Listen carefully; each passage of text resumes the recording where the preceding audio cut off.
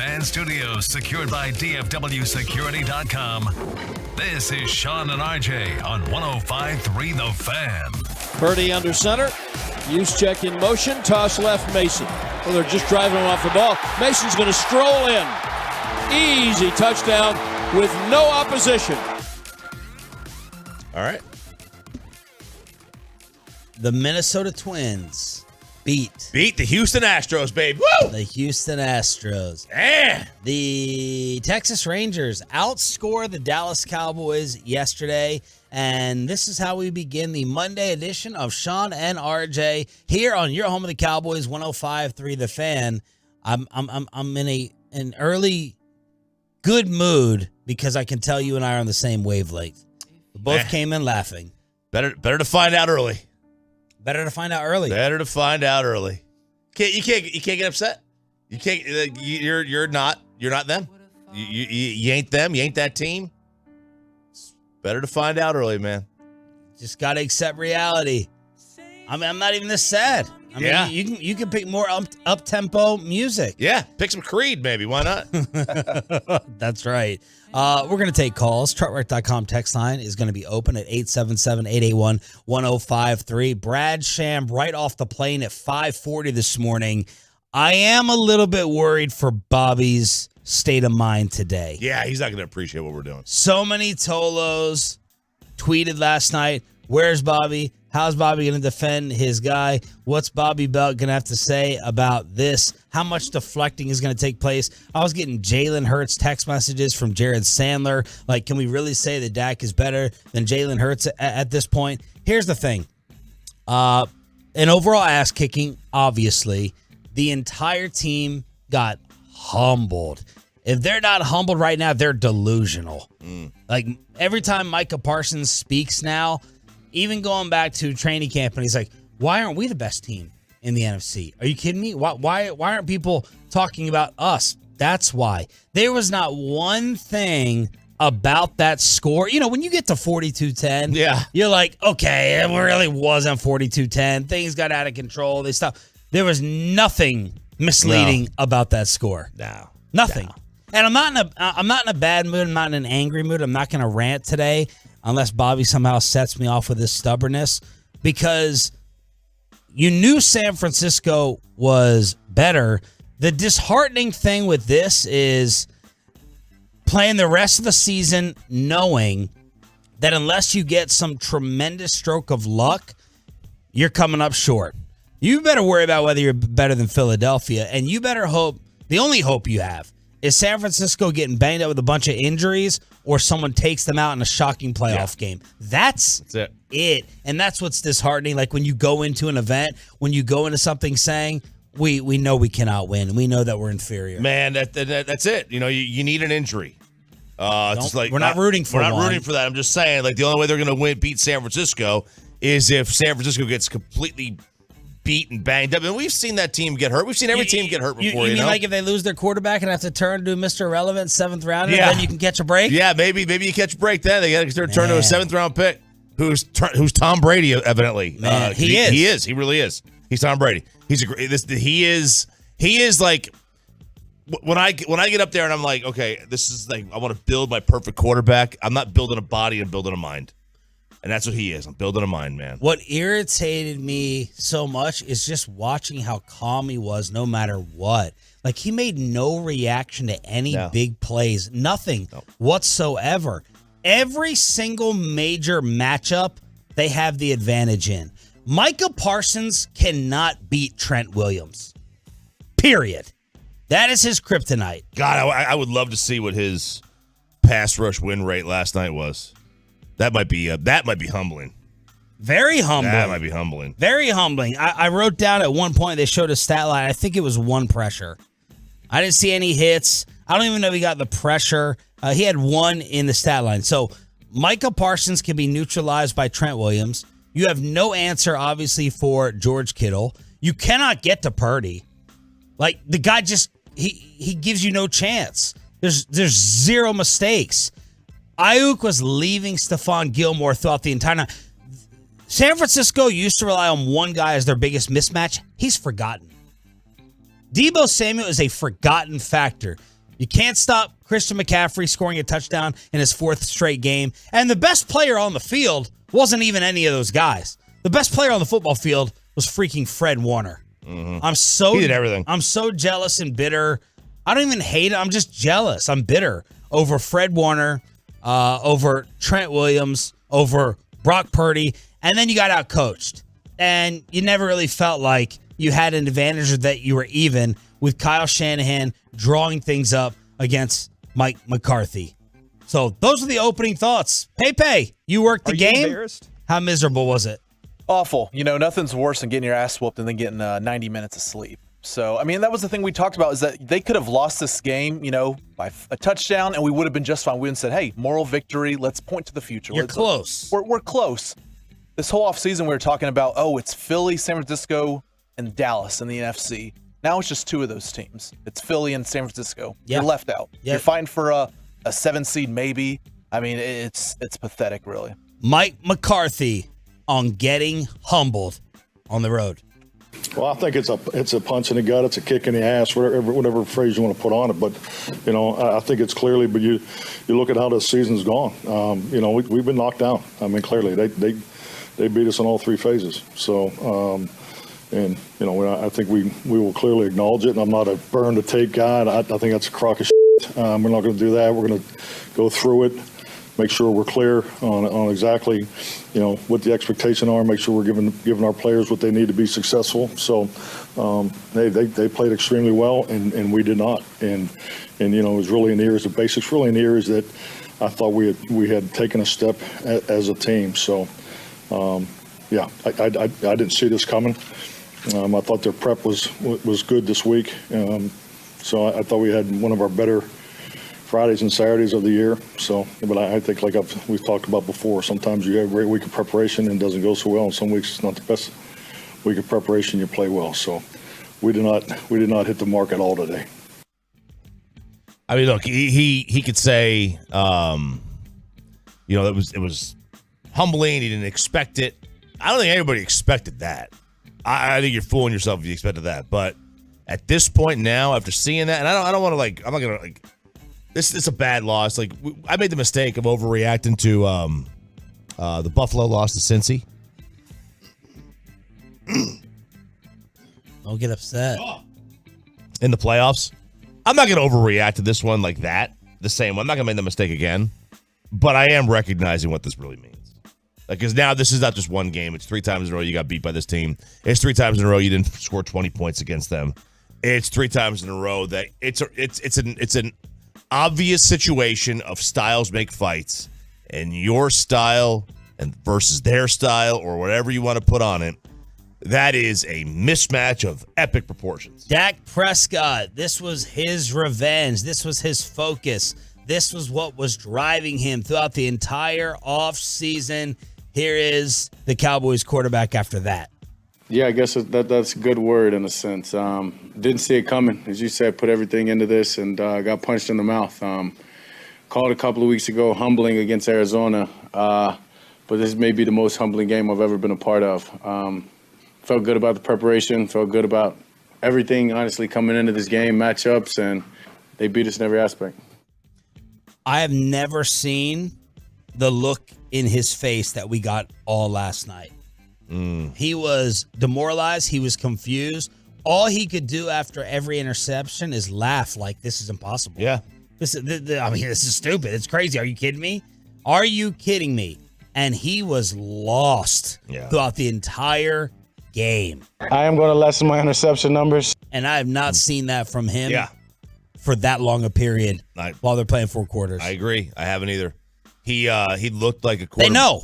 They know. He knew. They know. He knew. And listen, he is a statue back there at this point, man. My gosh, poor guy. I feel bad for him. He's a statue. There were 2 or 3 plays where I'm like, run, and he's just like, no, I'm a throwing quarterback, or I'm not going to take off. Oh, he had 0 chance to beat Greenlaw when he broke to the right, and I was like, okay, quarterback, linebacker. He had 0 chance to get away from him athletically. The big missed throw to Cooks, I don't even think was being talked about enough on social media. That's when Bassick immediately called me. because when you go back and watch Yeah. it, Dak wasn't under enough pressure out there in the left flat to miss Cooks that badly. And Cooks had Warner on him. That's a touchdown. That's a touchdown. And that's the little small margin of error that you have against San Francisco. The Schoonmaker overthrow early on. Again, that was the first throw of the game. But that Cooks play, that really, really hurt right before halftime when he just threw him out of bounds. Bobby Belt. Oh, my. Oh, man. Oh, man. Is he texting already? What did he say? No, I'm worried. I am a little bit worried about Bobby coming in here and dealing with all this because he was into this rivalry more so than anyone else during the course of the week. And Brad Sham has just gotten off the airplane as well. The voice of the Cowboys with a special 540 appearance. And then we'll talk about the Texas Rangers and bring the sun up. Right here with Sean and RJ on 105.3 The Fan.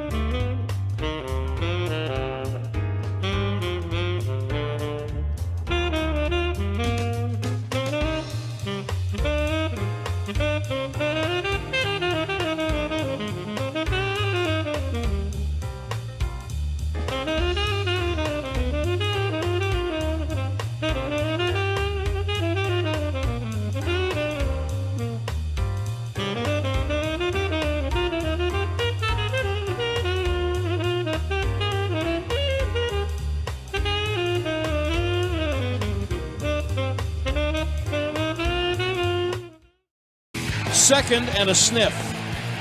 Receiver in motion from right to left. They hand it to McCaffrey, plowing at left guard, and he gets in. Touchdown, San Francisco.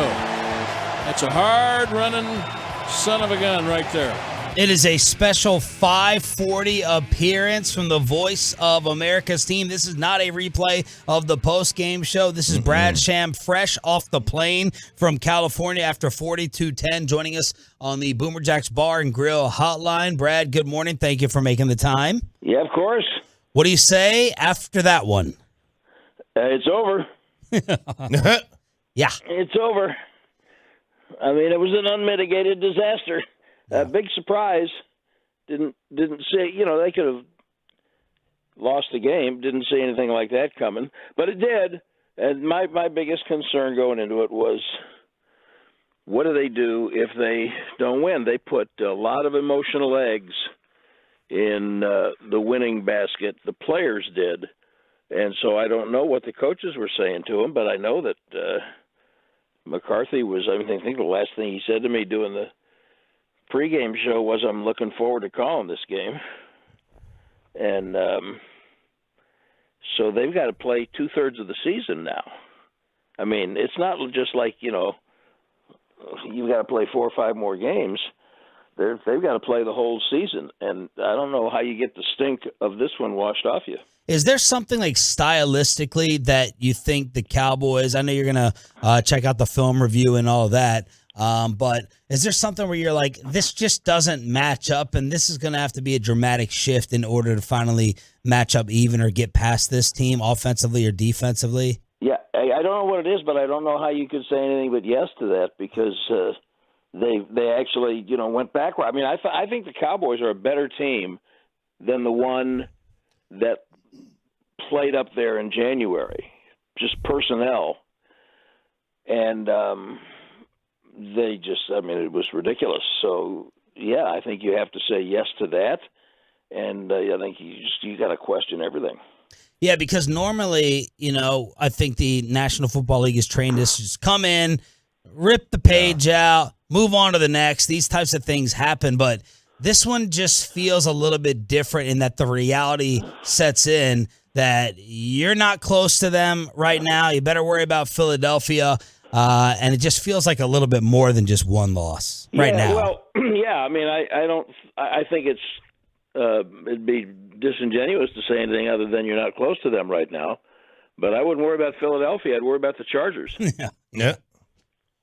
I mean, look, the defense to me is what really was the most, I don't want to say troubling or humbling, but maybe that is the right thing to say, because it almost seems like they're front runners. They're front runner defenses. And I guess most defenses are front runners, but was that the most troubling thing for you too than the defense? I don't know that, RJ, that's a great question because there was just plenty of stink to go around, obviously. And I think that you can say that. I'm really very curious to look at especially the run defense. I do think there's something stylistic in some of their pass. They don't have to be that wide open. You know what I mean? Mm-hmm. Yeah. I mean, some of it's going to be hard to rush, but because it gets out in a hurry, and maybe a little hard to cover. But they didn't have to be that wide open, and so they've got to figure that out. And look, I don't know who's playing better than Purdy right now. I mean, he's just something to watch. It's quick, it's accurate, the pace is perfect, it's on time. And then he's throwing to really ridiculous weapons. I have a feeling Donovan Wilson had a truly horrific game. I think that he had two 15-yard penalties. He had, and I think that one of those Kittle touchdowns, I think we're going to find when we look back that Wilson was still looking back in the backfield. He got completely fooled by something. Yep. So, I mean, it's not all on one guy, obviously, but one guy screwing up can make everybody look bad. So, some of it's stylistic, some of it's individual talent. There's a lot of things they've got to look at, but you don't need to get spanked like that. And so they've really got to figure some things out. Brad Sham live here on 105.3 The Fan. What was it like afterwards? Who were you able to catch up with, or just what were your observations of the mood? Oh, I mean, I didn't even go in the locker room. I just went right to the bus. There was no need for me to be involved in any of that nonsense. There wasn't anything anybody was going to say. When I got on the plane, there were a couple of them that, you just look at them and what can you say? That was fun. Yeah.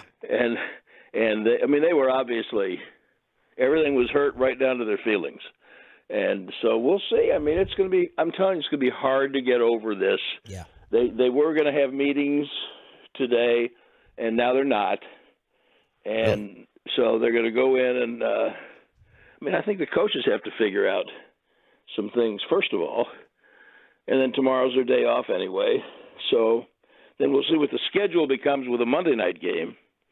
But they're not going to address this game formally as a team until Wednesday. But I know these players, they won't let it go that long. That sounds like a back to the drawing board kind of thing then, right? Yeah, it sounds that way. I'm not sure the coaches, RJ, know exactly what happened either. Yeah. So it might take them 2 days to look at it and figure out, okay, what did we give them that was so wrong? What did we give our players to do that was so wrong that we looked like that? And offensively, Sean asked about the defense a minute ago, and that's a fair place to start. But, offensively, they get one drive, really. I give them some credit for the field goal drive to start the second half, but they just never got any rhythm going. Yeah. And that's on everybody too. Brad Sham here on The Fan. I heard Wolchuk ask you this in the post game, so I'll just repeat it. I'll ask it differently. When's the last time you've wondered to yourself, had a conversation with Laufenberg about Dak against these types of teams? Like, okay, do we have the guy to get us over the hump past this type and level of opponent? Just your overall thoughts on Dak's game. Yeah, I don't know that we've ever had that conversation, and I think that he surprised me with the first two possessions. I thought that he held the ball too long. There were some the first time they had to punt, first possession, he got flushed out. I'm doing this from memory, but he got flushed out to his left, and maybe he got sacked. And I think the first couple of sacks, it just felt like he held it too long. Mm-hmm. And I don't know if that was indecision. I know that he put a tremendous amount of pressure on himself. He was really trying to win the game by himself, but not by himself. But, he put more pressure on himself than maybe any other game that I can remember, and then he did on anybody else. And so he didn't play well. There's no doubt that he did not play well.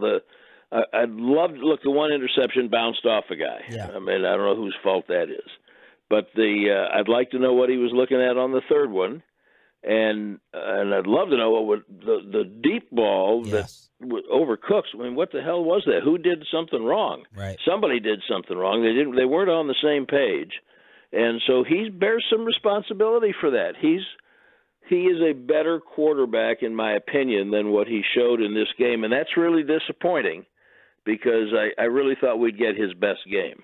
Now they will throw you out of your rhythm. Yeah. And Babe made a point, if you remember the deep ball to Gallup down the right sideline that Diamador Lenore knocked away. Yeah.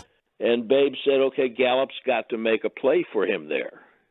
And he's got to go up and win that ball. And he didn't. The cornerback was better. Nothing wrong with the throw. But Dak did not play well, and he didn't play well in a way that really kind of surprised me. I do know that the easiest thing to do is overreact. And so you kind of have to take a deep breath, step back, realize that there are 2/3 of the season left, and make your cataclysmic decisions when the season is over, not when there's 2/3 of it left. But Dak surprised me with how he played. I didn't think he played well. You got a player show tonight? Yeah, we do. We're supposed to have J-Ron Curse. We'll see if that happens. Oh, man. Well, what's the biggest injury that you're concerned about after? Well, Van Der Esch comes right immediately to mind. And then, C.J. Goodwin is somebody that they really don't need to be losing. I think Bland was just it needed an IV. And I don't remember any others off the top of my head. Wilson. Van Der Esch, sorry again? That Wilson ankle, too. Turpin. Mm-hmm. Well, Turpin won't help if he's out for any period of time. But Van Der Esch, I think, is one that they could least replace. You can have Dowdle return kickoffs, and they can play with Vaughn on punts and doing some other things. But the Van Der Esch one would be, I think that would strap them because they're down linebackers. Clark was playing, and I thought he played okay, but he was playing with a bad shoulder, and they don't really have – they had Malik Jefferson up, and he's only got one elevation left, so if they want him on the roster, they're going to have to cut somebody. And so the Van Der Esch one, I think, would be of concern to me. Plus, it's his neck, and that's the thing that he's had to deal with before. Hey, thank you, brother. Great stuff. Get some sleep. Okay, fellas, have a great day. The voice of the Dallas Cowboys, Brad Sham, on the Boomer Jacks Bar and Grill Hotline. Let's actually talk about the team that outscored the Cowboys in another sport. All right. We are also your home of the Texas Rangers. Let's talk being up 2-0 next. The KNC Master.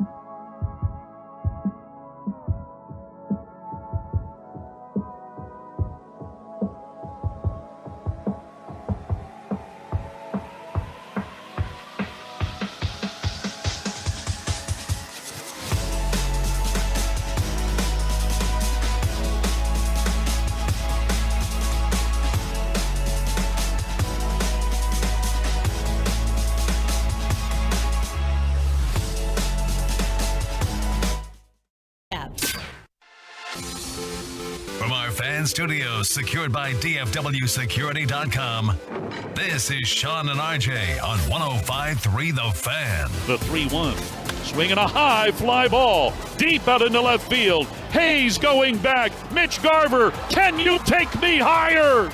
You most definitely can. A grand slam for Mitch Garver to give Texas a 9-2 lead. And yes, it can be a fist pump moment right now on the Fan day. Cam, Twitch, and YouTube. A delirious Roberto Bobby Belt, fresh off the plane back from California with a 3:30 landing. We've already had Brad Sham with a 5:40 call-in. Buckle up for the unpredictability of a Sean and RJ Monday morning. And to add to the unpredictability, this is the first time I can remember that the Dallas Cowboys get bumped out of the 6 a.m. spot for Star Up, Star Down.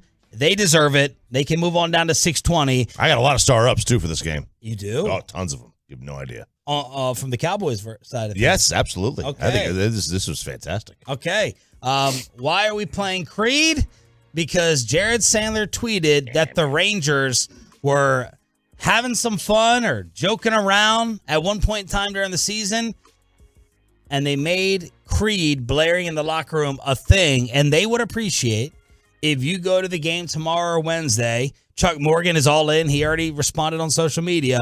When they play a little bit of Creed, that's right, Creed on the PA, if the crowd would join in, that would get the Rangers really hype, according to Andrew Heaney. You know, listening to Creed before a game, that would make me want to beat something, too, like a baseball. That is awful. That's terrible. I'll be in the stadium tomorrow night. Oh! With tickets, Bobby, not sitting next to you. Well. But good for them. They found something to rally behind. Credit to them on that one. Whatever it is, they are mashing the baseball again. They are back to beating the crap out of that little white ball. They are doing that, but also you are not allowed to simultaneously tell us what a goddess and music writing genius Taylor Swift is, and then say like Creed is crap. Because at the end of the day, like they come from the similar boat of mass-produced stuff. Like that's what it is. Sure. But the Rangers. No. Let's stick on this because I wanted to delay Bobby's explosion to like 6:20, but then I just realized he said yesterday he would quit Dak Prescott before he quit Creed. So this may indeed set him off faster. They may actually do that. That was sarcasm. Yeah, but you don't need to quit Dak after yesterday. I do think that putting Creed in the Nickelback category is what I have a problem with. Too many people do that. People talk about them like they're Nickelback or whatever. And I get it. It's the meme of them like floating around Texas Stadium on Thanksgiving or whatever the hell they were doing. Texas Williams I video did. of us. I did. But I mean, that says that Creed is not Nickelback. I know. Nickelback's better. Like Creed's okay. Okay.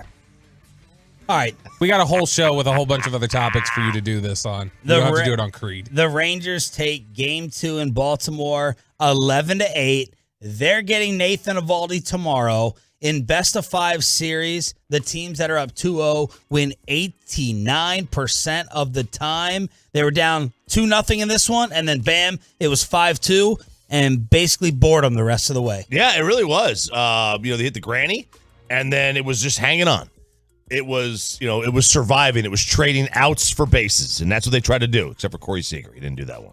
He didn't trade an out for a base. He tried to get the guy at third. It was a big mistake. But they needed a couple of things to happen in the series. A, they needed to return to hitting the baseball well, and B, they needed to have just an average bullpen. Just an average bullpen. Bradford did a nice job. He did a really nice Great job. 3+ innings, no runs, scattered a few hits. It's a really nice job. Now they gave up some runs late.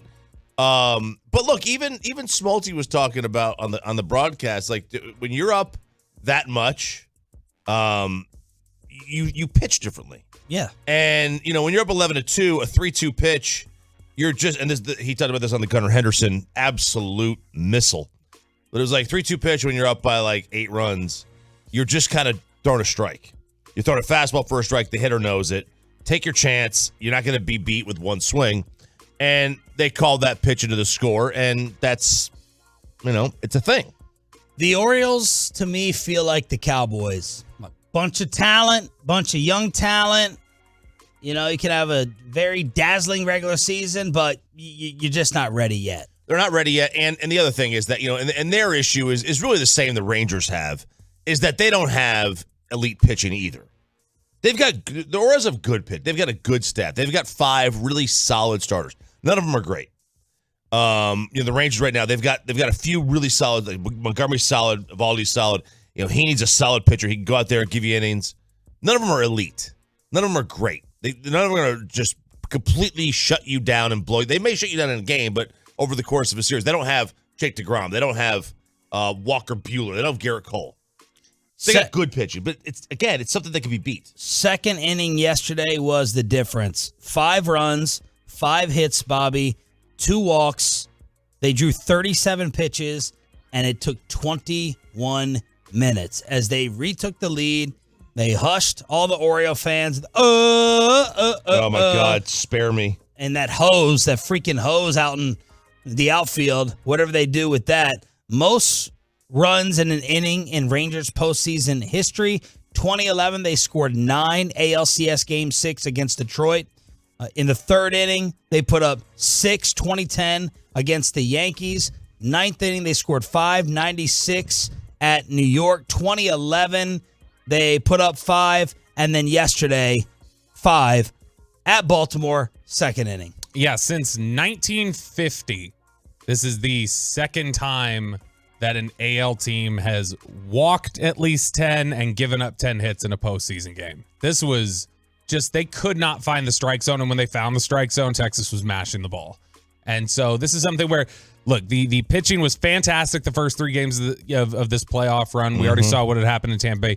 That first game on Friday or Saturday, I was completely sweating when the bullpen came in and when we had Chapman start looking really wild there in the 8th inning. Yes, we were on the plane getting ready as soon as the Texas game had ended. We were watching the Rangers game, and when Chapman missed with those first like 3 pitches or whatever it was, you just heard this audible groaning everywhere of just like, oh gosh, here's the meltdown that we've been waiting for. And so when it worked out and Young turns the double play and Chapman gets out of there, that was it felt a little bit after that game like, okay, they can win any game now, because this is where they would have melted down. And so Spores threw 7 straight balls before that to start the 7th. Yeah. He threw 7 straight, but pitched around a leadoff walk, and then you had it with Aroldis, and it's like, all right, you dodged the bullet in game 1, and then the Bats owned game 2 with Corey Seager setting a Major League Baseball record with 5 walks in a postseason game.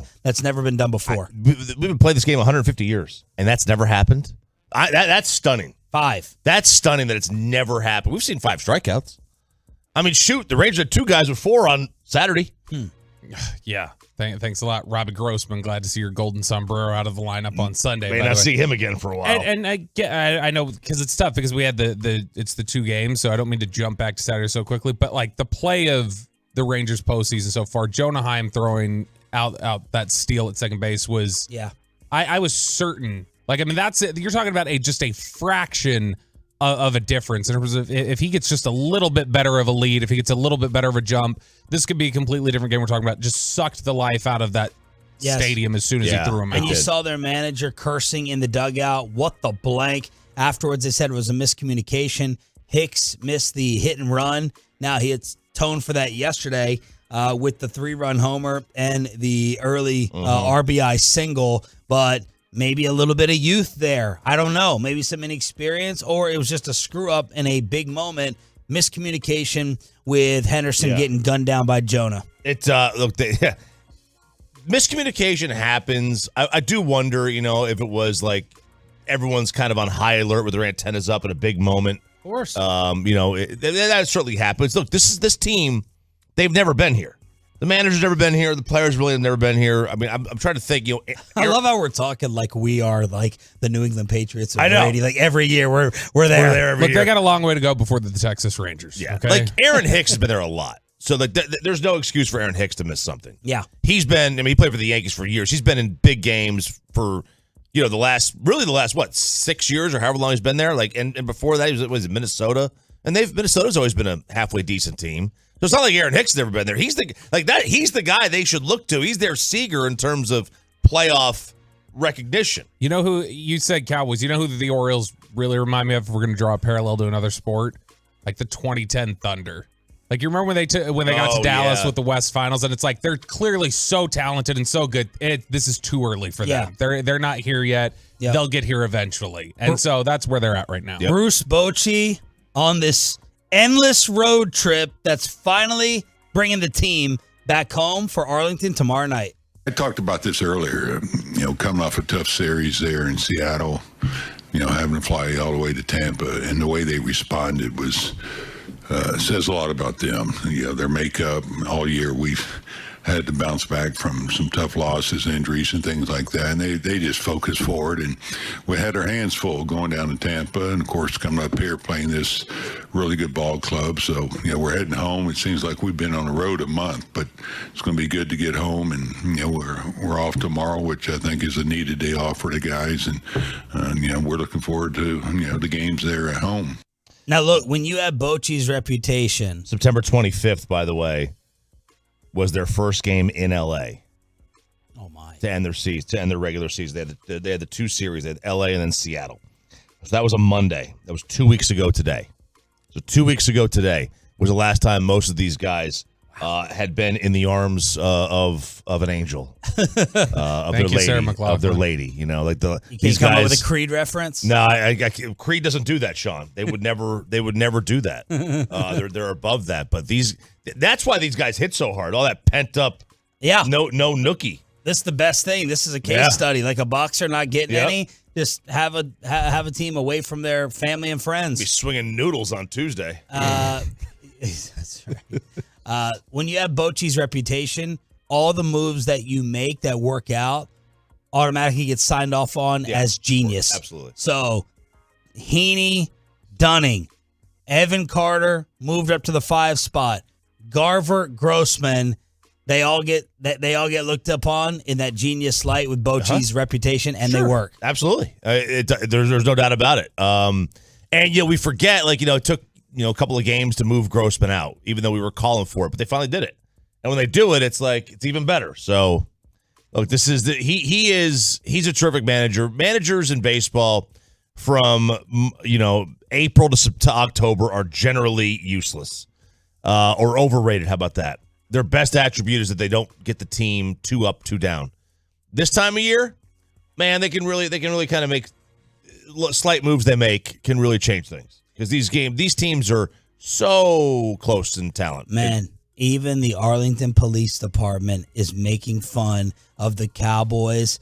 Bobby Belt, fresh off the plane for the disaster in California. Star up, star down is next on Sean, RJ, and Roberto, 105.3 The Fan. Let's get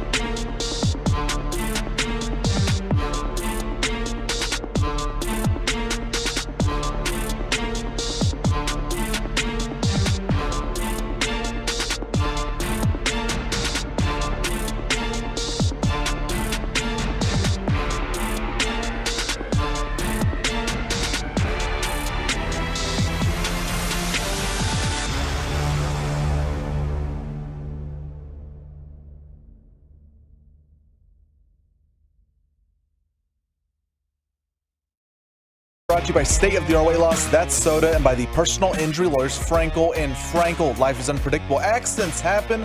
Frankel and Frankel are the go-to attorneys for car and truck wrecks in DFW.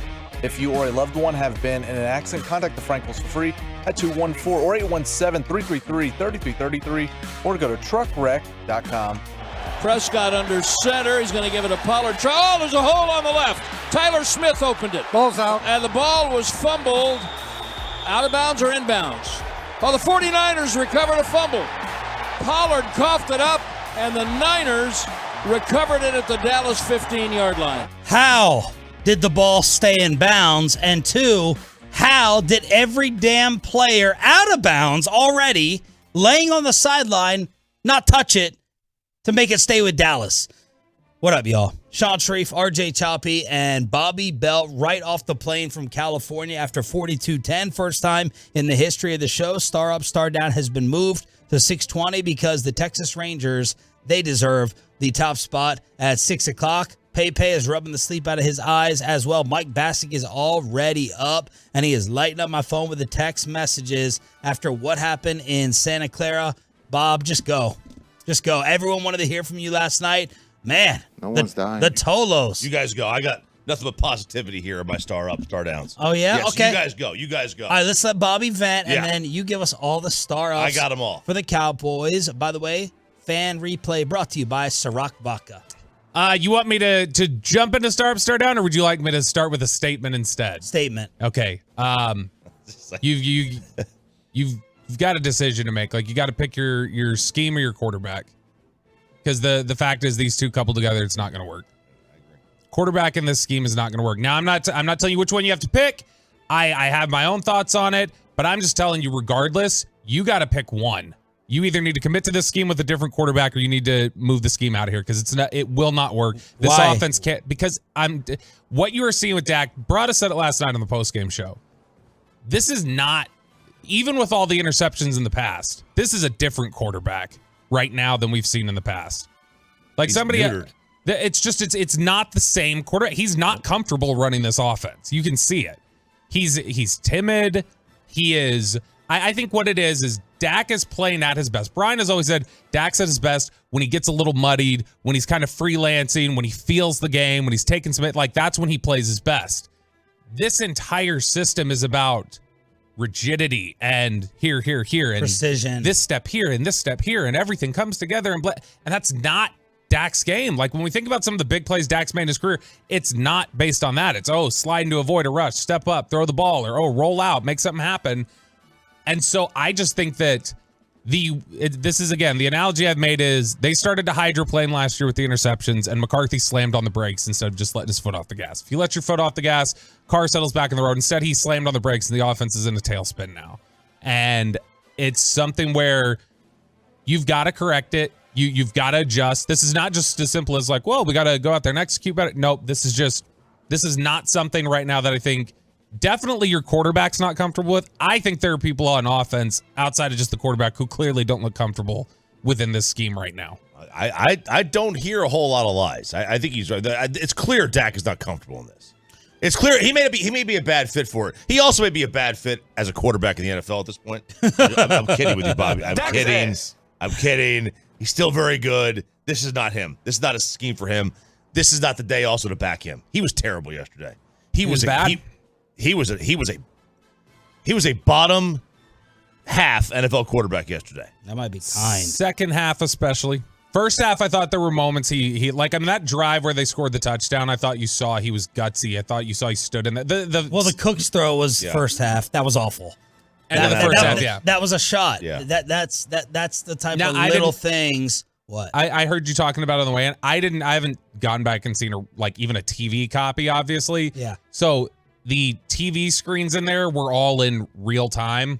Like, they didn't have any delay like the other stadiums do. So I only saw that play once, and it was a little bit frantic. So I honestly can't tell you. That may have been really bad. I just didn't. We were looking for a replay. They didn't throw it up on the screen. I have no idea how bad a look that was. So again, I just want to preface this by saying when you have these types of games against this type of opponent, you get super hyper focused on one play and one mistake because, as you said last week, that's what it was going to take in order to pull off this type of win. what happened that I saw with the Cooks overthrow, he rolled left out of the pocket. Nobody was near him, and he just threw the ball out of bounds. Obviously, Cooks got behind Warner. He got behind the safety as well. And that was just, that's an opportunity you have to hit if you want to pull off that type of win on the road. And it was just an awful throw. Yeah, it wasn't a good throw. It's like he felt like there was going to be more pressure, and he threw it left out of bounds. But look, that was one play. I mean, he was bad all night. And look, the San Francisco defense is going to make you uncomfortable. Mm-hmm. They are. So is their offense. Yeah. And their offense is going to make you uncomfortable as an offensive player as well, because you've got to score basically on every possession. That offense is, their offense puts pressure on your offense to keep up. Every single moment of that football game was uphill for both sides. Uh-huh. When they were on offense, you're holding your breath like, oh my gosh, it's 3 seconds before Bosa gets there. Oh my gosh, as soon as someone catches it, they're going to get blown up and destroyed by Fred Warner or Greenlaw. When you're on the other side of the ball, you're holding your breath like, okay, are they going to be open by 6 or 7 yards? Wide open receivers. Wide open receivers. Running up the gut against your interior run defense. Just doing whatever they wanted throughout the entire night. I can't imagine there are many games in NFL history that a team has won when they have as many first downs running the ball as the other team has first downs by penalty, which is what happened to the Cowboys last night. They picked up 3 first downs running the ball. The 49ers picked up 3 first downs by penalty. You got smoked. The Cowboys had 8 first downs in this game. The 49ers had 8 first downs at the end of the first quarter. Wow. Like, this was something where... And here's the thing. I'm not writing this off to any type of fluke. If they played 10 times, I think the Cowboys would be 10 times in a row. I think the Cowboys would be lucky to win 2 of them. Well, they're already 0-3. It started off 0-3. I mean, I texted you and Brian last Thursday night. Oh, appreciate it. Well, because I already know that you're going to be disinterested in it. You're going to roll your eyes when I send this text. So I sent it to Sean and Brian, which Sean ended up rolling his eyes anyway. Shouldn't have sent it to Sean. Yeah, but thanks for inviting us to the Ranger game tomorrow. I got invited. Yeah. I got invited. I sent it to I sent it to you on Thursday night. I was like, after watching the 49ers this week, they're not beating them this Sunday, and they're not beating them in January. Like it's so clear when you watch those two teams play that it's like, this is a team that's so above you right now. Everything had to be absolutely perfect. Brian said the worst, most sobering thing that happened last night was what Brian had said. Did y'all record a podcast? No, I was on the flight back. I listened to the I listened to the post-game show on the flight back. That's what I spent the entire flight back doing. The worst thing is that this is the worst offensive performance anybody's put on tape against the 49ers this year, and the 49ers have already played the Giants. And you put the worst offensive performance on tape. By far. Not even close. Everybody was bad. Dak was bad. Running game was bad. Offensive line was bad. Receivers were bad. Play caller was bad. Everything was bad about it. And that's just on the offensive side of the ball. Defensive side of the ball was equally bad. The only 2 star-ups that are given out today I got so many of them. are Jonathan Hankins, who came to play. Don't have him. And Jordan Lewis, who had a big 3rd and 2 pass breakup and had that just strip of Christian McCaffrey which felt like a miracle. It did. Like, oh my gosh, that's how bad it was. It's like, oh my gosh, just please give us some type of miracle break, and it happened there. Jordan Lewis, Jonathan Hankins, those are the only star-ups I have in this entire game for individual players. Everything else after that was just, it's awful. It is genuinely up and down. We were sitting there trying to talk about it after the game. I was asking everybody on the beat, people have been there 10 years, people have been there 30 years, just like, this is the worst loss since when? And we were just trying to come up with regular season losses that compare to this one. Philly. And I said, my first thought was Philly in 2017, where they lost by like 30 at home. And I remember the defensive backs coach for the Eagles coming down the tunnel at the end of the game, and he was looking at everybody, and he goes, we made them quit today. Did you see that? We made them quit. Woo! And I remember thinking, like, this is bad. Even that was you didn't have Tyron and you didn't have Zeke. This was the entire offensive line was playing together for the first time. You had everybody back. There was no one missing. Everybody, I mean, you had Diggs missing, but you had everybody that you knew could possibly be with you was with you in this game. And you were as focused as apparently you've ever been. Everybody was as locked in as they could possibly be. And it was completely flat. This is, from talking to people yesterday, this is the closest you can come to a worse loss is when they lost to Philadelphia at the end of the 95 season, when Barry Switzer went for it on 4th and 1 twice. 08. You could do 08. 44-6 or whatever on the road. That was pretty bad. You win, at the end of the year. You win, you go to the playoffs. That was pretty bad. This is a devastating. I don't know, and I heard Brad say it to you guys a little bit ago. I don't know how the locker room's going to quickly recover from this. More on that at 6:40. I cannot wait to hear what you have conjured up for Star Up. Another one of those underrated losses was Baltimore the week before Philly. Closed down Texas State. That was demoralizing. Oh, I got somebody Star Up, Sean. All right. Star Up, Mike McCarthy. And by the way, at Here we go. At 6:40, we already had Brad Sham at 5:40, so might as well keep things wacky today. Cowboys or Rangers calls. Just, you need to vent. Y'all need to vent. We've done it already for an hour.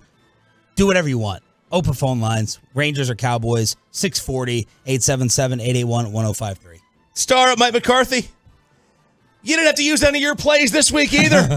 Okay, you were so far out of it by the end of the first quarter. You got to keep them all in the can. No red zone problems. You didn't have any red zone problems today, did you? Last night, you didn't use any of your plays. You got the whole sheet. That stupid sheet you carry around that you look like you're a Cheesecake Factory menu. You don't need to use any of them. When Turpin caught that touchdown pass, Clarence Hill's a couple seats down from me. He says, not a red zone touchdown, though, y'all. Not a red zone touchdown. Mike, it's the best day of your life. You got all your plays still. Star Up to Jerry Jones. Oh, this feels like a set. He didn't talk yesterday, by the way. We get him first. Great. That'll be real great. I know. Star Up, Jerry. You just saved $50 million on your quarterback. You don't have to pay him anything. Find a new one. This is fantastic. It's the best day of your life. Look at you. Look at you. You just saved all this money. Oh, man. Oh. Here's the set. Fantastic day. Yeah. Star Up, Chris Collinsworth and Mike Tirico. This is the smartest you two have ever sounded. Play it, Peyton. Ils ont recruté McCaffrey il y a quelques temps. Beaucoup d'éléments qui s'assemblent, Chris. Pourrait-il faire aussi bien que la deuxième moitié de la dernière saison? Oui, je pense, et j'adore ce que Christian McCaffrey a fait avec cette équipe. On sait tout ce qu'il peut faire en tant que coureur, hein. Mais quand on le regarde de près dans ce jeu... I don't know what you all said. It was the best thing you said all night. It's the best thing you said all night, either one of you. Mike Tirico, friend of the show. All right. Yeah, no, but Collinsworth. Collinsworth sucks. And finally, Star Up, San Francisco fans. Nobody got stabbed. Nobody in the entire place got stabbed. It was a fantastic day. It's one of the best days of my life. Oh, man. And a couple got engaged. You see that? No. A girl in a Cowboy jersey and a guy in a San Fran jersey. She took the big L in the game and then the big W with that ring. Man. What a day. What a fantastic day. Performing every Saturday and Sunday at the Arlington Improv. Ralph James Choppy. All right. Unload it. 877-881-1053. Wherever you want to take it. You want to celebrate the Rangers? You want to destroy the Cowboys? 877-881-1053. You take over the 6 a.m. club next. Let's get you over to the...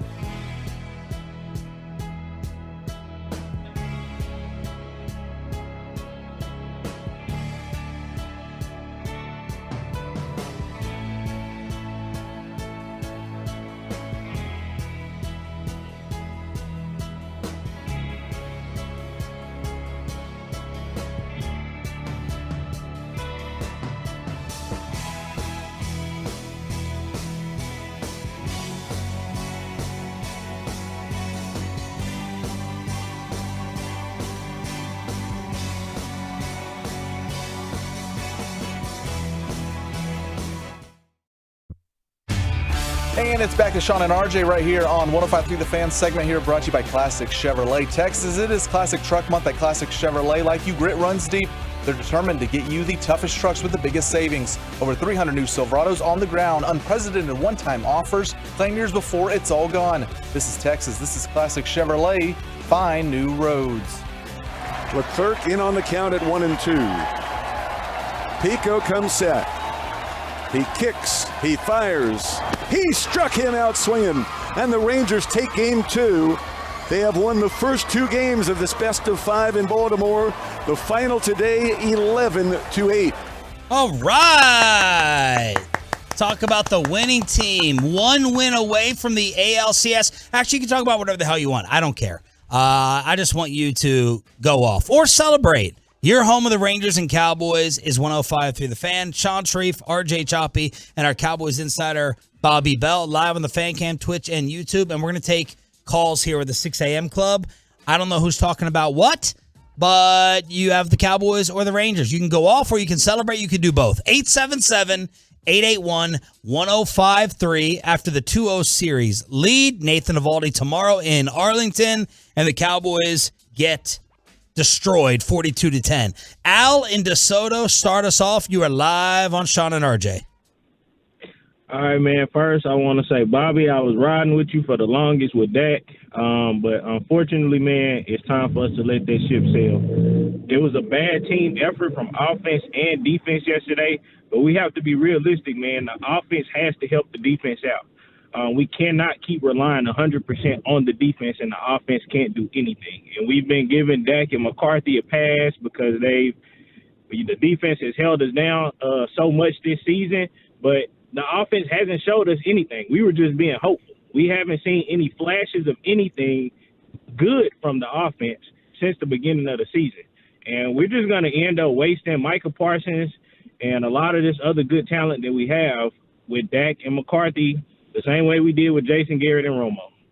Thanks for the call, Al. They actually threw more bombs yesterday than any of the previous games.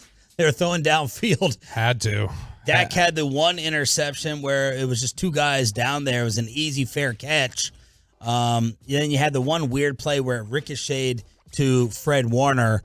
And then what was the third? I'm going blank. Yeah, it was one to the right hash, and it was just trying to force the ball in. Yeah.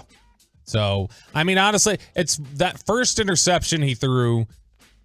Look, I think all 3 interceptions were clearly an instance of just, all right, we're YOLOing now. We're just trying to do anything. Just throw the ball up, figure it out. Because that first interception, while it was in the air, we were all sitting there watching. It's like, that's picked.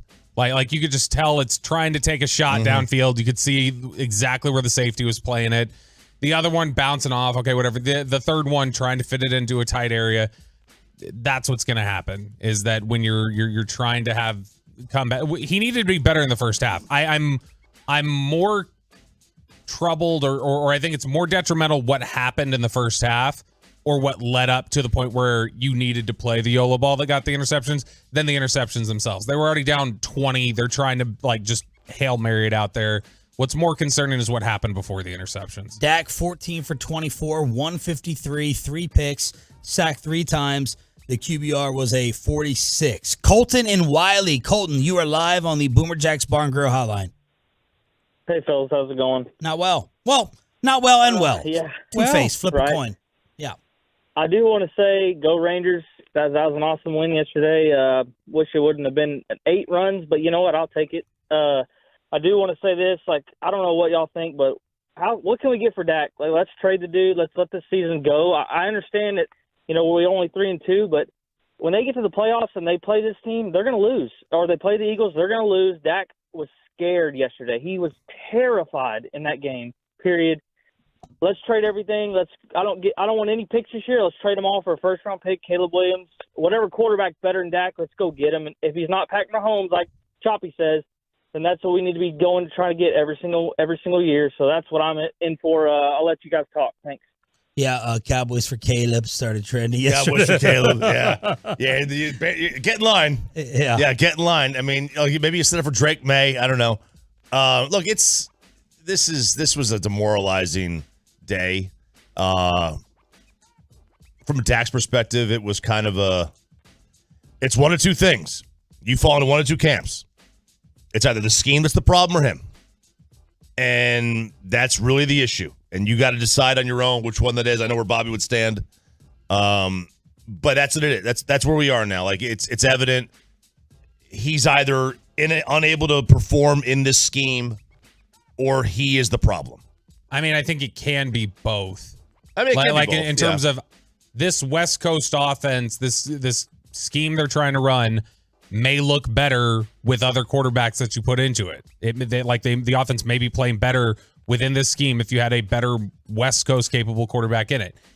It's also true to say Dak is probably playing better if they have another scheme. So I think it's both. Like, Dak would be playing better for this offense if they had a different scheme, and the scheme might be running better if they had a different quarterback. Some things are just not a scheme fit.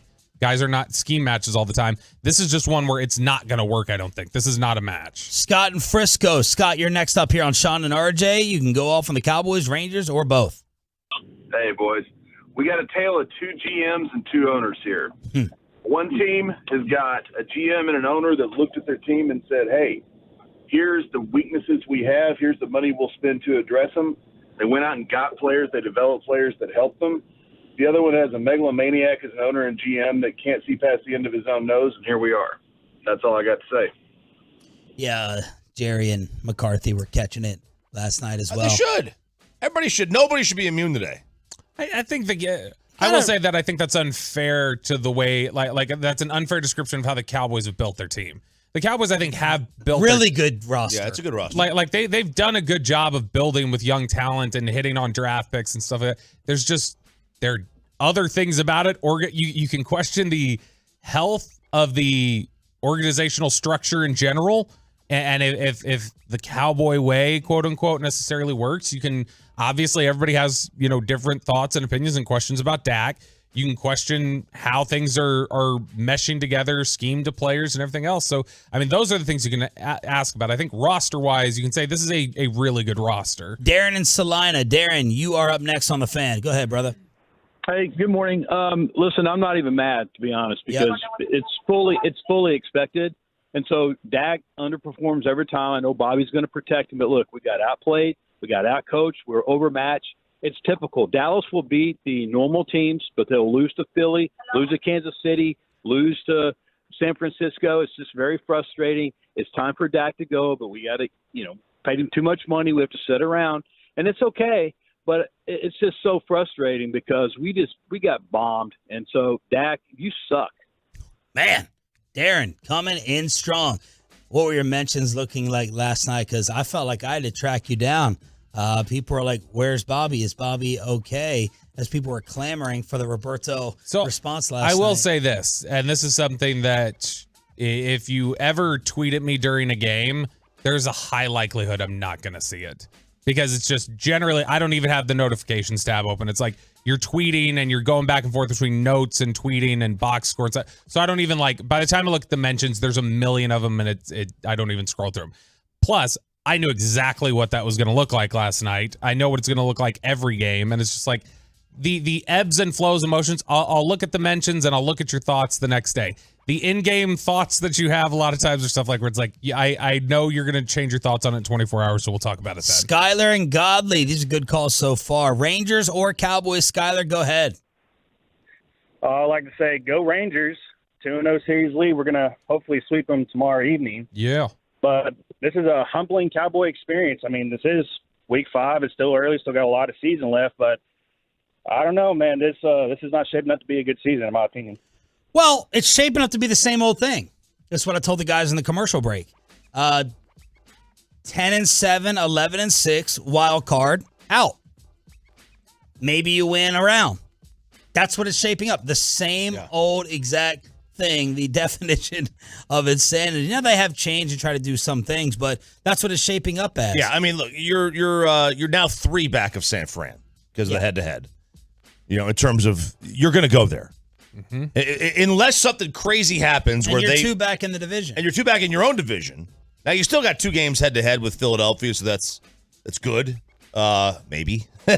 But they almost always split with They Philly, almost always regardless. split. You're right. They almost always split with the best team in the East, whoever that may be. Dak generally goes 4-2 at minimum against the NFC East. He probably will do the same thing again this year. But San Fran now, because of the tiebreaker, they've got it head to head.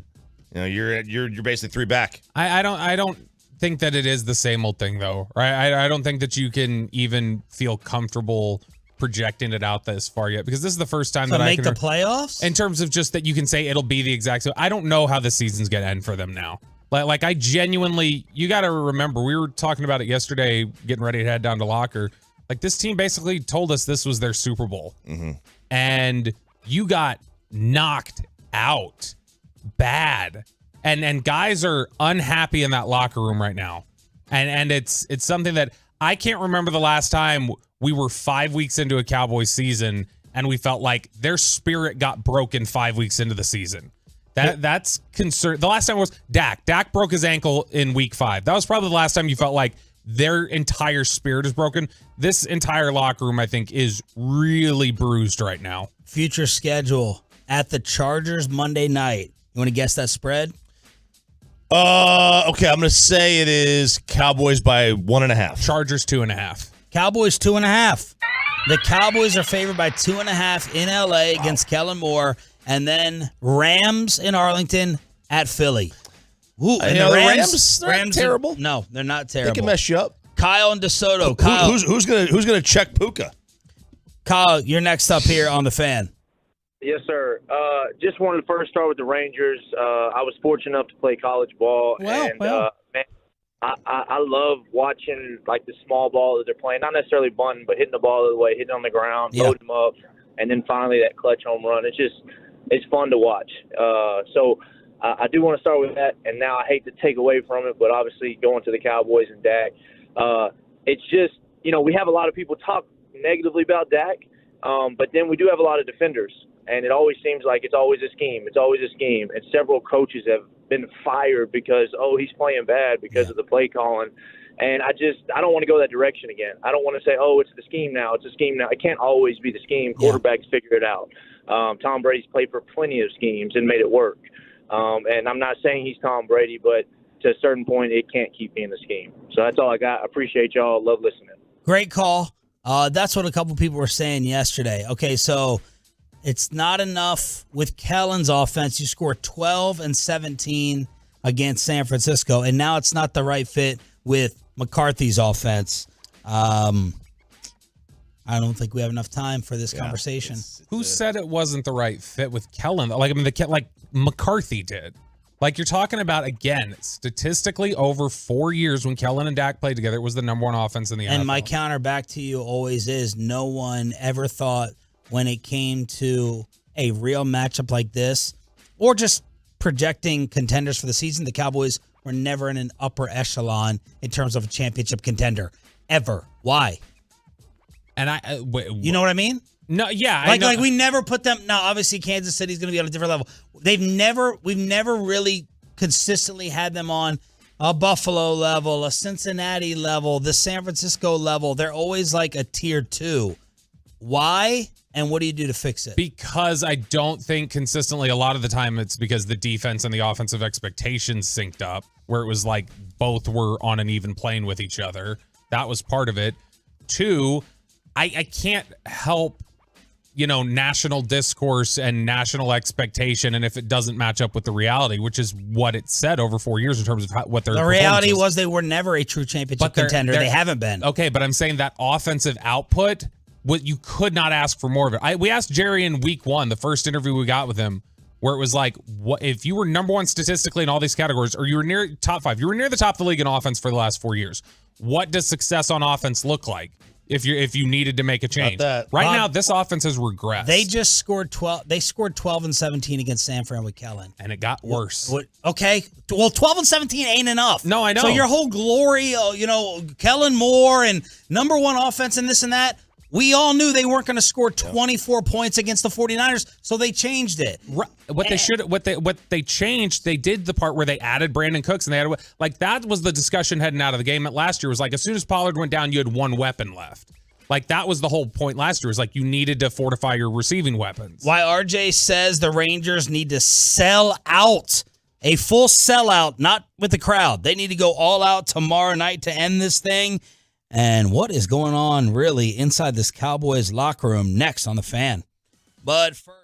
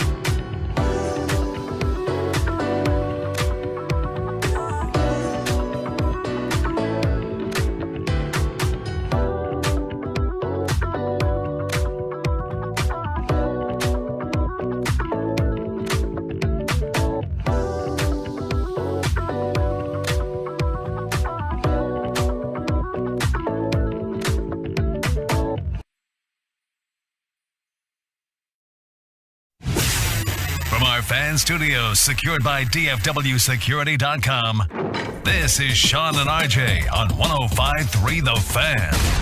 Second down. Prescott in the gun. They blitz him off the edge. He throws it right. Tipped. Warner with the interception. To the 30. To the 25. In and out of the hands of Michael Gallup. Into the arms of Fred Warner. Fred Warner. David Hellman was tweeting last night, this guy owns Dak Prescott. Trent Williams owns... He's the best. He's the best. Trent Williams owns Micah Parsons. Fred Warner owns Dak Prescott. And the San Francisco 49ers own the Dallas Cowboys. Sean Sharif, RJ Choppy, and our insider Bobby Belt off the plane from California and back with us after 42-10. 877-881-1053 is the truckwreck.com text line. They just flashed a graphic on the TV. In the last, whatever years, the Cowboys are blank against everybody else, but 0-3 against San Fran. Their average points per game is like 13 against the Niners. And what was it, Bobby? Like 28-29 against the rest of the league.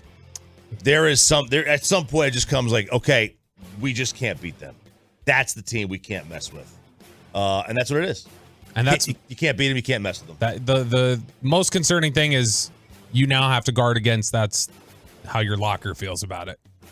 Your like there's a very good chance several guys in that locker room have the thought of we can't beat them. Yeah, and that's the problem is because you may, you don't want to assume anything. That's what Dak's face looked like last night. Oh yeah, it was. I've never seen his face look like that for that long a stretch of period of a game. It was up. What are you going to do? That's like, what am I going to do? What am I going to do about this? And now, the question is, how do you run your team? Do you run your team to beat them or the other 31? Or I guess that'll be the other 30 because you're one, they're one.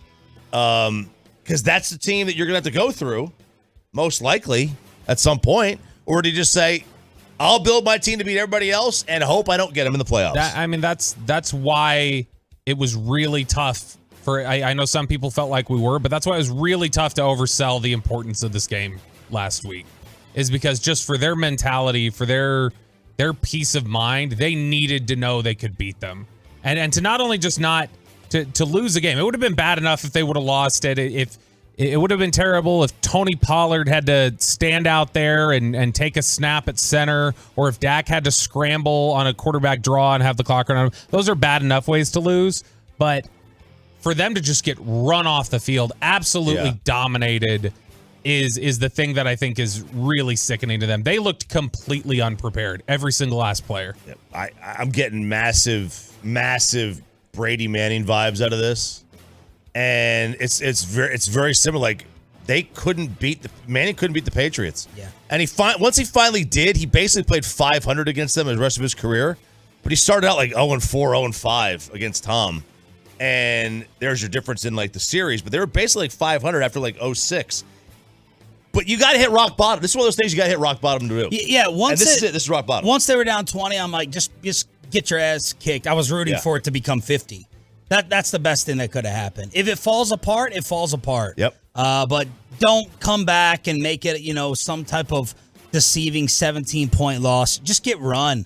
Just get run so that they all have to wake up this morning, deal with it, and let's see how they recover. I'm going to lay out those options probably tomorrow for where this team could go. Yep. And it does not make me feel great based upon Bobby's recap of the locker room. First, Mike McCarthy on all the things that went wrong. Todd, me, everybody. I mean, there's no. I don't foresee a whole lot of winning grades coming out of this performance. So I think the most important thing for all of us and express it just be accountable.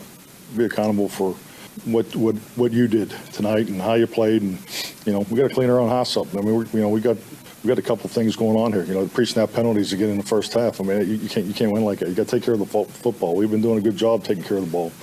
Didn't do that tonight. So, those are the basics I'm talking about. You could tell that McCarthy.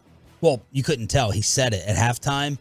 He was regretful they didn't run it more in the first half. He's like, "That's on me. We got to get back to that." And then some of the stupid penalties. I mean, there's nothing more crippling than 3rd and 5, offside. 3rd down stop, Donovan Wilson, helmet to helmet. Just crippling stuff. You get a stop. You feel like you're hanging on for dear life to get that stop. By the way, it felt like every San Fran third down was 3rd and 2. 3rd and 1, 3rd and 2, 3rd and 2, 3rd and 3. And then when you finally get a break with a nice play, it's wiped out because of a stupid penalty. The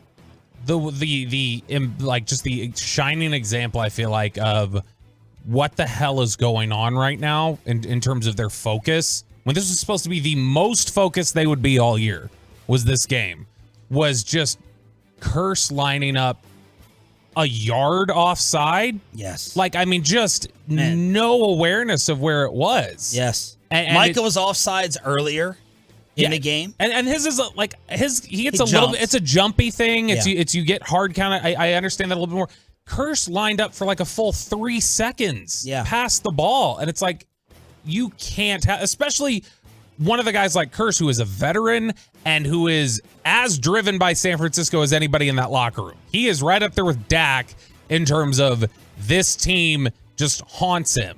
And it shows there was a lack of mental focus and a lack of preparation. Look, the focus, I mean, a lot of that's got to go on the players, but also the preparation during the week was not what it needed to be, it looks like. What stood out in the locker room? You have told us 19 stories in the commercial breaks. I mean, everybody's upset. Like everybody's clearly not well. J-Ron Curse didn't want to talk last night. I was stunned we got 3 people to talk in the locker. Micah, CD, and Stephon Gilmore. Tyler Smith also talked. Because CD didn't look like he wanted to talk too much on the sideline. CD is... You tweeted this is your number one takeaway. CD is unhappy right now. Like CD, this is not just... When I say CD is unhappy, I don't mean CD doesn't like, what happened last night. He's upset with the loss. I mean, I think right now CD Lamb is in a state of unhappiness with what's going on with this football team. And I think it's just... Did he have any, tantrum tendencies coming out of school? No. Nope. Yeah. And he's about to lose his mind. The last few weeks, he was very animated on the sideline. There were times yesterday that he was, barking at coaches or having really intense discussions with Dak, or sometimes just completely removing himself. He was completely isolated on the sideline most of the game. Yeah, that's tough to see. When you see a player completely by himself, refusing to talk to people, having coaches come up to him trying to get his head back in the game. You need everybody's head in the game. I don't care what the score is.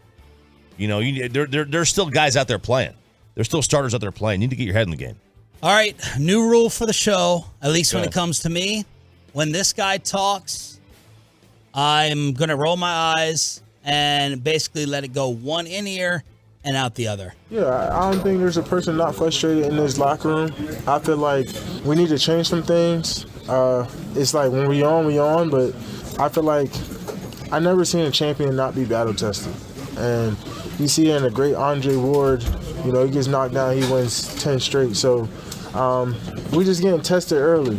And it started early in the season, then it was Trayvon, and we've been in some games where we should have won and games where we beat ourselves with the penalties and things like that. We just getting tested right now.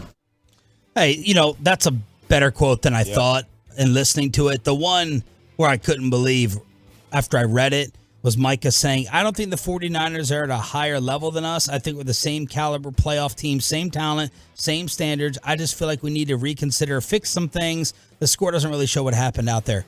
Yes, it did. Yes, it did. Micah sometimes sounds delusional. I understand it. I know it's coming in on the fan text. You got to be optimistic. You got to have a message moving forward. They know. McCarthy knows that Shanahan can scheme circles around him.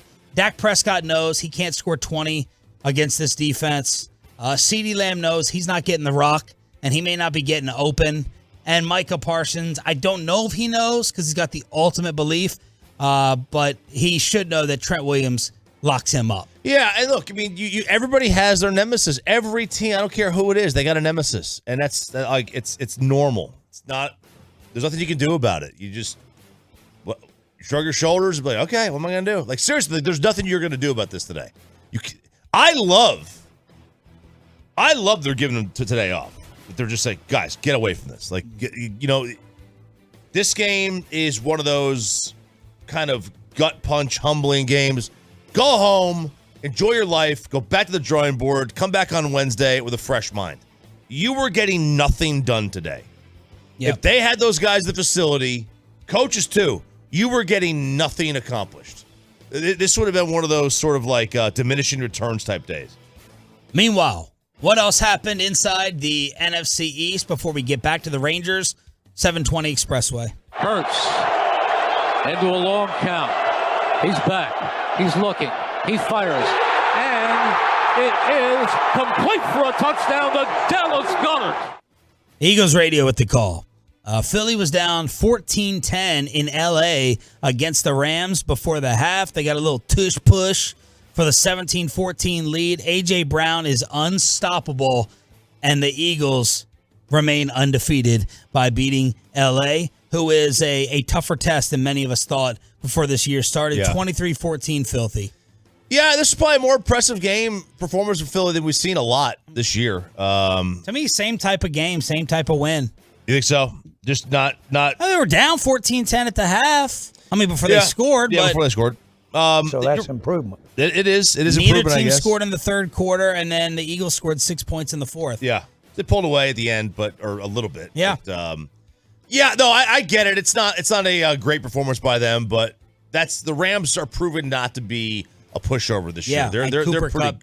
Sorry, go ahead. No, they're pretty decent. They're a team that, if you beat them, the Cowboys, when they play, they beat them at it's probably a 3.5-4 point game, a spread. If you beat the Rams, that's a good win. Cooper Kupp back 8 for 118. Puka Nacua 7 for 71, and the Cowboys secondary, all banged up, is going to have to deal with that very, very soon. Other game in the NFC East with the greatest show on any surface. In golden motion. They give it to Achane. Achane with great speed down the sideline. Nobody's going to catch him. Touchdown, Miami. What great speed on top of that. I think he forgot who he was chasing and trying to tackle. What's going on with these guys? What is Dolphins radio? Sounds like a shuffleboard play-by-play. Achane is a bad boy. God, I'm jealous that you have him on your fantasy team. The Miami Dolphins beat the New York Giants. Miami now with the most offensive yards in NFL history through 5 games. Ooh. 2,568 yards of offense. And we're 5 weeks in, and the Giants' defense has outscored the Giants' offense in the first half. Oh, hell yeah. Look at that. Daniel Jones busted up in this one, too, shaking up. Yeah, he was. Miami's they're good. They ran into a buzzsaw last week against Buffalo on the road, and they just couldn't keep up with the Bills. And the Bills went to London, and they forgot their helmets or something like that. But Miami's just a solid offense. They're fun to watch. I don't care what day it is or a fun offense to see. All right, there it is. A recap of the weekend here on DFW Sports Station. Sean Sharif, RJ Choppy, and our Cowboy Distraught Insider, Roberto Bell, live on the Fan Cam, Twitch, and YouTube. Let's talk about the winner in town and why they need to sell out in order to end this against Baltimore tomorrow night. RJ Choppy will be there. That's next on your home of the Rangers. The Expressway is commercial.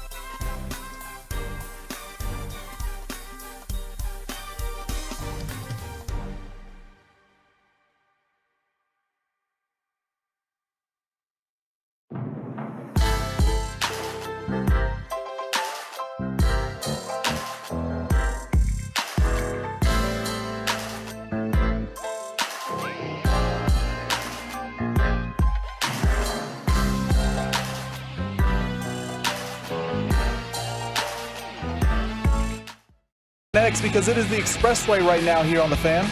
And the pitch. And that ball is hit high into the air, fairly deep out into left center field. It will find some space. It goes all the way to the wall. Lowe is in. Young being waved around third. Here's the relay throw. Not in time. Young slides and scores. And for good measure, goes back to touch up the plate just in case. Leody Taveras with a 2-run double. The Rangers have tied it here at 2. Man, that was big. You're down 2-0. You're like, okay, you're just going to go ahead and settle for a split. And Leody with the 2 RBI double to tie the game. Matt Hicks with the call on your home for Rangers baseball. This is Sean and RJ on 105.3 The Fan. I thought things were going to get worse. Mountcastle saved the Orioles infield a couple of times last night. And then, of course, you get the game getting broken open with the grand slam. Right. Jared Sandler waking up with us early after coming back from Maryland last night. We already had Brad Sham at 5:40. And you have our Rangers insider right now on the Boomer Jacks Bar and Grill Hotline. What a trip. That was a great trip. Good morning, guys. Hey, How long have you been away? Been away or been awake? Away. A week, a little over a week, but the team about 2 weeks, 2.5 weeks. So it's nice to be home. That's for sure. Give us a little weekend recap for those who were under a rock or they were too Cowboy obsessed to be paying attention to all the innings in Baltimore. Yeah, the Rangers play. I don't know. Has it been all year? Or is it just the playoff hashtag? It's go and take it. Yeah. And they went and took it in Baltimore. It's much like the Rangers on Tuesday. It's going to be, the first home playoff game for the Rangers. First home playoff game since 2016. Well, for the Orioles, they had their first playoff game of any kind, home or away, since 2016 on Saturday. And I'll tell you guys, the crowds there were awesome. Sean, you know what the Orioles mean to that area, with your time spent there. Those were some thunderous crowds, and the Rangers did their part in going there and not letting the crowds bother them on Saturday. The Rangers kind of cobbled together 9 innings with Andrew Heaney getting the start, Dane Dunning piggybacking, and then they got an out from Will Smith, and then they went inning, Spores, Chapman, Leclerc, and then that was a close game. That's the type of game the Rangers haven't won a lot of this year, a 3-2 win.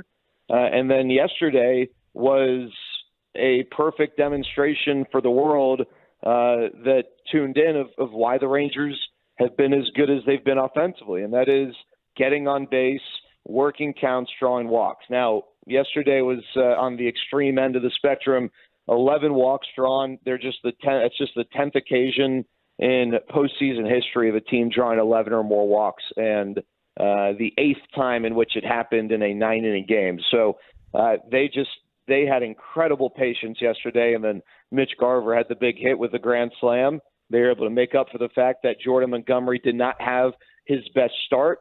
Doesn't matter. They get on the plane up 2-0, a chance to close the series out on Tuesday at home against the Orioles with Nathan Eovaldi on the mound. Do you hate the white stripes now? Oh, because of the no, RJ, I really get sports horny for like great crowds and great environment. Yeah, man. And that was one of them. I mean, it doesn't bother. I hate the Vikings horn. Yeah. That thing to me sucks. I thought that was a great crowd, and I'll tell you, a lot of the players yesterday, you win 2 games, you want to talk trash, right? Like that's just, you went to Baltimore, you won 2 games. Oh yeah, we stuck it to them. A lot of the players were like, man, what an awesome crowd. And so no, I don't hate it. I don't want to go back to Baltimore this year. The only way in which the Rangers do is if there's a Game 5. But I do have a lot of appreciation for that crowd, and I'm excited. I hope Rangers fans are charged the heck up for their first home playoff game since 2016. The Rangers have not won a home playoff game since 2011, guys. They've lost 4 straight at home, and I think it's time to turn that around. More than 4. I'm sorry, 5 straight. We're talking with Texas Rangers Insider Jared Sandler here on 105.3 The Fan. Jared, you mentioning the Garver Grand Slam on Sunday, and everybody was really excited about that. Some of the discussion on social media, though, was like, what took so long? Like why was it that Garver didn't get that opportunity? Why was Grossman left in the lineup as long as it was? And was it just the Saturday 4 strikeout performance that drove to get Garver in there, or do you think we'll continue to see some rotation? Yeah, that's a good question. So Robbie Grossman,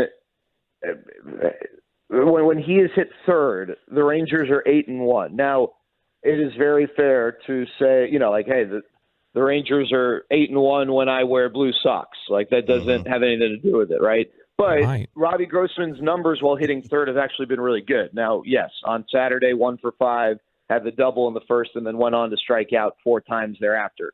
I think there is a little bit of strategy in having a switch hitter who is better against lefties, hitting behind Corey Seager, to try and impact the way a manager utilizes their bullpen in the back half of the game. And like I said, Robbie had been hitting really well in the 3-hole and had really been getting on base, that's kind of, his forte. He doesn't have as much power as he used to. And Mitch Garver had been struggling. Mitch Garver, prior to yesterday, had been 2 for his last 18.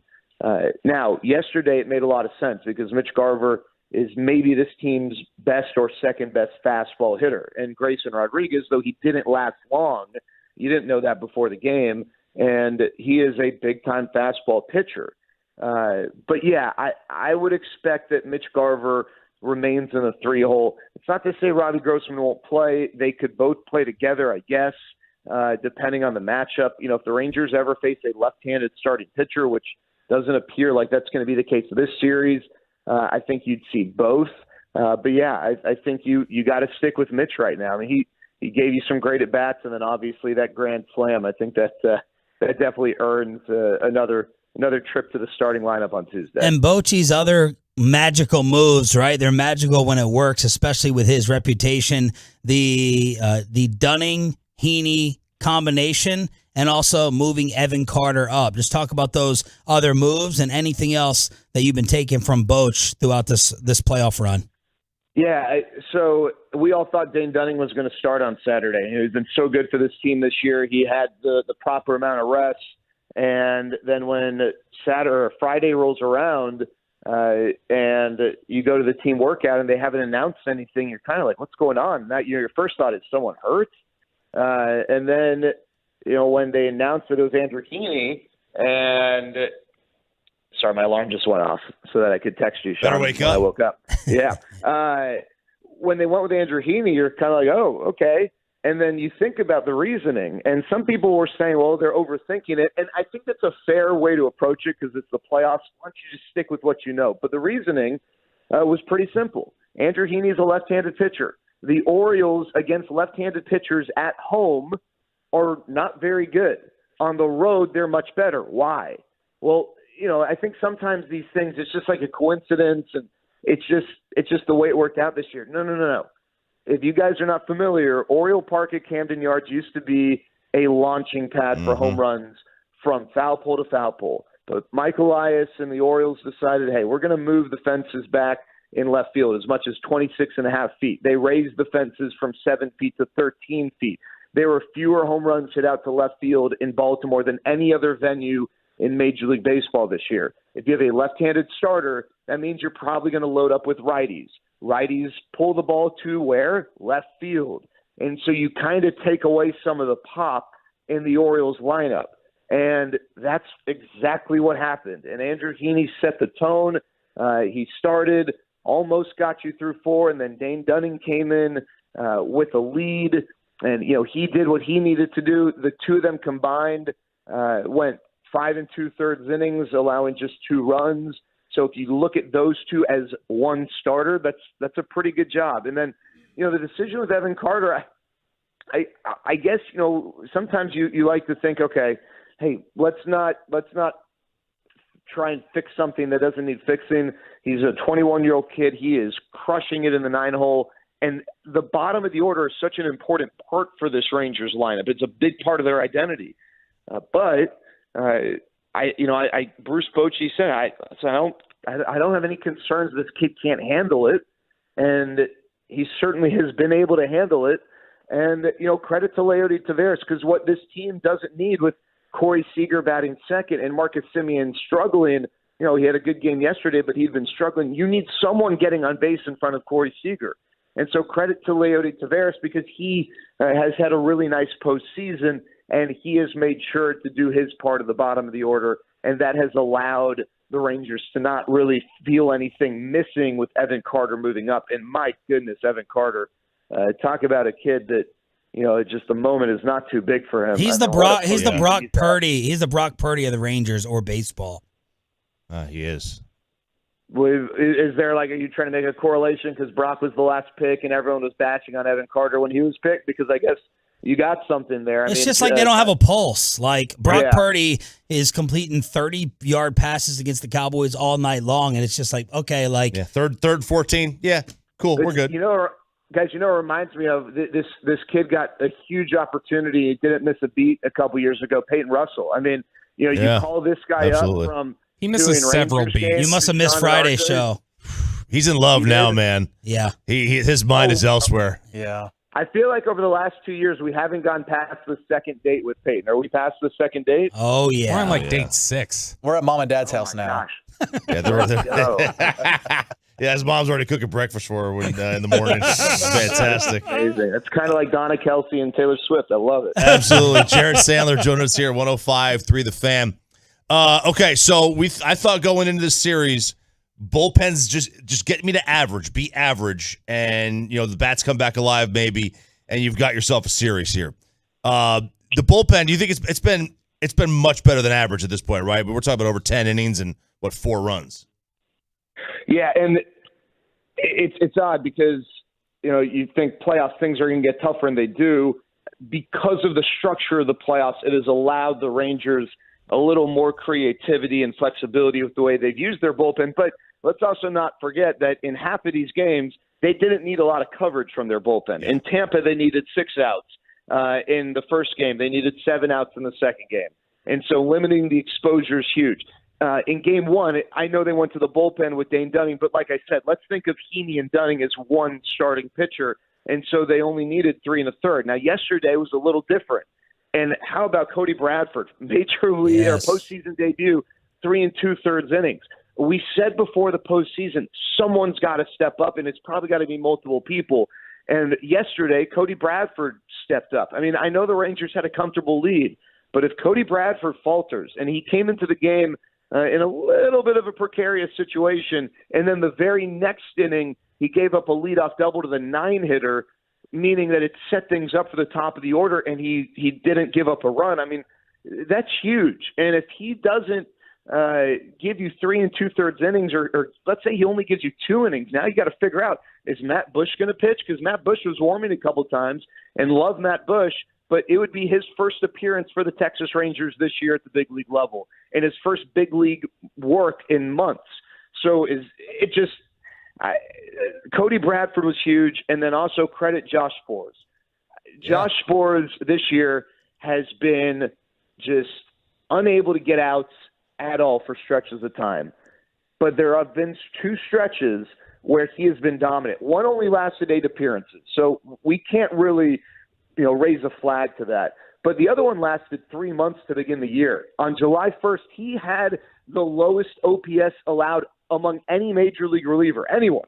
Think of your favorite major league reliever. Josh Sborz had been better in that category, 2nd in whiff rate, 3rd in batting average allowed. This is a 3-month stretch in which he was dominant, and the Rangers needed that guy. He had spent 3 different trips on the IL. Coming off this most recent trip, he's been really, really good. He came up big in game 1 after throwing 7 straight balls to begin the outing. And then, he had just a little roll yesterday. But that guy being good has been so important because it has extended the tree of trust of high-leverage relievers Bruce Bochy can close the game out with.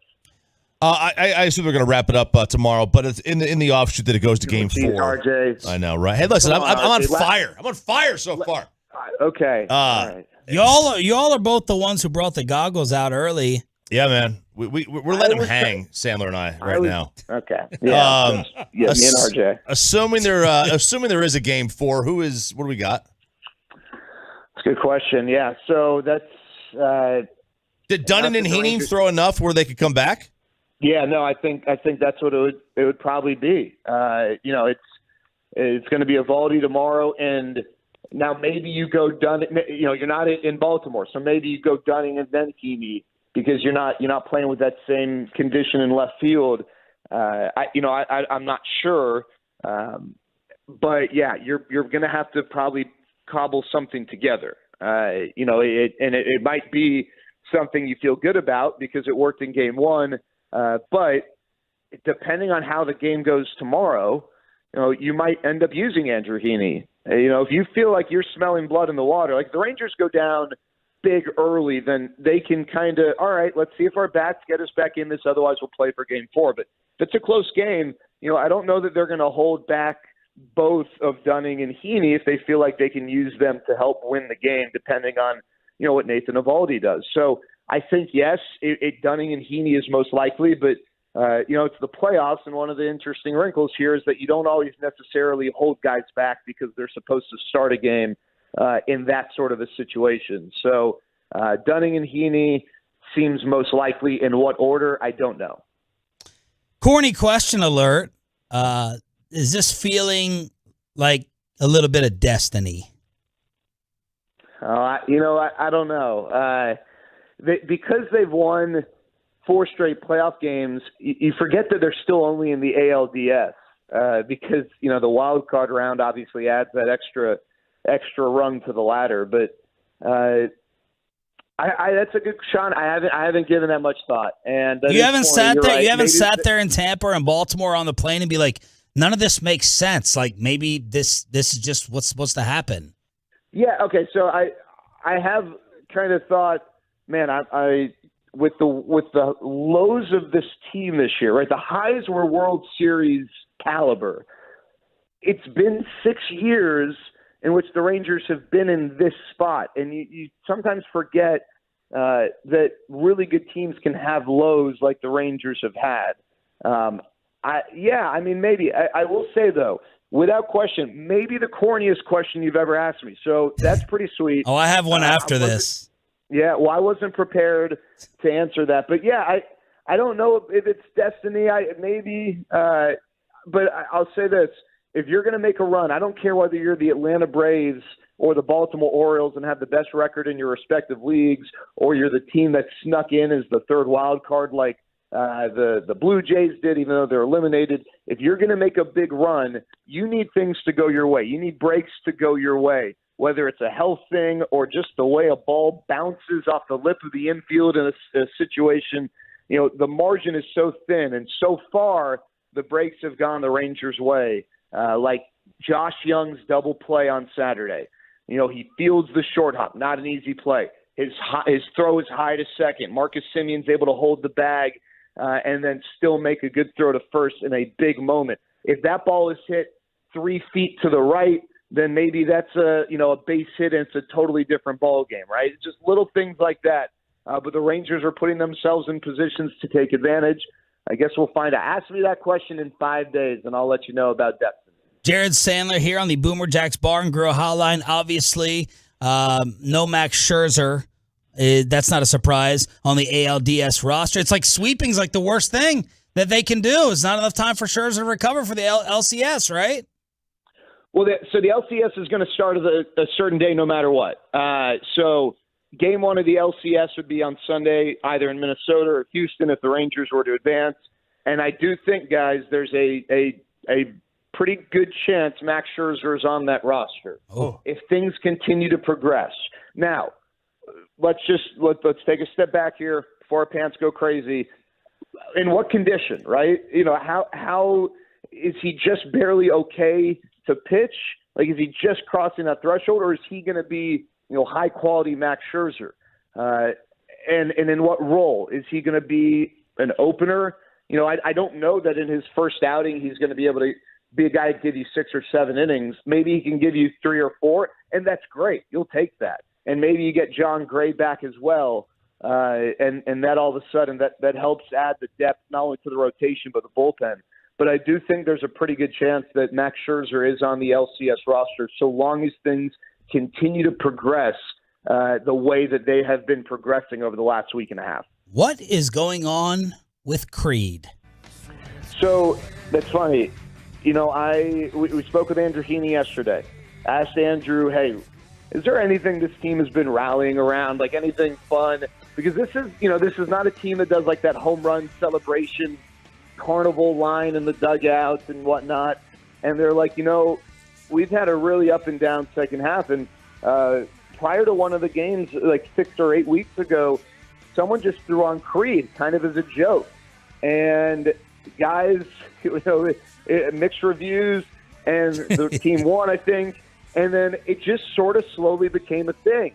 And so before games over the last couple months, 15 minutes or so before, someone will trigger it by going up to someone and saying, hey, you got a need?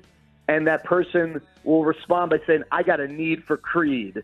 And they'll throw, I know, I get it. Trust me, it's corny. It's corny, but it's their thing. And they blast Creed. And so, guys, I think there's a pretty good chance that Creed is going to be playing at times throughout the game tomorrow and Wednesday. And what Andrew Heaney said yesterday was that if there's any sort of a Creed sing-along, it would fire them up if the whole ballpark got behind it and just started blasting Higher or One Last Breath or whatever song they play. But, that's kind of been their thing. It sort of started as a joke, and it's just one of those fun things that they've sort of rallied around. And I don't know. Listen, like I said, Baltimore had a great environment.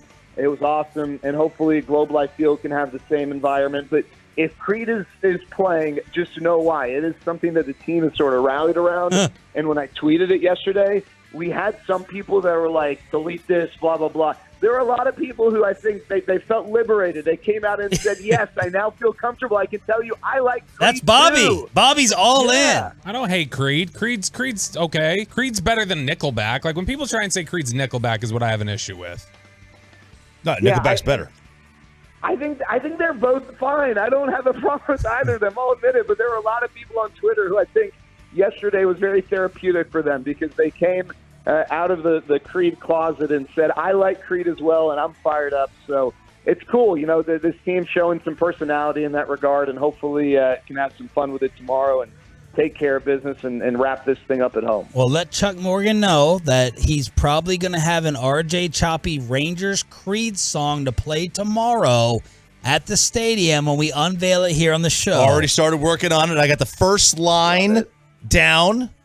The first, whatever. Oh, that's good. That's a good start. Yeah, I only got, looks like 6 more. All right, Sandler, enough. Real quick. Did you guys hear? Yeah, sorry. Did you guys hear Hicksy's Mitch Garver home run call? Yeah. Was that not so sweet working in Creed? I loved it. That was awesome. All right, enough with all the pleasantries. Last night, we were texting back and forth. You put out a Dak Prescott poll question. Is there anything you'd like to say to Roberto after Sunday Night Football? Bobby, I love you. I don't know in what world right now you can argue that Dak Prescott is better than Jalen Hurts. I think the top 10 thing, I don't believe he's a top 10 quarterback. I listed, I think, 11 quarterbacks who, in my opinion, are indisputably better, and there might be a few others who are better as well. But let's not worry about that because what does it matter if he's top 10 or top 12? But there's just been this debate whether he's better than Jalen Hurts, and he has at times been better. He's got the potential, I think, to maybe he has the potential. I don't even know if I believe that anymore, but I'm going to say he has the potential to be better. But I don't know on what planet you can tell me right now that Dak Prescott is a better quarterback than Jalen Hurts. Yeah, look, I mean, right now I am in desperate need of some of your patented out-of-context stats research that, you put in Twitter threads that tells us Austin Hedges is better than Roy Campanella or something like that. I could use a ton of that right now.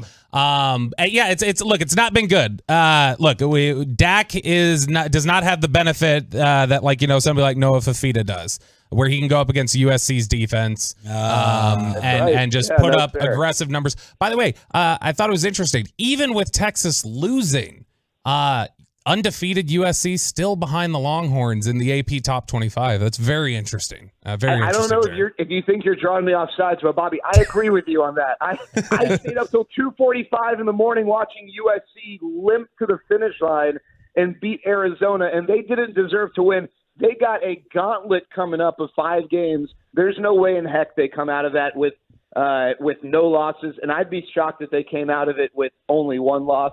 So if you're trying to draw me off sides with a counterpunch there, you're not going to, because I look at my USC Trojans realistically, and right now they have the best single player in college football, but their team is good at best. They are certainly not a great team. Cowboys for Caleb. Cowboys for Caleb. I had a better counterpunch, but your last answer was 8 minutes long, and I forgot it. Yeah, no, that's good. Yeah. Hey, you and RJ can go fight over Alabama or something. Thank you, brother. Hey, by the way, if y'all are not following this guy on Twitter for all the Rangers content, you are missing out. He's responsible for half of the show prep at Jared Sandler. Is it Sandler Jared or Jared Sandler? Jared Sandler. Jared Sandler, and he is. Thanks for knowing that. Your Rangers insider. It's a really good follow if you can find it. Just search Jay. Just look for the nipples out there right now that Texas William made. Thank you, brother. We appreciate it. See you guys. Jared Sandler on the Boomer Jacks Bar and Grill Hotline. Cowboy calls are coming up at 8 o'clock. Let's try to take a little more fun break before the misery with best and worst. Ladies and gentlemen, the weekend. I'll start off. All right. Saturday, Q Barbecue Fest in Arlington. Went out there. Matt Pittman, Meat Church. You had smokers and grillers from the entire country meet up right there, West Plaza, AT&T Stadium. Took Ollie and also gave him the Cowboys locker room tour. So he got his first taste of the Cowboys in the end zone. He was the only one to stand in the end zone for the Cowboys over the weekend.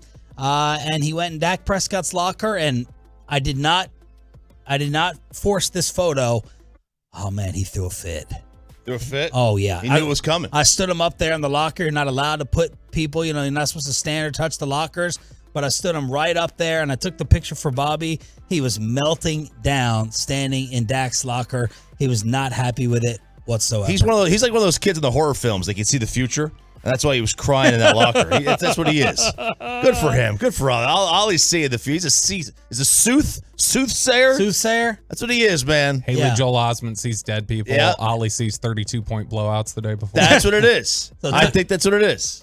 That makes sense. Yeah. No, it was. I was glad to see him out there paying respects to arguably the best quarterback in the NFL, Sean. That's what I was happy to see. By the way, when I was out at the game the other day, yesterday, I got a DM from Matthew Murphy, who is one of the 602 numbers, because we got a couple of them, one of the 602 numbers on the fan text. And so he's a big-time listener, listens to the morning show from Arizona every morning. He was out there for the game, wanted to meet up. So I got him a beer. We did tongues out photos. I'll tweet it, tag you in it, Sean. No, that was good. No, absolutely. Going to do it. That's the only thing that went right over the weekend for me, was that, getting to do a tongue out photo just to troll you. Nice. So how was, by the way, Nick Hillman, ran into him, couple of Tolos out there at Q Barbecue.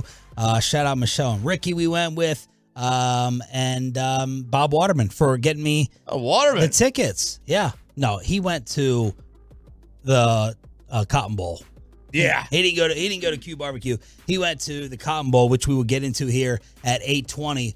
Anything else interesting? Like, did you have to dodge the homeless in San Fran? Did you run into Bonte? I did not. They trolled us expertly with that brisket pregame meal they served to the media. Dry as hell. And I had some hope at first when I first saw it before they cut into it. I was like, that doesn't look awful. And then they were starting to slice it, and I was like, okay, is it all right? And then when I got it out of the light and I looked at it on the plate, I was like, this is drier than a bucket of sand. And the sauce was like orange? I don't know what it was. It was really sweet. So is that a troll move? Yeah, I think so. Just like whenever Philadelphia comes down, Dallas puts cheesesteaks up at halftime. And they call it the Texas cheesesteak. Gotcha. And like they have a sign that says, like, come get the real cheesesteaks. This is what cities, a lot of them do. I think intentionally, though, it wasn't like, look, we can do it better than you. I think they were intentionally trying to make it awful, what they were doing. Were there a ton of Cowboy fans? I feel like No. No? No. There were more for the playoff game. So behind the Cowboys bench, a lot of times if you're looking for a cluster of fans on the road, you just look behind the visiting team bench. A lot of fans will buy tickets back behind that side. And so last year for the playoff game, there were little clusters behind the Cowboys bench that you could see that were discernibly blue the entire stadium yesterday. I mean, I saw fans walking around the corridor area, everything like that.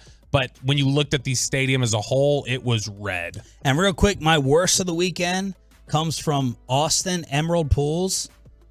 Man, I love you. Now, the reason you need to get your pool with Emerald, communication 24/7 over the weekend, late at night, early in the morning.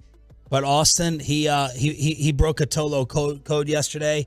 He texted me right in the middle of all these games, and he goes, "Hey, sorry to interrupt, but have you completed the decision on these finishes and the tile and the coping?" And I said, "Yo, man, I'm a professional talk show host in the number 5 market in the country, maybe number 4, I don't know." I was like, "You can't be texting me during this." But there it is. That's Emerald Pools hitting you up, even that's fantastic. While the Texas Rangers on a Sunday are looking to clinch in the middle of Cowboys pregame. It's a good thing, but I had to call out Austin for that. That was my worst of the weekend. You've got to have communication with your pool guy. There is no doubt. Look, best of the weekend is easy for me. I got Ranger tickets. Well, for tomorrow, and I have Sean Shreve to thank for that. Oh, I can't wait to hear this because my ass didn't get no tickets offered. I got a text. I'm good friend Jason Newman on Friday. Yeah. Sarah and I are just trying to get, we're getting our weekend started. Oh, starting to drink a little bit, and he says, "Do you have a minute for a phone call?" And I said, "With who?" And he says, "With Bennett Glazer of Southern Glazers Wine and Spirits, the part owner." The owner of the Buccaneers. He is in the war room with Jerry. Yes. And I said, "Sure." He calls up and he goes, "I heard that Sean got a bottle from one of my workers and that he didn't get you anything. So I want to give you my tickets and we'll go together and he'll go to the game too. So I'm going to be sitting in like the second or third row right behind home plate or whatever. Second or third row? Right. Yeah. It's wherever his tickets are." And he goes, "Oh, by the way, so let Sean know any Cowboy game you want to go to, you can use my seats. They're the row in front of Jerry Jones's box, 50-yard line." Wait a second. And I have So you're you to telling thank for me this. that I got a box of tequila and you, out of guilt, got Rangers game 3 tickets, second row? Or whatever row it is. I don't know what row it is. Yeah. It may be third, fourth. What a bargain. And he's like, just because Bennett's a listener. Bennett loves us. Bennett's a big listener. Bennett is a big listener. Bro, come on, man. Come on, man. See? You're going to top me right here? You got Look at that ass-eating grin. I wish I could smack the... Look at that grin. Look at that ass-eating grin. It's that same grin he gives whenever he goes through his TSA pre-check when we're on the road and he gets through before us. He's like, This is worse to me than the Cowboy game. This moment right now. Ranger tickets, second row? Come on. Maybe third. It may be third. It could Maybe be third. fourth. All right. It doesn't feel as bad. It could be fifth. You never know. It could be one's fifth. dying. Don't be in that thing behind home plate where we can see every pitch. Don't be in that Oh, section no. there. When you pick your nose and that's on TV? Yeah, no. All right, y'all. 877-881-1053. Hit up the phones if you want to go off on the Cowboys. Cowboy calls 877-881-1053, and we have some headlines that may not be so funny working against us after what happened in Santa Clara. Cowboy calls next. Let's get you over to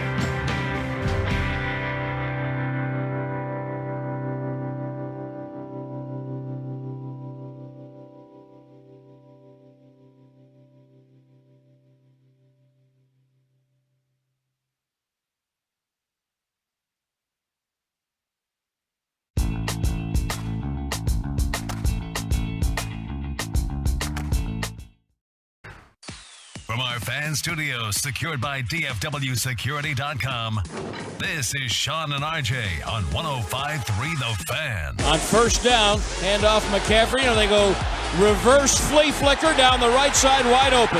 Back to Kittle, down the right sideline to the pylon. Touchdown 49ers. Reverse flea flicker, and the Niners are up by 2 touchdowns. Dude, things are starting to become wheels off. Not just for the Cowboys last night, but for us, especially with this Cowboy Caller segment that is now upon us here on Sean and RJ. 877-881-1053 to hit us up. 877-881-1053. Peyton earlier said that Shakur was on the phone line waiting to talk about the Cowboys, and Peyton's like, I thought he was dead. And then he said, even dead people are sick of the Cowboys crap. A little Tupac joke there. Bassick is just going off on the text messages. Dak got home, had some Campbell's soup, Fritos, Pepsi, Oikos, 000, checked his FanDuel fantasy teams that went to bed in his sleep number. He's sleeping just fine. Maybe this is 1997 all over again. We're excited and scared to death about a Houston-Texas matchup. I don't even know what I'm just reading. I'm asking Steven today if Trey is ready for first team reps, and I'm serious. Okay. So this is all basic. Here's what needs to happen. Mike loves to text you all of these thoughts separate. And can't you see his face with his ass-eating grin laughing Yeah. right now? Absolutely. Look, Trevor Lawrence one. Trevor Lawrence one. And Pat Mahomes one. That's a great day. He texted me yesterday. Josh Allen fought Tila one. And that's good. Somebody brought up somebody brought up on the fan text late last week. They're like, how come you don't ever mix it up with Mike on some of the Dak stuff that he says? And I replied to him. I said, we generally don't get into it in crosstalk, and KNC never has me on their show. So that's 2 of it. But I was like, if we want to get into it in crosstalk, I will. You're not Sean Merriman. I will gladly talk about it. And my thing I want to talk to him about is I would hope, and I'm guessing it is, I would hope that's a joke where he's like, he's got all his like endorsements, he's sleeping just fine. But I know that is a serious criticism he levels on Jerry, that he doesn't think Jerry is bothered by this stuff because he cares about the branding. So I'd hope that that's not a legitimate criticism, because then we would have a big argument here if he thinks that Dak's not competitive or Dak doesn't care about losing that football game. And Jerry did not speak after the game? Nope. He has not spoken on the road at all this year, I think. In fact, I'm trying to think last year, the only game I definitely, outside of the playoff games, he did talk after San Francisco. I think the only game I can remember him talking after last year was Green Bay. And so I know the expectation from a lot of people last night on the beat was they thought he would talk. But he didn't, so we'll get first crack at him. Tomorrow at 8:30, and Bobby says he cannot wait. Cowboy calls, time for you to unleash him on the Boomer Jacks Bar and Grill Hotline. Texas tweet, you are live up first in Fort Worth. Hey, brothers, what's up? Say, I got a quick question. I say, why they won't put Dak in a 12-person deal? And also, why are the 49ers the only people getting blocked from the back, pushed in the back, and the hold from the back, and they don't call it? It was 5-1 penalty, and Tony Pollard is not an every down back to me, because he going down with one arm. He's not that strong power. He's a gadget guy to me. What y'all think?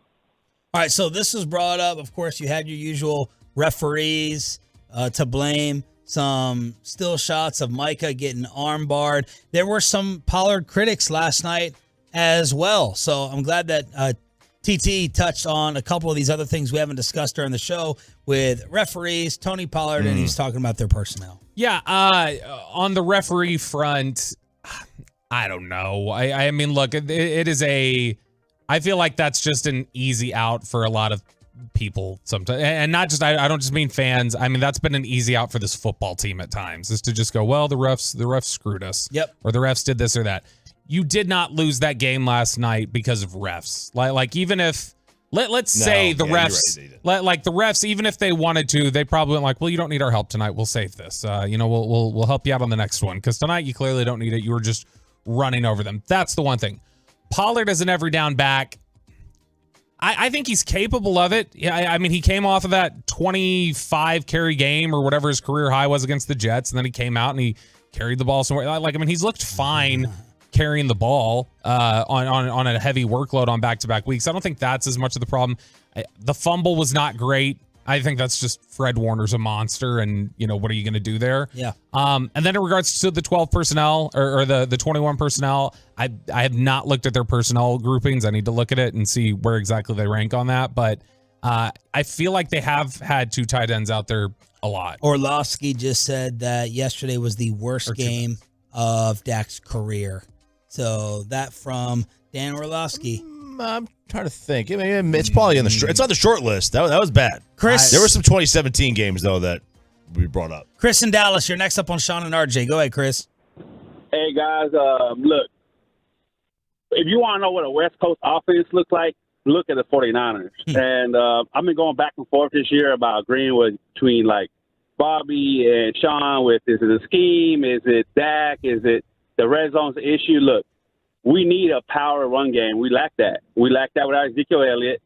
I'm not saying we need him, the guy specifically, but we need a power run because Dak's not a top 10 quarterback. That's not a top 5 quarterback. Those quarterbacks might not need to rely on a run game, but Dak does. And it looked like he aged 10 years in last night's game. So I don't know what you guys think. Y'all agree he's a statue? I'm sorry, Dak. I'm a Dak lover, but he looked old along with his hairline.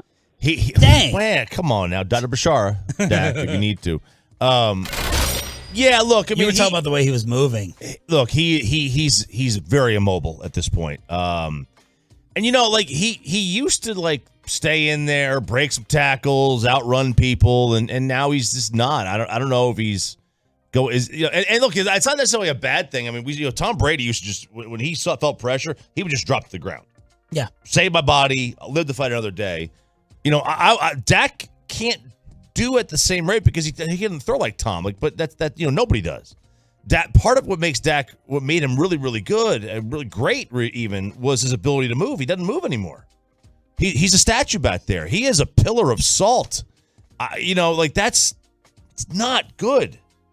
His inability to move, his unwillingness to move is not good. Dak after the game on how big this San Francisco gap is. Yeah, over these, what's left? The rest of the season. Obviously they're further ahead than us right now. Yeah, so we've got to close that gap and be ready, as you said, to get to where we want to get. We know we're going to have to go through this team and most likely come back through this place. That's unlike him to talk like that. Like, I think that's a subtle thing that speaks to where their mindset is right now. He just basically in week 5, there's 11 games left 12 games left on their schedule. And he essentially just there said, we are not going to catch San Francisco in the standings with 12 games remaining. Yeah. Like to say, we're most likely going to have to come play it here is saying that you're not going to be seated higher than them is what you think. And so I think that shows mentally where, that's a little snippet of just showing mentally where this team is at after losing this game. Zach was at the game. Zach is calling from the Bay. Are you a Tolo? Or are you one of them, Zach? A Trollo. Well, I was wearing a Parsons jersey yesterday, and all right. There were some Cowboy fans there, but it was an amazing atmosphere if you're a Niner fan. And really. Quarterback-wise, when Dak misses, I think it was Hendershot on that first series, and then you see Purdy hitting people 15 yards downfield in stride and hitting Kittle wide open in the end zone on his first drive. I mean, that told you how the game was going to go. And, I was telling my brother-in-law, who's a Niners fan, is this the best situation for a quarterback to walk into with all of his skill positions for Brock Purdy? Reminds me of what Danny White talked about in 1980 when he walked into that team. Just your thoughts. Thanks, guys. Great call. Here it is. I thought you were reacting to that stat there that they just threw up on the screen. Dear Lord, Cowboys rank 30th in pass defense since the Diggs injury, 8.5 yards per attempt. So it's weak link, right? Now you got a fourth guy in there. You got to move everybody up, and so that's what I want. That's what I want to talk about. I want to talk about the defense. The main reason I want to talk about the defense, I don't want to fight with Bobby today. I really was worried for Bobby overnight. He's coming in off a 3 a.m. flight. We're going to fight tomorrow. I'm sure of it. And probably throughout the rest of the week. Yeah, buddy. I can't wait. Because I'm not going to hold back my tongue. I'm going to do it today. I'm going to hold back. but you got the Longhorn loss. We're going to get to that at 8:20. I want to take it easy on my boy Roberto a little bit today. But I got something for the defense. And I agree with you, Choppy. When Brad Sham came on at 5:40, that's kind of where you took it first. We're back to about 3 years ago with the hot noise in terms of their mouths. God, y'all shut the F up. That was close. That was close, baby. Seriously, just stop talking. You sound and look stupid. I'm talking from Micah Parsons to Tank Lawrence to Dan Quinn. Oh, the Quinn Reaper. Oh, the Quinn Reaper's wearing all black. That was me. Yeah. Sing it. Just stop. You're not even very, very good. Great, historical, all time. You're embarrassing. You're an embarrassment. To get run like that, you were helpless. Every receiver ran 6 or 7 yards open. McCaffrey went up the middle anytime he wanted. You're too dumb and undisciplined not to line up off sides in crucial 3rd and 5 situations. Donovan Wilson is still looking back at Brock Purdy on the Kittle touchdown in the end zone. I'm so sick and tired of this defense running their mouths. And Michael Parsons, you're not off the hook with it either, because you're delusional. You sound freaking delusional talking about, I don't get it. I don't understand. Why aren't we talked about as the best? All the Lion this and Natural Geographic and all of it. Stop. Just shut your mouths and be quiet until you do something against a team that doesn't have Daniel Jones and Zach Wilson, because it's a joke. Stop talking. You're embarrassing yourself talking about these great historical standards. You got 420. You don't belong on the same field. This is why I kept telling you all, and I kept telling everyone, stop talking about the Cowboys and the San Francisco discussion defensively. Stop. Stop it. The Jets and the Cowboys, it is a laugh. It's a laughable joke for us to have compared them to the San Francisco 49ers defense before the year. Now, I do think Diggs leaving, I think, Bobby, you hit on that. The emotional point of it is a huge loss. That dog, that swag, because now they look like a bunch of sulking malcontents on the sideline. More on that tomorrow with how much this locker room breaks down and disintegrates. But that's what I'm worried about right now with Trayvon gone, is that stability and that dog, that rock, without him being there. Let's get to Jeff and Keller. Jeff, you're live on the Fan. Damn, Sean, you stole all my thunder. But, hey, listen, I'm not a trollo. I'm a diehard Lions fan, but I'm a loyal Tolo for you guys. Okay, I appreciate it. Keep it real. Sean, hey, much props to you, much respect. You said it. And as a non-Cowboy fan, I just want to tell you, it's toughness. And there's an old TV show back in the day called Hogan's Heroes, and it was about American POWs. It was a comedy. They could have escaped any time they wanted and gone back, but they were doing more to help the war by staying there. Colonel Klink was the guy in charge. That's your Jerry Jones. Sergeant Schultz, the guy who walks around and says, I know nothing, I know nothing. That's Mike McCarthy. The last time Micah Parsons was a Lion, he was wearing a nasty white jersey playing for the Nittany Lions. Oh, man. I am glad that you guys paid Dak $40 million, because now you're stuck with him. You broke it. You buy it. You're in cap hell. You have no running game. And I don't, you know that meme on Facebook where Homer Simpson backs into the bushes? Yep. That's Dan Quinn today. I love it. This is Get great. right, made fun of my Lions at the beginning of the year. I kept receipts. Wolchek and Chiapalo, ultimate homers. They'll still come up with something, but you boys keep it real, keep it going. Even though we're trollos, which is kind of offensive, Sean, because we're loyal to you guys. And that was Bobby, man. I didn't say that. I'm talking about the 49ers people. I like it, man. But you guys keep it real, and that's why you guys are number one in the country in the morning, because you say what needs to be said. Thank you, brother. Call Good of the job, day. boys. Very good, Jeff. G-Bag. You love that? Well, look, I mean, I've become like, I've adopted the Lions. Oh, my God. I got Lions smack all up in my phone yesterday. My boy Mike. Hey, man, when the Cowboys come here to the playoff game, you got to come. Yeah, check out our square pizza. You got.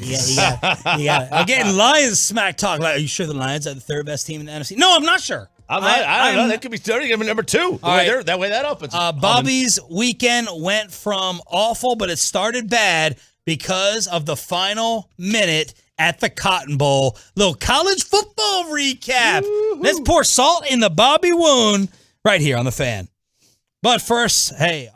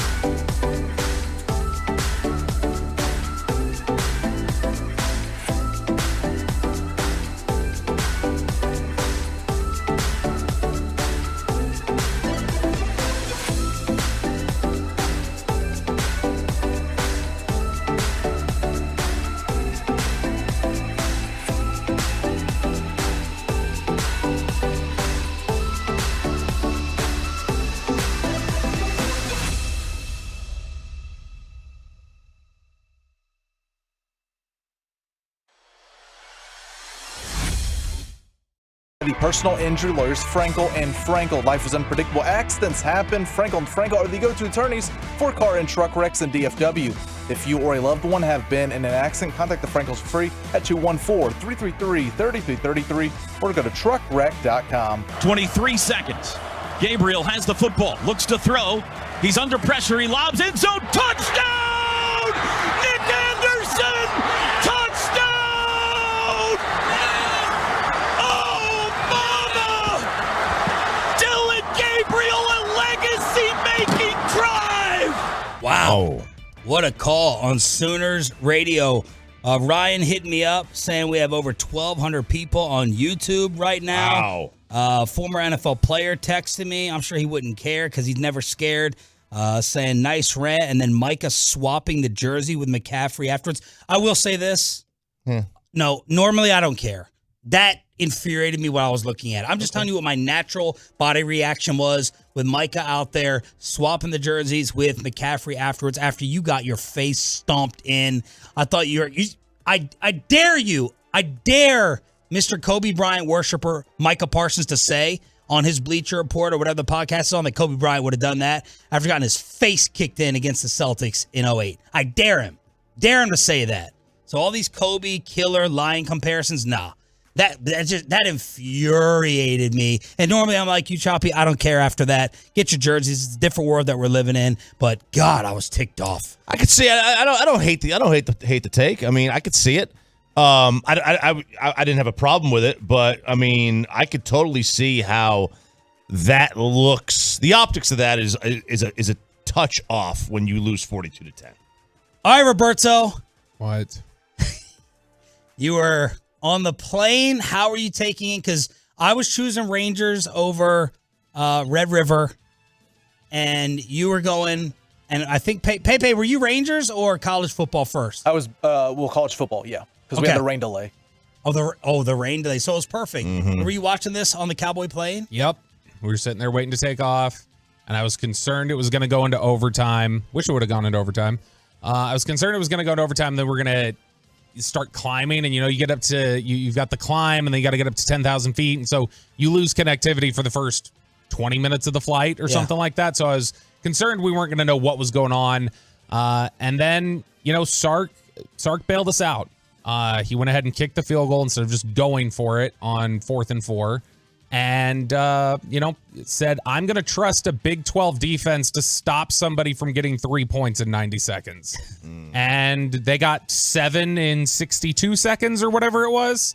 Dude, there was no resistance. That was the easiest drive I've ever seen. I was at the barbecue fest, AT&T. They kicked the field goal with 1:17 left. I swear to you, I go to pick up Ollie. I pick him up. I mess with him for like 15 seconds. I turn around towards the big screen, and they're scoring. Yeah. And I looked around, Matt Pittman, everyone else. I was like, what just happened? What did I miss? How could I miss something that fast? 75 yards in 5 plays. Yeah, I'm sorry, Brent Venables. I apologize to you. I know.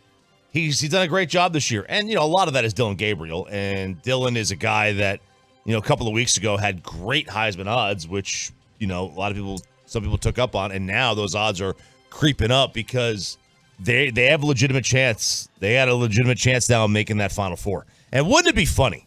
Wouldn't it be hilarious if Oklahoma and Brent Venables, because they actually have a defense now, can actually do something in the Final Four?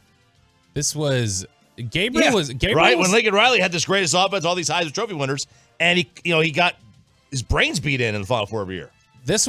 Gabriel actually was, I thought, pretty inconsistent most of the day on Saturday. But what's going to matter is the final line score and that final drive. That final drive, that's a Heisman moment.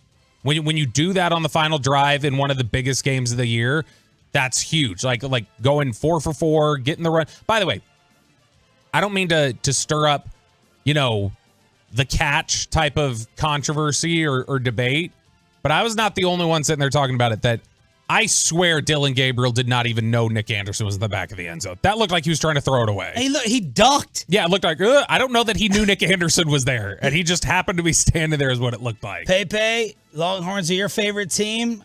Share your misery.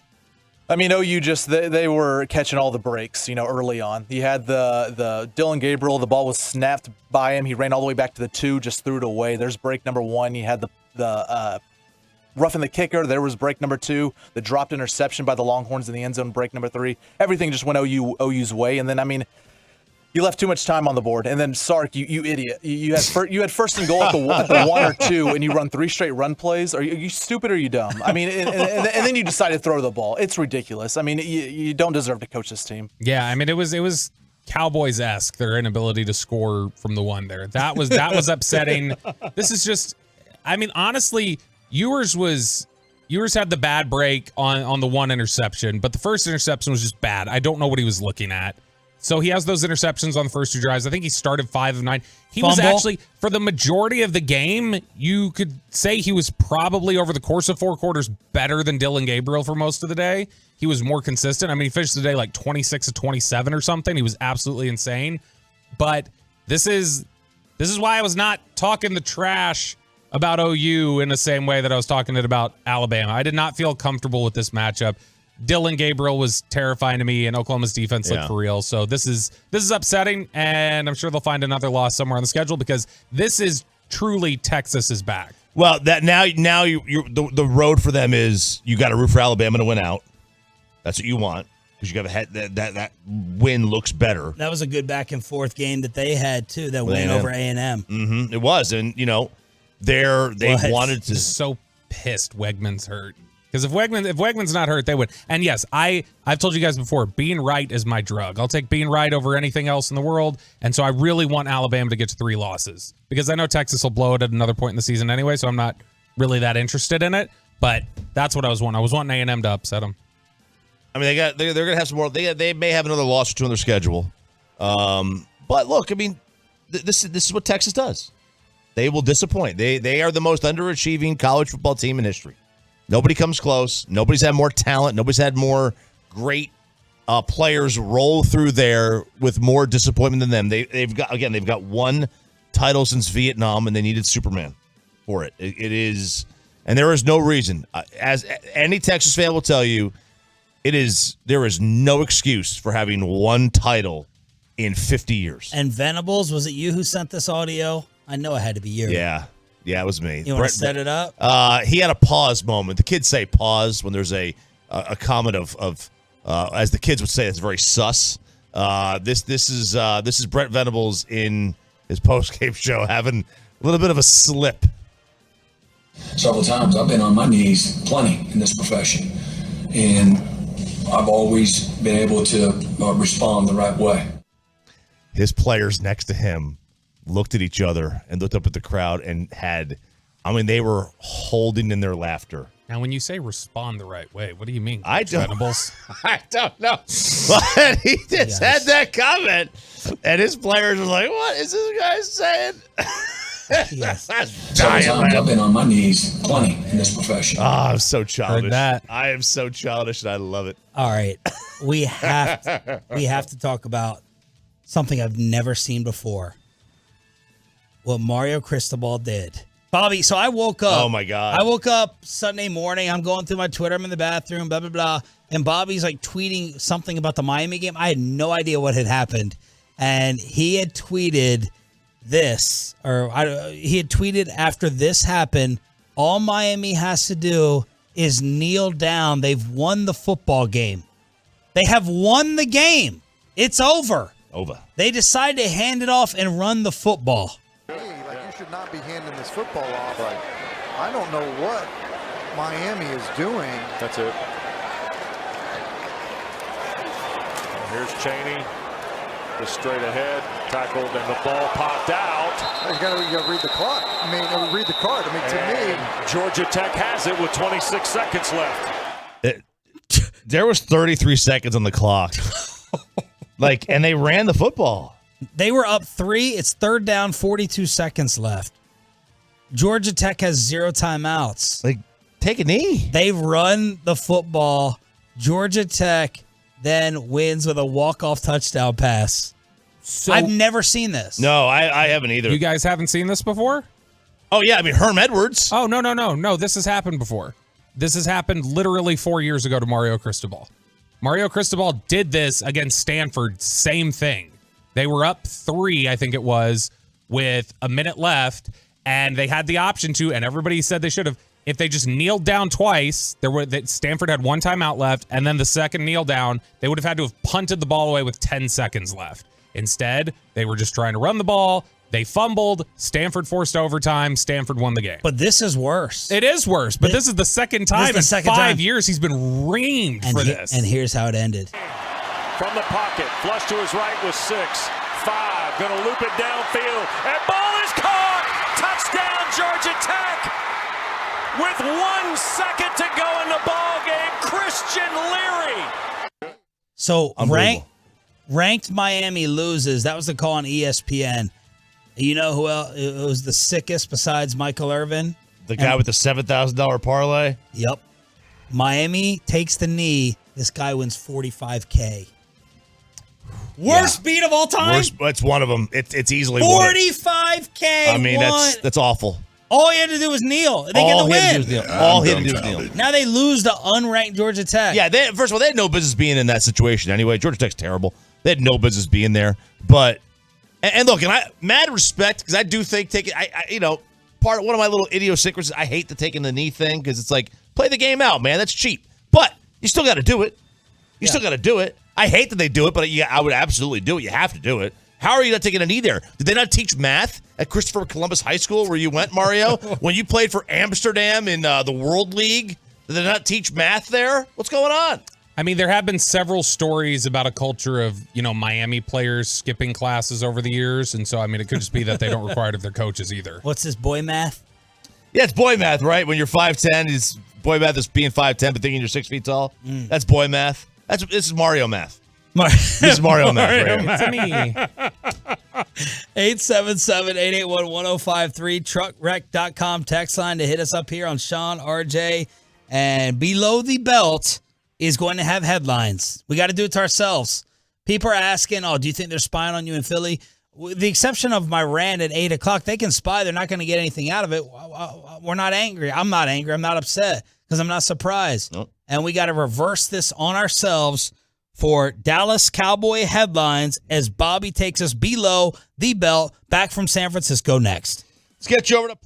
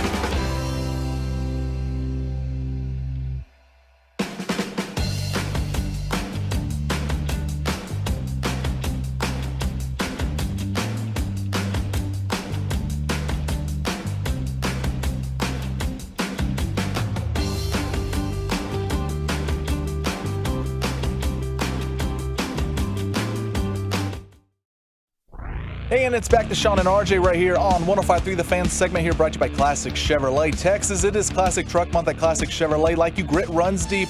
They're determined to get you the toughest trucks with the biggest savings. Over 300 new Silverados on the ground. Unprecedented one-time offers. Claim yours before it's all gone. This is Texas. This is Classic Chevrolet. Find new roads.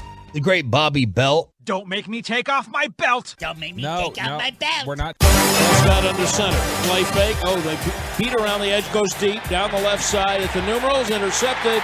He overthrew everybody. Gibson got it at the 15, up the right sideline to the 35, to the 37, and McEwen tackles him. And Prescott's looking like, what the hell just happened? What happened to the Cowboys? Why can't Peyton Russell say unprecedented? We're going to answer all these questions in this segment. That is a little vocab stumble for you. Unprecedented? Oh, wait. I see it. I believe now. that. I think they would What's just a call. synonym for I think that they word? do. I think they would just call that impeachment. Unprecedented. Say it again.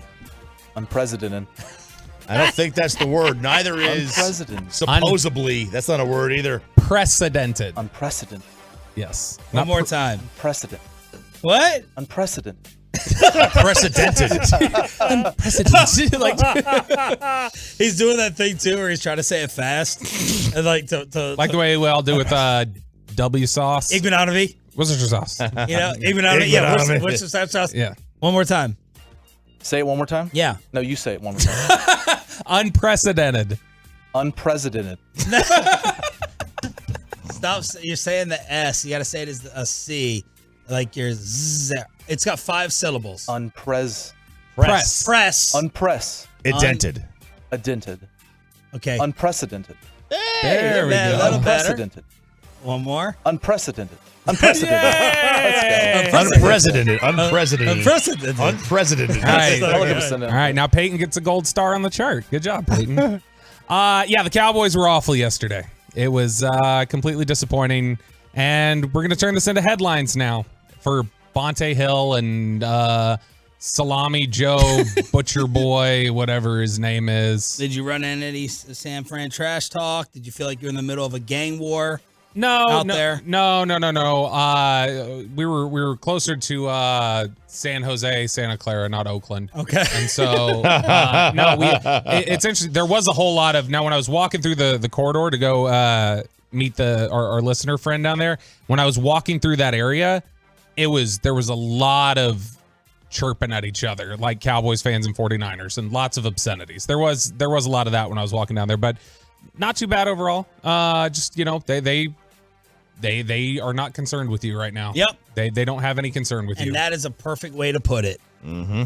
It's like we're a little gnat. Yep. It's like, where's Philly? We'll take care of the Eagles, and then we'll go to the Super Bowl like we should have last year if we didn't have our 12th string quarterback. We're not a factor. We're a joke. You hate them. They nothing you. They just you don't register to them right now. Exactly. I mean, Trent Williams had said during the week, he's like, this is an ice pack game. He's like, this is one that's and then they asked him after the game, they're like, so you said it was an ice pack game. He was like, I'm not gonna need it. Yeah, he was sitting there with the media, and they asked, and that stings when you know you don't matter. When you know you can't get to someone when like you're so out of their realm of thought. Yeah, you are. Like, I'm not even who is that? Like, I don't even know you. We got to have our last week that skis. when you play Dallas, it's sort of like an ice bath game. Any need for that after this one? No, we good. No, we good. Yeah, we got ahead of ourselves. We subconsciously just said, nah, we're beyond Philly. We're all right for San Fran. You guys did. My power rankings did not. You all got ahead of Philly. Yep. I still think they split with Philly. I mean, they probably do. San Francisco's so far ahead of anybody in the NFC. San Francisco's probably considerably ahead of anybody in the NFL right now. Yeah, but I guarantee you on Wednesday, even your stubborn ass ain't going to have the Cowboys ahead of the Eagles. I bet you won't. But you'll figure out a way to be difficult. But that's why I said, where is this coming from? And we're going to see. We're going to see. I hope the Cowboys are in the Eagles discussion. I hope. If this doesn't break them, let's get to some headlines. What do you have, Chop? Let me lead off with Chop because he's really excited about his. All right, I got 5 for you. The number one thing from the Tolos is Texas toast. That's one of mine. It was easy. That one writes itself. And when they came up with that Texas Coast offense, it wrote itself. The Texas Coast offense is as bad as the Texas Coast itself. Oh, come on. Outside of Padre.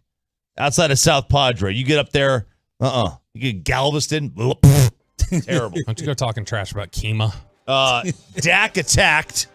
Ooh. It's a photo. The headline would be a photo of CD standing by himself on the sideline. The silence of the lamb. Oh, thank you so much. It's a picture of Micah, King Nothing, because they're a lion, the king of the jungle. King Nothing. And then have you seen the movie A Talented Mr. Ripley? I have not. I know the premise, though. All right, you know the picture of Matt Damon with the glasses on? All right. What is Micah Parsons? He is the talented Jalen Smith. He's in a picture of Mike. That's what he is.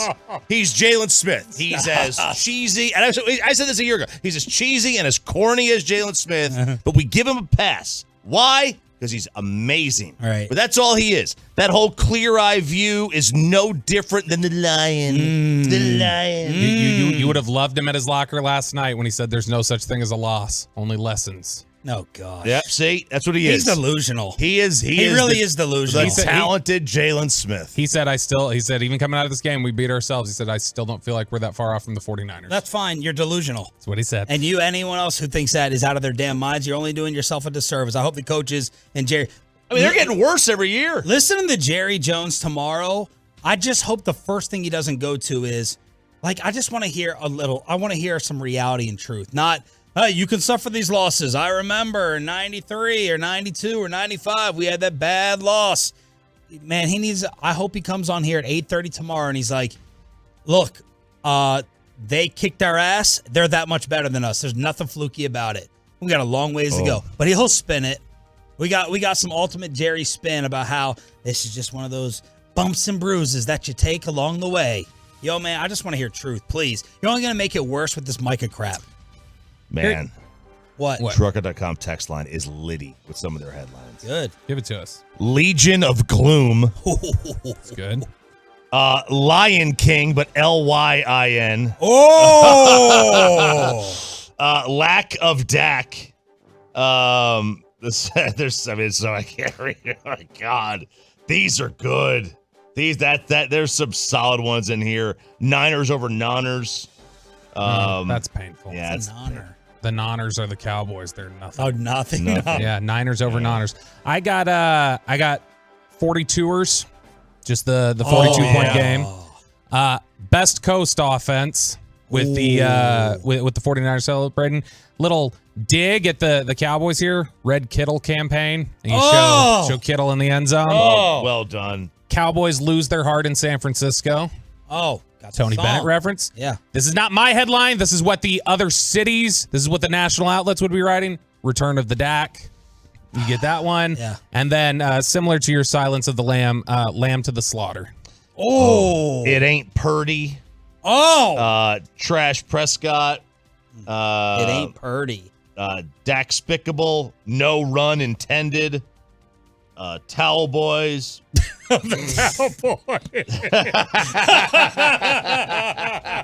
Yes. Those Cowboys.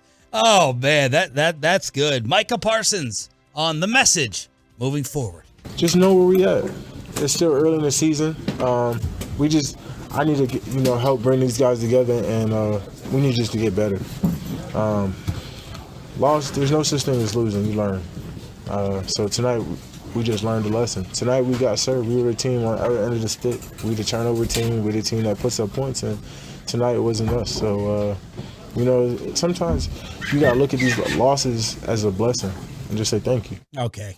Look, I knew they were going to lose. If you would have told me Sam Darnold was in with 12:50 left in the fourth quarter. Oh, my God. I mean, we're starting with 12:50. You had an NBA quarter left, and Sam Darnold's in the game. I was waiting for Trey. I want to just rip it off. Put Trey in. Yeah, I'm sure you got everybody's ready for the Trey Lance red zone package. Everybody, this is just. Look, I think it's... And Randy Gregory ended up on San Francisco. He did. Well, he gave all the secrets.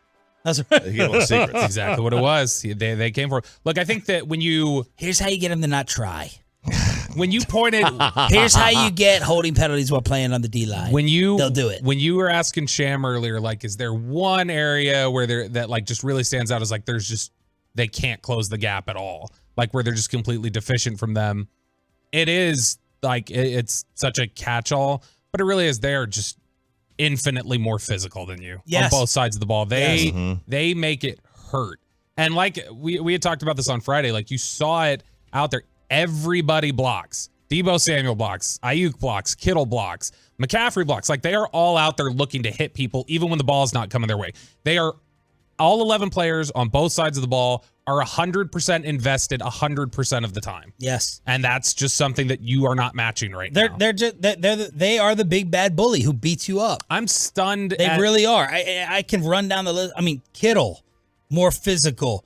Deebo, you were watching Deebo like go towards the end zone, and you're like, oh, one guy's not going to bring him down, and one guy's bouncing off of him. And then Trent Williams, he can lock up Micah Parsons whenever he wants. Greenlaw has a nastiness about him. You think you're just getting it with Fred Warner? No, you're getting it with Greenlaw as well. Sorry, what were you about to say? No, I'm just saying that what's really startling, I guess, is this is 2 out of 3 weeks now. While you've kind of been rolling at times, this is 2 out of 3 weeks where you look like you were not engaged. And Arizona was one thing where it's like you overlook them. You know, there's all this there's all this sort of stuff that could happen. No. This one was there's no reason for them not to be locked in. I don't have any issue. I'm not going to get to lack of prep, lack of focus. No one's going to sell me on that whatsoever. This is a straight up ass whipping. Yeah, they were not ill prepared. And if they face each other 7 more times, near the same damn thing would happen in 7 straight games. This was not lack of prep. This was not lack of focus. None of that crap. Those are excuses. Those would be possible excuses. They are inferior in skill, talent, coaching, and physicality. Period. The end. There's all of that, but still, you absolutely have to say that there is a focus. There were several instances of focus problems yesterday. Guys not paying attention in coverage. Guys lined up offsides. Like, those are focus issues. No, I think they're stupid. Yeah, but I think lining up like that is like a stupidity. Yeah, fine. Maybe it's a focus thing for that moment. You also have those things happen when you're rattled. You also have those things happen when you got punched right in the nose. It happened so early, though, for them. Yeah, I mean, that's what happens. Like, the biggest what I'm problem trying to with the say Cowboys, is, they were locked in during the week. Of course. I'm not gonna buy they weren't locked in. They didn't prepare. They didn't have their game plans. McCarthy was talking about on the pregame show. We were extremely crisp. We're ready to play. They got overwhelmed and annihilated. But were they just like, that's the question that I was asking last week was, did it play out that they were locked in to a point where it became they weren't motivated or focused, they were distracted? No, that's what it looked like to me. They're that far away. They're far away. That's the reality. They're that far away. What you saw last night, nothing was misleading about the score. There was no gimmick. San Francisco owns them that much. Are they worse? Are the Cowboys worse than they were in the playoff game last year, or do you think San Francisco's just gotten that much better? Well, because Ayuk's clearly better now. Purdy's their offense is better. They're better. San Fran clearly took a step, and then the Cowboys did. And the Cowboys did 2 things. One, they took away the best part of this team, which had been the offense, right? Like it had been the best. And then part 2 is Diggs got hurt, and that really hampered the second half, the secondary. Like, it really did. We'll get back to it. Nick Eatman at 9:20, but RJ says the Rangers have to go all out tomorrow, full sellout to finish off Baltimore. Final hour, Monday edition on your home of the Rangers. 105.3 The Fan. That's right. Let's get you.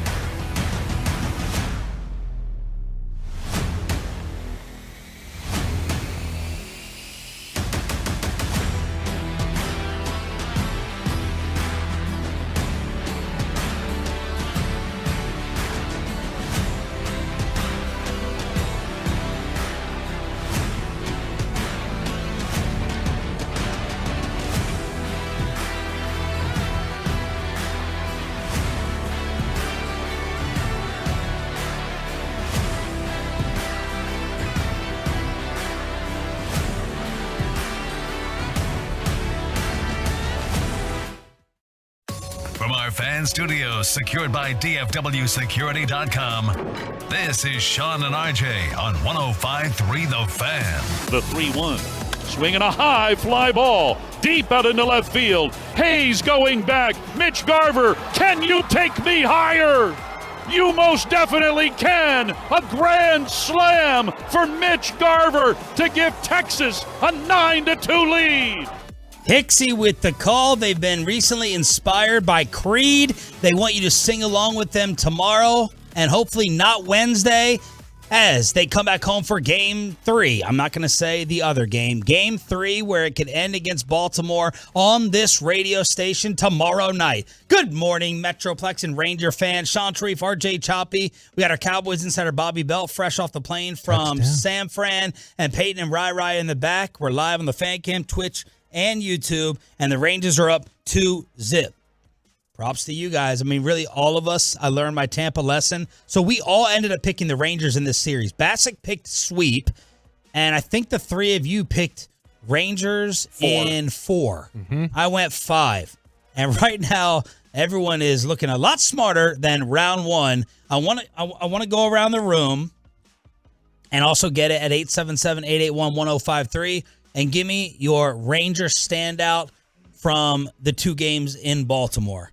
First name that comes to mind, we'll go around the room. Choppy, we'll start off with you. What name jumps out first? Or you know what? I'm sorry. The Ranger expert. Yes, absolutely. As they accomplished 93 wins. And Spieth Island wanted to give Pepe his props. Said it does not matter that it came in the postseason. You called for 93 wins.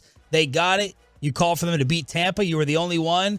So you get first crack, Peyton Russell. Thank you. Well, I would take the easy route. I'll go the 21-year-old Evan Carter. He's been unbelievable. And, I mean, look, what he's been able to do is just incredible. Being a part of that lineup, even though I kind of wish he would bet like 3rd or 4th. Come on, Bochy. I know you hear me.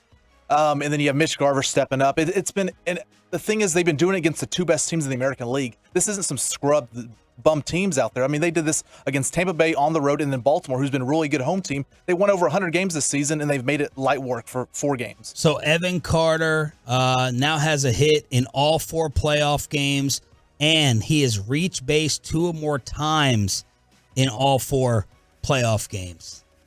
It's pretty impressive. It is. He's really good. Yeah, it was funny like watching Brock Purdy. He's Brock Purdy. Well, it's funny watching the game yesterday how it's like he was 1 for 4 with a walk, and it's like, come on, Evan, get it together. I know, when he struck out at the end, I was like, what are you doing? What's going on with this guy? The shine's come off him a little bit. And I felt like that umpire was on it yesterday. He was a machine. I mean, I was really impressed with that home plate umpire, but I felt like the biggest missed call he had was the 3rd strike to Carter in the first at bat. I thought that was a strike. Evan got the benefit, and he went down to first base. Yeah, and the O's pitcher, Rodriguez, wasn't happy with a couple of calls. Yes. And then there was actually a strike. I think it was the Carter one, and he got mad at it. He wanted it. Yes. And he didn't get it. It's like, yeah, bro, you complained on the first 3 hitters. Like, you're not going to get that call already. I was going to say Evan Carter. And by the way, Grayson Rodriguez, May 26 against the Rangers, he went 3 1/3, 6 hits, 8 runs. Yesterday, didn't even get to the second. 6 hits. I'm sorry, he didn't get to the third. 6 hits, 5 earned. Yeah. As the Rangers have owned him the last 2 times out. Yeah, they've got his number. And now look, so they'll probably, if it gets to a Game 5, throw Bradish. Because I don't think he'll come back for a Game 4 because it would be on the short rest. Sunday, Monday, Tuesday. Yeah. So they probably wouldn't do that. He would pitch Game 5, so they won't have to see him again, I don't think. But he was not good. So I was going to say Evan Carter, but Peyton already said it. So I will say Bruce Bochy. And I don't usually give the managers a ton of credit in baseball, but unless they're Rangers managers, which you always kiss up to, right? But I do believe in the postseason, managers can be difference makers from the slight moves they make, because these teams are so close together. He has picked the right bullpen guys on the right days. He has moved the lineup around a little bit. He put Mitch Garver in there, and bam, grand slam. Some of the moves he's making are paying off, paying dividends. So that would be the first one to come to mind for me. So because we already have 2 separate answers, I'll give a different answer as well. Josh Young. In this series, the first series, it was Evan Carter. This series, it's Josh Young. He had the big home run, the great defense in Game 1. And then, yesterday went 2 for 4 again, scored 2 runs. Josh Young has been every bit as impactful to me as Evan Carter has in these 2 series. He's been absolutely fantastic. And there's nothing that's been more of a pleasant surprise, I don't think, this year than just how good defensively he is. Like, Josh Young has been really, really good. Man, that double play was huge game on one. Saturday. Yeah, it was. Huge. And the TV announcers cannot get over. No, I think it was, it may have been Brian Kelly, MLB Network, could not just get over how calm Josh Young looks. That's one trait I hope I can somehow teach Ollie. You probably have it or you don't. Just this calm coolness in chaos. I don't have it. But Brock Purdy does. Evan Carter does. It looks like Josh Young does. His name's Brian Kelly, right? Brian Kenny. Brian Kenny. Brian Kelly. Yeah, that's Brian Kelly. That's an old Buccaneers corner. Brian Kenny was like, look at it. Look at the bats on his shoulder. Look at the. Oh, God. Look at Look at his Ranger hat and his Trevor Lawrence jersey. Nice. You have Patrick He's Mahomes jockstrap seductively on. humping the window. Mikey B is going to be amazing and unbearable at the same time for Bobby in Crosstalk at 9:40. Yeah, it is a trait you would love to teach. Yes. Like my youngest does not have that. You could see everything on it. My oldest one, Luca, he strikes out. He walks by the dugout with the same emotion if it's a home run. Yes. You have no idea what happened. And I'm like, how does he where did he get that from? Sure as heck ain't from his mom. All right. And it ain't from me either. Yeah. So I don't know, but Godspeed that he's got it. It's wild, specifically, like you mentioned, Young and Carter. They're just how much the discussion is always around with young players, like how they're going to respond to the October lights and the playoff intensity. I feel like that becomes more of a discussion for young players in baseball than it does the other sports, where it's like how much the pressure can get to a young player in this atmosphere and everything else. And they are both just 2 of the most calm, cool, even players in the league. Josh Young is hoping for a Tolo Ranger crowd ready to rock tomorrow. You can only hope that it would be like this, be loud. Like your job on the road is to silence the crowd as much as you can. It's hard to silence this crowd. They were loud pretty much all game. So hopefully when we go home, we can, get Globe Life rocking. Ooh, I was holding on for dear life there in that background music. Yeah. Did you listen for that in the back? It was getting a little loud there at the end, but I made sure nothing was bad there. Nothing was unprecedented. Yeah, I was about to say, he does think the word is unprecedented, so he may have just heard the wrong word. But now you're saying for tomorrow in a game in which you will be at RJ Choppy, full sellout. Full sellout. All hands on deck. Every single person is available. You have to sell out to win this game. You got to sell out. If you don't sell out to win game 3, this thing goes 5. Because I think what they're looking at is you've got to approach, and I think they will. They're going to approach game 4 the same way they approached game 1 with Heaney and Dunning, or Dunning and Heaney in any order. And you're running a risk. They know this is that game 4 is a 5 or 6 pitcher game. And that is tempting fate. When you've got 5 or 6 guys, they all have to be on for you to win that game. And if you lose game 3 and then game 4 is such a toss-up, I don't even think it's a toss-up. That is grossly in their favor. You run the risk of a game 5. Do you really want a game 5? Because you're going to have Bradish coming back on an extra day's rest. He'll be up against Monty. Montgomery wasn't great yesterday. He was okay, but he wasn't great. Like, do you really want a game 5? I don't want to go back there. You got to sell it to win this one. I don't think you're winning game 4. I think game 4 is going to be a tough one for them to manage, just because they have so many pieces. End it. That's why these 2 in Baltimore were so big. They had to win because they knew what game 4 meant anyway. They had to win those 2.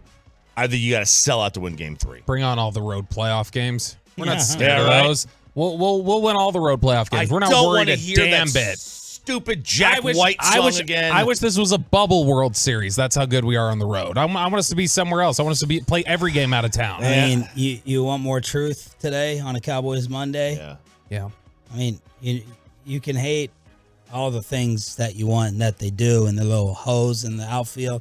I mean, don't talk about. They have a better crowd than us. Oh, of course. Okay. I just want to. The announcers don't. Yeah. The Fox announcers who twice were just like, in game 2, they're like, what a raucous, intense atmosphere it was with Houston at the end of the series. It's like, What? No, DeSoto, I don't remember. DeSoto High School has a better crowd than the Rangers. I remember us feeling like it wasn't intense enough. Well, look, Chop, if you want to contribute to that, it is your responsibility to sing Creed tomorrow in the stadium. He you is have to on the show. No, on the but in show. the stadium, No, he it's has Chuck to sing it. Morgan's responsibility to take what RJ sings tomorrow on the show and play it over the speakers. Yeah, I hope Chuck's listening. I want to hear my song I would love to hear it in the stadium pregame. Yeah. Chuck, if you're out there listening, I know you Tolo. I would love to hear it.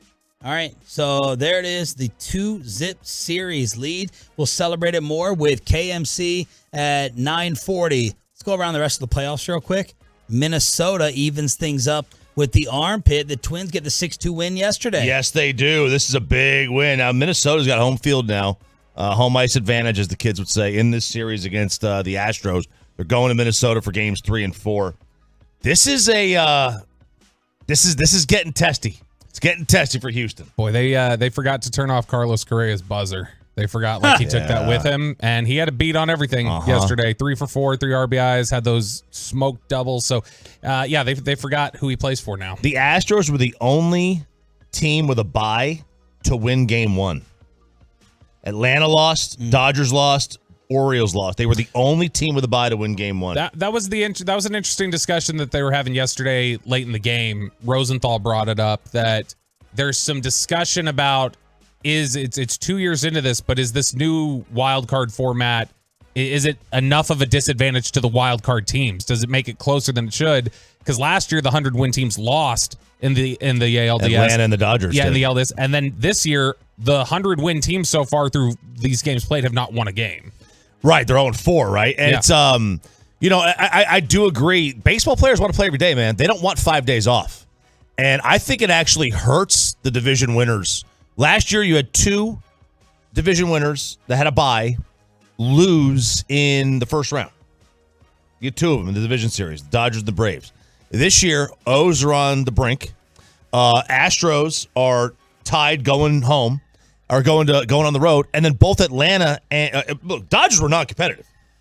They were not even in that game. They weren't in that game before their first out was made. They were not in that game. It was very Cowboys-like. It really was. That was the biggest problem with the Cowboys game. They were never in it. And then the Braves got beat by Philly. Yeah, now you predicted Philly with the upset too. I think Philly's in the World Series. I love the Phillies. I love their playoff makeup. They have 3 guys in their lineup that are just behemoths, and Bryce and Trey and then Schwarber. I love Philly. I love their pitching. I love everything about the Phillies right now. So give me them in the NL. How about boy, you love these New York sports fans. Get the camera on T-Law in here, Ryan. New York sports fans are tweeting at Cashman because Cashman's comment was, we're not going to pay Bryce Harper all this money to play first base. We have too many outfielders. We got Clint Frazier and Aaron Hicks. And they're like, hey, what are you thinking now, Cash? I heard you guys talking about Philly and obviously the Rangers. I'm wondering this, and John Smoltz brought it up yesterday during the game. I brought it up Saturday on Bally's after the Rangers won game 1. Smith? You better than me? This wild card thing might have been the best thing for the Rangers now because teams don't know how to handle 5 days off. It's not a thing in baseball. You don't. 2 days off in a row is a weird thing. And so to have 5 days off, I bring up the Rockies in 2007. They win the wild card game to get in. They sweep the Phillies. I can't remember who they sweep, but then they sweep the next team. Cardinals, right? I think it might have been in 2007 to get to the World Series. Then they get swept. Why did they get swept? 11 days off or something like that. It was like all of a sudden all momentum was lost from what they created. And I'm just wondering, I don't want to go to 16 teams making the playoffs. Like the NBA's a crock of crap now that 20 out of 30 teams make the playoffs. And that's why most teams don't try for 82 games. Well, why not just change it? I think that it's unfair. I want to say this while the Rangers are not in this, so it doesn't look like I'm bitching and whining. I think it's really unfair to the higher seeds to have like 2 out of 3 series starting off and then just making it best of 5 round 2. It's like you're diminishing the regular season, so start it earlier and have the series longer. You know what I mean? Like I think it's less unfair. Regular season games is what you're saying? No, the format of the first and second round is too short for the higher seeds. It gives the Rangers a better chance to knock out Tampa because it's you make it longer though. So you would have to add another two more playoff teams. So you don't have to give them as many days off, right? If you make the series longer, their best of 7 series, then they don't have to wait as long. I would love for the regular season to shorten. We all know that. I mean, the only thing they could do is they could do it if they wanted to keep the format the way it is. Do a best of 3 Monday, Tuesday, Wednesday, and then the playoffs start Thursday. Do you think it's unfair? They're saving 2 days. Higher seed, the early round structure, the better team through 162 it can get knocked out. Looks like it is, right? This is so early in the process. This is year 2 of having buys in Major League Baseball, but it looks like it takes away the momentum. We'll see tonight, right? We get the National League, Arizona. Obviously, you create this momentum and this feeling of we can win this. And I know hey, baseball celebrates too much now because it's champagne after every round. But I do think there's something to the fact of you feel like, let's do that again. Yeah. And the other team's just sitting there waiting and they lose a little bit of, that's why it's a weird thing. But in baseball, players complain when they're bench players. How can I really get into a groove and show you how good I am if you only play me once every 4 days? Bassick will be back for Bobby at 9:40 in Crosstalk. Boy, that Dak guy. Yeah, how about him? Let's cover the Maybe Cowboys. we should play in red. You think our jerseys should be red? That might be better. Nick Eatman back from that idea. Cowboy locker room. What is up with CeeDee Lamb? Nick Eatman joins us next. DFW Security is celebrating Halloween all month.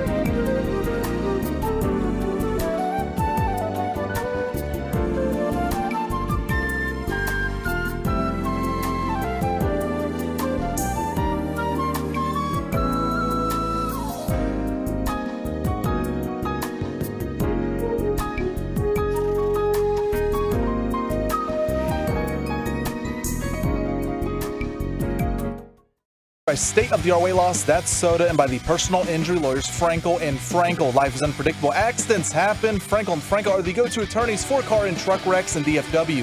If you or a loved one have been in an accident, contact the Frankels today for free at 214 or 817-333-3333 or to go to truckwreck.com. Purdy under center. Use check in motion. Toss left Mason. Well, they're just driving him off the ball. Mason's going to stroll in. Easy touchdown with no opposition.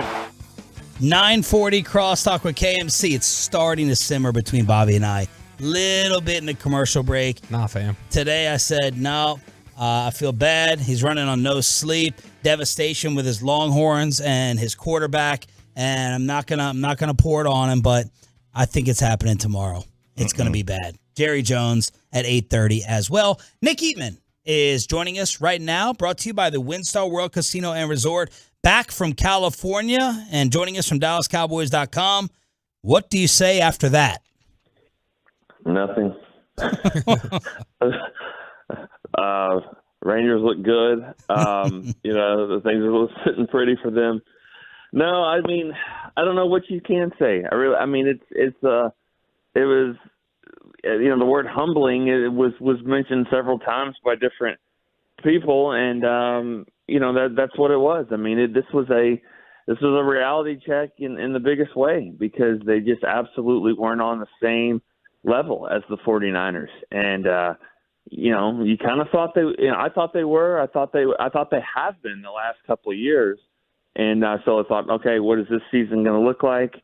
And they have not gotten to that level at all. And 49ers were way better in every single facet. But Nick, nothing about this feels fluky, right? Like if they line up the next 3 to 5 times, it might not be 42-10, but no one would convince me that they wouldn't just handle Dallas and beat them up. Right.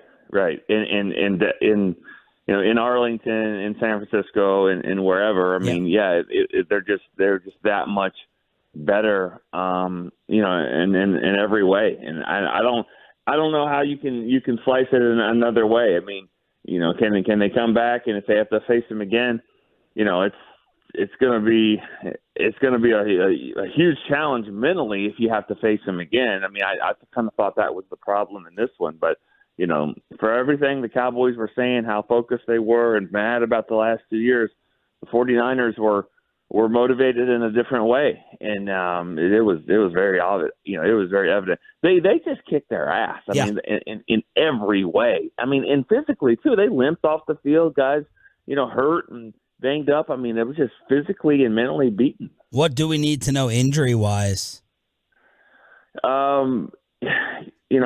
I kind of, walking onto the plane, I kind of had a couple conversations with people about where things were. I got the sense, and I know, Bobby, you guys have addressed it probably earlier. I feel like Leighton's maybe okay for what the initial thoughts might be when you're dealing with with him and his history at injury. But Turpin, it could be. It might be a couple of weeks, I think, with Turpin ankle-wise. I'm not really sure about C.J. Goodwin. That one actually could be the worst of them. But, again, I'll be lying to you. I don't have a ton of information from when I left the plane last night. Are you hitting the panic button on the offense, Dak's fitting the scheme, them forcing the scheme upon him? Are you there, or you're like, I can't really make crazy judgments off of San Fran? I think if you can't make it off of San Fran, then where are you going to make it? I mean, because I thought the other 30 teams. Well, but I mean, okay, but here's the thing: didn't they go the whole off season? I mean, this seemed like they were trying to beat the 49ers. It felt like everything that they've done is they have to get there. I mean, that's what happened 2 years ago. They built the team kind of to try to win that game that they lost. This year the same way. So if we're not building it off this, I mean, like this was supposed to be the barometer. Yeah. This is where the offense was supposed to show, that they can win games like this. I mean, they didn't even put up a fight. So, I don't know. I mean, I don't believe in panic buttons, but I mean, you better fix it. I mean, you better. As Dez said in the locker room, you better fix it. I'm glad you brought up Dez because it appears to me like another 88 is throwing some tantrums. Nick Eatman here on the Fan. What's going on with CeeDee Lamb? Yeah, I mean, I know he was in a good mood Saturday afternoon, but when OU won, but I don't really know. I don't know what's the problem. He obviously isn't as comfortable in this scheme, or at least hasn't been as productive. I mean, let's just say that, and that's usually what it comes down to. If you're not as productive as you want to be, then that's where you start to get frustrated.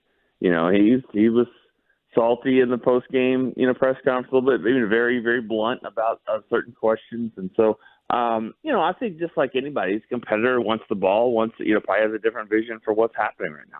Did he have a history of this coming out of OU, or did he have quarterbacks there that get him the ball so he didn't have those kind of problems? Yeah, I mean, I think those systems were a little different as far as just getting the ball, letting him go and make plays. And, I don't think he ever had to get onto, was it Kyler and Hurts? Like, I think those were his quarterbacks. But, yeah, I mean, obviously it was better. I don't know that. I don't know if he had that kind of history. I know he wasn't complaining about too much. He always had the ball in his hand. Yeah, competent play designer will do a lot for you. Nick Eatman from DallasCowboys.com joining us here on 105.3 The Fan. 12 and 17 against San Fran the last 2 years that y'all conveniently forget. Nick, when you mention that this offseason was tailored, when you mentioned that this offseason was tailored for San Francisco, that they built for San Francisco, and now it feels like the gap has gotten wider. Mm-hmm. Whose responsibility is it that the gap has gotten wider? This has got to be. I mean, it's the head coach. I mean, it's got to be the head coach.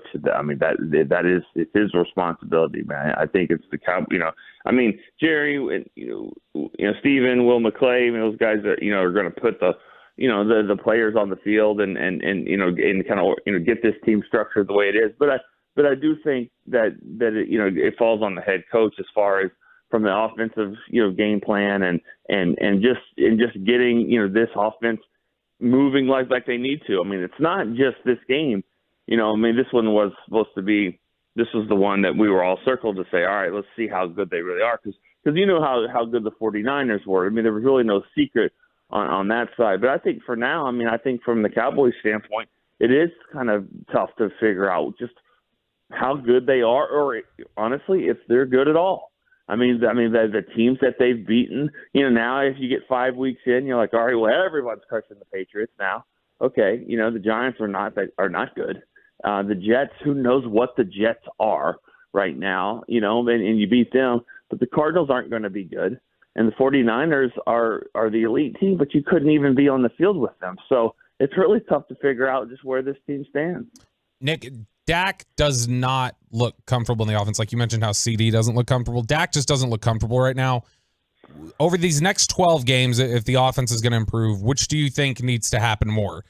Dak needs more reps and more time to grow into comfort into the offense, or do you think they're going to have to start making changes and meet him in the middle? I think they have. I think you have to make it. I mean, you have to make it Dak friendly, right? You have to make it quarterback friendly. So it has to be, met in the middle. If that's what if they're gonna, unless they're gonna make any kind of changes, which I don't believe that they are personnel wise, you have to tailor this thing. You have to tweak it, to your quarterback, to everyone. I kind of just felt like, I felt like in a way, and I hear from fans, you guys hear from fans, throw the ball deep, get the ball to Cooks, and I feel like sometimes that people do that. I mean, the players, coaches, they kind of like, all right, this is what you want, and they force it. I mean, I felt like they kind of forced it deep, and including that one interception, the first one, where it's just like, all right, you want us to throw it deep? Watch this. And even though maybe when it wasn't there, and so it felt forced. I mean, the whole game plan just felt forced. Nick Eatman joining us on the Boomer Jacks Bar and Grill Hotline, back from California here on 105.3 The Fan. Can you remember another measuring stick game that went this wrong? And did it have lasting ramifications? Choppy, you and Bobby were kicking it around. Can you think of any other games where it was like, oh man, this is going to last more than just a week? Well, it wasn't a measuring stick. I mean, the Philly game in 2008, and honestly, I think the one that's forgotten is the week before the Ravens game, where they just got ran over by LaRon McClain. I mean, what in front of all the Cowboy of yesteryear. That shut down the stadium, right? It shut down the stadium, and those Cowboy greats, you could tell, Nick, correct me if I'm wrong, you could tell they were visibly disgusted with how they played. Yeah. I mean, it was that one was one where, in that whole season, though, I've said this before, some of the worst losses that I've ever covered happened in that season. And that one being included in the next one with Philly, but the thing is that was big for a different reason, because you just wanted to send out the stadium, the right way. And then the next week, it just wanted the Cowboys to make it to the playoffs, and they didn't. This one was kind of a big, built up. I mean, and as a fan, I mean, I don't want to go back way too far, but it just reminds me, I think, of the 49ers game, way back in 1995, when it was mid-season, built up. Elvis Gerback came in. They were kind of struggling, but then they just dominated the Cowboys. Now the Cowboys ended up, winning the Super Bowl that year. But I mean, this one was built up so much that this was where the one everyone was focused on, and it's just demoralizing for the Cowboys to just not even really put up a fight in every way. In all four phases, I know they say three, but in all four phases, they were beaten. All right. I guess. Rangers? No, I'm not even angry. I just said Rangers. Oh, Rangers. Yeah, Rangers. Yeah, exactly. Yeah. We'll talk. We'll talk on Wednesday. Thank you, brother. See you guys. Nick Eatman, kind enough to join us on the lack of sleep. Brad Sham at 5:40 this morning. Bobby popping right into the studio off the plane. And Nick Eatman, brought to you by WinStar World Casino and Resort, proud to be the casino of the Dallas Cowboys. Please game responsibly. Y'all don't miss Mike Bassick trolling Bobby with KMC Crosstalk and the return of Kevin Hagelin next on The Fan. But first,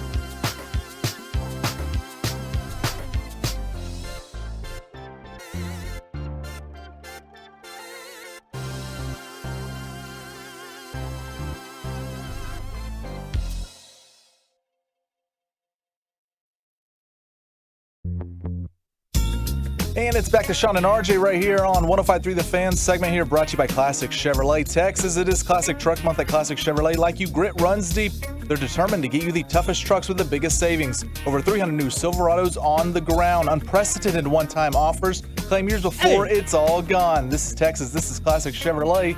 Find new roads. Leclerc in on the count at 1-2. Pico comes set.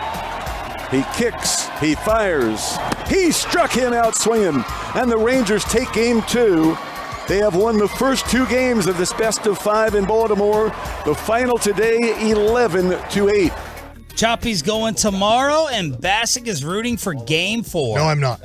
I have tickets for game 4. Wow. No. But I hope I don't go. I hope I get the refund from TexasRangers.com. I guess, do they work through Ticketmaster, I think? You have to buy tickets? For playoffs, yeah. I don't. Oh. Gosh. Yeah, your sympathy seats you got because of me. Wait. Yeah. You missed a lot. Welcome back. I've been Hey, gone. man. Yeah, How's it going? What's up? Trevor Lawrence, 2-0 in London, man. Why do you have that? Why are you not all in Rangers gear today? I do have a Rangers hat. I just I wanted know, to. but all in Rangers gear. Because my guy, T-Law, now has the same record as D-Funk. How do you guys dominate ratings, and this guy walks in here with Mahomes gear, Jacksonville, Trevor Lawrence stuff, putting the hate on Dak Prescott, I and think y'all they still feel bad crush. for us. Y'all crush it. I think they feel bad. They're like, they're going to deal with this. I'm a listen. Because I'm Mr. Reality. I know what it is, man. Guys love to be the guys we're subs. We love to be humiliated. That's what this is. Bassick humiliates guys. That feels like more than a sports point. It's more than a sports point. He likes. As your mic just went limp. Bassick's in a humiliation. We're all in a humiliation, baby. Are you a fan of cruises? Yeah, there are some things I did not like about the cruise experience, but there was a lot of stuff that I liked. It also was weird when I got off the boat. It kind of felt like things were still moving a little bit. What are you talking about, Tom and Ted? Cruise. I mean, we've had one of them on the show before. What's coming up? Rangers! There's going to be plenty of Rangers. At noon, we're going to talk with Dallas Cowboys Executive Vice President Stephen Jones. Yes, I'm we sure are. that's going to go super awesome. So a lot of Trey Lance questions for me. You will not ask him one Trey Lance question. Yes, I will, and you know I will. No, you never ask them. Well, You I never ask any questions because Corey's here, and I don't feel like talking to him, but I have to talk to him today because Corey's not here. What are you going to ask him? I'm going to say, has Trey Lance been impressive at all in practice? Okay. And then I'm going to ask, do you think he can get any first-team reps this year? Okay. And then if he says no, I'm going to say, are you disappointed with the trade that he doesn't look like he can take any reps with your first team? Why don't you say, if the game was already out of hand anyway and you were just trying to get through, why didn't Trey Lance get the reps at the end instead of Cooper Rush? Okay, could he have though? Yeah. You can just Or no, it's because he was emergency. I guess you could say Cooper Rush has He was COVID out. or Yeah, whatever. you could make something up. So, all right. And that would have scared California people. You could say he has no soul. What do you say, Mike? Probably would have forfeited the game. The stadium would have emptied. That was the only way we could have won. That was the way we should have won. We should have said our whole team has COVID at halftime. Oh, my God. So it's going to be that kind of day, Sean. And they have That's dip what's in their coming up. mouth, right? Because they want to throw out every player in Major League Baseball who goes to San Francisco with dip in their mouth. Do you have any questions for Bobby about the quarterback? I mean, he believes in him, which is great. Like, that's the hope that you have to have as a Cowboy fan. As any fan in the NFL, once you lose hope in your quarterback, you know it's over. So you have to keep that if you're the team. Because people said this to me on Twitter. I try not to do things on Twitter during Cowboy games because it's not fun for me. But I did say Purdy's better than Dak. I think that's a factual statement. I know it's an opinion, but I think that's factual watching the two guys play. Well, some of that, I got a few Cowboy fans come back at me and say, if Dak was playing for San Francisco, and this is my rebuttal, and I'll let Bobby take this. So Andy Reid had Alex Smith. Alex Smith and Dak very similar. And he said, man, I think Alex Smith is good, but I'm never going to ultimately win with Alex Smith. I'm going to draft this Patrick Mahomes guy. I believe that he might have it. Don't know, but I believe it. And so his belief was right. Patrick Mahomes obviously has it. There was a guy in Jimmy Garoppolo who took the San Francisco 49ers to the Super Bowl. But that coach, Kyle Shanahan, said, I don't think he's the guy. I get I made it to a Super Bowl, but this offensive genius said, he's also hurt every other week. Right. And there's a lot that went into it, but he's like, I'm going to trade up and take Trey Lance. He was wrong on that, but ultimately he was right that Jimmy Garoppolo isn't good enough. There was a guy who took a guy number 1 overall who I consider an offensive genius in Sean McVay. And Sean McVay went to the Super Bowl with Jared Goff. And he said, I just don't think I can win it all with Jared Goff. I'm moving on from him, as crazy as it is, as a number 1 overall pick, a guy who took me to a Super Bowl in his first 4 years. I'm not sticking with him. So my belief would be, if Andy Reid had Dak Prescott, if Kyle Shanahan had Dak Prescott, if Sean McVay had Dak Prescott, they would not be the quarterback of those teams. They would have used him and said, he's not good enough. I'm moving on. Jerry doesn't have the balls to do it and never will. He doesn't have time for a bad time. So 10 wins is the Super Bowl to him. So that's why we're going to have Dak forever until he physically can't play, just the way Romo physically couldn't play anymore. So for me, Bobby, I would say the best offensive coaches in football today, they would have Dak, and then they would realize in a year or two he's not good enough. And I'll say this, Mike McCarthy, I'm not saying he's an offensive genius. He doesn't believe in Dak either. Well, I mean, it doesn't look like it. Yeah.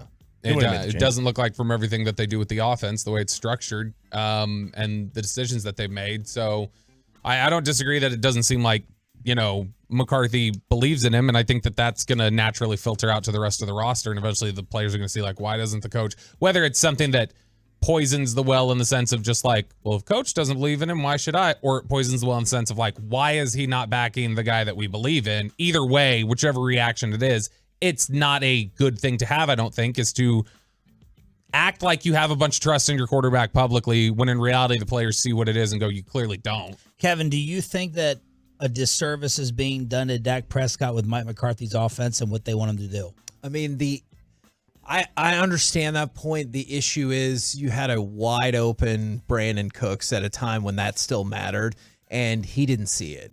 He didn't see it until it was too late, and Brandon Cooks had drifted out of bounds. That was the most infuriating play of the game because Chris Collinsworth's like, look at Fred Warner. He's step for step with Brandon Cooks. And I'm like, what? Yeah. He just blew like 5 yards past him. Right. And then Dak didn't see it, and then later. And so I understand that. And you can't just say, hey, this one play happened, so none of that is valid. Y'all make valid points about the offense, but there's a play right there where that was probably a touchdown, if not a giant chunk play. He didn't get it. So I'm like, I told Sean this. When I saw the play happen live, we didn't get a chance to see a replay, and all the TVs in San Francisco are like their live feed. They don't have the delay one, so we couldn't see it back over again. So I'm looking at it right now. It's the first time I've seen it, and it's the all 22 version. I think it doesn't, he gets open, but by the time he's open, he's still rolling. So look, right here, Dak's rolling, and then he's squaring up. He had to turn. And so I think that's what caused it to be late, is he had to turn and open his body because he was running to the left. My opinion, Brock Purdy releases the ball and doesn't flush out. And he's open. If he releases the ball right when he decides to run, if he would have released the ball, he is not separated from Fred Warner. But the great quarterbacks in the NFL, see, linebacker on my fastest guy. I'm throwing it out there, and if he throws it out there, it's a touch. If he throws it accurately, it is a touchdown. The reason Tua can have a large, like a further intended air yard or depth of target and have basically the same time to throw in terms of how fast he gets rid of the ball is anticipation. He just anticipates that he's going to be in that spot at that time, and then like that's what a lot of these quarterbacks do. And in this, at least in this system, that doesn't have that anticipation in this scheme. Yeah, it stinks because I do think, and I'll talk about it more during our show. Obviously, we're going to do a lot of Ranger talk too, but so they both get validated in their thoughts. Dak hates this offense. Dak's validated by having a horse-ass game in the most important game, and now Dak's going to get crushed for pretty much the rest of the year. There's nothing now Dak can do on that stage on Sunday Night Football on the biggest game of the year. He was the worst quarterback in the NFL. He was as bad as Daniel Jones, as bad as whoever. Mr. Bob Dabalina in Arizona, who we know sucks. Mr. Dabalina, except for that one game. Josh Dobbs. I think he's taking Kyler's job. So Dak is validated. So he gets validation from yesterday's game. This offense sucks. McCarthy sucks. I want my guy Moore back. It ain't happening. Too bad. But he's validated in his thinking. McCarthy gets more confirmation in his thinking. He saw the defense not play well in Arizona, and he's like, oh, crap. Dak has to bail me out of this the way Favre would bail me out, the way Aaron Rodgers would bail me out. And he's like, damn it, I got validation again. This kid can't do it, or this man can't do it. Right. And then there's more validation from McCarthy last night when they're playing an elite defense, and he can't do anything to help them out. And so they both get validated in their thoughts. Whether they're bad thoughts, they both get validated. Your therapy's working. I mean, you're using validation and that was confirmation. That was beautiful. That was a beautiful connection. I will say this is the first time these last 3 months, I think when you hear Dak talk during OTAs, minicamp, everything else like that, it is the first time in 8 years of him being here that I'm getting the sense he's tired of being the quarterback of the Cowboys. And I don't just mean like I'm tired of being here with this team. I mean the aspect of being the America's team's quarterback. I think this is the first time I felt like it's starting to weigh on him. The door. What do you make of Bobby's counter to nothing was wrong with the offense? You shouldn't have tried to fix anything. Oh, like going back to last year is what you're saying? Yeah, I think you needed another playmaker last year is the biggest issue. So, like there was nothing. You shouldn't have changed anything philosophically. So you make the Brandon Cooks trade still, and then you like keep rolling. You make with the what Brandon you Cooks trade, and you tell McCarthy's hybrid concepts that he tried to force in all of last season to get the hell out, and you tell Joe Philbin, who got let go, hey, I know you banned the left side of the offensive line for making checks last year and had Dak take that on. We're not doing that this year. I think those are the tweaks that needed to be made. Ooh. I don't disagree with him That too is much. a I was not a fascinating more hypothesis. hater at all. I I think he's a good offensive coordinator. At the same time, if Kellen Moore didn't want out, Kellen Moore would still be the offensive coordinator. That's the other thing, is that they were basically left with, this was the option. But I'll tell you what, if they go into Chargers next week, primetime game again, and they lose, and the Joneses have to sit on these 2 games in the bye week, there might be some sort of tweaks or changes in terms of taking whether the play calling away. You are not from calling plays anymore, or this is just something will change because they're not just going to sit silently on getting embarrassed by their 2 biggest juxtapositions that they had going into this year on national TV. If you took away the play calling from Mike McCarthy, then they would probably give it to Schottenheimer. Oh, well, is he even really the head coach? Like, I know he's the head coach, but he's like, hey, I got rid of the OC because I want to do it my way. And they give him 6 games and they're like, your way doesn't work, so we're taking it away. Like, what is he doing? Here's the thing. I think that if it gets taken away, I think this is the reality right now. I don't think Dak is the only one uncomfortable in the offense right now. Like, I think there's several guys who are uncomfortable in it. And if that's enough of a sense, look, they went 8 weeks. This would be 6, but they went 8 weeks before they said, hey, our offensive line is uncomfortable with you, Paul Alexander. You're fired at the bye week.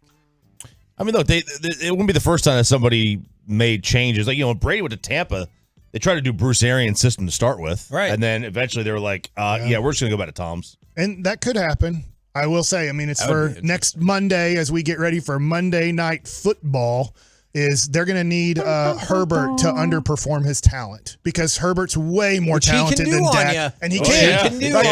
That's the way you beat the Chargers. Is Herbert, who's one of the top 5 most talented quarterbacks in the NFL, to underperform his talent. Will Jerry Jones admit they are inferior to San Fran tomorrow at 8:30? And Choppy, get you ready for the possible sweep. Oh my God! Give me a line. Bojie takes us. What? That's the wrong line. That's the wrong line. Come on, man. You just did it. Bojie's team's on fire. Yeah, Is he going to do this tomorrow? Are you going to make a thing? Yeah, we have a Rangers Creed song. Yeah. Trying to help the team. Try to support the team. I'm excited about it. I tell you what, man, Oriole fans. I'll wave to you. God, I would love. I'll be at Bally's doing the hopefully post game champagne. It's not going to be at the stadium? No. I don't run Bally's. KMC is next on 105.3 The Fan.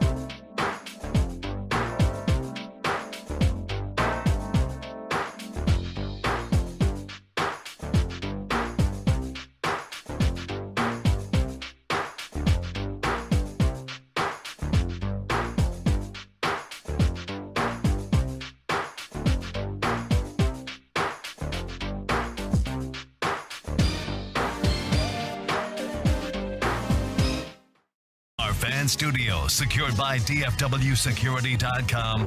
It's the KNC Masterpiece on 105.3 The Fan. KNC Masterpiece right here on 105.3 The Fan. You got me, Kevin Hagelin. I'm back. Mike Bassick is here. Alec Medford. Corey is in Cleveland. With so Lucy. Hurt by the Cowboys' loss. He's the biggest Cowboys fan, I think. That is true. And he's so hurt. But I'm so happy. Why would you say that, Mike? 2-0. You go to Baltimore, that place was rocking. Yeah. And the Rangers start Andrew Heaney to Okay, all of our shock. Friday afternoon, we get that news, and I'm like, what in the world? Is Dunning okay? Are we having another injury? And then the Rangers win 3-2. As the national media asked Evan Carter, hey, how do you feel escaping with a win here in game one? And I'm like, hey, you know what? East Coast bias? Maybe the Rangers are good at baseball too. Maybe it's all right to be like, man, you guys just beat Baltimore at their own game in game one. How do you feel about that? No, we escaped as the Texas Rangers escaped in game one from the Baltimore Orioles. And then they dropped some bombs in game number 2. All right. I'm glad you're... Let's go Rangers! Mike, you can appreciate, I think, that I was concerned that you were going to say some crap about the Jags winning 2 games. Okay. Hey, same record. And so that was going to be my question to start it off, and I think you're really onto something, is because I am really curious, is since the beginning of time, with maybe the exception of 2010 and 2011, it's like, hey, it's a Cowboys Monday, and it could still be a Cowboys Monday and a Rangers Monday. Are you more Rangers happy or Cowboys sad this Monday morning? And by the way, I see multiple texts welcoming me back. I promise I was on a regularly scheduled vacation. I'll be honest. You were never addicted to cocaine. I got so many messages of people who were like really, really, like I'm saying legitimately like concerned for my health and well-being. I appreciate them very much, and one person loved it. They were like, oh, son of a bee, I fell for that. I did not know that was a bit at all. But yes, well, I'm okay. It was a bit, as far as I know. I'm not with Kevin all the time. In his private time, he could do cocaine. I don't know. We just have to take your word. Okay. I appreciate that you're taking my word for it. All right. So you're more Rangers excited. For sure. Look, I quit on the Cowboys about 3 years ago. I've been uninspired by Dak Prescott for years now. I've mentioned that. I was on San Francisco radio last week, and I said, look, Dak's a good quarterback. I'm uninspired by him. It doesn't matter about me. Sure. The team, I think, is still inspired by him. I do think this brings a lot of question to how inspired the other 52 guys are by number 4 at this point. Especially when you see him and CD squabbling on the sideline. It doesn't matter about how I feel about Dak Prescott. I'm not on the team. I'm not in that locker room, but I'm not inspired by him. Haven't been inspired by him for a while. It doesn't mean he's a bad quarterback. He goes into the category of Geno Smith, Kirk Cousins, those guys that you're like, hey, if everything's perfect and maybe we go up against teams that are better but they're injured or that player has the game of their life, we can escape with a victory, and you only have to escape 3 times in the playoffs within a victory and you win the Super Bowl. I'm just not inspired by him anymore. Haven't been for a while. So I'm okay. Like I'm not that diehard Cowboy fan. I watch them. They're fine. They're a better than average team, I still think, today, even though this hurts so much. I still think they can win 10 or 11 games and make the playoffs and get hammered in the playoffs, and we do it all over again next year. Go Cowboys.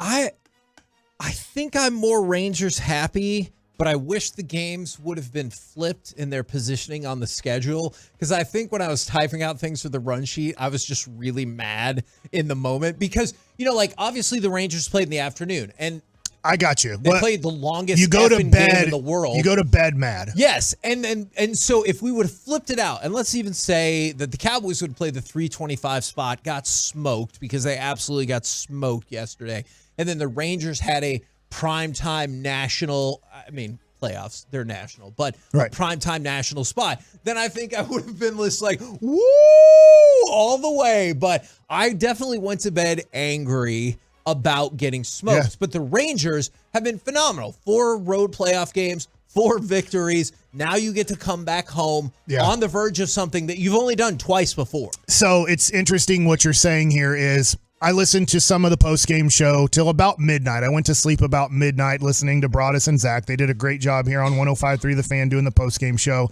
There's so much hope and inspiration from the Texas Rangers. The Rangers, after playing bad baseball in Seattle, I think John Smoltz, I love John Smoltz. I'm going to be honest here and biased. I think John Smoltz is the best in the game at calling a baseball game, as in being the analyst of it. And he does a lot of Braves games, but he seems to do a lot of homework and research, unlike David Ortiz and Alex Rodriguez, who act like they've never seen a baseball game in the last 5 years because they have no clue. They have no clue who's playing, so they just bring out money guns or whatever. Hey, money gun! All right, David Ortiz, thanks. That was great analysis. I think it was analysis. I want that as a drop. I think Alex Rodriguez yesterday in the post game was the one who's like, you know what, guys? I think there's something to this having all these days off, and that's a problem. And I was like, yeah, we know. Smoltz said that. You already said that, Bassick, but thanks for being part of the crew. It's sad. I'll say this. They were 1,000 times better than me, and I might have a low number.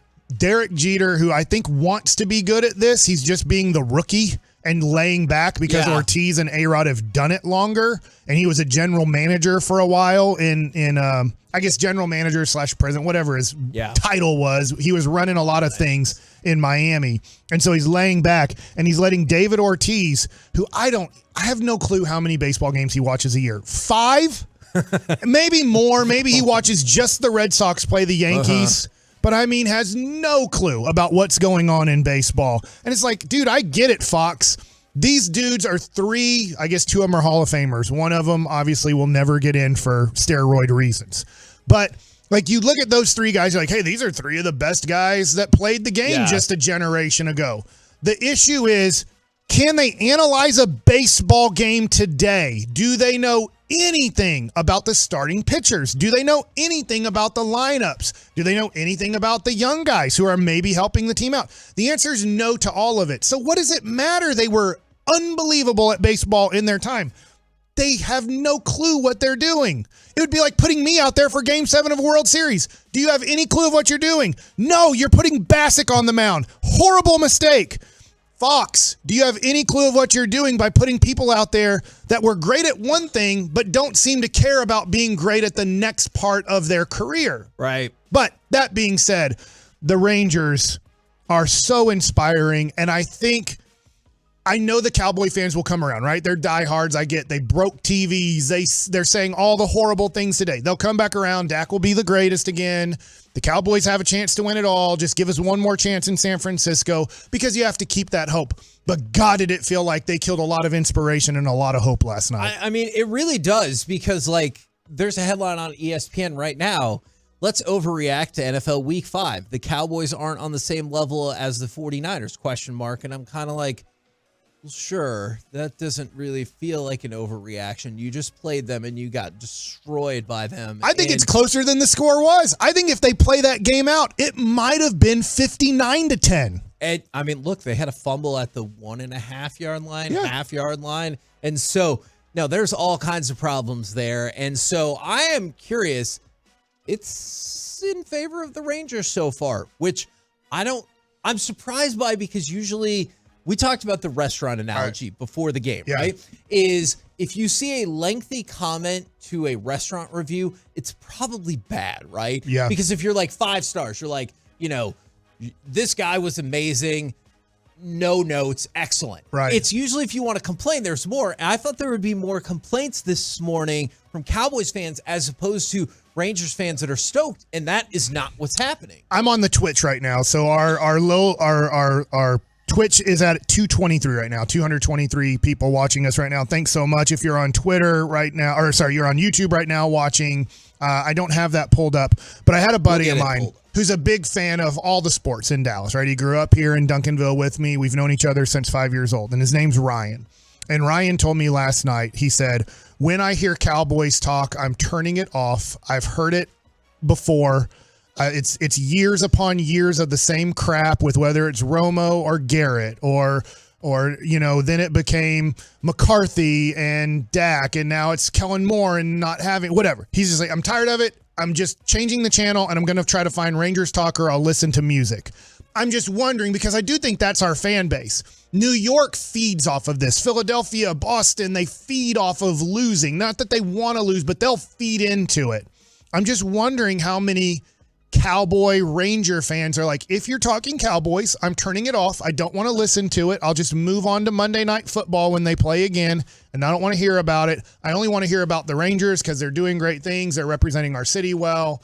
I don't know. I'm not saying that we can't talk Cowboys. Stick with us. Please stick with us. We're going to try to be a 50-50 show today in football, baseball, but I do think there are some Cowboys / Rangers / obviously Maverick Stars fans. Yeah. Like, I don't want to hear about the Cowboys anymore. I've seen it. I know what's going to happen to this team type of deal. And I think there's a lot. I think you're right about that for sure.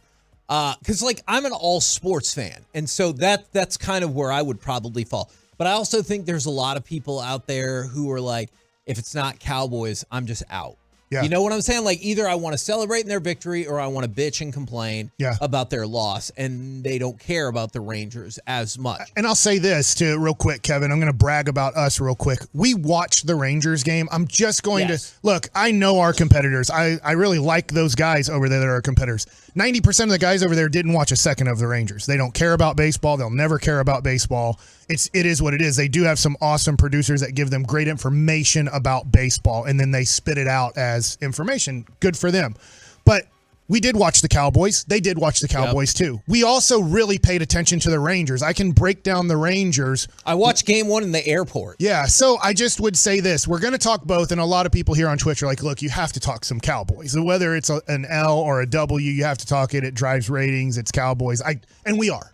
I just giving a point of view from also a person who's a hardcore sports fan that's a friend of mine who's just so mad at the Cowboys that they don't even want to hear about the loss. They just want to move on to Monday Night Football. But if you want to hear Rangers, I promise you, I'm going to speak for myself. I promise you I can break down the game because I actually watched it. I kept the box score of it, and I follow it. I understand why things happen. I'm not just going to read an article and then try to spit out what happened in the game because I was partying during the UT-OU game or something like that. And I do know that the YouTube folks are taking delight in talking crap about the Cowboys. Look, I understand that is a favorite pastime of many folks. Not me. I love the Cowboys. I'm super mad that they lost yesterday.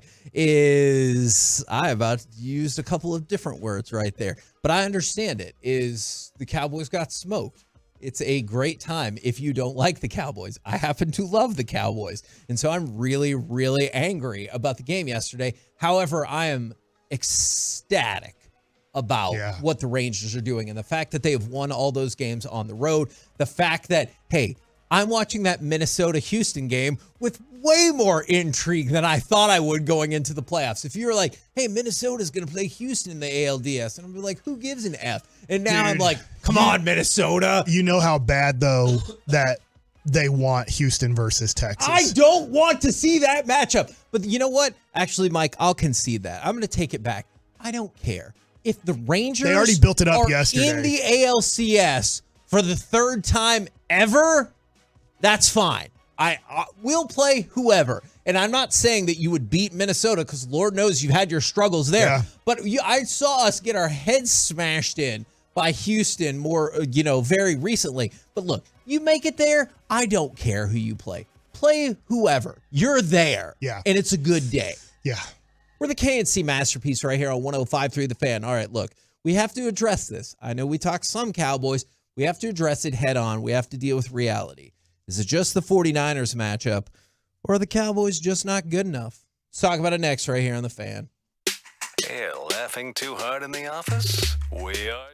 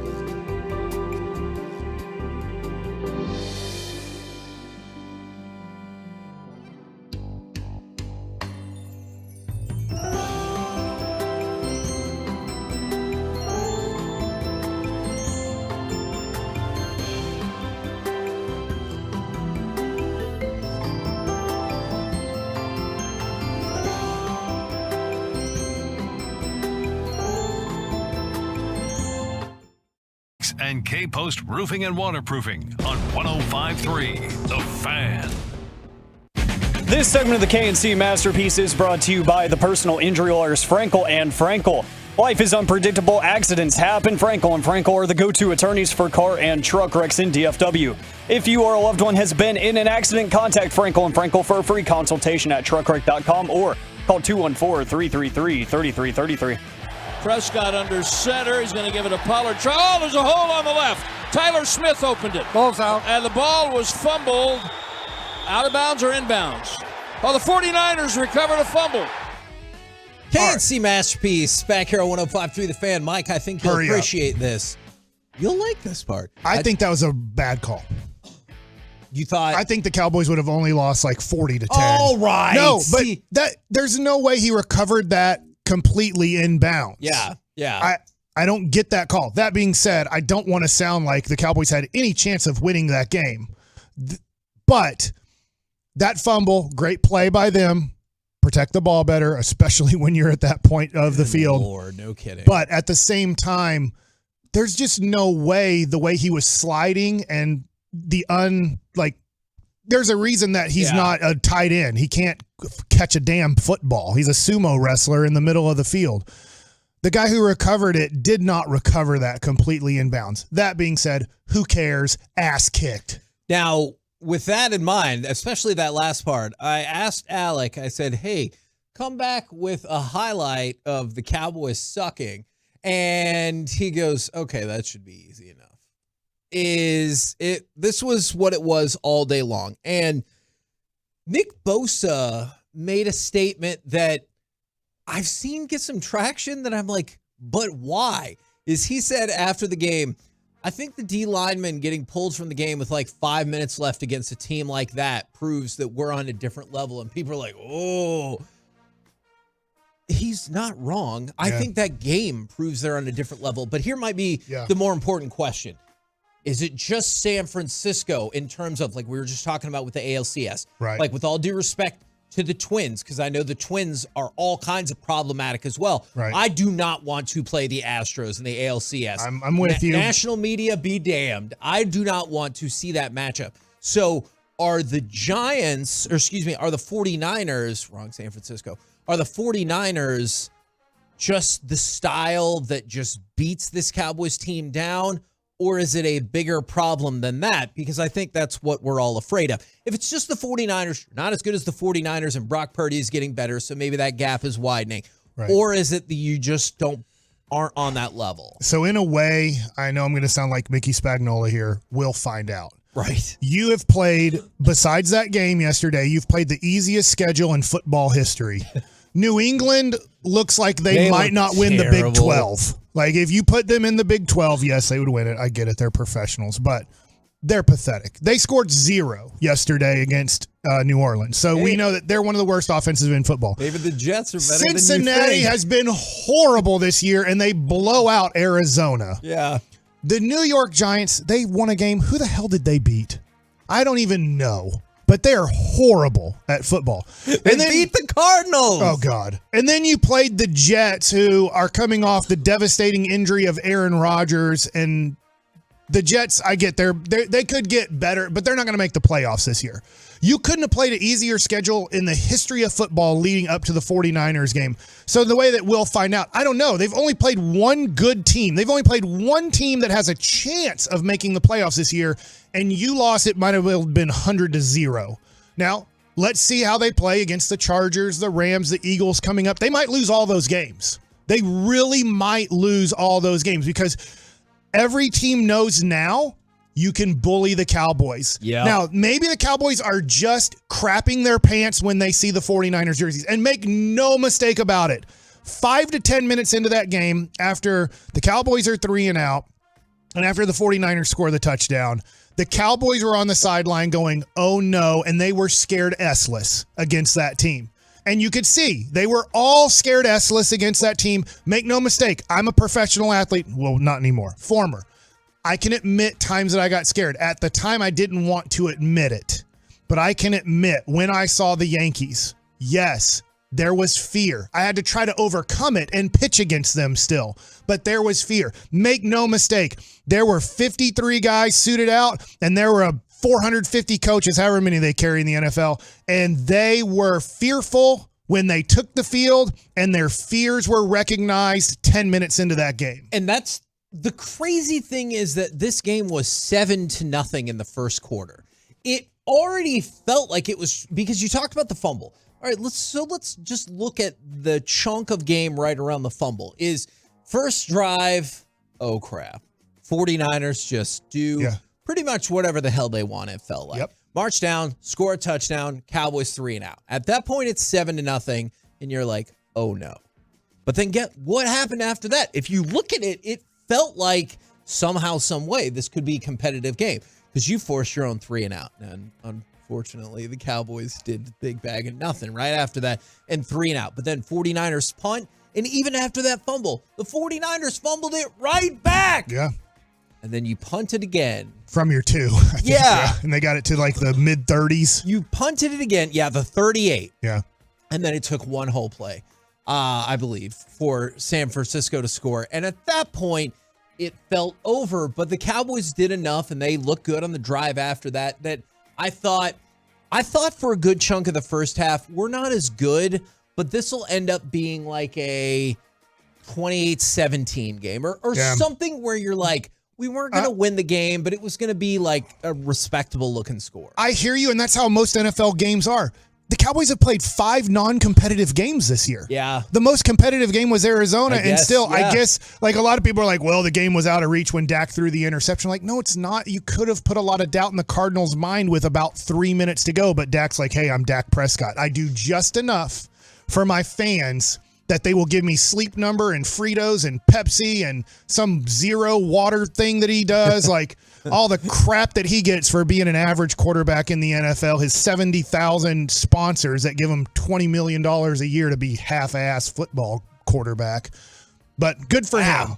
You know, I mean, it just goes to show you, if you're the starting quarterback for the Cowboys, if Trey Lance took over, he would get 5 endorsements immediately just because he's the Cowboys quarterback. Because it's a just because for Dak. And he is a great person.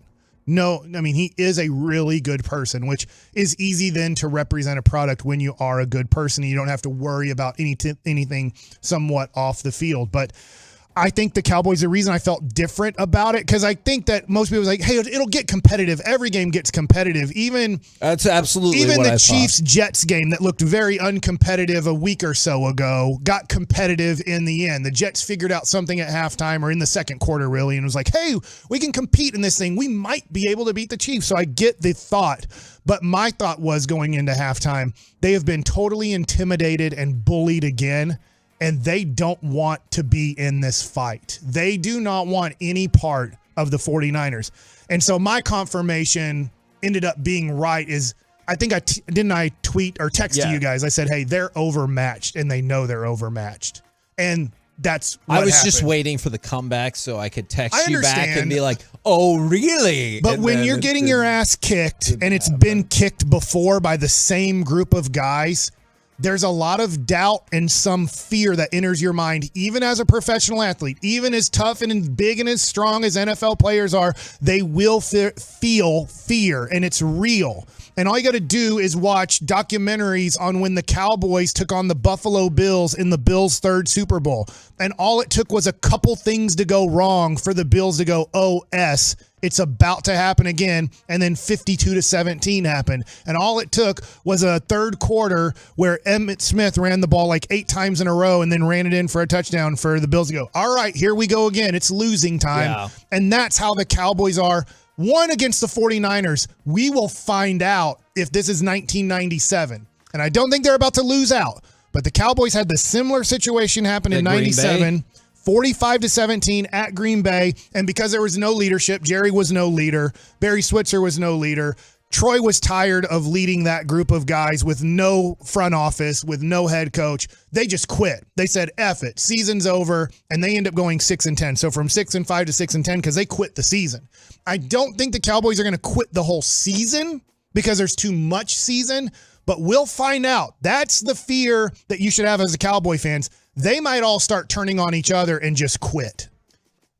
I think this is an interesting stat, and I think you might look back at this team as like your best case scenario. Is this was wild to me.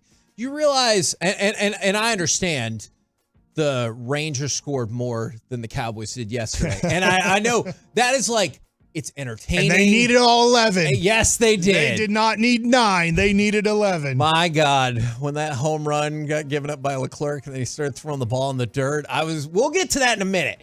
I was very concerned. But check this out. The Cowboys gave up more points in this game than they had in their first 4 games combined. That hadn't happened since the 1990 Los Angeles Raiders. And I just went back and looked just because I thought it was fun. Do you know that team made it to the conference championship and lost to the Buffalo Bills 51-3? So it's amazing, but God, wouldn't that be awesome if the Cowboys bounced back and lost 51-3? So the thing about that is I kind of look at the next, let's just say 4 weeks. And I know you have the bye week coming up after the Chargers game, but you found a team that was kind of spinning its wheels after that in the Raiders because they won 2 in a row and then they lost 2 in a row and they were kind of struggling, and then you got to the other side of it. That's what I'm curious about. I know people are going to focus in on the Chargers game, and we will too as the week goes along. Yeah. But what are they going to do beyond the Chargers game, beyond the bye week? Are they just going to be spinning their wheels, to your point about the Green Bay loss and that season spiraling out of control?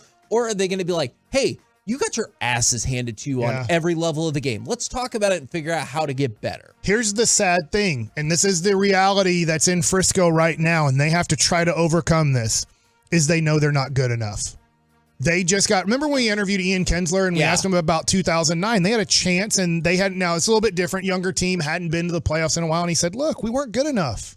We proved we weren't good Yeah. enough. Sometimes you're just not good enough. Well, there's proof now. You're not good enough. You're not close to good enough. Now, can you overcome that and become so much better in the next 12 to 13 weeks because you have a bye that you can change that scenario? Because most likely you're playing, if you get to play San Francisco again, most likely it will be in San Francisco. They're already 3 games up on you now. Because they hold the tiebreaker at 5-0 and you're 3-2 and lost head-to-head. So most likely, best case scenario, you win the division somehow by only losing 2 more games at most this year, and you can't lose to Philadelphia. You have to sweep. You have to go 6-0 in your division. You have to lose maybe 2 more games, and you are 13-4, something like that, and you hold the tiebreaker against Philadelphia, and you get into the playoffs. Most likely, then you get a home game, maybe another home game, and then go to San Francisco. That would be the pure hope and optimism from a Cowboys fan at this point. But they're going to have to overcome that in that room. And I wanted to put the Cowboys in this category. When you're an NBA team, the one thing about hope in Dallas for Luka is you have Luka, a top talent, and you have to have that in the NBA or you have no chance. New York Knicks had a better year than the Mavericks last year. Jalen Brunson did awesome. But they don't have the franchise player. Yeah, so they'll never win a championship until they get a top 5 player in the NBA on their team. And I think that's where the Cowboys know they're at. They have Dak, and they know they can't win with Dak. We'll be diving into this more and more as the show goes along. But from the 469, the 817, and another 817, there are questions about CeeDee Lamb. He looked unhappy. How, what's going on with him? Look, there are videos out there from the sideline yesterday where Dak is trying to get CeeDee to stop and talk to him, and he's like, nope, nope, nope. And Mike McCarthy's trying to get him to talk to him, and he just gives him the thumbs up, but doesn't walk over and talk with him. Look, there's palpable frustration on the sideline. But I will say this, good. There should be. Like, I'm not saying there's any problem with CeeDee and Dak getting mad at each other yesterday. There should be. If you're losing like that, you should be mad. And I'd be like, we'll get him next time. We're the KNC Masterpiece right here on 105.3 The Fan. Coming up next, it's Baseball Nuggets with Mike Bassick. All the things Bochy did, how do they always work out in October? Next. Football season.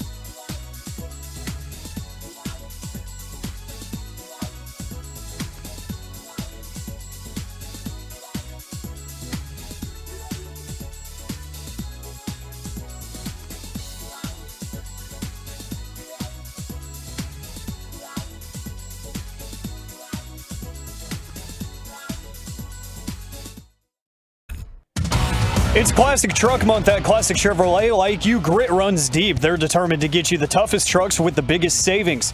Over 300 new Silverados on the ground, unprecedented one-time offers. Claim yours before it's gone. This is Texas. This is Classic Chevrolet. Find new roads. And the pitch. And that ball is hit high into the air, fairly deep out into left center field. It will find some space. It goes all the way to the wall. Lowe is in. Young being waved around third. Here's the relay throw. Not in time. Young slides and scores. And for good measure, goes back to touch up the plate just in case. Leody Taveras with a 2-run double. The Rangers have tied it here at 2. You know what I love about this? I can see Mike getting re-excited listening to the highlight. It is time for Baseball Nuggets with Mike Basak. All right, Kevin. I know Corey's not here, but in honor of the KNC masterpiece at Nice and in honor of 2 innings yesterday where the Rangers score 9, it's the Rangers no shirt 9! Oh my goodness gracious. I did not expect coming, that. Did you? No, and I assure you we did not discuss that in the break. Okay. I did not know that was going to happen. Let's go in order here and let's talk about Saturday first. And let's talk about Friday night. I have no clue that Andrew Heaney is even a consideration to start game 1. And I don't think many Ranger fans thought that Andrew Heaney, I just wonder if the Baltimore Orioles Friday night are like, what are they doing? So I'm glad that you brought that up because we were on the cruise and it's tough to stay informed of the outside world. Right. And so when I got a chance to watch the game on Saturday, because I was able to watch that as it happened, I was like, wait, what is happening? And I just desperately wanted to know what I had missed throughout the week that facilitated Andrew Heaney starting the game. Are you laughing at me being? No, I'm not naked. I have pants on. That is true. And trust me, there was a time when Mike Basak was with the G-Bag Nation that he came in. I don't remember if you had shorts on or what, and you were doing lunges and stuff. You're like, what do you think about this? I just had on my undies. Yeah, with my pants off 10. You're like, what do you think about this? Yeah. So, all right. So first, Andrew Heaney. What a great job, because you're just not sure. You're like, okay, is he just going to go 1 inning? Are they trying to go lefty 1 time through the lineup, then righty 1 time through the lineup, and Heaney's going to face 9 guys, and then Dunning's going to face 9 guys? And I do think that was somewhat of the plan. I don't know this. I'm guessing right now. But Heaney did so well that they kept him in. They're just like, let's see if he can get through the lineup again. Now, in trying to get through the lineup again, they did score a run.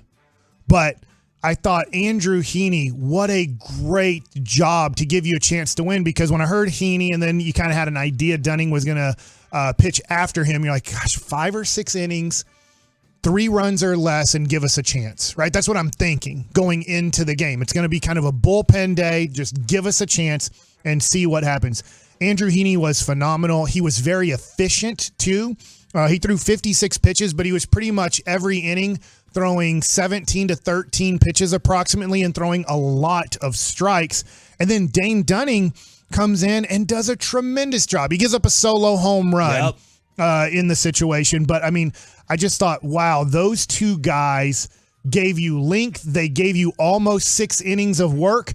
And then I think this is what was most surprising, I will be honest, to I think Ranger fans and to fans nationally that just have kind of your cliff notes of the Ranger season. Hey, they can explode offensively. They can get really cold offensively. Their starting pitching has been good this year, but they're so hurt coming into the playoffs, you just don't know what they can possibly give you. But man, if you can get to their bullpen, they are usually in trouble. If you can keep it within 1 to 2 runs getting into the 6th inning, you have a great chance of beating the Texas Rangers. They're going to have to beat you by adding on another 2 to 4 runs in the game to hold on and beat you. But Will Smith strikes out, I believe it was Gunnar Henderson, to end the 6th inning. Great job. And he went breaking ball the whole time. He didn't even mess with a fastball. If I recall, proves to be effective. Yes. Spores comes in, and this is where it gets crazy, right? Let's be honest here. 7 straight balls to start off the 7th inning. And I'm just like, oh my God. And they're not close either. They're not close. And I'm like, oh no, the pressure, the situation, this is different than Tampa because this place is sold out. They're going nuts. And oh no, the situation is getting to him. He's turning into Dak Prescott. Shut it down. Oh my gosh. Does that make a difference to you on, like, let's say ball 5 and 6? Yeah. If you're like, it was at least close. So I felt like, just to give you an example, jumping a little bit here, Montgomery's first inning, his first few batters, even though it wasn't, he got the first 2 guys out, but I wasn't liking his misses and I wasn't liking his execution of pitches. Yeah. So sometimes I can watch the execution and go, hey, that's a good miss. I'll say that a lot of times watching a game. That's a good miss because it sets up, you can either repeat, you can go to another situation because you're like, that pitch had a purpose. When you're missing bad, like Spores was, those pitches didn't have a purpose. Ball 1, 2, 3, 4, 6, 5, 6, 7, they didn't have a purpose because they weren't setting up another pitch. They weren't even that close. But what do you know? The son of a gun just found it. Yeah. And he doesn't even give another guy to get on base. He gets out of the 3-0 situation. He pitches a 7th inning where nobody scores. So you're like, all right. And then you go to Chapman and oh my God. And that was an oh my God moment too, because he's pitching and it looks like, oh no, this is going to be one of those Chapman situations where you can kind of tell after 4 or 5 pitches that he doesn't have it. I don't think our fans would do this, but one of the things I noticed multiple times, and this kind of ties into Chapman, about yesterday's game is the sarcastic rounds of applause that the Orioles fans were giving their pitchers when they got a strike. And then I started to think about if this was in College Station and the ball 5, ball 6, he looked, oh my God, it looked like it was going to be a disaster there. I know there's probably, I just don't remember, Elvis and Kinsler or Young and Kinsler, whoever it was in the playoff moments, or Beltre and Kinsler. I don't remember all the double plays turned in all the playoff games in 2010 and 2011. That might have been the greatest double play turn in the history of Texas Rangers baseball. When Chapman was on the mound and it looked like things were going to explode on you. And I believe it's 1st and 2nd. Yes. And he gets a ground ball to Josh Young, and Josh Young charges it with no regard for human life. He is focused. And they were talking about, sometimes you might look back at third base. Like, as soon as that ball hit the ground, he was like, we're turning an effing double play. And he went after that ball going, we're turning a double play immediately. And the ball short hops him. He scoops it. He gets rid of the ball quickly. It was not a good throw, which makes it even more impressive. Simeon, when I watched it at first, I thought, is Baltimore going to challenge? He stayed on the base on the double play. You did get the out at first. But I was like, are they going to challenge this situation? And then when you watch the replay, Baltimore obviously did not challenge because he did stay on the base. So the greatest double was play. A little high too on the flip. Greatest double play in Rangers baseball history. That was it, according to me. I have no clue. Maybe Eric Nadel, Chuck Morgan would be like, Mike, there's been plenty of other double plays that were bigger than that one. But right now, I can't think of any. And then Leclerc was pretty darn solid that day. In a 1-run game, Leclerc looked really good. So I know I'm running out of time here, but Evan Carter, oh my God. Evan Carter, oh my God. Now, I sent this. Are you talking about when he didn't open his glove up? Okay. I'm going to admit this. He doesn't look as comfortable in left field as you'd love for him to look come playoff time. This is a little bit of, you remember at the All-Star break, I actually asked G-Bag Nation to ask this to Chris Young right around early July. I said, hey, are you going to move? Ask him if they're going to move Evan Carter to left field to start getting him reps there, because that's the position that's going to be open. Sure. Ezekiel Duran started struggling a little bit. Jankowski was taking over, and I'm like, dude, Evan Carter's doing pretty well. If he's coming up to the big leagues, now Leote started struggling in August, and you thought, oh my gosh, do we need him in center field? But I'm like, don't we want to get him reps in left field? I've been through the minor leagues. I know how they've done this with other players throughout the history of baseball, and he kind of said no. But then you started seeing him move to left field a little bit after the All-Star break. So he has had, I'm going to guess in his life, less than 50 games, maybe 50 games in left field in his life. And the ball comes off the bat differently. There's hook to it. There's, what do you want to call it? Hook or fade, right? Or slice. From a lefty, there's slice. From a righty, there can be hook. He is having some issues out there. I'm being honest. But the dude is batting .500 with a 1.8 OPS. And then Bochy again, magic button pushed. We're asking him on Friday. Corey and I were interviewing him as you were not rehabbing. You were on a Cruise. Okay, you're on a cruise, not rehabbing. I got that one straight. Like We're like, hey, have you thought about, we're going to ask it, have you thought about Evan Carter and moving him in the lineup? He's like, we're thinking about it, but he's doing so great at 9. It's giving Simeon a lot of opportunities, who luckily yesterday he finally broke out of a big 3-game slump, and you could really go back to the Seattle series. But we need Simeon. If we're going to do this, if we're going to win this series, if we're going to win the ALCS, if we get there, Simeon has to start really getting back to that best hitter, best second baseman hitter in the game. But Evan Carter, I was looking at Juan Gonzalez's stats. Juan Gonzalez in 1996, in his prime, he goes 7 for 16 in that series, hitting 5 home runs and 9 RBIs and walking 3 times. In Evan Carter's first 4 games in the playoffs, Tampa and now Baltimore. And this is a 102-win team and a 99-win team. These aren't, they barely snuck in situations. I get it.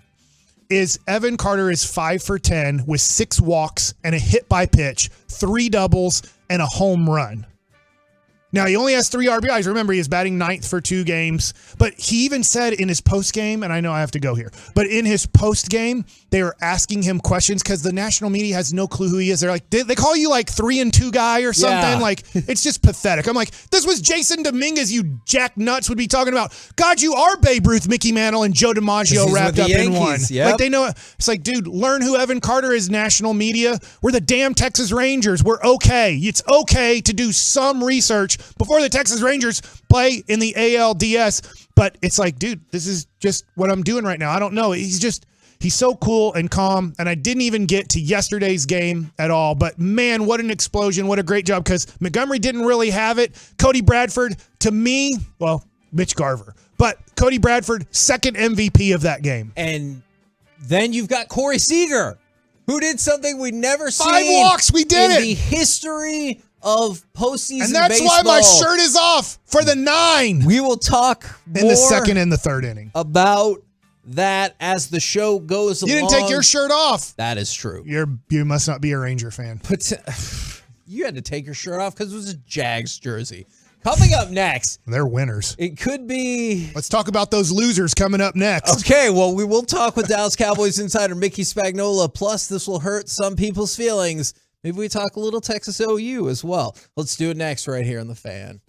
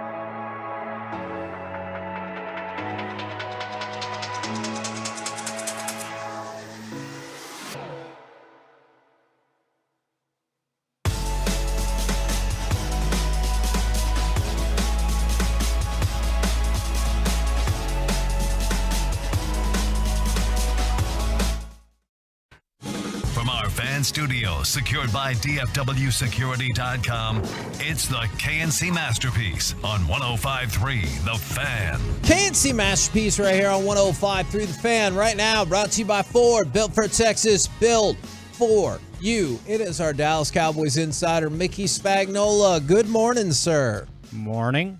So, yeah. Where do you want to start? See, that's a good question. And from the 682, this person is clearly a Sooners fan. They said this OU and the Rangers winning are the only reason I'm at work today after that Cowboys loss. And I already said I wish that the Rangers and Cowboys games were reversed in terms of the flow of the day, and that would have made life a lot better.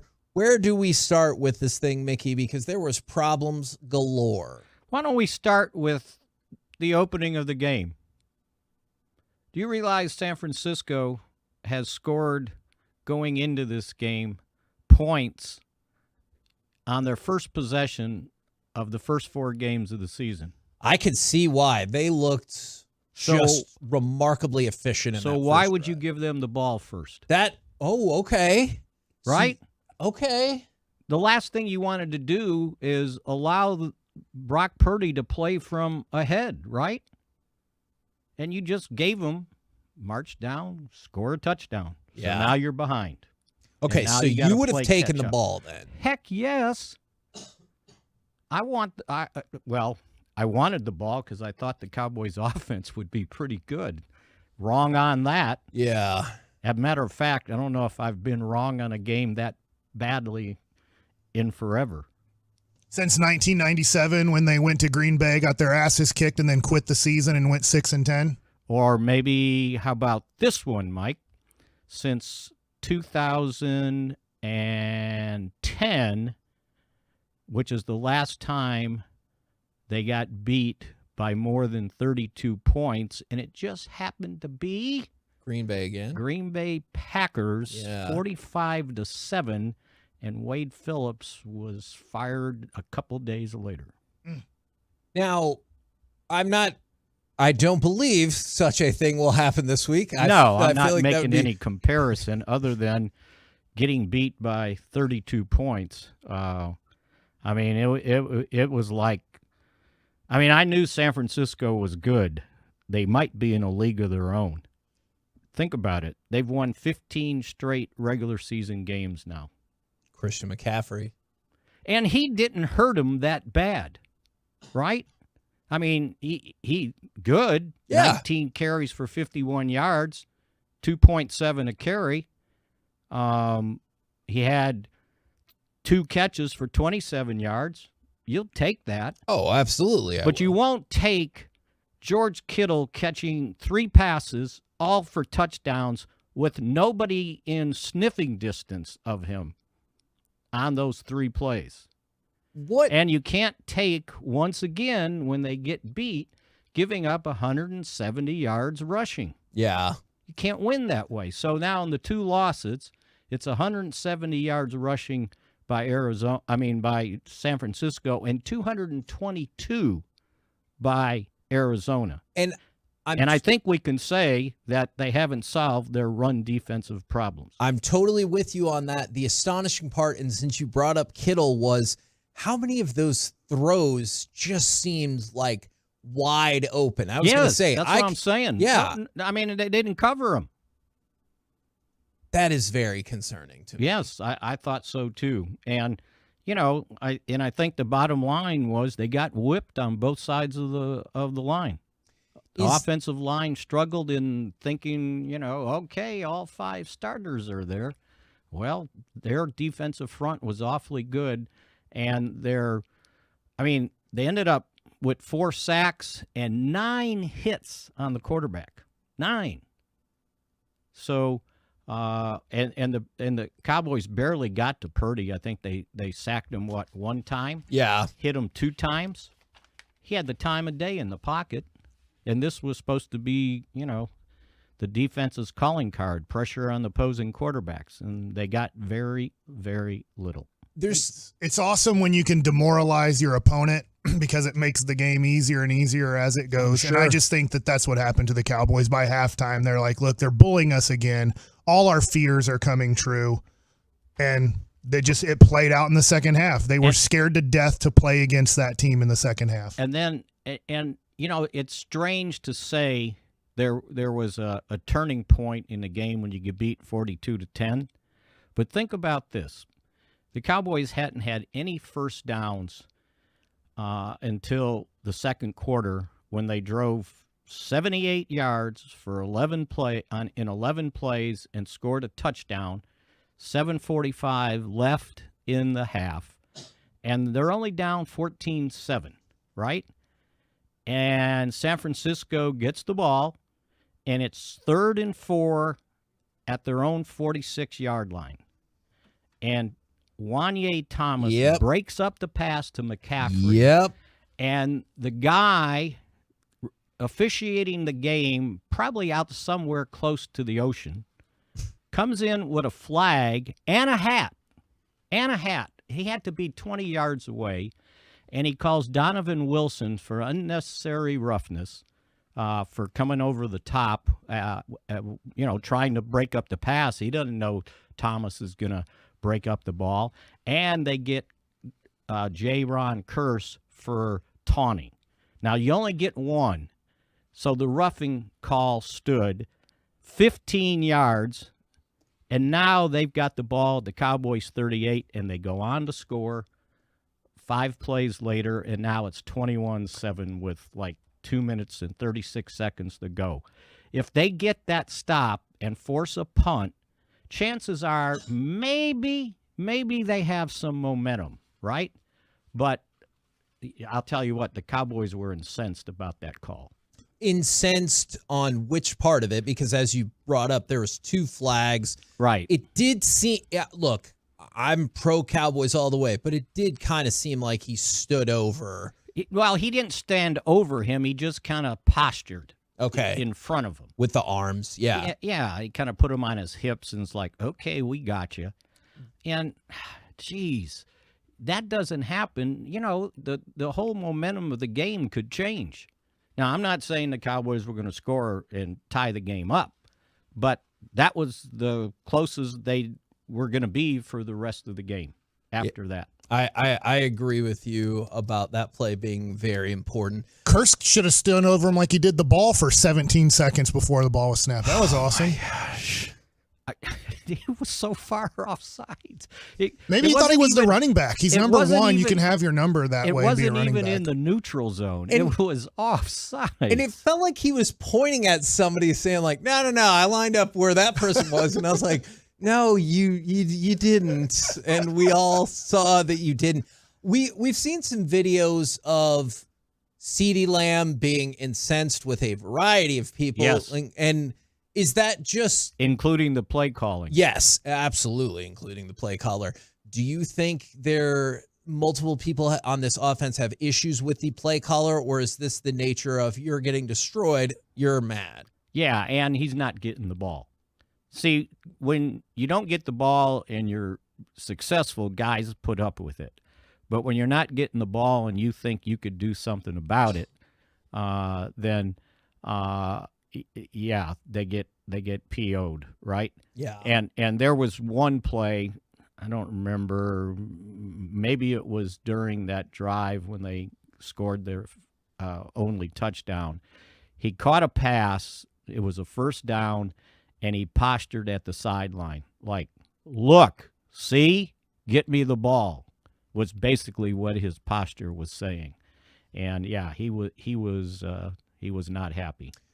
Well, but then when you get beat that bad and you only total 197 yards, 57 running, and you had to settle for a 50-yard field goal. Yeah.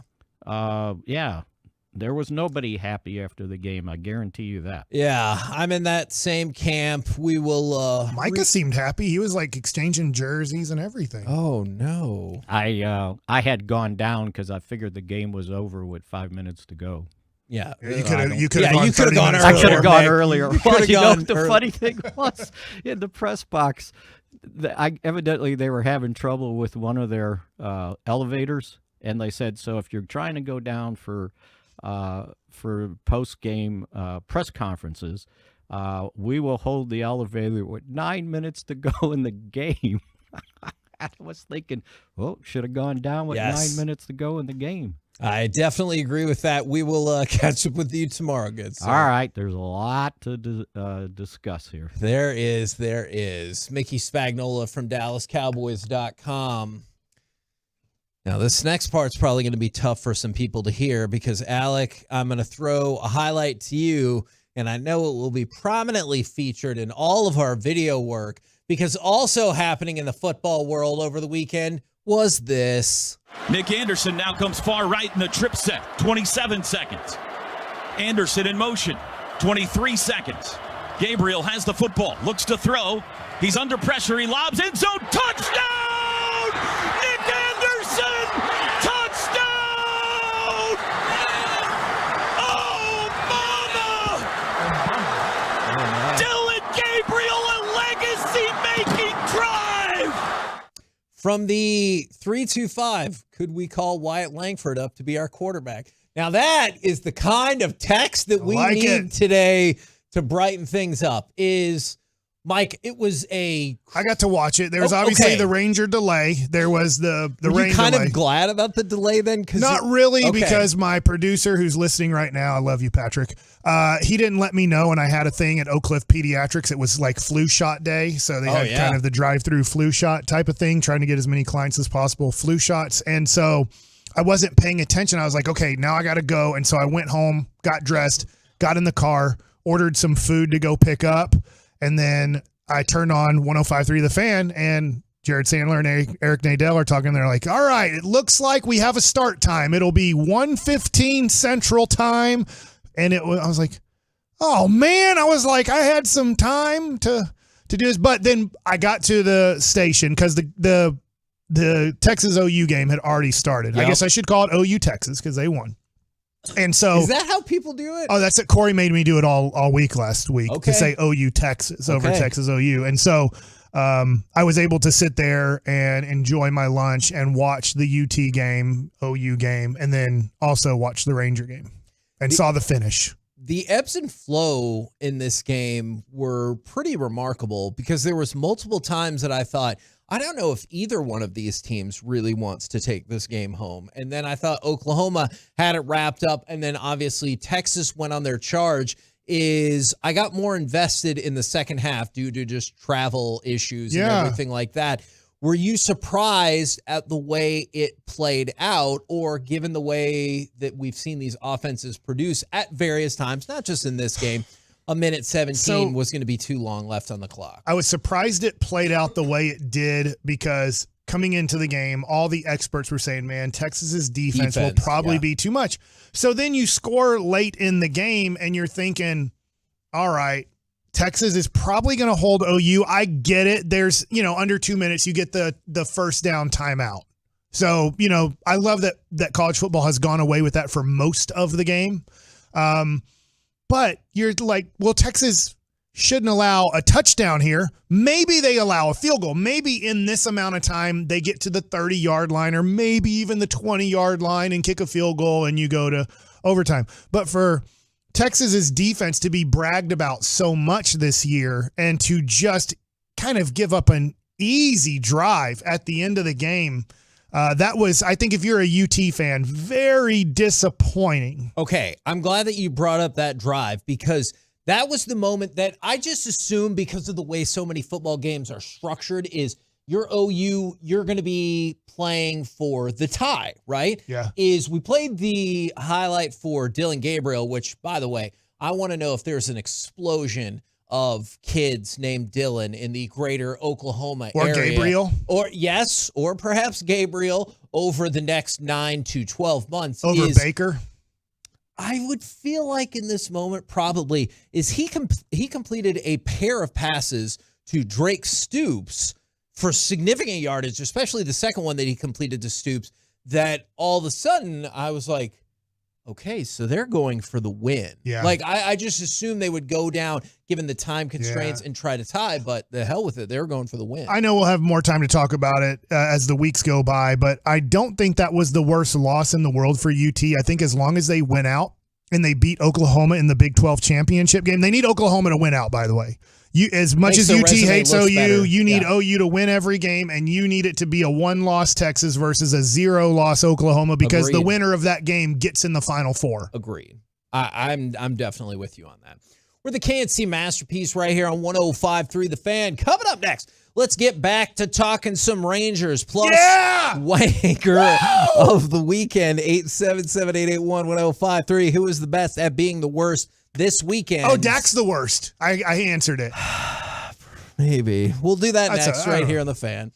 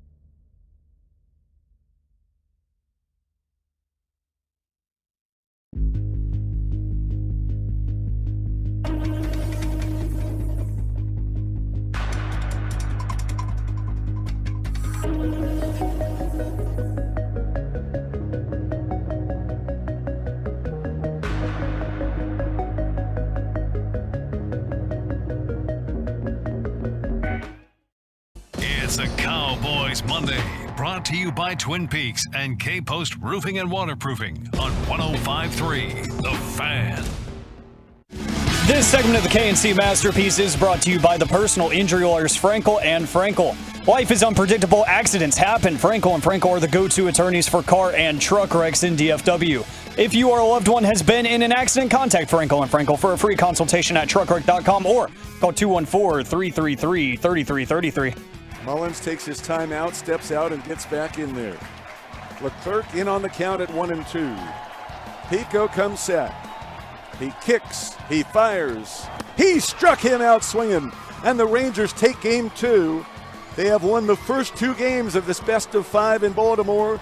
The final today, 11-8. Pico de Bayo. You get it? Because Pico is his nickname. De Gallo is what we have, but Bayo as in see you later. What do you think? That was pretty good. Yes! That was pretty good. Now, nailed it. Mike, we were just talking about this off air. If you're trying to plan your life accordingly, is you can hear the Baltimore series, the rest of the Baltimore series, which we hope is only one game, right here on 105.3 The Fan, is obviously Tuesday night, tomorrow night. Yeah. And then potentially, hopefully not Wednesday and Friday, but we were just talking about one way or another, the ALCS starts on Sunday. Yes. So it's not going to start on it won't start earlier Friday or anything like that. Right. Obviously, Houston and Minnesota. If you weren't watching, I totally get you weren't watching last night. The Cowboys just had a phenomenal Sunday night game that you had to stick with. Went very badly, quickly. Gosh, but it's the Cowboys, But anyways, Minnesota beat Houston, and it was just really weird. I'm not giving him all the credit, but it was just really weird in a big situation. Carlos Correa is up at the plate in Houston to kind of put a little bit of a nail in the coffin of the Houston Astros. Yesterday's just one game to tie it up at 1. But even if Houston goes to Minnesota, wins 2, or Minnesota wins those and Texas wins tomorrow, they don't start the series early, which they will do sometimes in basketball. For non-NBA finals, they'll sometimes move up the schedule if both teams get rid of a series early. I think you'll get a kick out of this, and I bet a lot of people felt the same way over the weekend from the 254. I screamed, "Let's effing go" into a pillow when Heim threw Gunnar Henderson out at, was it Gunnar Henderson? Yeah, it was, because he got on base, okay. And then Hicks was up. And at the time, I'm watching, and I'm like, I can't believe they tried that, because to me, I thought, they don't believe with nobody out that they can string together a couple hits right now, but they had a hit and run on. And Hicks, I loved how people are like, well, he made up for it because he got 2 RBIs to start off. Thinking like, no, you can't make up for it. That game's over. You helped lose that game. I can't, unless you hit the game-winning home run or you had 7 RBIs the next day. You majorly contributed to a loss by not knowing the signs. And so it's looking like, in terms of tomorrow, if you want to get amped up for Rangers game day, we'll be like, I guess he did have 5 RBIs, so he was only 2 short of the 7 yesterday. But you still say didn't make up for it. We'll have Bruce Bochy on tomorrow. Maybe somebody else? John Smoltz. Let's just say it, man. Okay. Hopefully we get Smoltzy. John Smoltz. I've requested Michael Young also tomorrow. I've also requested probably the toughest guy to get, Jared Sandler. Okay. So as we get ready for game 3. You know what probably doesn't help, Mike? And then we're going to talk about Wanker of the Week. Actually, we're going to start Wanker of the Weekend right now. I'm going to pull everybody into this conversation because I know damn well at some point, Mike, you recognize this and you just don't care. Here's something about Mike that you need to know. And it's going to impact your life if you ever text with Mike. If you get included in a group text with Mike at any point, doesn't matter if that business is done and has transpired, you will stay in that text until Mike gets involved in another group text. We were having a conversation with Jared. Alec is in this text as well. We were. Good for you, Alec. You get to hear what I had to say. We were having a conversation about the whole Creed thing, which I know we'll get into more as the show progresses. And then we had transpired, that business was done. And then it turns into, because Mike's like, no, this is our show thread now. Then it turns into a running commentary about the S show that was the Cowboys game last night. And Jared's still attached. At least Alec is on the show today. Reggie's got his own show tonight, The Get Right. You should always check that out, 7 to 11 on The Fan. And he'll be with us tomorrow. But they were all caught up in Mike and I guess everybody else's thoughts about the Cowboys game. Yeah. But then I decided to start texting about what we could possibly be doing for the Rangers situation for tomorrow, because Monday's show sheet was obviously pretty full with the Cowboys' great Sunday night football game. Get your popcorn ready. And then the Rangers going up 2-0 over the weekend against the Baltimore Orioles. So what did I do? What did I do wrong? You didn't do well. I asked if you guys wanted Jared Sandler on Tuesday, and he was part of the conversation. I have seen you get into trouble in the past having, yes, I have. having group texts with people when you don't look at who's on the group text. It said 5 people. I knew that you and Corey were on it. That's the 2 people I needed on it. Okay. So other people were on it. They saw my business. It happens. Oh, my God. For the 806, the Rangers are America's team now. And from the 817, Micah and Dak are the wanker of the weekend. Look, you could throw all of the Cowboys in there. I wanted to ask you another Rangers adjacent type person. Did you get a chance to see why the game 1 got delayed? Rain? Besides the rain. No. Somebody ran on to the field in their Virginity Rocks Speedo. Virginity Rocks? Virginity Rocks. Okay. All right. And so they had their Speedo on and they got arrested. By the way, this guy looks like an adult, but he's a smaller person. He had his black socks and his black shoes on and his Virginity Rocks Speedo and ran onto the field, and he got detained by the police. I've always heard, I think Mark McLemore taught me this, it's really stupid to do that on a Friday or Saturday, and then especially if there's a holiday on Monday, let's say like a Veterans Day or a Memorial Day or some sort of kind of national holiday, because you can't get out of jail. You can't post bail until it opens. So if you do it on a Monday night, then it's kind of like you might have to spend the night there, and then Tuesday morning somebody can bail you out. But when you do it on a Saturday, they put you in jail and you can't get out until Monday because it's kind of offices are closed. If he was right about that situation. I haven't seen the follow-up to see if he admitted that this was a bit or whatever, but otherwise, I don't know if people can read that. So I want to stick with Rangers, and I don't want to say wanker here, but I am, because this is what it is. I was surprised. I called up Jared after game 1, Sandler, and he was doing the post game on radio. I was doing it on television. I said, man, if I'm Baltimore, you have time here. Brandon Hyde, he's probably going to win Manager of the Year. Nobody expected Baltimore to have the best record in the American League. So even though that Bochy's probably going to get some votes and probably finish in second, probably Brandon Hyde's going to finish first, I thought, do you want to go with a rookie? I get how great Grayson Rodriguez was in his last 13 starts after getting sent down to the minors, 2.58 ERA, throws 100 miles an hour. I get all those things, but you just lost game 1. And now you feel like, as a Baltimore Oriole fan, you kind of feel like we are in bad shape. Let's point out, the Rangers have done this, Kevin, right? Twice in the short history of the Rangers playoffs. In the postseason. Now, is 2010 and 2015. The Rangers have done this. And that 1-2 on the road to start a 5-game series. And it hasn't.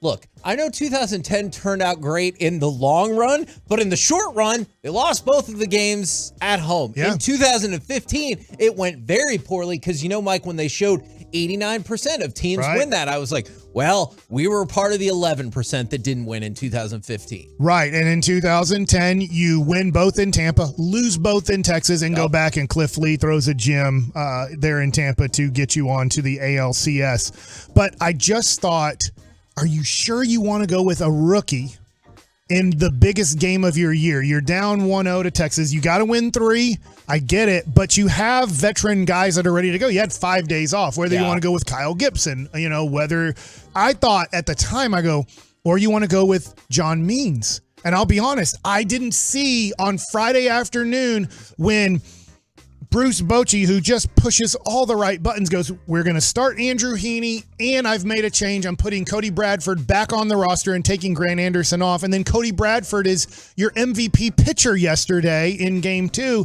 is I just thought, dude, we can't hit lefties lately. That Anaheim series, you had Reed Detmers. I'm sorry I'm drawing a blank on the other lefty that pitched against us a couple weeks ago, but I'm like, we did not look good. And the other thing, too, is Evan Carter, who's one of our best hitters, second best hitter, probably to Corey Seager right now. You could argue maybe the best. It is kind of feeling like you put him in a bad situation, and maybe the Rangers are like, you know what, we're just not going to start Evan Carter till we get the lefty starting pitcher out of the game. And then he's like, dude, shocking news to everybody Friday afternoon. Brandon Hyde's like, John Means, who had a good September, he's now having discomfort in his elbow and cannot be active for this series. So now you're back to, all right, they start Grayson Rodriguez, and he just really struggled again against the Texas Rangers. And he's going to be great. Get the Orioles while you can, because their youth and their talent is really good, but the Rangers right now are taking advantage of the youth. How important was it to take, while you're talking about that, to get runners on early? Yes. And really rattle. But yes. And you had bases loaded both times, right? You had bases loaded both innings to start the game. What I mean by is Rangers load the bases. They don't get any runs. By the way, what did Evan Carter do again? He drives a walk there and keeps the inning alive, batting in the 5-hole. And then Baltimore gets the bases loaded and they score 2. And you're like, oh, son of a gun. Like, Montgomery's been so nails, and he's not nails right now. You could tell he was a little bit off as that first inning started. But then to come back and answer with a 5 spot in the second inning, and then relentless.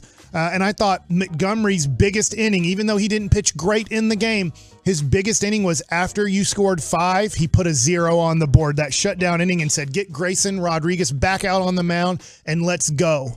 And the Rangers just would not stop, and they needed every single run they got yesterday. Man, did they ever. Because, look, 9-2, you feel like you're definitely going to win the game, and then 11-5 going into the last inning. You think you're going to win the game, but you're right. You did need every bit of that. Do you want to hear that home run right now? I have to hear the home run. It includes Creed, it includes Mitch Garver, and it includes salami time. Let's go. It's only the top of the third.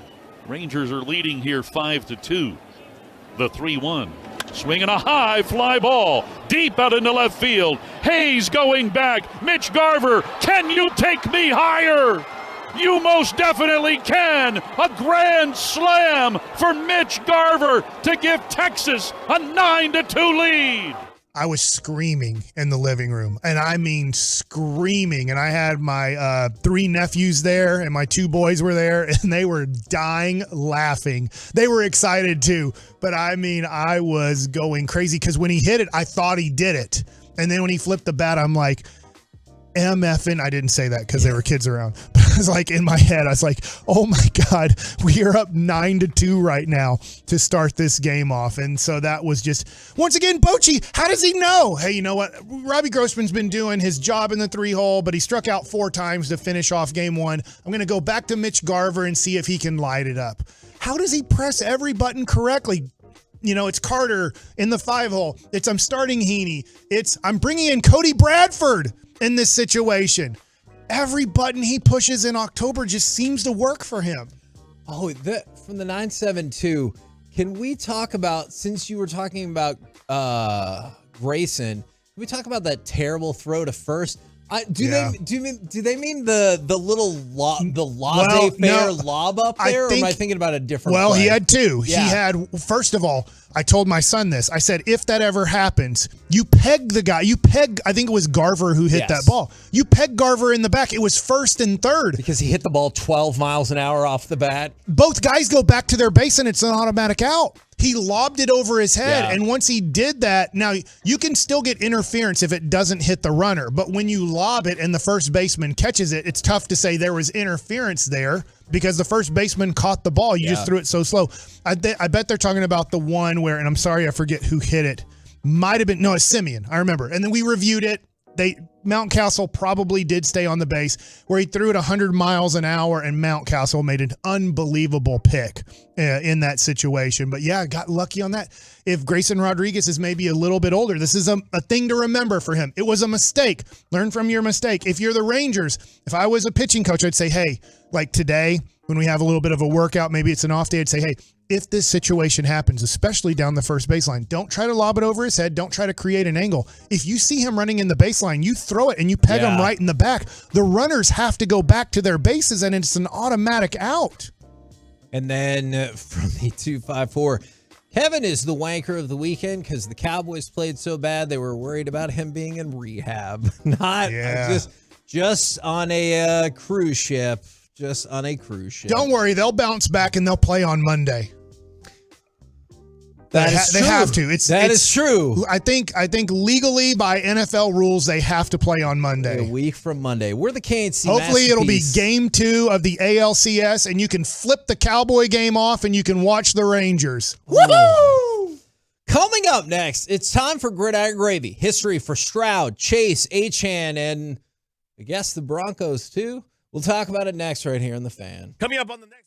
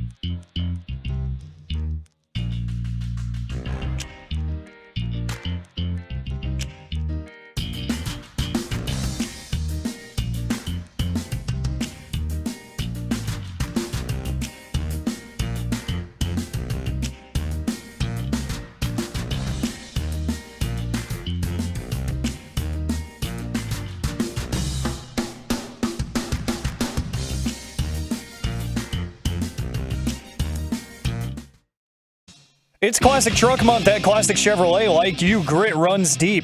They're determined to get you the toughest trucks with the biggest savings. Over 300 new Silverados on the ground and unprecedented one-time offers. Claim yours before it's gone. This is Texas. This is Classic Chevrolet. Find new roads. Burrow. Pressure comes.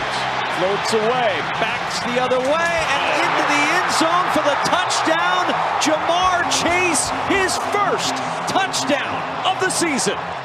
KNC Masterpiece right here on 105.3 The Fan. We're going to do some gridiron gravy, but just so you know how amped up Mike is, they're showing bullpen, and Mike asked, did you think that Brock Burke was going to pitch without a hat on in the game? Yes. Oh, no, he runs out there. I did not think that, Mike. We have seen every once in a while, there'll be a guy that goes on deck, even in the major leagues, and they forget to put their helmet on, and then they have to jog back to the dugout and laugh because they forgot to put their helmet on. But we are watching history here. Cano for the Orioles goes down in history just like me with giving up the record-breaking home run to Barry Bonds. Look, Cano has the record-breaking moment against Corey Seager. I hear what you're saying, Mike. I don't think that will be as celebrated, although it's incredible. I think getting 4 walks in any baseball game, let alone a postseason game, is incredible. And then to get the 5th one, absolutely amazing. But right now, it's time to go around the entire NFL and dip into some gridiron gravy. 49ERS. Is that how you spell it? I don't know why I didn't know that was going to happen. I should have known that was going to happen. I was thinking about buying a Brock Purdy jersey last night. I need one. I like him. Just don't wear it He after has the the 49ers it game. factor. Shut up, Mike. He reminds me a little bit of your favorite. I know. He's awesome. I saw it yesterday. Joe Montana? You don't need to tell me that he's good. I saw him surgically dissect this Cowboys defense. I saw it. Our boss might be related to him. No. Steve DeBerg was our quarterback. Okay. I'm so glad that you played that. All right. What's around the NFL? Because I'm pretty happy. Jamar Chase and the Bengals as a whole shook off.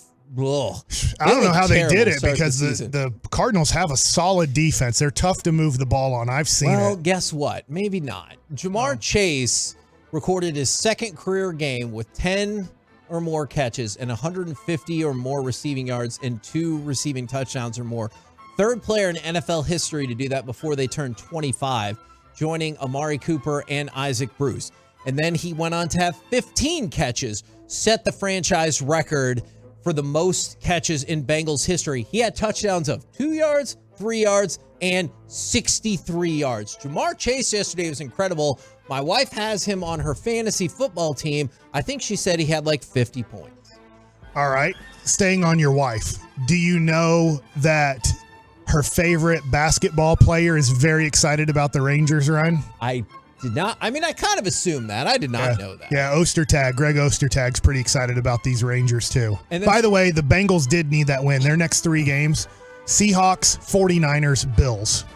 And then I'm not sure if this person thought this is going to be controversial from the 4-3-0.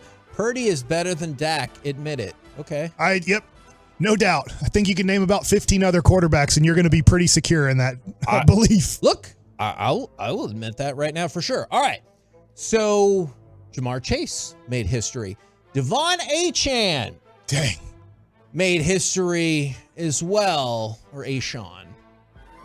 I thought they were saying Achane during the game because I watched some of it. The long E. And I have to watch A&M football because my son loves it so much. And I'm wondering. And they called him A-Chain there. Right, and that's A-Chain. what's throwing me off. Is that, hey, Jimbo, if he was that good, why didn't you use him better? Think about this. This is crazy. This might be the wildest stat you'll hear all day. He had a 76-yard touchdown run. Amazing. He had 151 yards on 11 carries. He became the first player in the history of the NFL to run for 100 or more yards on 10 yards a carry in 3 straight games. Dude. It's never happened ever. 3 straight games of more than 100 yards on 10 plus yards per carry. It is mind-boggling what he's doing. We talked about it last week, and obviously, because I couldn't remember who the Cowboys took in the 3rd round, and it's because he got hurt, obviously. So I'm like, hey, 3rd round, because this guy Achane was a third-round guy, and this was before yesterday where he had another great game. I'm like, the Cowboys, even before last night's game where they played their hearts out, I was like, dude, should we have taken this guy? But it's tough because Overshown would have had a valuable role on this team. Yes. But it definitely looks like you could use an Achane too. But don't worry, the Cowboys will figure it out. Well, and by the way, talking about the Dolphins, here's another wild stat about them. 524 yards of offense yesterday. That's their third best for the year.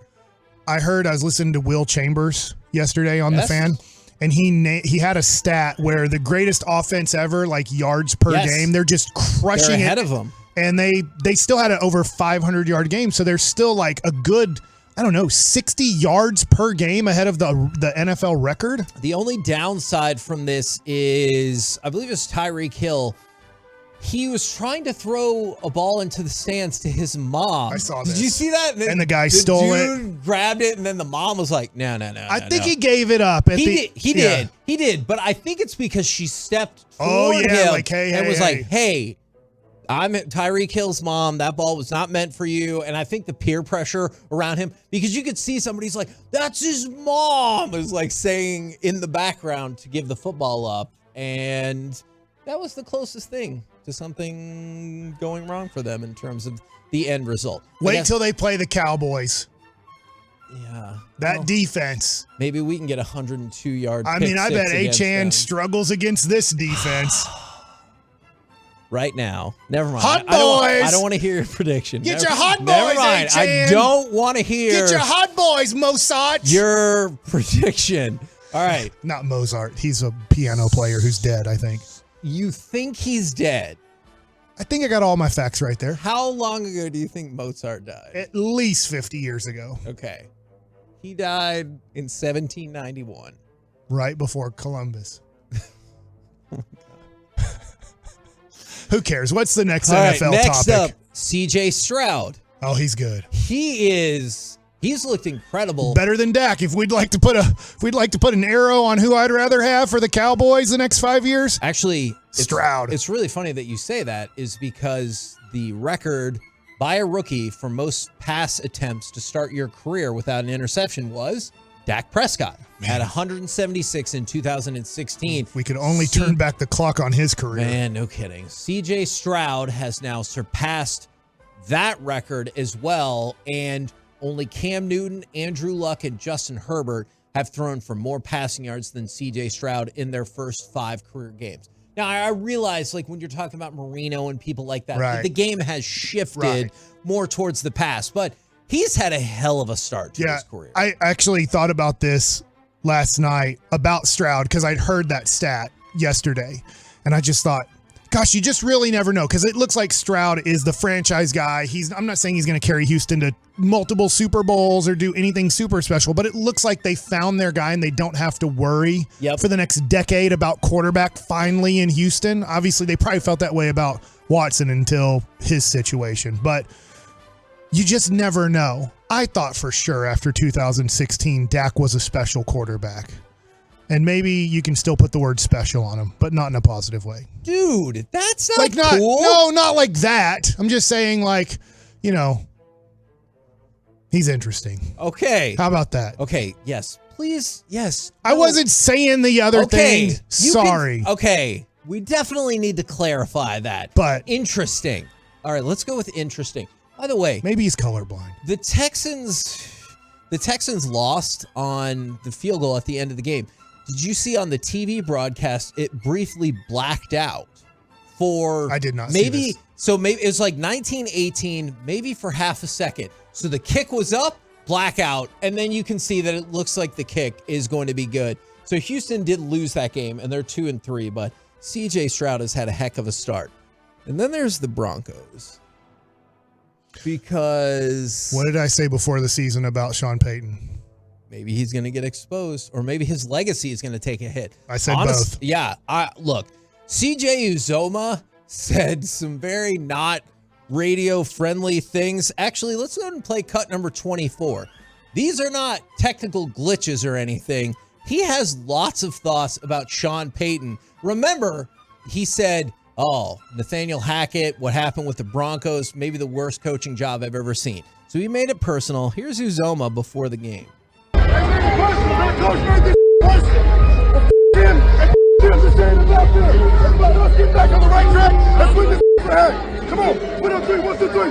Now, I know it's tough because of the music going in the background, but he said the coach made this S personal. Well, F him and F them, and then said, but this ain't about them. This is about us getting back in the right track. Let's win this B for Hackett. And so the message kind of goes all over the place. It's not about them, but then it definitely is about Hackett. But this Broncos team looks just They do have their awful. first pick. So I was looking because they traded 73,000 picks to get Russell Wilson and Sean Payton. Do you think they screwed up by beating the Bears? Yes. I'm with you. Yeah, I think that it's going to be weird because then you're going to take one of your few picks over the next 2 years, take a quarterback to replace Russell Wilson, and I don't know how they ever get better. That's the thing. I just don't know how Denver's in a 5-year rebuild, and I don't know how they get better. I'll have to tell you at some point, maybe on air, maybe off air, about a conversation I had with an old lady who was a Broncos fan during the cruise, and she was very concerned about what was happening with them. Coming up next, well, speaking of concerned, let's talk with Dallas Cowboys Executive Vice President Stephen Jones right here on 105.3 The Fan. You are dialed in to the North Texas Baseball Show of Record. It's the KNC Masterpiece, featuring former Rangers pitchers Mike Bassick and Derek Holland on 105.3 The Fan and the Odyssey app. This Odyssey Sports Minute is brought to you by Bosch Power Tools and Autoflex Leasing. This is Andrew Perloff with an Odyssey Sports Minute sponsored by Northern Tool. Start solving your projects today at northerntool.com. We're made for this. The San Francisco 49ers made a statement on Sunday night. They thoroughly beat the Cowboys and showed why they're the team to beat in the NFC. What makes them distinctive is how many ways they can beat you. Last week, Christian McCaffrey had 4 touchdowns. This week, it was George Kittle with 3. Their defense is loaded with stars. Their quarterback, Brock Purdy, has emerged as an MVP candidate. I'm Andrew Perloff.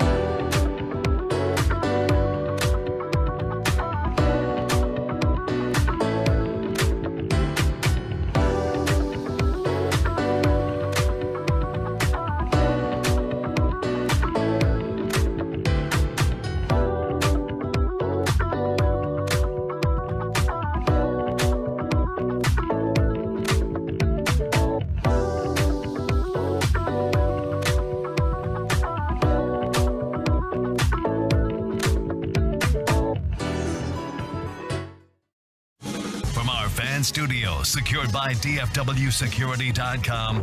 It's the KNC Masterpiece on 105.3 The Fan. KNC Masterpiece right here on 105.3 The Fan. Right now, brought to you by Ford and your North Texas Ford dealers. Ford, built for Texas, built for you. It is Dallas Cowboys Executive Vice President Stephen Jones. Good afternoon, sir. Good afternoon. One of the things that Dak said in the postgame yesterday is that was maybe the most humbling game that he's ever been a part of. I was curious your thoughts about those comments, and then also how long has it been since maybe you felt this way after a game? Well, obviously a very difficult game. I mean, you got to start hats off to the 49ers.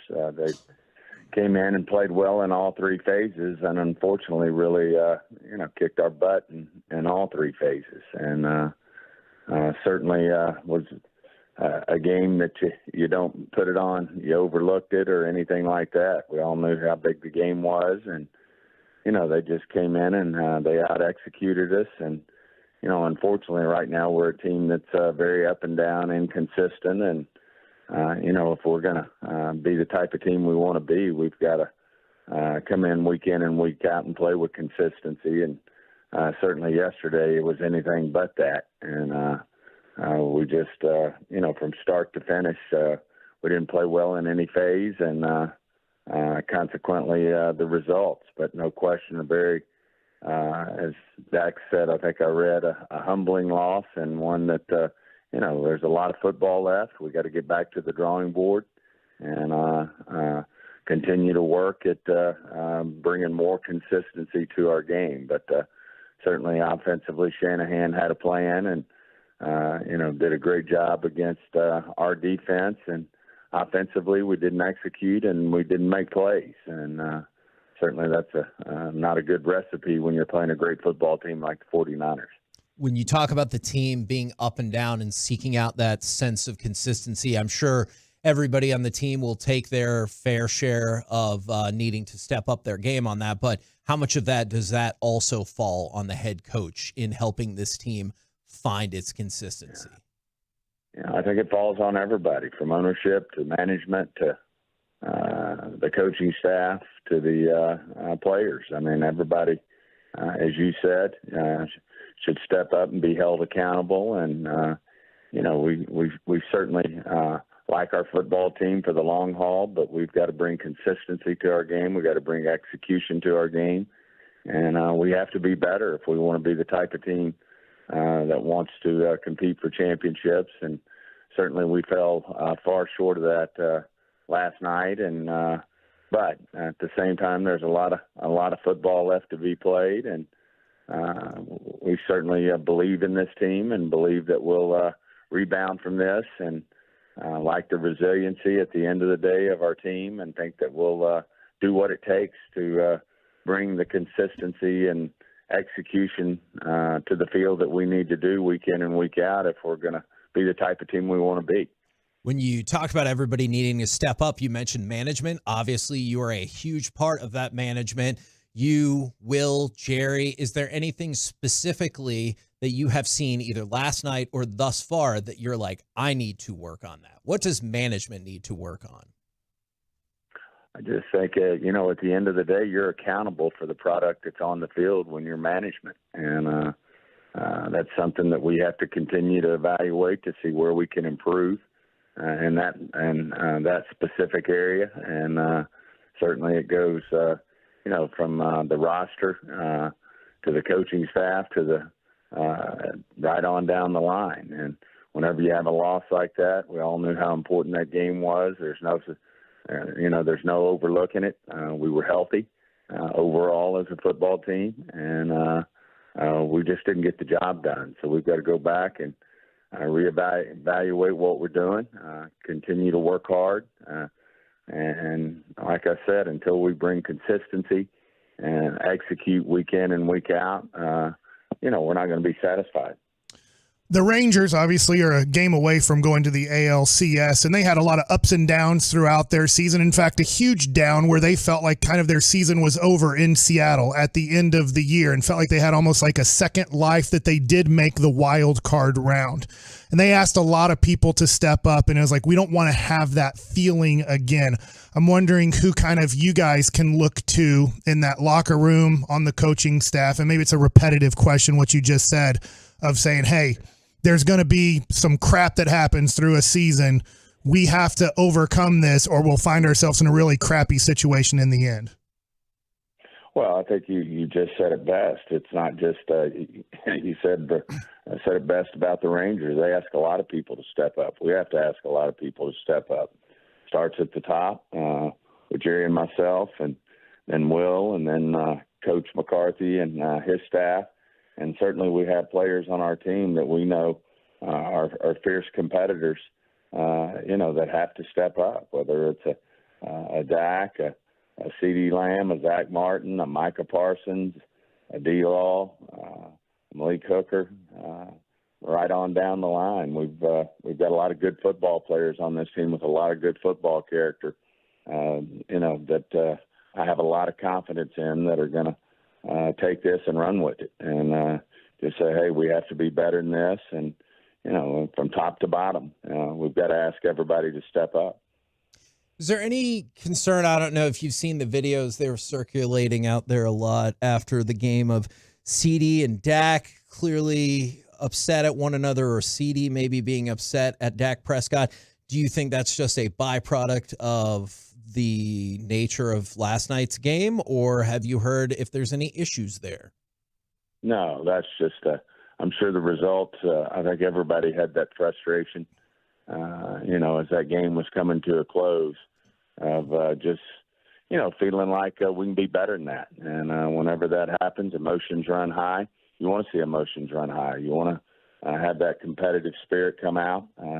And certainly when you're not getting the job done, then, you see those type of frustrations. But those are all things that we can learn from. Certainly, I think we do have great leadership on this football team, as I mentioned, from Zach to Micah to right on down the line, the Zach Martins and Tony Pollards of the world. I mean, we've got a lot of really good football players who are fierce competitors that there's no doubt in my mind will step up. A lot of great experience on this coaching staff of coaches who have coached championship teams, coached in championship games, and know what it takes to win at this level. And, we, as an organization, albeit it's been a while, all know what it takes to win a championship. And, we've got to all step up, rally, and I think good things are going to happen ultimately to this football team, because there's a lot of football left. Steven, how well do you feel like Dak has grasped Mike McCarthy's offense? I think he's doing I think he's grasping it for sure. It's a work in progress. There were changes, and I was talking to Chris Collinsworth on the sideline. I mean, you don't just get your hands around something, what you're trying to accomplish. In the first part of the season, we have to build. We have to learn from tough experiences like we went through last night. But I think this group will only get better as they continue to get their hands around everything that we're trying to accomplish in this offense. Is there like a time in the season or a stretch of games where you would hope that Dak has, maybe not mastered the offense, but has as good of a grasp as you'll probably get in year one? Does that happen? Go ahead. I just think I think it's week to week. I mean, you want to get better every week, and that's what we've got to continue to do as a football team. Obviously, we didn't get that accomplished this last week, and hats off to the 49ers. They probably had a lot to do with it in terms of playing a very seasoned team that has been proven to be a great defense. Obviously, they executed at a high level on offense last night, and they dominated the game in all three phases. And we have to go back to the drawing board there, learn from that, and continue to build on a lot of the good things we've done this season, and certainly learn from where we've struggled and get better.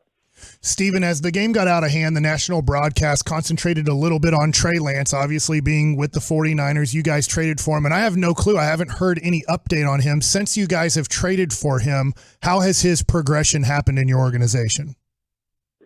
I think he's doing a great job for us. I think he's, certainly embracing his new opportunity here. Obviously, when you get a guy who doesn't get to go through any of the off season or training camp, and you have an established quarterback in Dak Prescott and a solid backup in Cooper Rush, you're not going to get a ton of opportunities other than on the practice field, working with the scout team, and then working your butt off in the meeting rooms and learning the offense. And that's exactly what he's done. So we feel good about Trey and what he's doing with us. I know he'll continue to grow. Does he get any first-team reps, or is there plans to try to have him work with the first team to have an idea what it'd be like to work with the best?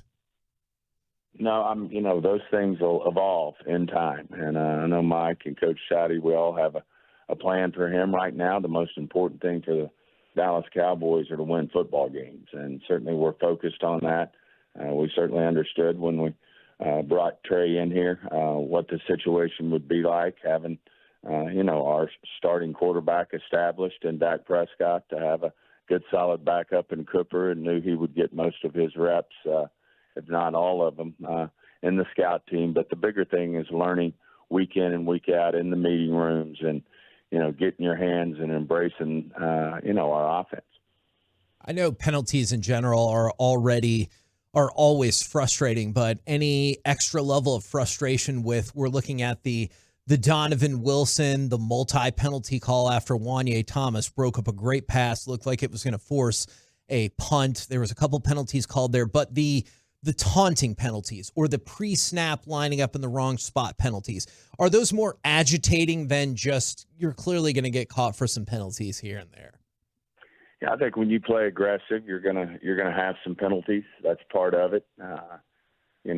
Certainly we had some inopportune penalties in terms of our situation last night, and those are critical situations, and obviously an area that I know Mike and Dan and everybody will focus on. So we've just got to continue to work to be better as a football team and improve. And as I said, there's a lot of football left, but we've got a lot of work to do.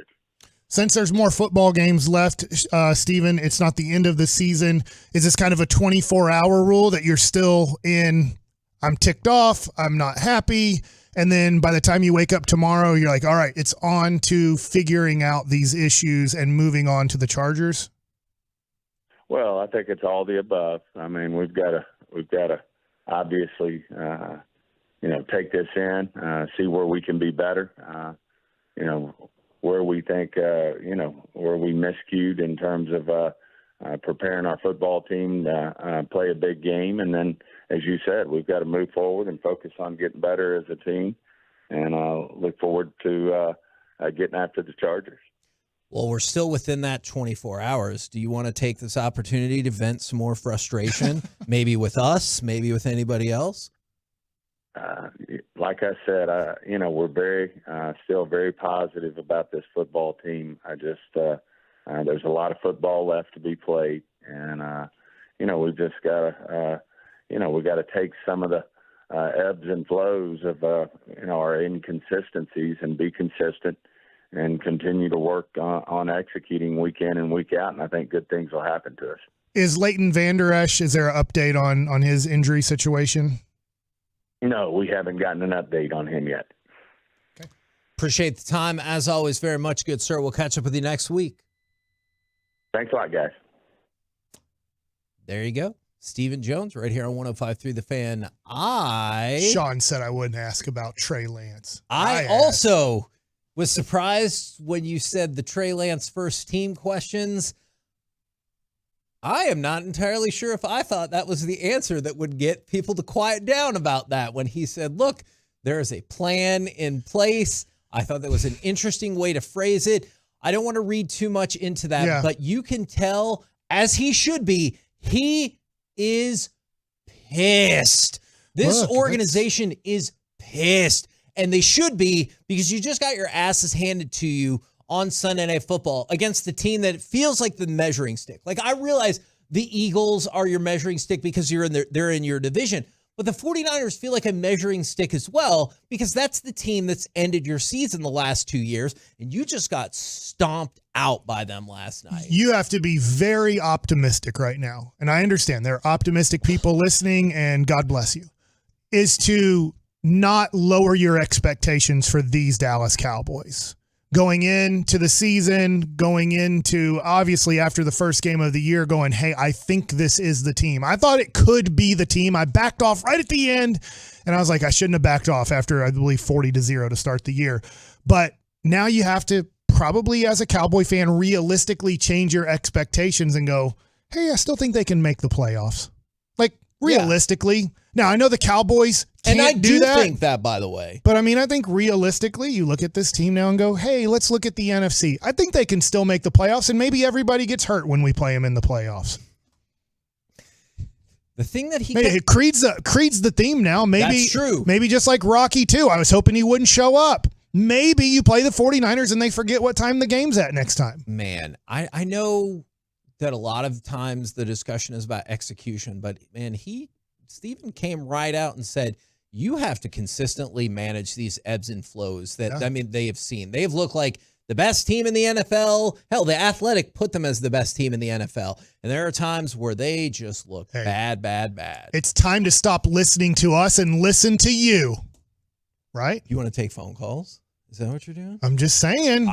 Do you want to take phone calls about the Cowboys or the Rangers? Hey, everybody says we're not talking enough Rangers or we're not talking enough Cowboys. It will be up to the listener because we're going to follow your lead. Okay. If you want to talk Cowboys, we have to do it. If you want to talk Rangers, we have to do it. I'm hoping it turns into the Bruce Bochy apology forum. Let's talk about that next right here on The Fan. Are you ready for some commercial-free KNC masterpiece? Yes, of course. It's happening next, all the way until 1, right here.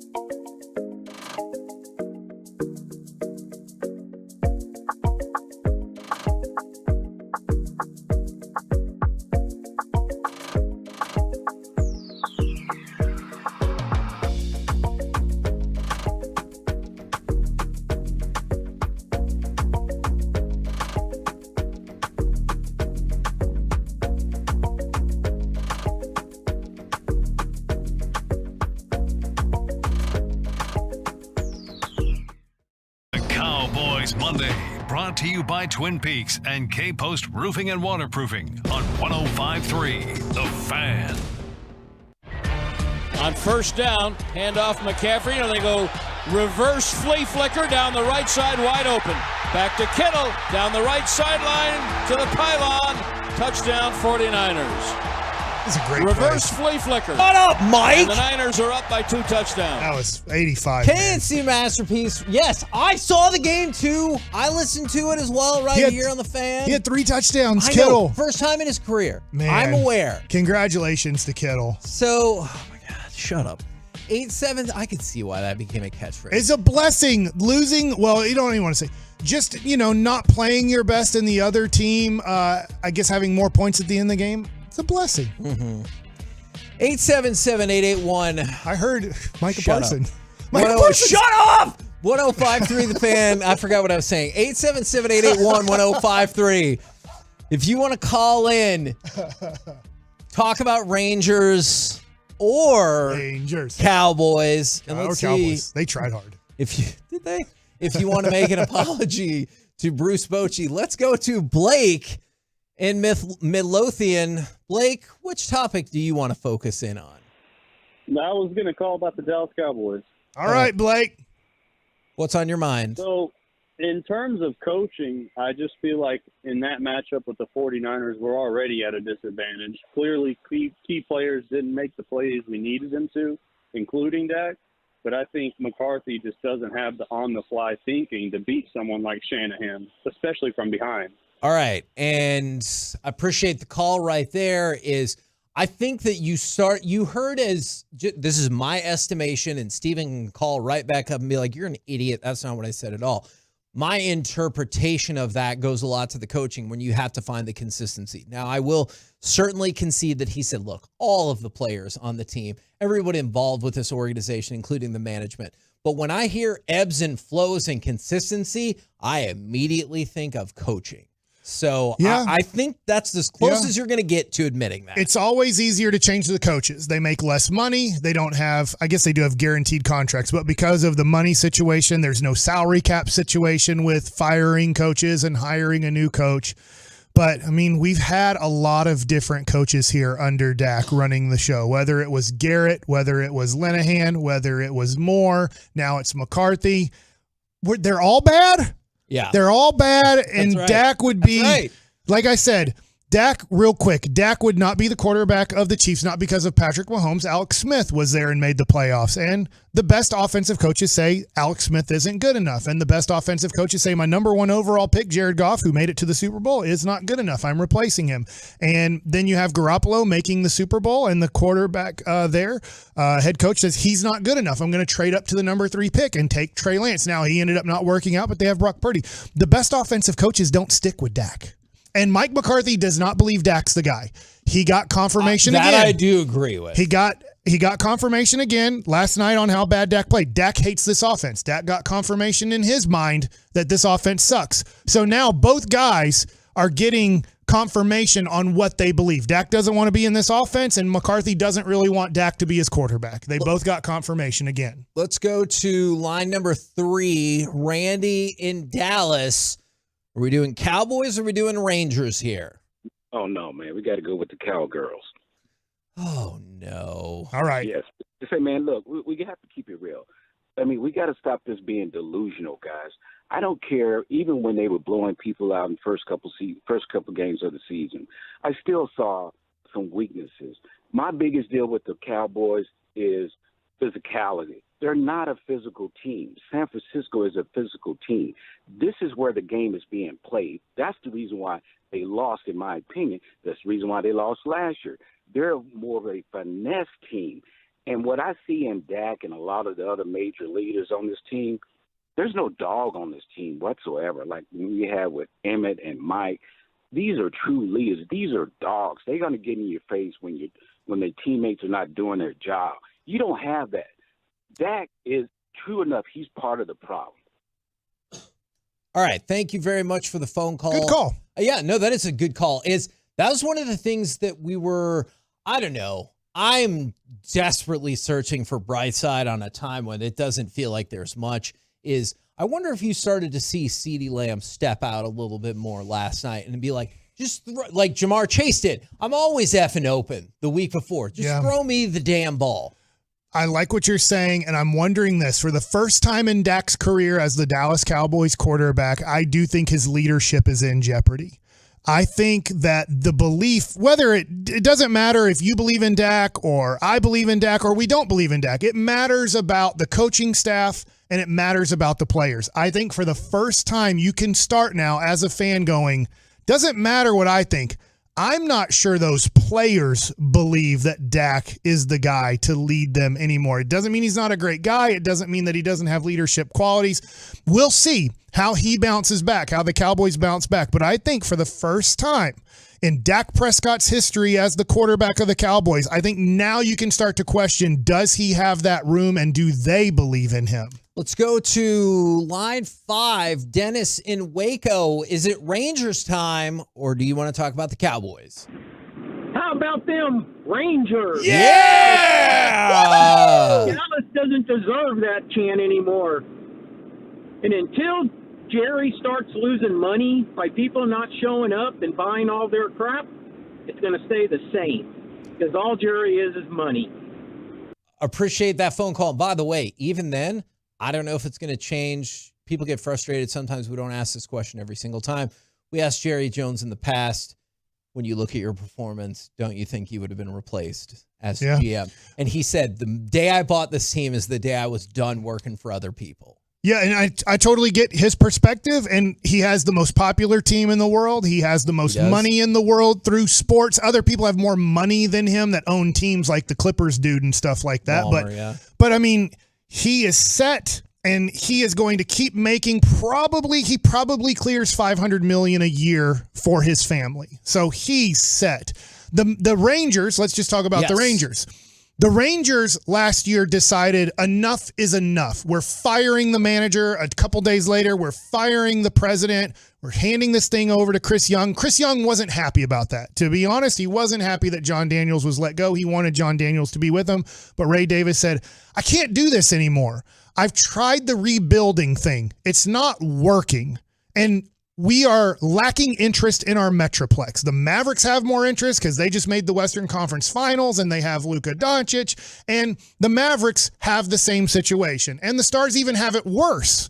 The Stars are the ones that really have to win to get our attention. But so do the Mavericks and so do the Rangers. The Cowboys don't have to, and they never will. It'll never change. Yeah. So the Cowboys will never have to have that moment where they say, we have to change the way we do things because our area and then the national coverage isn't here for my team anymore. Let's go to line number 6. Gabe in San Antonio. Are the Cowboys and the Rangers at the front of your mind? Yeah. So I hate to be the bearer of bad news and sound like a sore loser, but Cowboy season is done. Now, let me explain why. Oh, dear. Going into the season, what was the expectation? NFC Championship or bust. It wasn't make the playoff or bust. It wasn't win a playoff game or bust. It was make the NFC Championship. And right now we are a wild card team, maybe a weak wild card team to the Los Angeles Rams. All right. So we would have to go to at Philly or, God forbid, go back to 49ers to meet them in a divisional round. And right now we don't win those games. So we'll still put up some numbers. We'll still win some games in the season, but I'm afraid the season's over. Go. I appreciate. He said, "Go Rangers! We got him on. Go Rangers!" I will tell. Can I just say real quick? I agree with him, and I don't know if the Cowboys want to even be in the fight anymore. And what I mean by that is, look, I'm not ready to say that. They're humans, and they might get close to the end of the year, kind of like the Mavericks, and say, do we want to be in the play-in situation? We quit.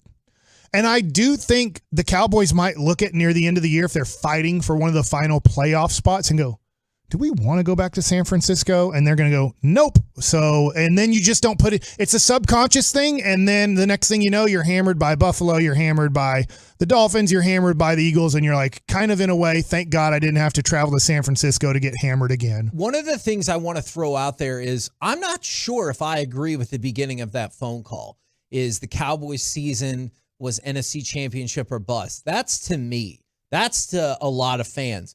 I don't know if that's how the Cowboys frame this thing at all. Like, I hope that's the case, and I understand. Like, every team... Make the playoff success. For Jerry, it is. That's what I think. As long as you play 17 games and you're relevant, especially after Thanksgiving, which is rare that they're not, right? 2015, they weren't because of injuries, but as long as they're relevant, dude...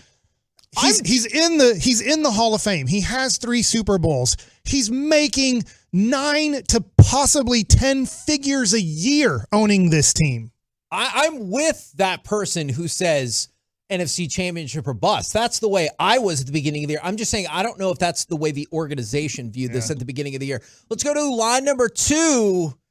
Jason in Rowlett. Jason in Rowlett wants to talk about our little savior. I can feel it. Do you want to talk about Evan Carter, or do you want to talk about the Rangers and the Cowboys?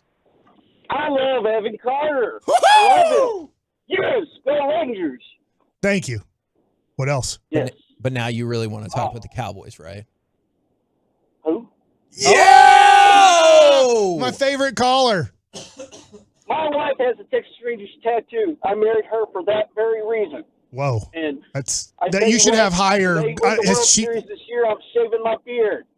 Oh. They won the World Series. I've been growing it for over 2 years now. I'm ready to get the rug off. Let's go, Rangers! Wait, stay on the line. Besides your wife's tattoo, what is another trait that you like about her? Because I feel like you had a low expectation that you were trying to find a woman with a Rangers tattoo. The derriere. Okay. All right. I appreciate that phone that is call. something else. Yes. I appreciate. At first, I thought he had to think of something to say, but actually what I think he was doing is like, don't curse, don't curse. And I appreciate that very much. Thank you for not swearing. Let's go to not cut number 7, caller number 7. Let's go to Kyle in Rockwall. Rangers, Cowboys, what's on your mind? Well, gentlemen, thanks for taking the call. Let's be honest, it's a Rangers Monday. Yes. Oh, I love it. And, you know, whenever the series started in Baltimore, I was hoping we just split the series, let alone we took both of the games from them coming home for Game 3. Let's go, Rangers! Woo! I love that level of enthusiasm right there. I love the idea of Rangers Monday. We'll get back to the Cowboys in just a second. Yeah. But, look, it's only happened twice that you've been to the ALCS. 2010, 2011. That's it. So the Rangers are now 1 win away from doing something for only the 3rd time in franchise history. I think what's important about in Baltimore, and look, it's a new game tomorrow. Yes, you can carry a hair of momentum, but we've seen these Rangers show us up by believing that they're about to go on a major run and they don't, or they're about to go on a major bad run and they don't. So whatever happens tomorrow is a brand new game. But you went to Baltimore and you beat them with your bullpen in game 1. You didn't score a lot of runs. You scored 3 runs. That's a loss the majority of games for the Texas Rangers, especially when you're going into it. Yes, Heaney started this year, but you're going into it kind of non-starter situation. Hey, we're hoping for 9 outs from the guy who's starting the game, then maybe another 9 outs if we're fortunate from Dane Dunning coming in. But hey, 15 outs and we'll see what happens. And you're like, oh my gosh, we're going to have to get 12 outs in a playoff game on the road against Baltimore, who won 102 games and has a really nice lineup about young guys who you just don't know exactly what they're going to do, but a lot of potential there. And so you win a game in a way that you rarely won a game in the regular season. Out of your 90 wins, there weren't a whole bunch of them 3-2 where you had a lot of bullpen help in that situation. And then the next game, you're going, all right, man, Montgomery's been the best starting pitcher for a month now in baseball, and he doesn't have a good game. He wasn't horrible, but he didn't have a good game. Yeah, absolutely. And you have to go into your bullpen in the 5th inning with nobody out, with a rookie and Cody Bradford, and you're like, I know we're up, and I know we've scored 9 runs. I mean, hell of a job by the Texas Rangers of kind of winning 2 games and doing it in where Montgomery didn't have that good of a start, and the other game was a bullpen day that you won. And I've seen this from a couple of places, from the 469, from the 214, talking about the Cowboys. Look, Mike and I are not necessarily on the exact same page about the Cowboys, but I do understand all of the people who are Cowboys fans who are upset because you don't separate this season from all the other seasons, right? Like, this season is tied to the last two seasons where you lost to the San Francisco 49ers and they ended your season. And then what happened last night? You got destroyed by the 49ers. There's no other way to put it. And then for a lot of Cowboys fans listening right now, it's hard to separate any individual season from the last 29 seasons, right? Because Jerry's in charge. This is the way it has gone since 1996. So I understand all of those things being difficult to separate. I realize the team, they're their own entity. This is a different team than last year, and it's always going to be an evolving team every single year. But for a lot of people out there, it's the same because it's the Cowboys. I agree with everything you said. Do you want to take one more call? One more call. Okay, I feel like we might be tied. Mike likes it. All right, do you want line 1 or line 3? Mike, you get to decide. Who's been on the line the longest? I'll be nice in that way. Line number 1. Okay. Drew from Burleson. Are you more interested in the Cowboys or the Rangers today? The Cowboys. Oh, okay. What's on your mind about Deal the Cowboys? with the next 10 minutes after you talk. No, so I just want to say, like, every time there's an embarrassing loss, we always try to place the loss on the team saying it's bad. The team is not bad, because if the team was bad, Cooper Rush wouldn't have went 4-1 last year, or was it 5-1? Yeah, 2 years before that, Cooper Rush went 1-1. But sometimes it's just fool's gold with Dak, because if you look at his record 2 years ago, the Cowboys had 3 wins against teams above 500. Cooper Rush had one of them. He's benefited from a easy division. Yes, the Eagles came on last year. Go look at the division. Look at their records for the previous years. That's what he's benefited from. He beats up on them, and everybody thinks this guy is good. Okay, we want to talk about how he's in a new system. Okay, well, I guess Scott Linehan was the problem. Jason Garrett was the problem. No, it's Kellen Moore's the problem. Okay, what's the common denominator? It's him. All right. So I love this call, by the way. Great call, man. And that lines up with what you were From saying. Burleson. I forget his name. Now, the only thing I would just say about teams against a winning record, you would be shocked if you look down the line against quarterbacks, what their record is against teams with a winning record. It is really surprising. I thought when he made the great pass to Turpin, and it was a great pass by Dak Prescott, I thought, there it is. There's that hope that Bobby Belt, whoever it is, that is a big Dak Prescott fan has to have and needs, because it's those moments that keep hope alive for the Cowboy fan that believe Dak is good enough. But I go back to the year that Mike McCarthy was the head coach and Dak had the cramp that ended up being a bad ankle injury. You look at that year, I want to say, I believe Andy Dalton went 5-6 when he started. He came, I'll go back came and in check. and they ended up winning the Giants game. Whether I'm giving him that game or not, I forget. But I remember going, everybody thinks Andy Dalton's trash, and he's not. He's just a below average starting quarterback at that point in his career. He was a hair above average for the Cincinnati Bengals for most of his career. That's why he kept winning 10 games and losing in the first round. Who does that sound like? And so I swear to you, I just think that I texted this last night. We have Geno's Cousins, Dalton, Prescott as our quarterback. You've seen 4-1 last year. You've seen Andy Dalton with that team go approximately 500 when they were 1-3 with Dak as the quarterback to start the year. Dak's not a good quarterback. He's average. You'll take him because you think you can win 10 or 11 games the same way Cincinnati thought they could do it with Dalton and Cousins in Minnesota and / Washington and Geno now in Seattle. They're 3-1 to start the year if I have their record correct. I just think he's a guy. He's just a guy. And I think the Cowboys players might be thinking that too. And I know the head coach thinks he's just a guy. Look, we'll have plenty of time to deconstruct this, but if you think that's the case, You have an opportunity to get out of this deal in a year and a half. Now, it's time for Mike Likes It. So I've talked a lot about the Texas Rangers. I'm going to talk more here about the Texas Rangers. Plus, I want to make sure you don't have this later in the run sheet so I don't mess it up. The wild card situation. Go for it. Okay, so I was thinking this Saturday, and I said this on Bally's, and John Smoltz talked a little bit about this. I talked to John Smoltz will have on the show tomorrow at 10:30. Yes, John Smoltz tomorrow at 10:30 on the Fan. Bochy should be at 12:20 tomorrow, so a lot of Rangers tomorrow. But I'm wondering how much this is hurting teams. We'll find out a little bit more tonight when the National League resumes. And they had a tough situation where they had game day off. That's the last thing Atlanta and LA wanted, was after 5 days off to play one game and then have another day off. Can I ask you a quick side question before you get into the bigger picture? Yeah. Because it's about one of those NL teams. How much pressure is on Acuna right now? Because they won a World Series without him, and he's going to win MVP. Right. Time to show up. Yeah, he wants it bad, but it's always difficult in one game. You're like, oh man, he's slumped. Well, it's one game. Like, that's the tough thing about baseball.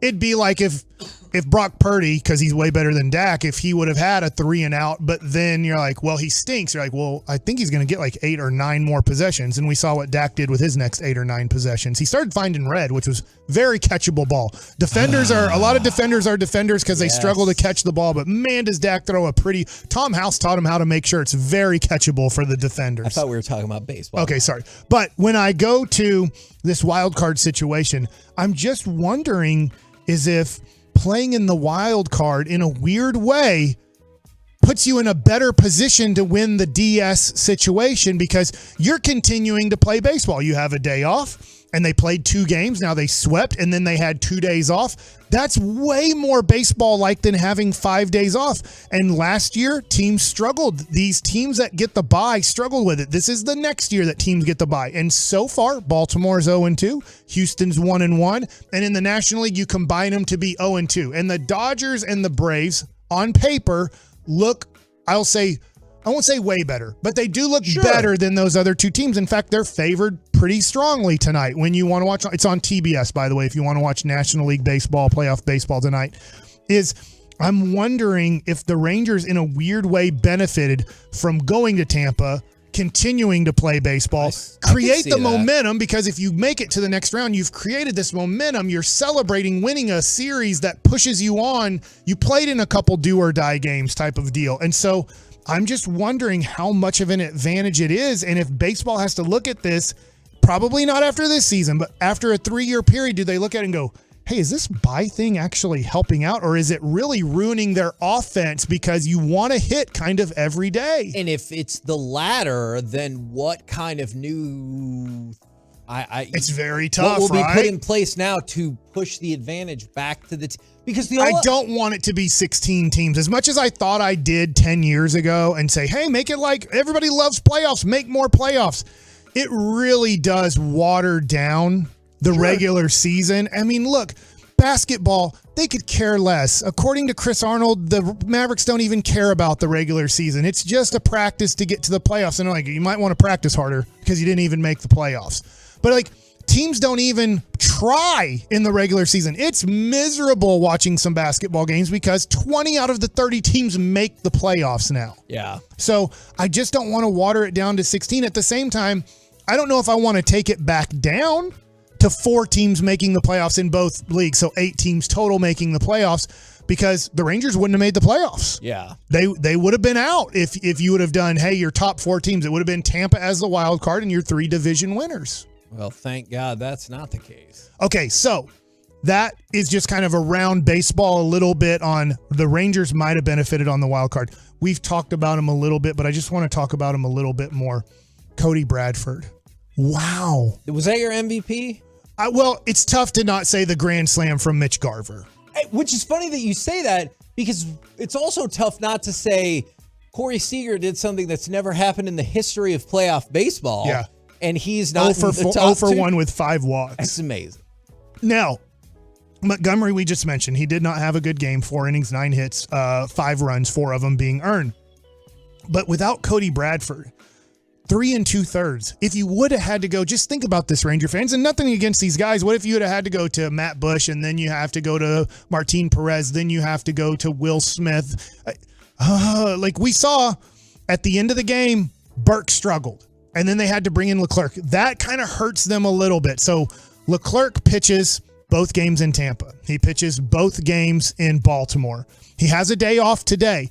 But the more you see a reliever in the playoffs especially, the better you get against that guy. They're relievers for a reason. Most relievers are limited as a major 2-pitch pitcher. Sometimes they do have 3, but it's always tough. If you're only going to throw 15 to 20 pitches and you're like, hey, I need to work in 3 or 4 pitches and a 2-seam fastball and a 4-seam fastball. My son was struggling with this. It's like when they say sinker, they're like, what are they doing? I'm like, they're gripping it 2-seam. You throw a sinker too. All you got to do is grip the ball 2-seam or 4-seam. It's the same pitch.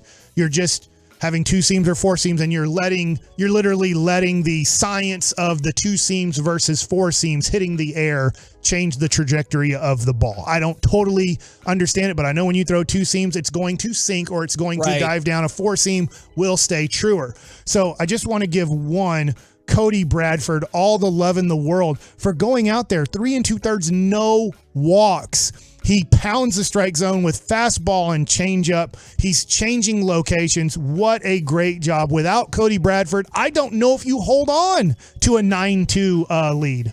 I think you're on to something there. Like, especially you. I know it's crazy to say. I think you're on to something there. Okay, next thing. Did you guys hear during the broadcast? I thought this was great, and I'm not saying old school. I know Chris Young would want to punch me in the face if I said old school baseball, and I'm not saying old school baseball. But did you hear what I believe Eckler and Bochy talked about after the Seattle series? I don't think so. Stop trying to hit home runs. Oh, yes. Get on top of the fastball. We're going to get on top of the fastball, and we're going to hit low line drives, and we're going to hit hard ground balls. This is how we're going to win in the playoffs. If we're trying to hit home runs, it might end up being our downfall.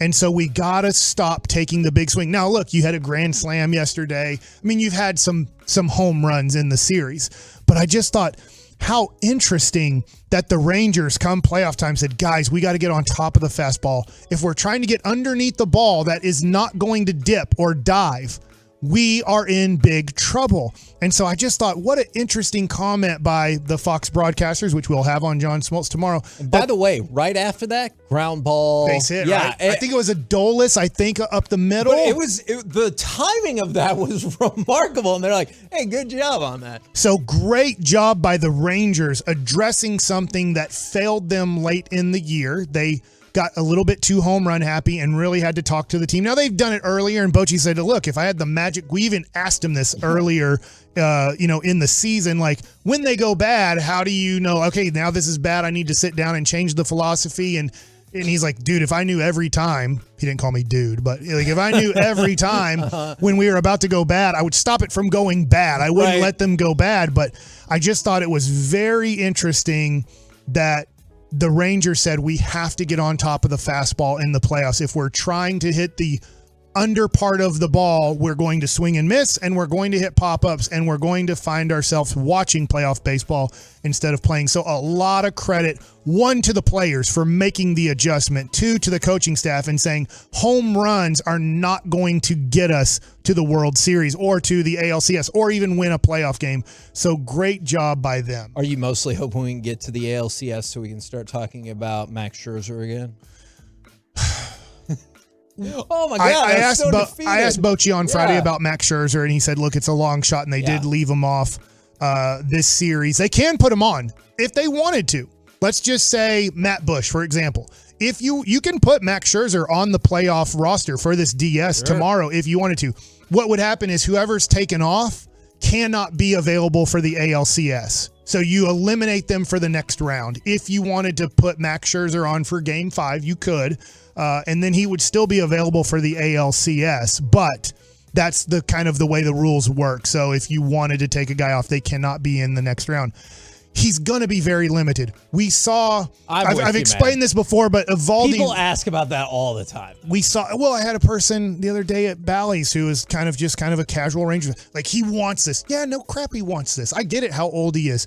There's one thing to want it and one thing to be ready for it, I want to do certain things too, but maybe my body's not ready to perform that task. What kind of things? Well, let's say I just wanted to jump and dunk a basketball. Now, I know that like Max Scherzer does pitch a ball and does great at it. He's going to be a Hall of Famer. But you just don't say, hey, I want it, so now I'm going to go out there and throw 5 innings, 90 pitches, and be good at it. We saw how long it took Eovaldi to be good at it again, and thank God he was good at it against Tampa.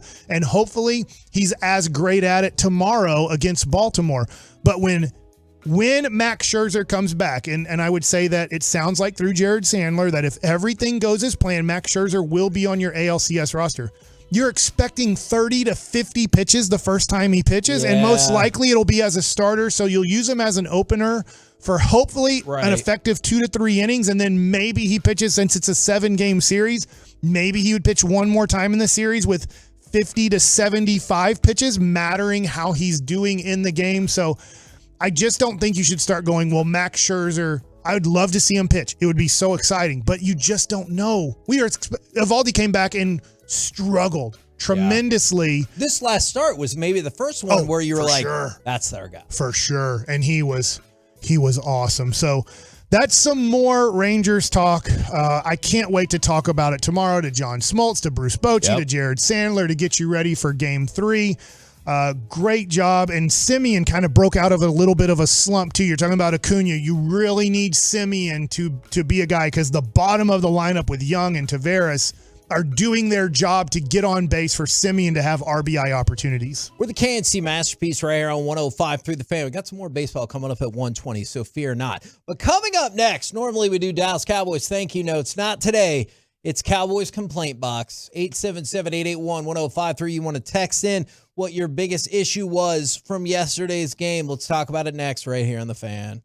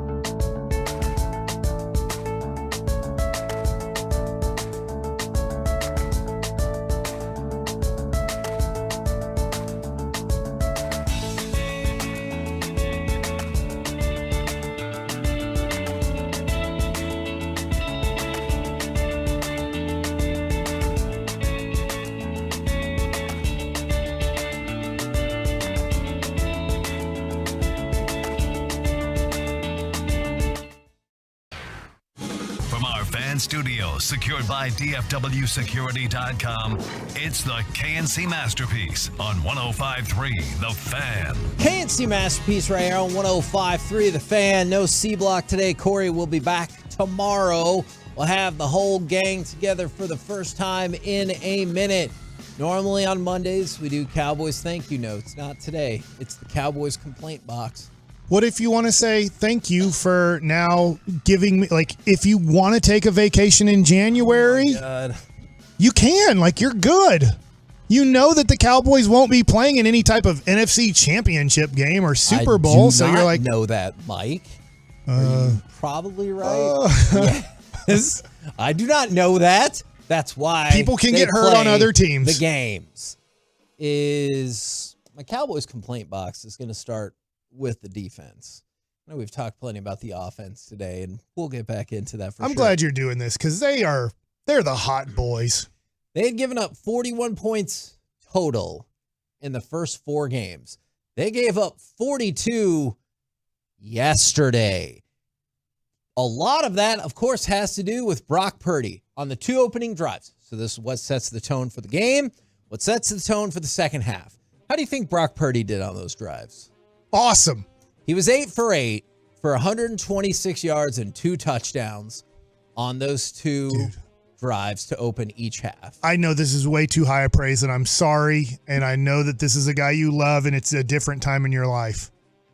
He's Joe Montana-like he doesn't have a strong arm, but yet he just knows. And that's the good thing about that is Brock Purdy will be the first person to tell you, if we're just measuring by arm talent, he ain't the dude. And he's like, oh yeah, for sure. But he knows what he can do well, and he is laser focused on that. My God. I don't know if you just look at the Cowboys secondary or obviously Brock Purdy and the offensive mind and Shanahan get some credit for that, but their receivers were so open all day long. But even when they weren't, did you see that play over the middle where they show up from kind of a quarterback's view and Ayuk's running over the middle for about 15 yards? He's not open at all. There's just a window to throw it to, and he's like, nope, my guy's going to be there. I'm throwing the ball. And it was, guess what? It was perfectly on time where Ayuk could keep running. Now, he's not the most accurate passer in the NFL because there's at times where you watch Purdy go, ooh, that was a little behind him, but it's not as bad as like Dak, where you have to sit down to catch the damn thing. From the 817, and I'm going to say why I think this is way off. My complaint is the many fan hosts that tried to bill this as a close contest when it seemed obvious that they're better than us in every way.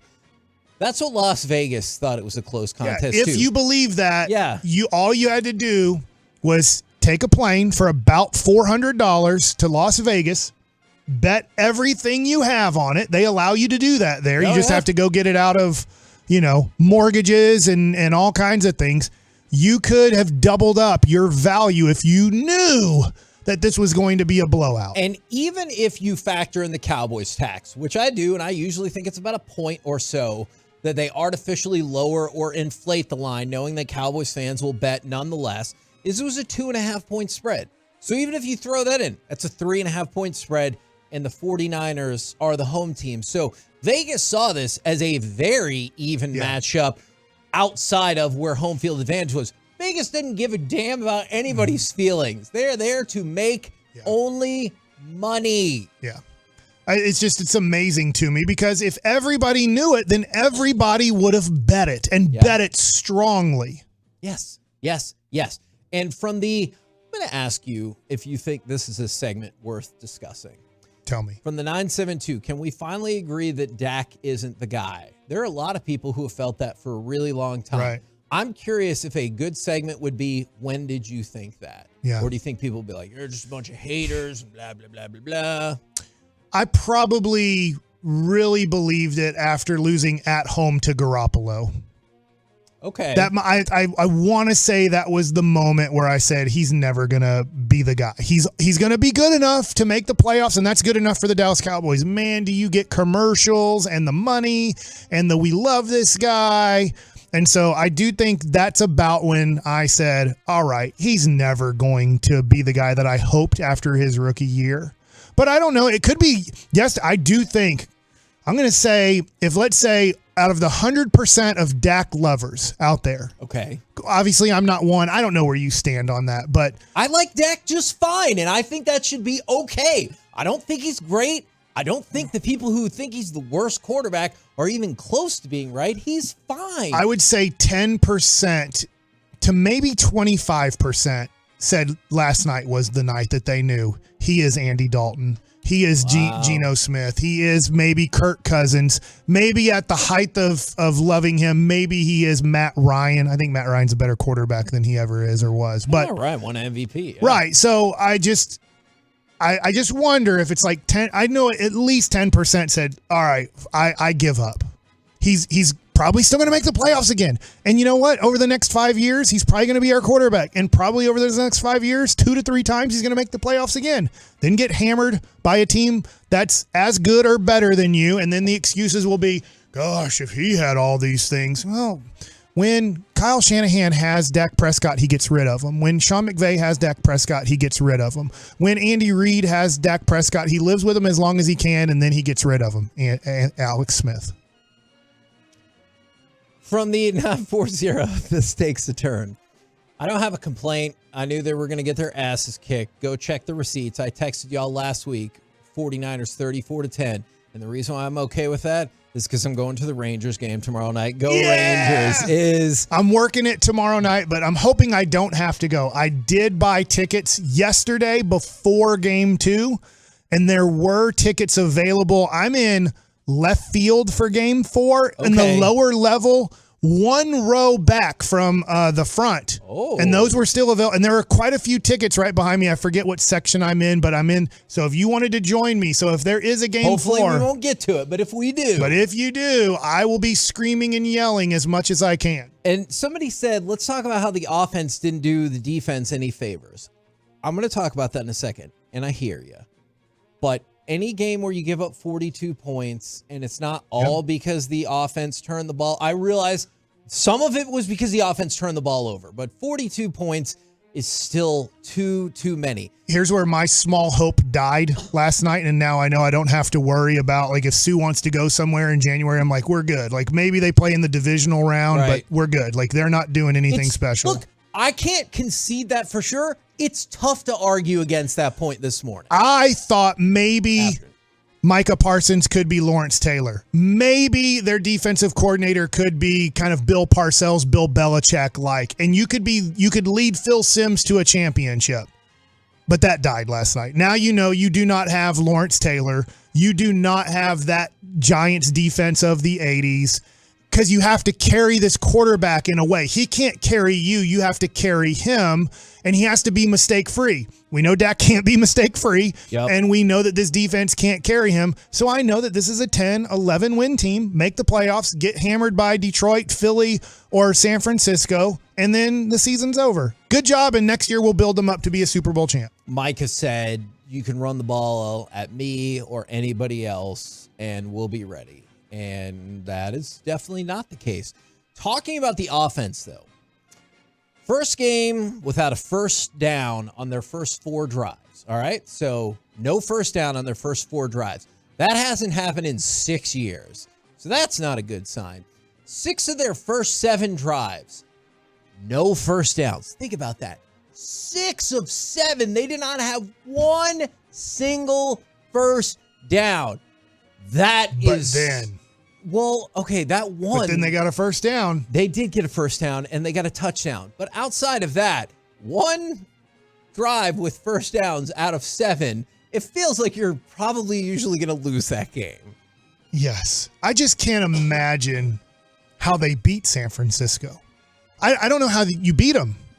You can't. You're not physical enough offensively. You're not physical enough defensively. They have the better quarterback. They have the better running back. They have maybe better receivers overall. I do really like CeeDee Lamb, so maybe I'm wrong on this. I think CeeDee Lamb's the best receiver on the field yesterday, but because they have a better quarterback and probably a better scheme, I don't know how you take advantage of that. So their coaching is better, quarterback's better, defense is better, offensive line is better. Fine. I have got a point-by-point plan about how they can beat the San Francisco 49ers. All right.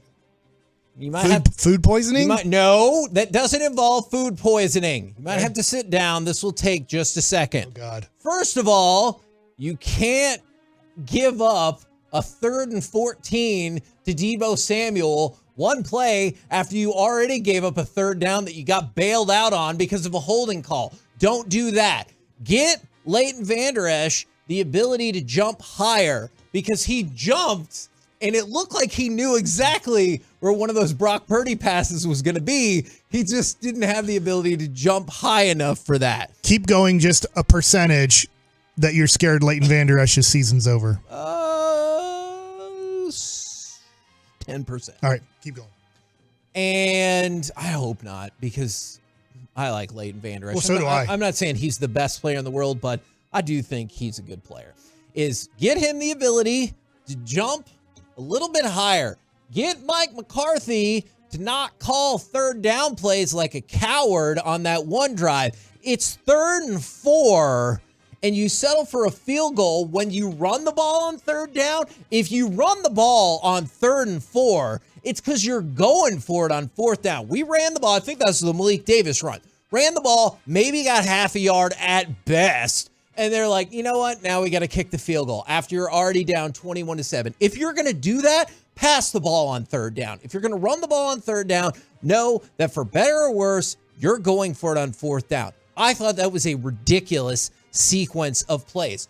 Throw the ball to Brandon Cooks when he has scorched Fred Warner, because Chris Collinsworth can save me with all of this. Look at Fred Warner. Look at him. Look, I get it. He's an awesome player. I don't think anybody would dispute that when he's like, look at him. He's going step for step with Cooks. No, he wasn't. Brandon Cooks already had 4 to 5 yards on him, but by the time the play developed all the way or Dak saw him, Cooks had to stop, had to turn, and eventually caught the ball out of bounds. So if you can get Leighton Vander Esch to jump higher, if you could stop committing penalties when the 49ers are going to have to punt the ball, if you can help Dak see the wide open Brandon Cooks for what it would have been, if not a touchdown, a really lengthy play, and get Mike McCarthy to call plays on 3rd down with a little bit more urgency. If you can do all of those things, then maybe we can have a conversation and be in the game.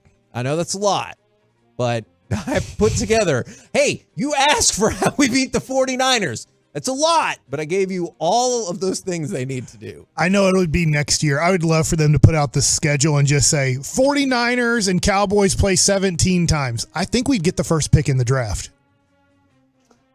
And then we could get a new quarterback. Man, I don't. And it's not going to solve all the problems. I don't want to say that. It doesn't solve all the issues of the Dallas Cowboys. Dak, and I guess I might have gone too strong against Dak today. I know that quarterback, the way the Hunt family told us, we know you have to have a top 8 quarterback in this NFL to really compete for a championship. And the Cowboys don't have it. Confirmation. Your coach doesn't believe it. And the thing is you might have to fire your coach after this Chargers game. And I don't think they will. That's not Jerry's MO. He does not fire coaches quickly. He doesn't fire quarterbacks quickly. But if your coach doesn't believe in your quarterback, I don't know how you win. I don't know how ultimately you win.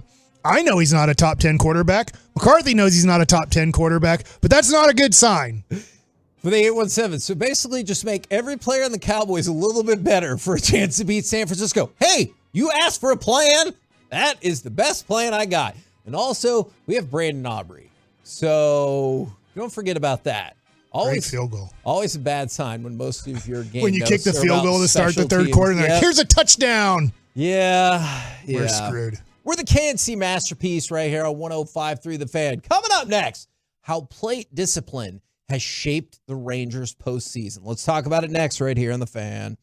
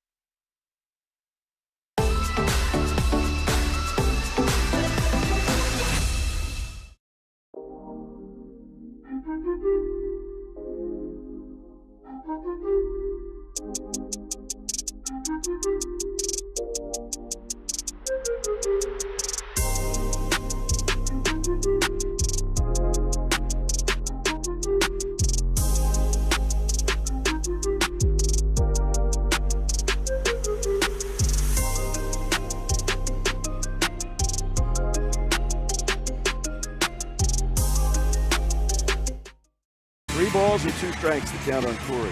And the payoff pitch. He walked him. There is a new Major League postseason record. 5 walks in a game drawn by Corey Seager. Historic things happen for the Rangers in Baltimore. KC Masterpiece right here on 105.3 The Fan with the bed music coming back of Creed. Yeah, baby! Not going to lie, that is probably my favorite question I want to ask Bruce Bochy tomorrow. What is your favorite Creed song? Probably is like the ones that help us win. I feel the need for Creed is what they're saying. Oh my God. That's what they are. I'm just saying what the Rangers say. Is the Rangers have gotten hyped up thanks to Creed and their winning ways. And obviously, Mike, you are well aware baseball players can be very superstitious. Okay. And so stick with something that's working for you, right? Alec, I'm sorry. This is horrible by me because there was the Gnarls Barkley song back in 2006. I'm with Tucson, and we won AAA championship, and obviously nothing like the major leagues. But we played that crazy song, Does That Make You Crazy? Right.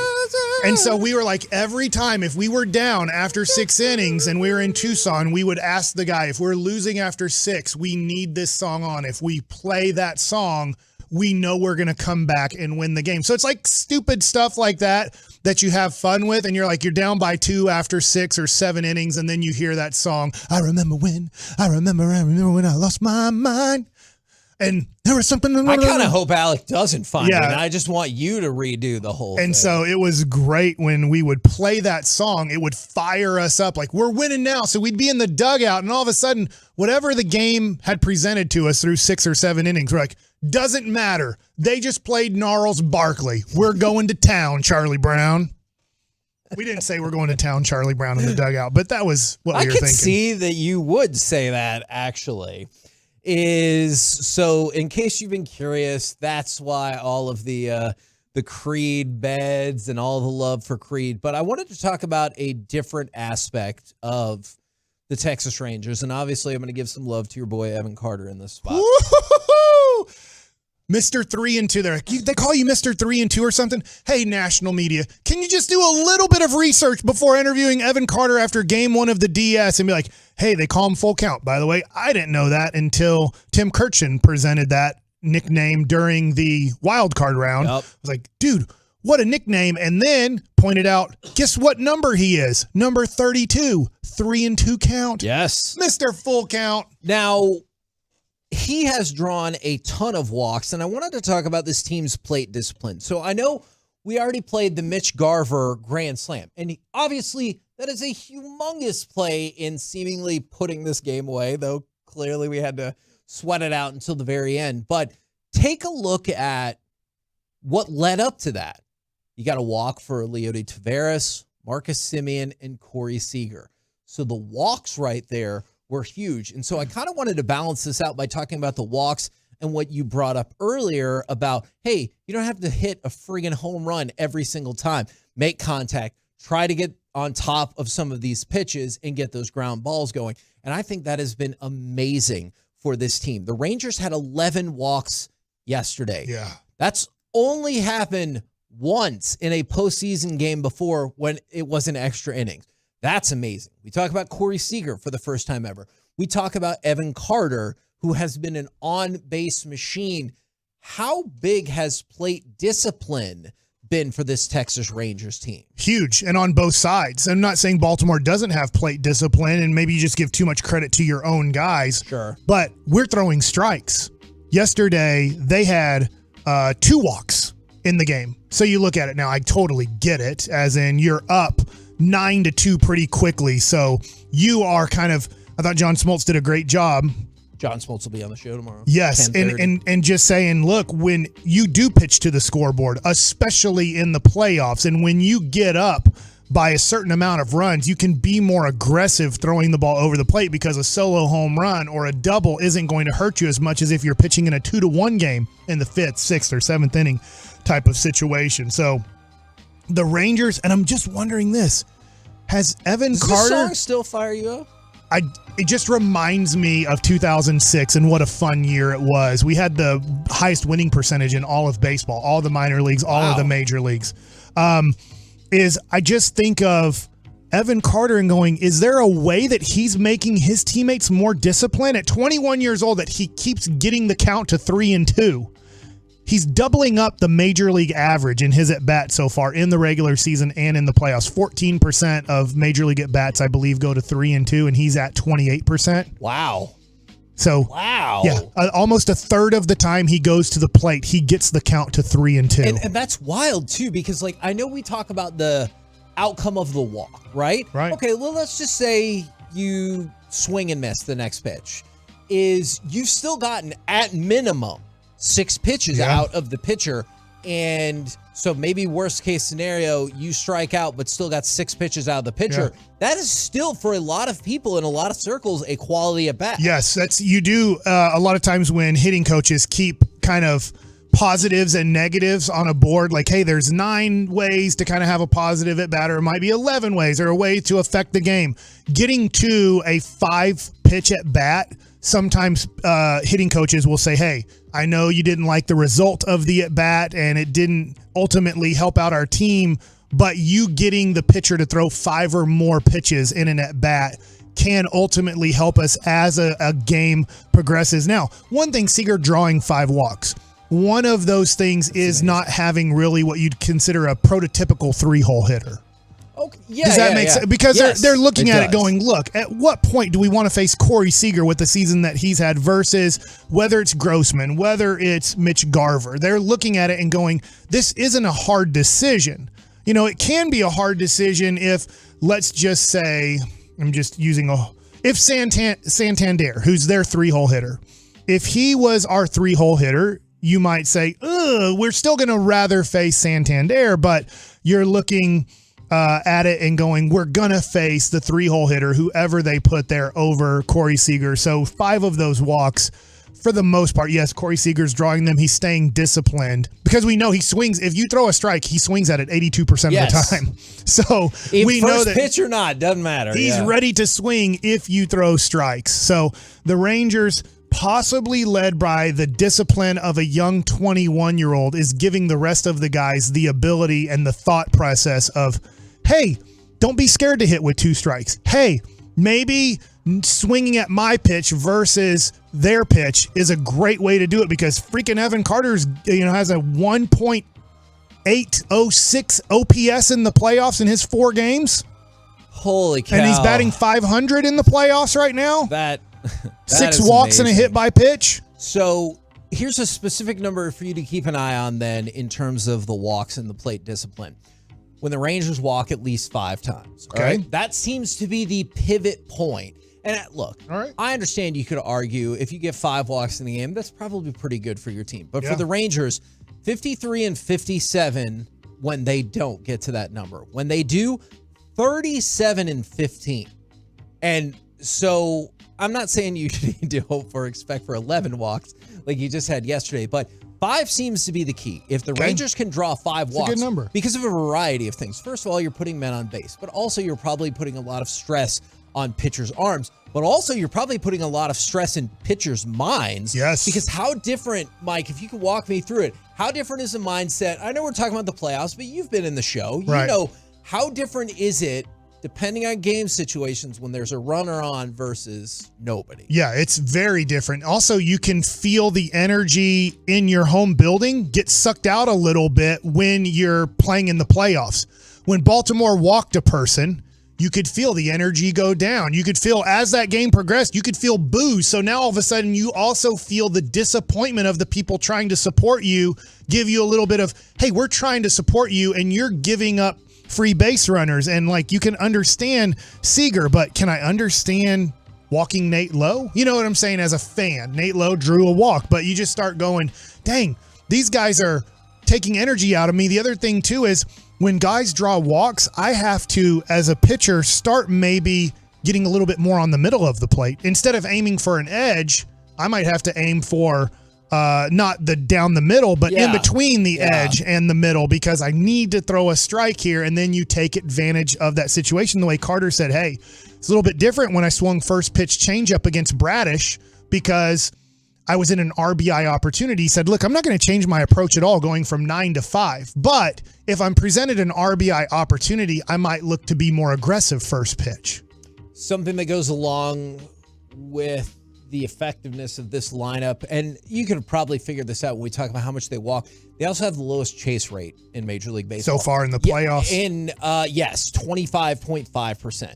And so not only are you showing good plate discipline in terms of drawing those walks, you're staying away from the junk pitches. Yeah. Right? Which, I look, and there can be a difference, obviously, between a good ball and a bad ball. Right. Most of the chases you'll get are like, that's a close enough pitch. But the Rangers have stayed away from some garbage pitches. And we've seen the Rangers struck out 7 times yesterday. I feel like, I don't know this stat at all, if you strike out less than 10 times, and in today's game, that's a number, right? Yeah. I mean, it used to be different, but it's a real number. Probably a number in the old game, too. It Right. just didn't see Yeah, it but it just felt like, hey, if we strike out less than 5 times, maybe, right? I mean, strikeouts are up in Major League Baseball, rightfully so, with how hard the guys throw. But when you keep putting the ball in play, how many times have we seen that little dribbler? Whatever game you're watching, the ball just put in play puts pressure on the defense. Sometimes it does end up being a double play. Like, dang it, I wish we would have just struck out in that situation. But just putting the ball in play sometimes finds holes, sometimes finds a pitcher that is not comfortable throwing the ball to first base. So I just think the Rangers have done a really good job in turning into a playoff team, and I don't think it's easy. I was actually talking to the governor, Jerry Brown, about this the other day. Oh. And he used to be a Texas Ranger. If you're younger, he used to be a middle infielder for a decade and played for the Rangers at one point. It's not easy playing 162 games a certain way and then flipping a switch and saying, now play it another way. Now get on top of the baseball. Now hit the ball on the ground. Now hit the ball the other way with a runner on second and nobody out. That's not the easiest thing to do, to flip to that. So I will say, I remember Marcus Semien talking in August maybe, or maybe it was July, saying, hey, we're not going to be able to rely on the home run in the playoffs or down the stretch. We have to find out better ways to score than just the 3-run homer, because in the playoffs, you won't be facing pitchers that are so easy to hit home runs against. Now, we've been talking a combination of baseball and football all day, and I want to play just one more thing and see if you get this or if this was a little bit too much. We're going to go to cut number 22 right here.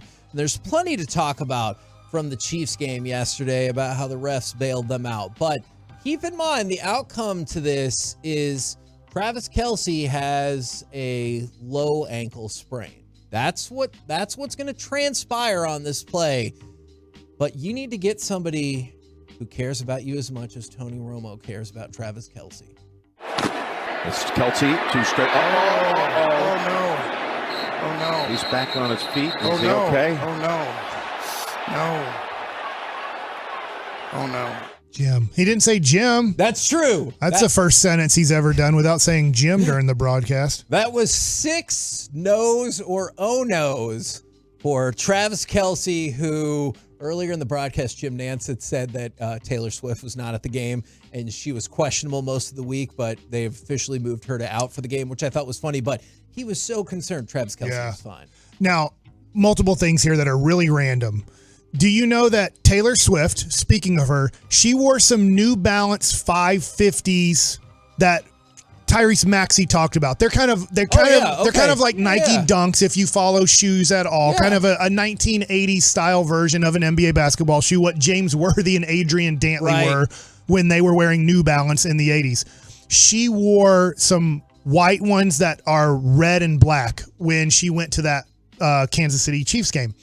Those sales went through the roof the next day. All of a sudden, everybody had to have 550s, and we're trying to get them in red and black. They have them in a whole bunch of different colors, but it's just weird how much Taylor Swift just wearing a pair of New Balance shoes all of a sudden shot New Balance 550s sales up. I know Darren Ravel likes to always say, like, oh, this much free advertising and this and that. Man, if Taylor Swift is wearing or talking about your product, my God, that must be a tremendous windfall for your business. We're the KNC Masterpiece right here on 105.3 The Fan. Coming up next, let's chit-chat with those fellas from the G-Bag Nation. We'll do it next right here on The Fan. All right, before we talk to those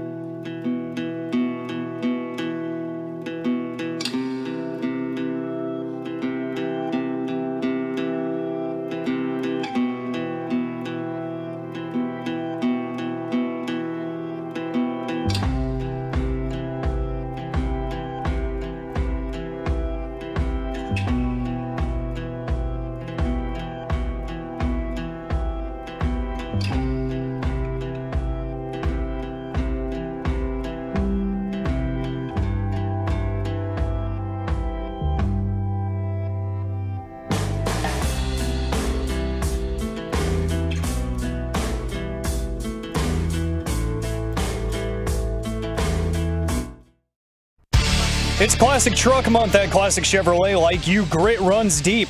They're determined to get you the toughest trucks with the biggest savings. Over 300 new Silverados on the ground. Unprecedented one-time offers. Claim yours before it's gone. This is Texas. This is Classic Chevrolet. Find new roads. KNC Masterpiece right here on 105 through the Fan. We're going to chit-chat with those fellas from the G-Bag Nation in just a second. But before we do any of that, let's give something away. Dak does all the time. Oh, my God. Okay, go ahead. 877-881-1053. Your chance to win a pair of tickets to Monday Night Raw. WWE going to get it going October 23rd at the American Airlines Center. You can buy tickets at Ticketmaster.com, or you can win them for free right now. Caller number 10, 877-881-1053. Is it the same night as the Cowboys losing to the Chargers on Monday? No, that is the 16th. And okay, I thought you could get out of watching the Cowboys. I should have said I do not accept the premise of your question. Is that the night the Cowboys win? Hopefully. Right now, D&M Leasing brings you our chit chat with those fellas from the G-Bag Nation. Gentlemen, how is you today? Awesome, Heggie. How are you? I'm doing good. Mike is in a Rangers high, really upbeat Rangers high mood right now. Is that Don't blame him. Okay, how do you balance that out with Cowboys sadness about getting punched in the face? I can't lie. The Cowboys are at top of my mind. Like, I can't believe how bad that was. So I have to keep nursing my spirit back to health with Rangers excitement. I'm like, but the Rangers are up 2-0 in the ALD freaking S, man. So yes, there's no doubt about it. As Mike McCarthy said, kick in the gut. But now he has a big gut too. Dang, man. It doesn't hurt as bad on this Cowboys Monday. What? Yeah, I'm kind of glad it happened. Are you? Yeah, that's how I'm coping with it as well, because this team needs to know it's not good enough. If you won yesterday, you would have deluded yourself into believing you were not good enough and then got your ass kicked in January. Now you have an actual chance to do something about it. Broadus, I hate asking this because I'm not sure. Were you with the Eagles in 97?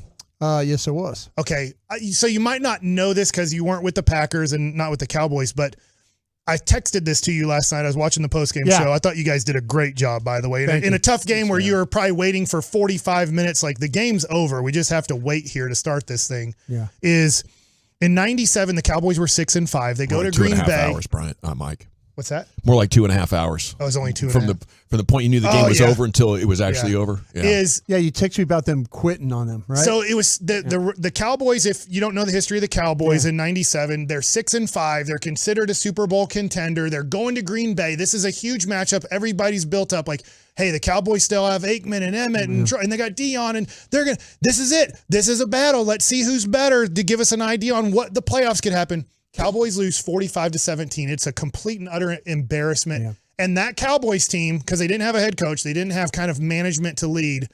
Troy Aikman, Michael Irvin, Emmitt Smith, Dion, all the boys said, we ain't good enough. We quit. And they lost out. They were 6-5 and they just lost out, and they didn't compete the rest of the year. Now, this is really early in the year, but this is one of those ones that brought us. I'm a little bit afraid of that team going, we're not good enough. What's the point? Yeah, I don't know if they'll quit.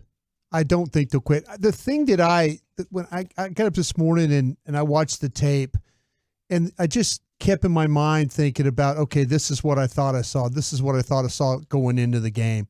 Dallas didn't take advantage. I just personally feel like that San Francisco is just that much better. And I don't know I think that San Francisco played them in a way that just made me feel like, you know what, there's nothing Dallas could have done in this game. I mean, there was times when I was watching, I'm like, man, it looked that way on TV. And then you actually watch the All-22 and you're like, man, one of your best players, Tyler Smith, had a really bad game. Yep. The receivers who I thought would be able to win on the outside against the secondary, if you protect the front, would be able to make something happen. Didn't happen. Defensively, if you get a chance to ever watch the All-22, the play that kind of summarizes the whole day for the Cowboys was the toss sweep that Mason, the running back for them. Oh, at the end there. Yeah, at the end. That was the thing that I thought, that's it right there. That summarizes because every single player was blocked, and you're thinking like they're just better. Now I don't know if the Cowboys will quit because they have this incredible record after a loss, right? Yeah. Are they 10-1 now or something like that? Going back to last year, they're amazing. But this is a different kind of loss. No, this, the psychology of this one. This is one that could put fester. So many eggs in the basket of the game last night. You know, the thing about it was I'm not sure. Now maybe you'll play some teams. I don't know if a Philadelphia could be like this. They could scheme you pretty good. Miami could scheme you pretty good. But, then Buffalo goes and, they lose a game to Jacksonville, who played well in London. We're back, baby. But I don't know. See, that's what I'm saying. I don't know. I know this is a bad loss, but I think it really was more about how good San Francisco is. San Francisco, everybody's saying, well, they don't really, it's just another game to them, but that's how San Francisco plays. There's no doubt they're the best team in the sport. Absolutely. I mean, both sides of the ball well-rounded. The thing about it is you're not going to see another team like that. You might not quit, but you might not be good enough. You just don't want there to be fractures in that locker room. Well, you don't want this CeeDee Lamb stuff or Micah saying, hey, all I do is set the edge. I got to look inside when it comes to stopping the run. You need a bounce-back performance where these guys galvanize with one another, and then you come out and kick the Chargers' ass. Well, the thing that's now starting to bother me is when McCarthy stands up there, and we talked about in the post game last night, is when he says, I have to be better. I have to be better. And then you guys interview Stephen Jones, and you're right, he was pissed, Heggie. Oh, yeah. He was. I've lived that one before. Rightly so. I've lived that one before. Yeah. You're absolutely right about that. So to me, it's they have to figure out this offense and the way it is. They have to figure it out because I predicted this. If it doesn't work out, we could have Brian Schottenheimer calling plays here after the Chargers game. And what we also have to focus on, something we talked about on our show, was about all this changes with the coaching staff. The changes with the offensive line coach, the changes with the running back coach, the changes with the OC, all these changes. Maybe that's also something that they're dealing with right now that's not helping them with this, especially with their offense. On the flip side, you're one win away from just the third ALCS appearance in franchise history. Let's go. Do you want me to bring up what happens when they win their first two road games against a team in this series? Yeah. They win in Game 5? They win in Game 5 or they lose in Game 5. We're 50-50 in this situation. But they don't close it out. I would love to see that change when you win the two road games, because they're like 89% of the teams win. And I immediately thought about Toronto in 2015. I was like, yeah, it sucks being part of that other 11%. I was kind of hoping they would just continue to stay out on the road. It seems like that's working. Just stay out there on the road. Us against the world. Yeah, don't come home. Just stay out there. Yeah. Stay in Camden. We're like, we'll hang out. Yeah, Game 3, we're going to stay here in Baltimore, and we're going to play Game 3 for you here. That atmosphere tomorrow, that's going to be amazing, though. You know what's interesting for Baltimore is who do they turn to that's been through this? Right? If you are, let's just say the Rangers were the Baltimore Orioles and they lost their first two at home and they're going on the road. You have Eovaldi to talk to, been through it. Scherzer to talk to, Seager to talk through. You have multiple guys. That Baltimore team, great young team. I'll still say this. I think they're going to win a World Series in the next 3 years. Yeah. But right now, their Daubers down. Obviously, they got on a plane today. They're here in Texas. But it's just, they don't have that veteran guy that I know when A.J. Hinch, like it or not, I love him, but he got Carlos Beltran after they failed in 2015 to win the division. They lost to Texas late in the year. And like, I got to get a veteran guy to help out this young guy Altuve, this young guy Correa, this young guy Springer. They don't know yet how to handle this, and I got to get a veteran guy, not just me, the manager, but I got to get a veteran player to help them handle adversity. You know what? It's a great point. I just kind of think with the way sports are nowadays in the playoffs, going on the road is not that big of a deal. I think you don't think home field advantage is as important as it used to be? I just don't. With the way that these teams have found a way to get through in football with the wild card, the Giants win the Super Bowl playing 4 straight. I mean, we've seen hockey all the time. Look what the Rangers done. I mean, we talked to them about them being dead after that Seattle series. I get that more in. I get that more in football and basketball where the dimensions are the same. I would have thought in baseball where at least like some of the setup of your field, we talked about left field in Baltimore, can be way different, and then sometimes ice conditions can be different. I would have thought hockey and baseball would have carried that home field advantage longer than the others. It's an interesting point because I think the dimensions of Camden, when they renovated, they changed it. I think there were 3 homers in the old way that they used to look like yesterday. Moved it back 27 feet, right? Yeah, Something crazy like that. We got saved with that. Yep. What do you guys got coming up on the program today? Pure Gold as always. Hagee, thanks so much for asking, including a confirmed Cy Young show at 420. Oh, let's go. Looking appreciate that. forward to that. That's going to be must listen. Roll home with the G-Bag Nation. We've been the KNC Masterpiece. Come back with us tomorrow. We'll have everybody right here on 105.3 The Fan. Good night, Kevin. You are officially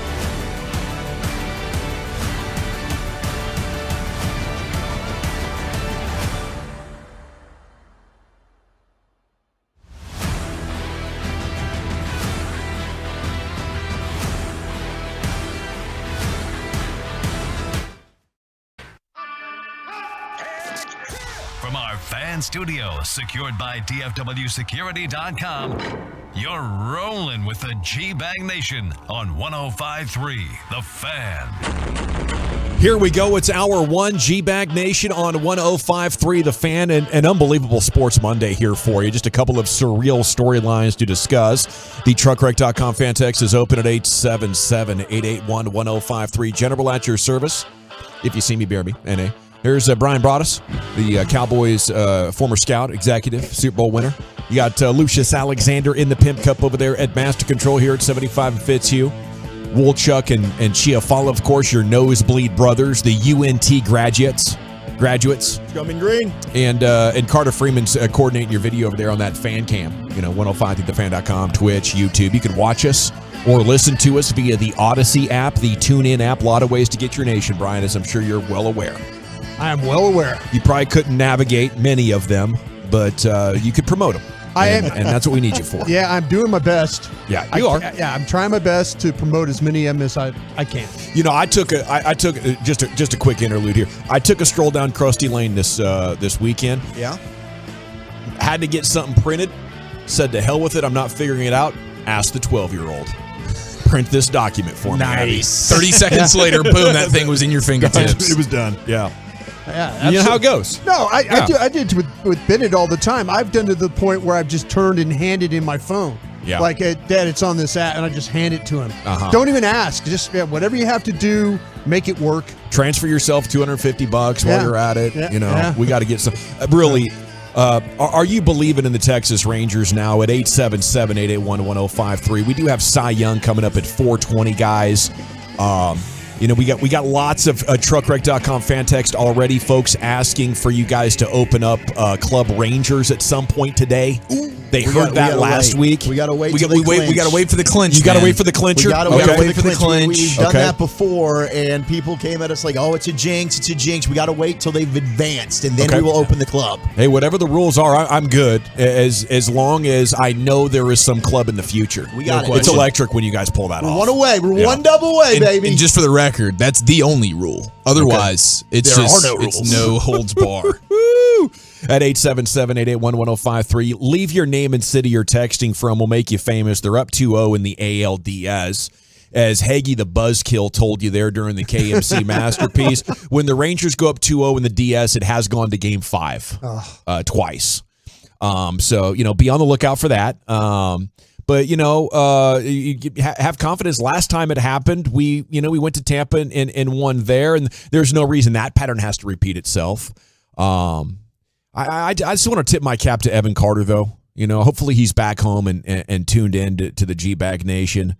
Just having the best playoff debut in the history of the sport, and it's only been a month since he made his big league debut. This guy's unbelievable, man. I feel like Evan Carter might be the best Ranger already, and for sure within 2 years, Brian. Yeah, how about that? He's probably at home right now listening to the G-Bag Nation. Wife's probably got the crock pot going. That's right, dialing up the queso. Oh, she's famous for that. We all know that. He's happy to be home.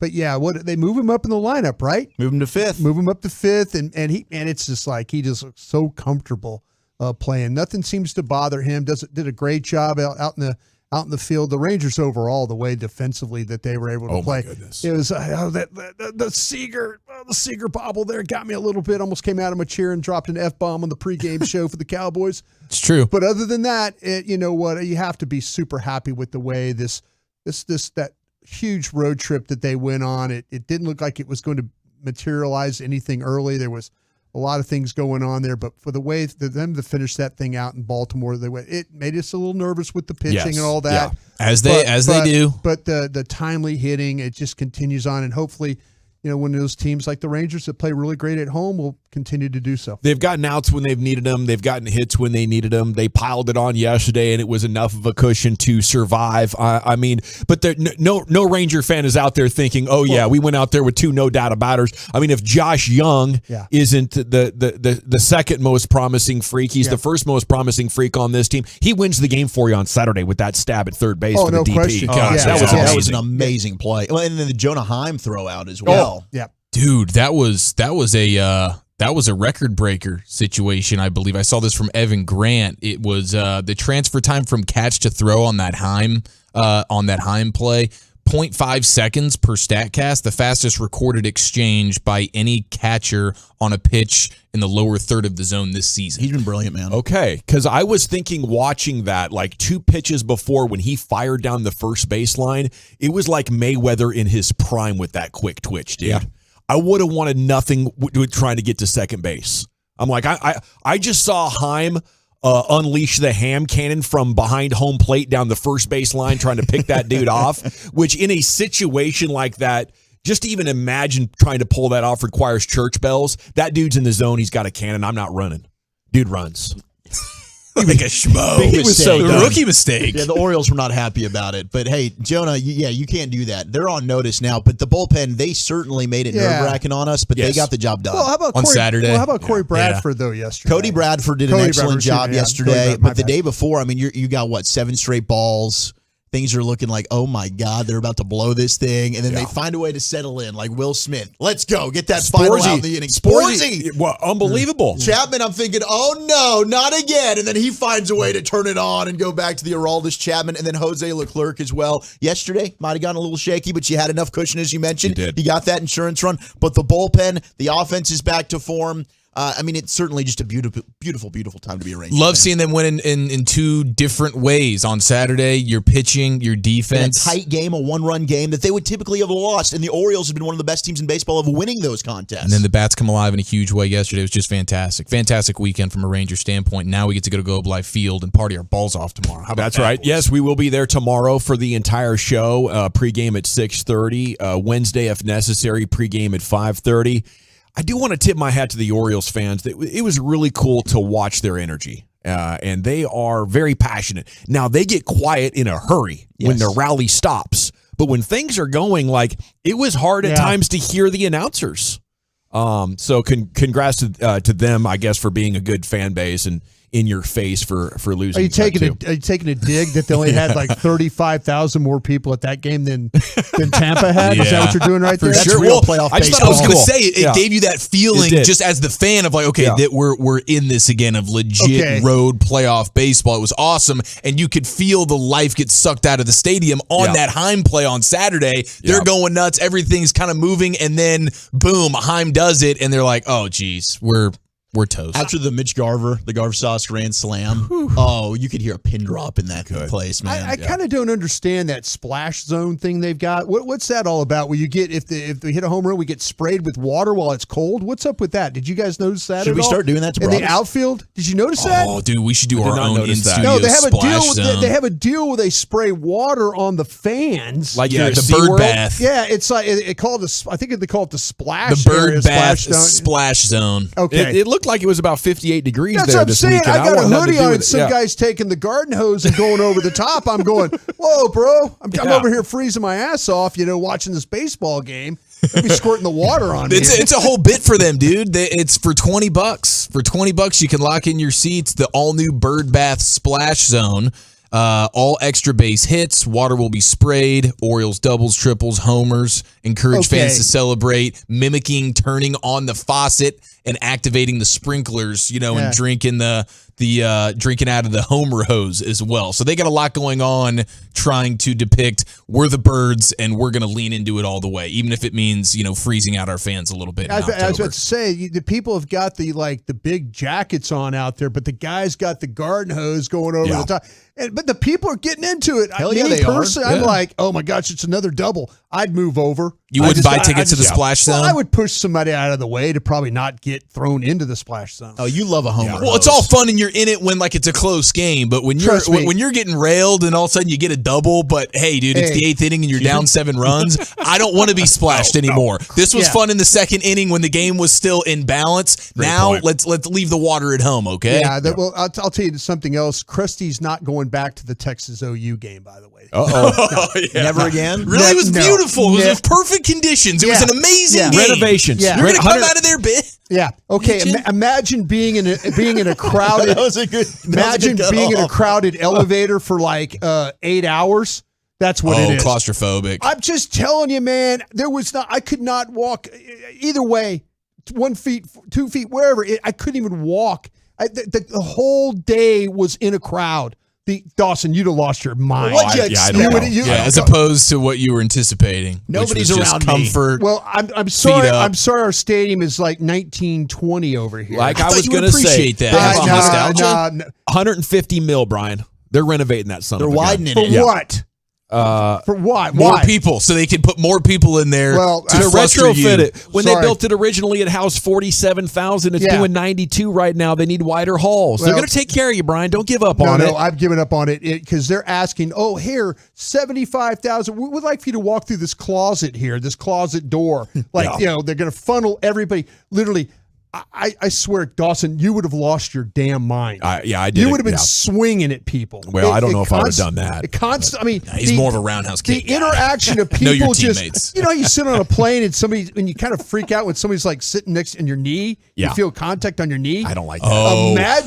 Imagine like 5-6 hours of that the whole day. Are you knee shake guys? Are you knee shake guys once definitely. you're sitting around? Because there's nothing Absolutely. worse than sitting next to a knee shake guy. If I'm you're a not a knee knee shaker. shake guy, now you got a knee bumping into your knee. I'm shaking knees. Yeah, I'm fidget and you're guy, doing but I'm not knee yeah. shaker. Okay. Yeah, man. I'm shaking. I'm a fidgeter. I'm sorry. I'm folks. Hey, fidgety. congratulations, Oklahoma. Yeah. Bennett brought us. You learned a very valuable lesson. Sometimes your college team loses. You Yeah. know? I mean, it's My tough. God. Sometimes It's you're tough. not just That as back sequence as you at want to the be. 1 yard line. It was Are you crazy. kidding me? The atmosphere was great, but that stadium is a no-go. Yeah. No-go. All right, gonna when you need- get tickets next year, just throw them our way. We'll take it. Yeah, we'll take it. Me and Wolchuk are down. No, Brad Even Sham was a huge help. I appreciate it. I don't Brad. think Wolchuk's dermatologist would allow for him to be in If the the sun weather that was long like anymore. it was yesterday, I'd have been fine. Hey, the Or two on on Saturday. The 682 makes a really good point. As the splash zone, we're deciding the splash zone maybe a less than ideal, marketing campaign in Baltimore. What do you like? Soggy hot dogs? Are you splashing my nachos? What am I doing with my Beer. concession items? You're Great- watering down great my point. beer. That Texas- 682, great. Yeah, point. great point. You probably just got to 682. eat it in the concourse and then get back over to your seats. Buy the hot dog, just eat it real quick, and then sit down. Those fans might be so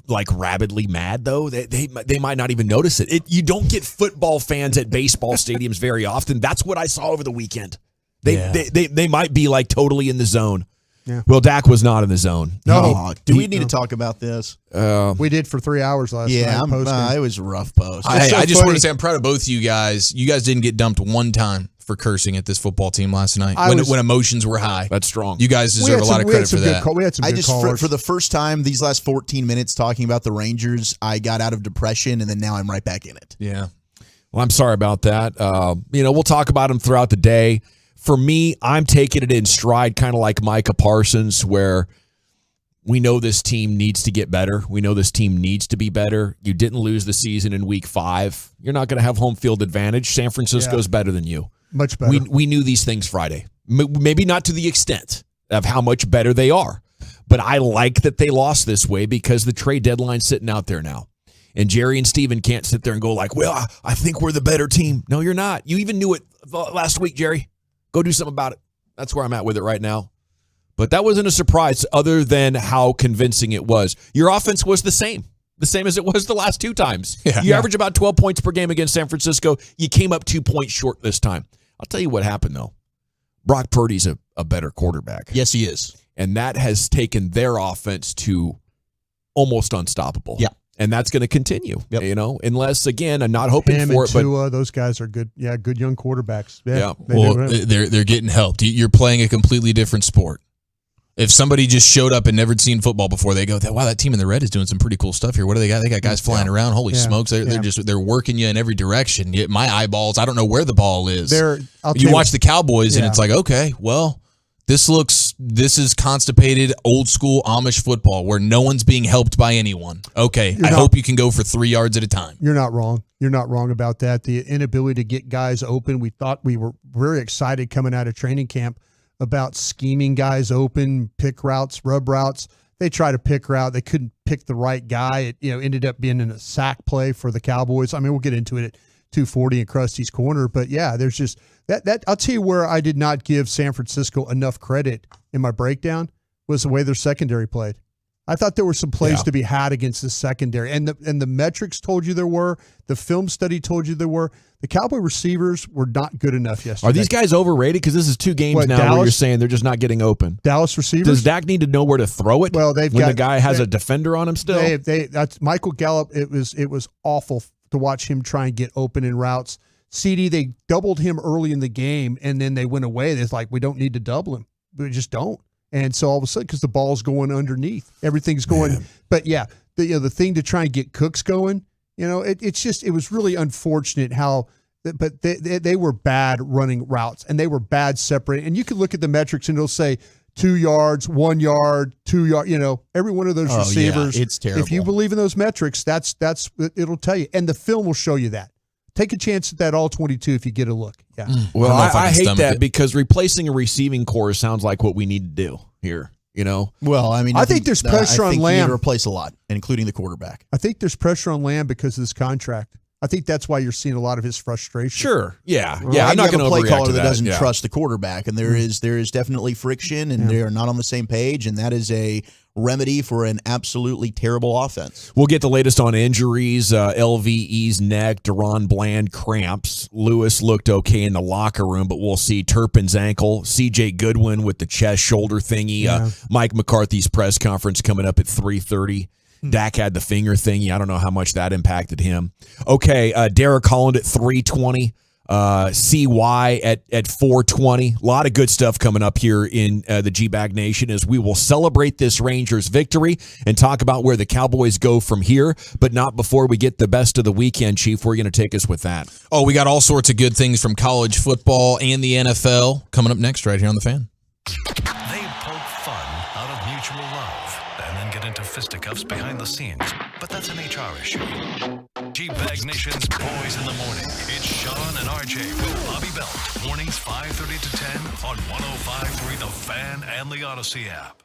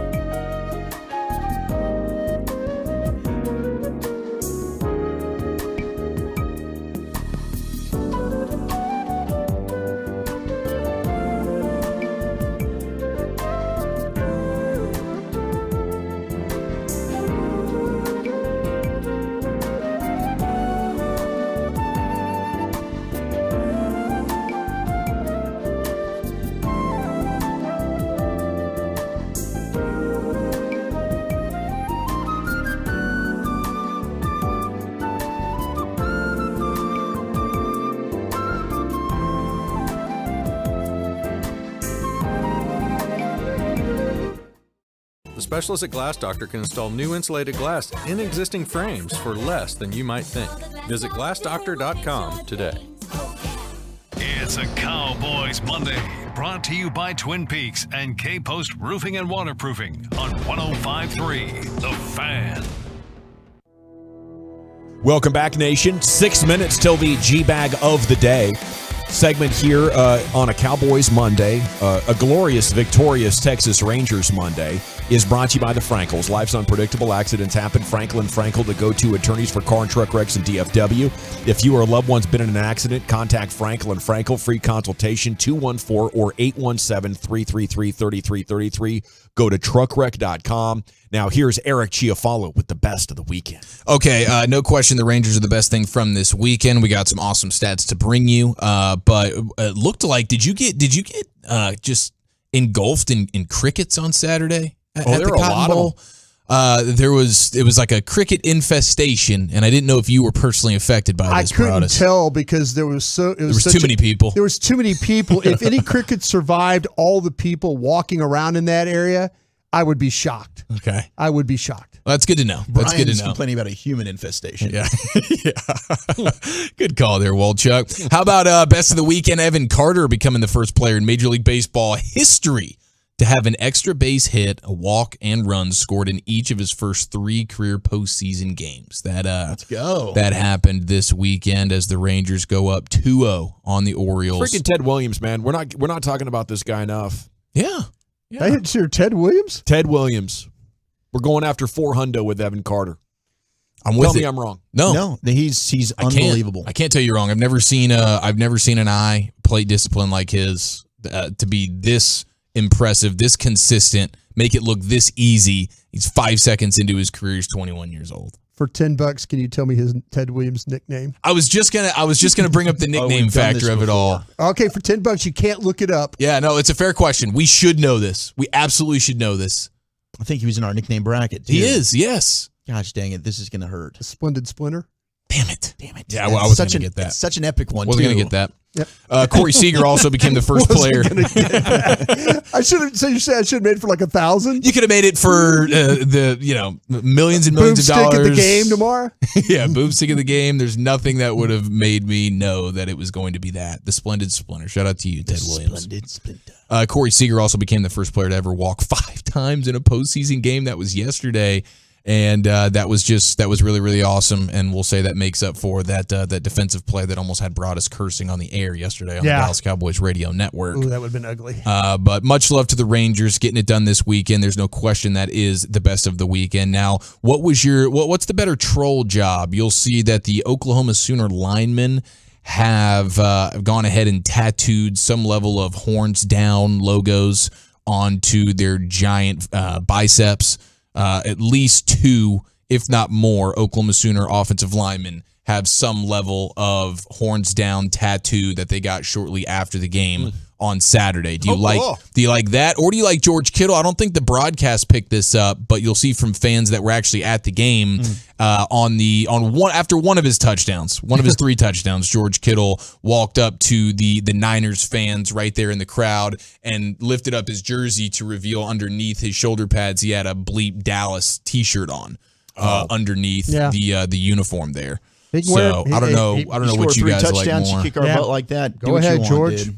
I would go with the T-shirt is better, just objectively thinking about it. I don't know if you want to do a horns down logo on your bicep, Yeah. What if but you're a Sooner, man. You're a Sooner, and you Yeah. always have that game to look back on. What if you're trying to it's pathetic. What if you're trying to get a gig and you're doing an interview and the guy or gal you're interviewing is a Texas alum? I mean, and then you got the big horns down there, and you think you're going to get the gig? You can get a job in Norman for the rest of your life. Ooh, probably going to pay really good compared to a Dallas job. Definitely can now. I almost said something, but I wouldn't. Go ahead. What were you going to say? I'm not going to say Oh, it. come on, do it. We care about you. No, we care about you, bro. Yeah, we Makes do. one of us. No, we care. Did you guys see Will Ferrell being the cool dad over the weekend? His son apparently is a frat star at USC, which makes sense. It was his son there, so that's why he was doing that. I thought he showed up to some random frat and was just DJing. I thought that would have been even better. Yes, that would have been. I mean, it would have been either way. Still dope. Either way, it's awesome. You see, there's videos of Will Ferrell being the DJ. Like he's DJing a frat party for his son and all of his son's friends. During a USC football weekend. That was actually, I mean, I guess if you're Will Ferrell, you're one of the few guys that could really get away with that. And everybody's like, dude, I'm so glad your dad's here. Like, I don't know how many colleges. Freaking Frank the Tank, man. Yes, the legend. dude. That's right. It is Frank the Tank. And he channeled Frank the Tank, I would imagine, over the weekend. That's a lock. Will Ferrell DJing at his son's frat party. Do you was pretty think? awesome. Do you think his son enjoyed that? Yeah. I'm assuming. Well, I mean, it is. Or are you embarrassed? I don't know. I think by 19 or 20, you're kind of like, Dad's cool again. Yeah, I feel like he was probably in on it just because everyone else thought it was cool, right? Yeah, there's no way Will Ferrell's showing up to that party if he thinks his son doesn't want him to be there. And the son, even though if he personally would be like, I don't really want to party with my dad today, knowing how hyped all your friends are about it, I think you just, you welcome it with open arms. That's just my guess. His college buddies probably haven't met Dad.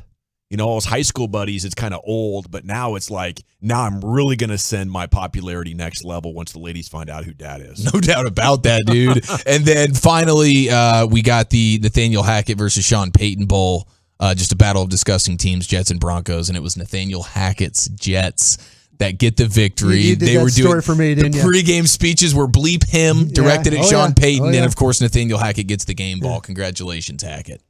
Thank you, Chief. Great thoughts coming in on the truckwreck.com fan text. I want to battle each and every one of you right now, but I can't. It is time for the G bag of the day. Into the Pimp Cup we go. Here's Lucius. How you doing, buddy? Doing great, bro.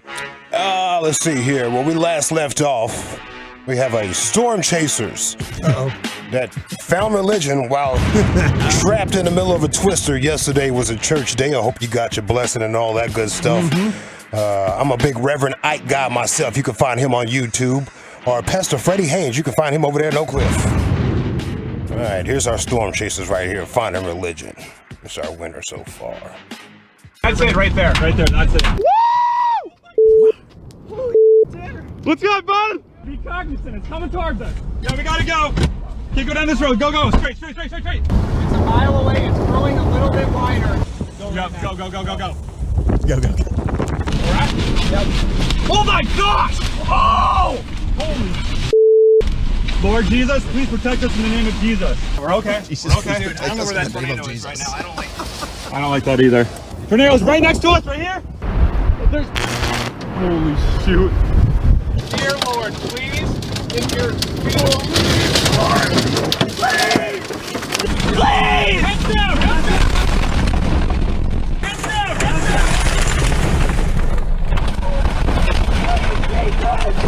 Please!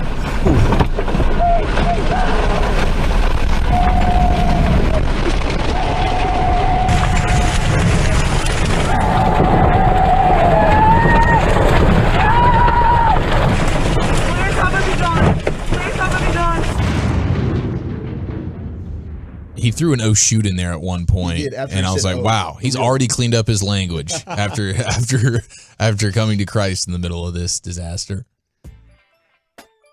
G-Bag of the Day, we do it every day on the fan at 2:30. If you see anything floating out there on social media, the viral videos, or if you hear some audio here on these airwaves, don't be afraid to hit me up at Lucky Lucius P. That is on social media, Lucious for Lucius. Or you can just Google Lucius Alexander on Facebook. All right, number 2 right here. It's a Lions fan. In Keller, his name is Jeff. Called to Sean and RJ. Listen to this. I'm a diehard Lions fan, but I'm a loyal Tolo for you guys. Okay, I appreciate it. Keep it real. Sean, hey, much props to you, much respect. You said it, and as a non-Cowboy fan, I just want to tell you, it's toughness. And there's an old TV show back in the day called Hogan's Heroes. It was about American POWs. It was a comedy. They could have escaped any time they wanted and gone back, but they were doing more to help the war by staying there. Colonel Klink was the guy in charge. That's your Jerry Jones. Sergeant Schultz, the guy who walks around and says, I know nothing, I know nothing. That's Mike McCarthy. The last time Micah Parsons was a Lion, he was wearing a nasty white jersey playing for the Nittany Lions. Oh, man. I am glad that you guys paid Dak $40 million because now you're stuck with him. You broke it. You buy it. You're in cap hell. You have no running game.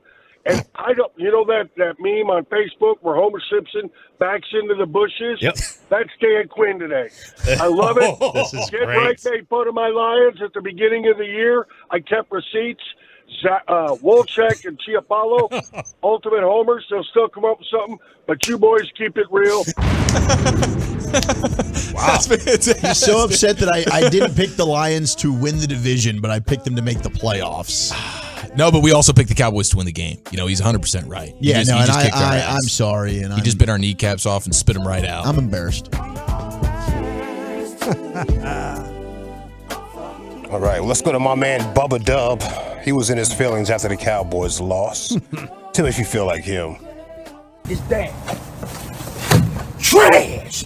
Dak, you playing like you on lower tiles, fam.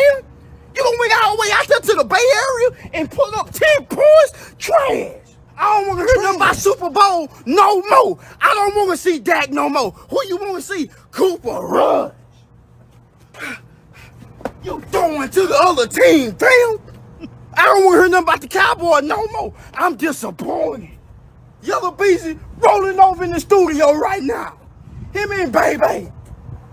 Boy, this don't make no sense. But did you see them Dolphins? The Dolphins are back. The same Dolphin that Ace Ventura had and Peck Detective is back. That's what I'm talking about. You see Mahomes? Got new contacts. Yeah, Kelsey back. We left Taylor at the crib this time, though. That's what I'm talking about. Ooh, Cowboy law. Boy, I swear to God, boy. Let me tell you something, Jerry Jones. You need to take Dak down there and let him see the best eye doctor in the city. Say it with me, everybody. Dakota Prescott, trash. Wow. He just needs LASIK like Jameis Winston. 2 bad losses in 5 games, man. Everybody's looking indifferent right now. Well, yeah, and you beat 3 bad teams. Yeah. How good are you? Not very. And over the weekend, OU head coach had a big pause moment if you played a pause game. Yeah. If you're into that type of thing. He's been down before. Several times I've been on my knees plenty in this profession. And I've always been able to respond the right way. Linebacker looking at him sideways. His coach, his players were kind of like, "Oh, really, Wait, what'd you coach? say? Yeah, what'd you just say?" Yeah. What'd you say? That is an ultimate pause moment. Is it the Storm Chaser finding religion? Is it the Lions fan referencing Hogan's Heroes with really a great call over 45 seconds or so this morning with Sean and RJ? Bubba Dub calling out Dak for playing like trash, or is it Brent Venables there at OU? They have bounced back in a big way this year. That's my vote. Chief, how about you? Oh, the one who called us homers, no question. We're tied at 1, Lucius. Storm Chasers. We're tied at 1, Wolchuk. I'm going with the Lions fan. You talk your talk, man. Yeah. Lions fan. By a score of 3-1. And your new G-Bag of the Day champion, it is the caller, the Lions fan from Sean and RJ. Krusty's Corner's coming up next. Where are you taking us, Brian? Yeah, I'm going to give you a view of this All-22 from yesterday. We'll talk about that next. Coming up Tuesday morning on Sean and RJ, Jerry Jones addresses the mess in San Francisco at 8:30, and Choppy gets you.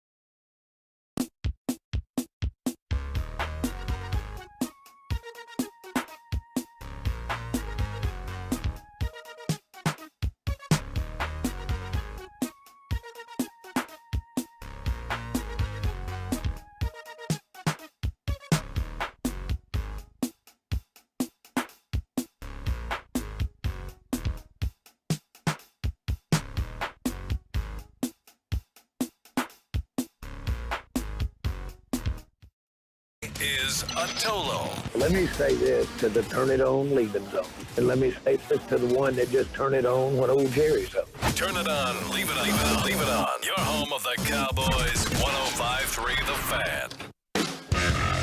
It's Classic Truck Month at Classic Chevrolet. Like you, grit runs deep. They're determined to get you the toughest trucks with the biggest savings. Over 300 new Silverados on the ground. Claim yours before it's gone. This is Texas. This is Classic Chevrolet. Find new roads. All right, thank you, Lucius. Coming up at about 3:30, we'll have the Mike McCarthy press conference. About 3:20, Derek Collins going to join us. We'll talk Rangers baseball with Dutch. Right now, it's time for Krusty's Corners. And here's the king of the Krusties, Brian Broaddus. Yeah, thank you very much. I appreciate that. Got Love of the Star, I think, tonight. I think Bobby and I are doing something tonight. So if you feel so inclined, you want to get your Cowboy questions answered, make sure you send them to myself or at Bobby Belt at our Twitter or X accounts, and so we'll try and get those answered. But hopefully, we'll bring some thoughts to what happened yesterday. I'm going to give you some thoughts of what I saw from the All 22. I got up this morning and got that taken care of. What's interesting, we talked about going into this game how important it was to get pressure on Brock Purdy. The Cowboys had 7 snaps where there were pressure on Brock Purdy in this football game. Jeez. And the problem with the pressure that they got usually with the Cowboys is when they get pressure, they're going to get the sacks or they're going to create negative plays. Three of the 7 plays were negative plays. You had a sack, a tip ball, and an incomplete. Well, really 2 tip balls and a sack for 3 for the negative plays. But other than that, the other plays that resulted in pressures, a 38-yard play, a 19-yard play, a 23-yard play, and an 8-yard play. That Brock Purdy's something else, man. How about that? That was supposed to be how you could get him. Yeah. We were talking because when I went back and I had an opportunity, because the way my film breakdown is or way it's set up for me is I could go and look at all the pressures. Give me all of Brock Purdy's pressures that he faced in a game. And so you're watching and you're kind of getting a little bit of an understanding like, okay, make him play off his back foot. But every one of his touchdowns he had yesterday against the Cowboys was outside the pocket, him moving, him kind of buying a little time or him sidestepping. Mm-hmm. All 4 of them. First time Next Gen's ever seen that. Yeah. He never was, but 3 of the 7, the 2 tips and then the sack that Curse had.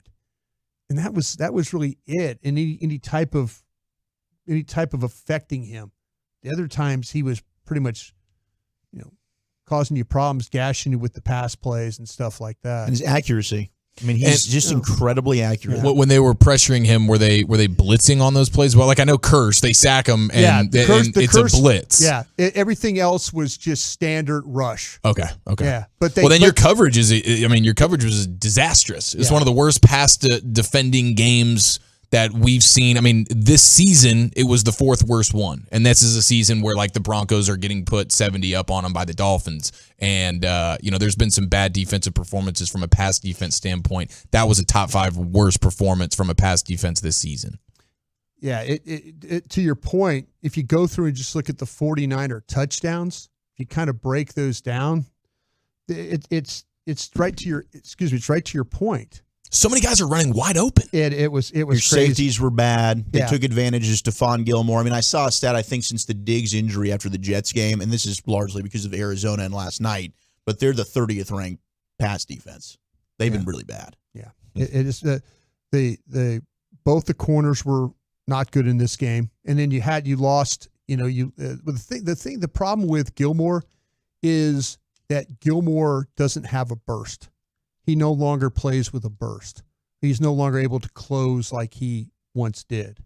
And so what happens is when you get those in-breaking routes, that's a problem for him to have to keep up. But I just want to go through these 49er touchdowns and just kind of walk you through them a little bit. The first one was the pass that went for 19 yards, the touchdown to Kittle, the one we were talking about, that Kittle runs the route, goes vertical, and he puts Hooker in such a bad position because Hooker is everybody else across the board is covered.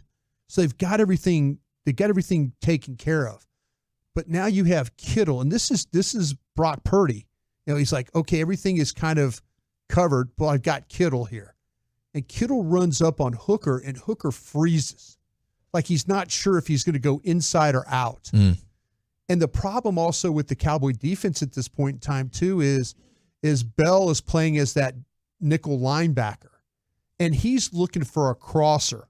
He's trying to find if there's going to be a crosser, which ends up going to be Kittle. But he doesn't see, he like looks, and Kittle hasn't crossed yet. And then finally Kittle, like, now he's got Hooker in no man's land, gets across, and Bell turns around and he's nowhere. As he's dropping, he should be in that area. It's amazing to me. You see, like, the Niners and Fred Warner, their heads on a swivel, and they know who their nearest threat is, and they know, okay, it's time for me to turn and run with one of these guys. And Bell, it's like, it's very obvious. The only person that you need to be worried about right now, everybody wants to keep their eyes on the quarterback. Once you identify who that guy is for you as your nearest threat, now it's jump on him and ride him down the field. Right. And your guys won't do that. No. Like, your guys, they just want to keep the eyes on the quarterback. It's so annoying watching. It's across the league you see with these linebackers. They just want to look at the quarterback, and everything's going on behind them. You got to have a feel. Like, yeah. But see, that's also, you have a young player playing that spot too. And he knows he has to look for a crosser, but you end up covering nothing. And you end up covering nothing. You're just standing there. Yeah, you basically are, and you get caught, and it puts Hooker in a bad spot too. And let's not forget there was no pressure on the play generated. No, of course not. No, there really wasn't. The double reverse pass that they scored on, that was actually another one where they put Jordan Lewis in a bad spot on this one, because what they do is they run the double reverse, and what happens is that they get the ball finally back to the quarterback. They get it back to Purdy, but Osa is free on the play. He's rushing. He's going up the field. He's beat his man, but he can't find the ball. And he finds it late when it's in Purdy's hands. So he sprints at Purdy, but by that time Purdy's already loaded up, and now you got Kittle, who is past Jordan Lewis. So they lose Kittle along the line of scrimmage as a blocker. He's blocking on the reverse, and then all of a sudden he takes off running, and he runs right by Jordan Lewis. So now here you have Osa trying to find the ball.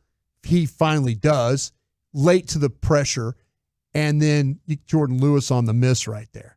So really unfortunate that they had an opportunity, because Osa wins right off the bat. He just can't. He doesn't know where the ball is. Yeah. I mean, this is players seeing something for the first time and not knowing how to react, and Shanahan figuring out a way to teach all this stuff with precision.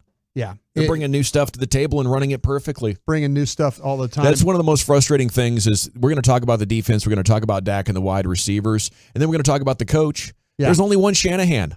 And we won't do copycat for some reason. I just copy everything he's doing every week. What's Shanahan doing? That's what we're doing. That would be my approach as a GM. Mike McCarthy, you're gone. Get me somebody here who can copy Shanahan every week. Back to you, Brian. And he's willing to copy other coaches. Yes. The Detroit game yesterday. Yes. Detroit ran the double reverse. And we played the audio of him looking at McDaniel and what the Dolphins doing, and he's like, "Yeah, we're going to incorporate some of that too." Yeah. The one play that I want to talk about that kind of typifies the whole day for the Cowboys was the toss sweep that went left that Jordan Mason scored on, the touchdown that their last touchdown. Their last touchdown. Yeah. And this just typifies everything that was wrong with your day yesterday. And again, it goes back to being very creative with the way that they get their guys in position. You get Kyle Juszczyk is going to motion right to left, and he's going to hook Micah Parsons. He's going to get enough of Micah Parsons that it's going to smash him inside. He's going to knock him inside, but it allows Mason to get to the outside with the ball. But what happens on the play is Kittle's on that side too. He takes Donovan Wilson and just completely wipes him out of the play. I mean, takes him out of the hole and to the sidelines. And then what happens is Trent Williams now gets a clean shot on Van Der Esch. Van Der Esch is fighting, but he ends up running into, this is where he gets hurt. He runs into Parsons there, but they're all kind of wadded up. So there's that. And what happens in Buford, the backside guard, he cuts off Clark. Now everybody, and everybody's blocked here. And then now you get Hooker, the safety, is coming downhill to make the play and he completely takes an angle that takes him out of the play. And we've seen this a couple of different times with these Cowboys safeties that, we saw it in the touchdown run that Moore had in the Arizona game when Curse is trying to fill and he takes too wide of an angle and then the ball goes right by you. Heck, the second play of the game where Josh Dobbs scampers for 44 yards and Donovan Wilson is lost in the sauce. Yeah, this one of the reasons why I think this Cowboy defense has struggled so badly at times has been because of the safety play. They depend so much on it. And they depend a lot on it. Yeah. But that's No the thing about question, man. it. The final thing, if I could do it real quick here, is the Turpin touchdown. I want to give a little positivity here if we could. This is a creative play because this is a play they actually ran in the preseason a couple years ago. And it was with Turpin, but they missed the play. They actually overthrew it and they came back to it. Turpin motions left to right. He's got a free run on the nickel Oliver, and he takes advantage of it. Oliver's got no shot at him to be able to. Once he's moving and he's up the field, it's like Oliver can't run with him. It's a stand-up blitz, which the Cowboys pick up. Warner and Bosa are all in the middle. It's one of the few times that the 49ers really blitzed, and they bring everybody from the middle of the defense. They're all kind of standing around, and then they rush, and they do a great job of picking that all up. Turpin's looking from the ball on his outside shoulder, which is crazy. And I thought he'll throw it, if he throws it to the inside, it might be a little bit easier play, but he throws the ball to the outside, and Turpin does a great job of adjusting it over his head. Really pretty throw. Great adjusting touchdown by Turpin. Nice job by him getting the ball in, getting all the feet in, and then making the play right there. But when he was running super fast, he was, yeah. and that was a very hard play. The separation was outstanding on that play for Turpin. We're looking like 4 to 6 weeks for him, by the way, is the early diagnosis. Yeah. I bet we'll get more from Mike coming up in about 30. Yeah, it looks like it's a pretty bad. It's a high ankle sprain is what they're talking about there. But that was one of the really bright spots of your game right there. Kind of a creative play, good design. They pick everything up on a special blitz and get the ball out there for a touchdown. But the touchdowns that San Francisco scored, man, they're well-blocked plays, well-designed plays, well-executed plays by them to put you guys in some tough spots. We'll be live at the Globe tomorrow. Thank you, Brian. Brought us with Krusty's Corner every afternoon, 2:40. Live at the ballpark tomorrow, though, and ready to party with Game 3 with you. If you are coming on out, please stop by the broadcast table and say hi. Woolchuck's got the NFL news of the day, and then we're going to get the Dutch Oven, Derek Holland, on the show coming up at 3:20 with the Mike McCarthy press conference to follow that right here in the nation. Be a part of the show. Text us on the truckwreck.com fan text line, 877-881-1053. That's 877-881-1053. This Odyssey Sports Minute is brought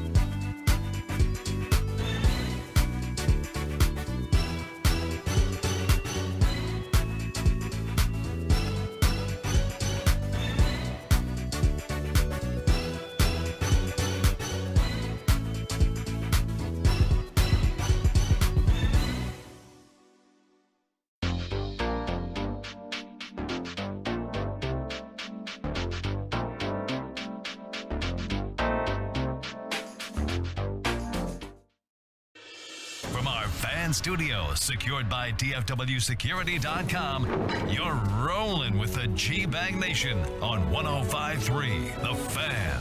Welcome to the It's hour 2, G-Bag Nation on 105.3 The Fan. Hope you're having a great day. We're surveying the Cowboys' defeat. We're celebrating Rangers' victory. Derek Holland's going to join you coming up at 3:20. Big day in the NFL, though. And Zach Wolchuk has your NFL news of the day. And here he is, Zach, with the name. Yeah, we got a lot of injury news. The Cowboys, we mentioned, C.J. Goodwin looks like he's going to miss the year, which is very, very sad. Their special teams ace with a torn pec. And then, as you said, Dawson, we will hear soon from Mike McCarthy, the Turpin ankle, 4 to 6 weeks most likely. That high ankle sprain, that's tough. Vikings also dealing with an injury to Justin Jefferson, their star wide receiver. And that's one where they don't want to rush him back. They want him to be 100%. They're a team now that certainly is struggling. Their postseason aspirations are kind of slipping away week by week. But he's dealing with an ankle as well. And Kevin O'Connell saying, look, we'll wait and see until he's 100%. And I don't know if he's going to play this week. We'll have to monitor that. The Jets had a big loss. Their top offensive lineman, Elijah Vera-Tucker, is now going to be out for the season. You also had Matt Milano, the outstanding linebacker for the Buffalo Bills. He got injured in their loss against the Jags in London. He's got a fractured leg. He's now going to be out for the season. And Anthony Richardson, man, poor guy just cannot stay healthy in his young NFL career. He's expected to miss some time. Probably going to be out this week against Jacksonville.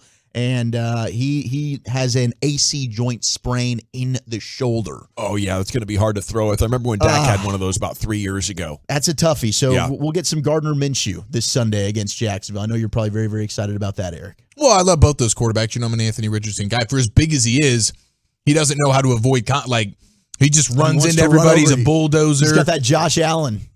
And you just can't do that. You're not going to be able to make a living doing that. So he's got to figure that part out. But yeah, when Minshew's playing, I'm all over it. So you think Richardson's still a good runner, just needs to avoid contact a little bit more? Yeah. I mean, he's a monster runner. That's a huge reason why they're going to be having some success with him and with Shane Steichen, who came from Philadelphia with Hurts. He knows how to get the best out of these guys. But some guys know how to avoid being hit, and other guys it just kind of comes natural to some dudes, and others it doesn't.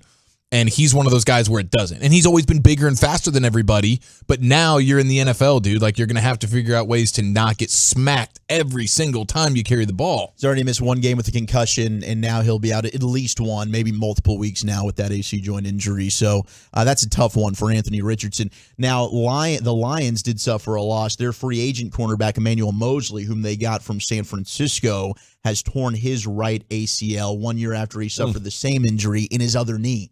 So back-to-back years, he's now done for the season with ACL injuries. That's a heartbreaker there for the Lions, but they still look in good shape. If he needs any advice, he can call me on how that happens and how that goes. You think he had 12 months later, you tear the other ACL? I know that heartbreak, Mr. Mosley. You think he had a guy try and jump over the top of him? No, I think he probably was going up against somebody a little bit smarter than that. And just unfortunate injury.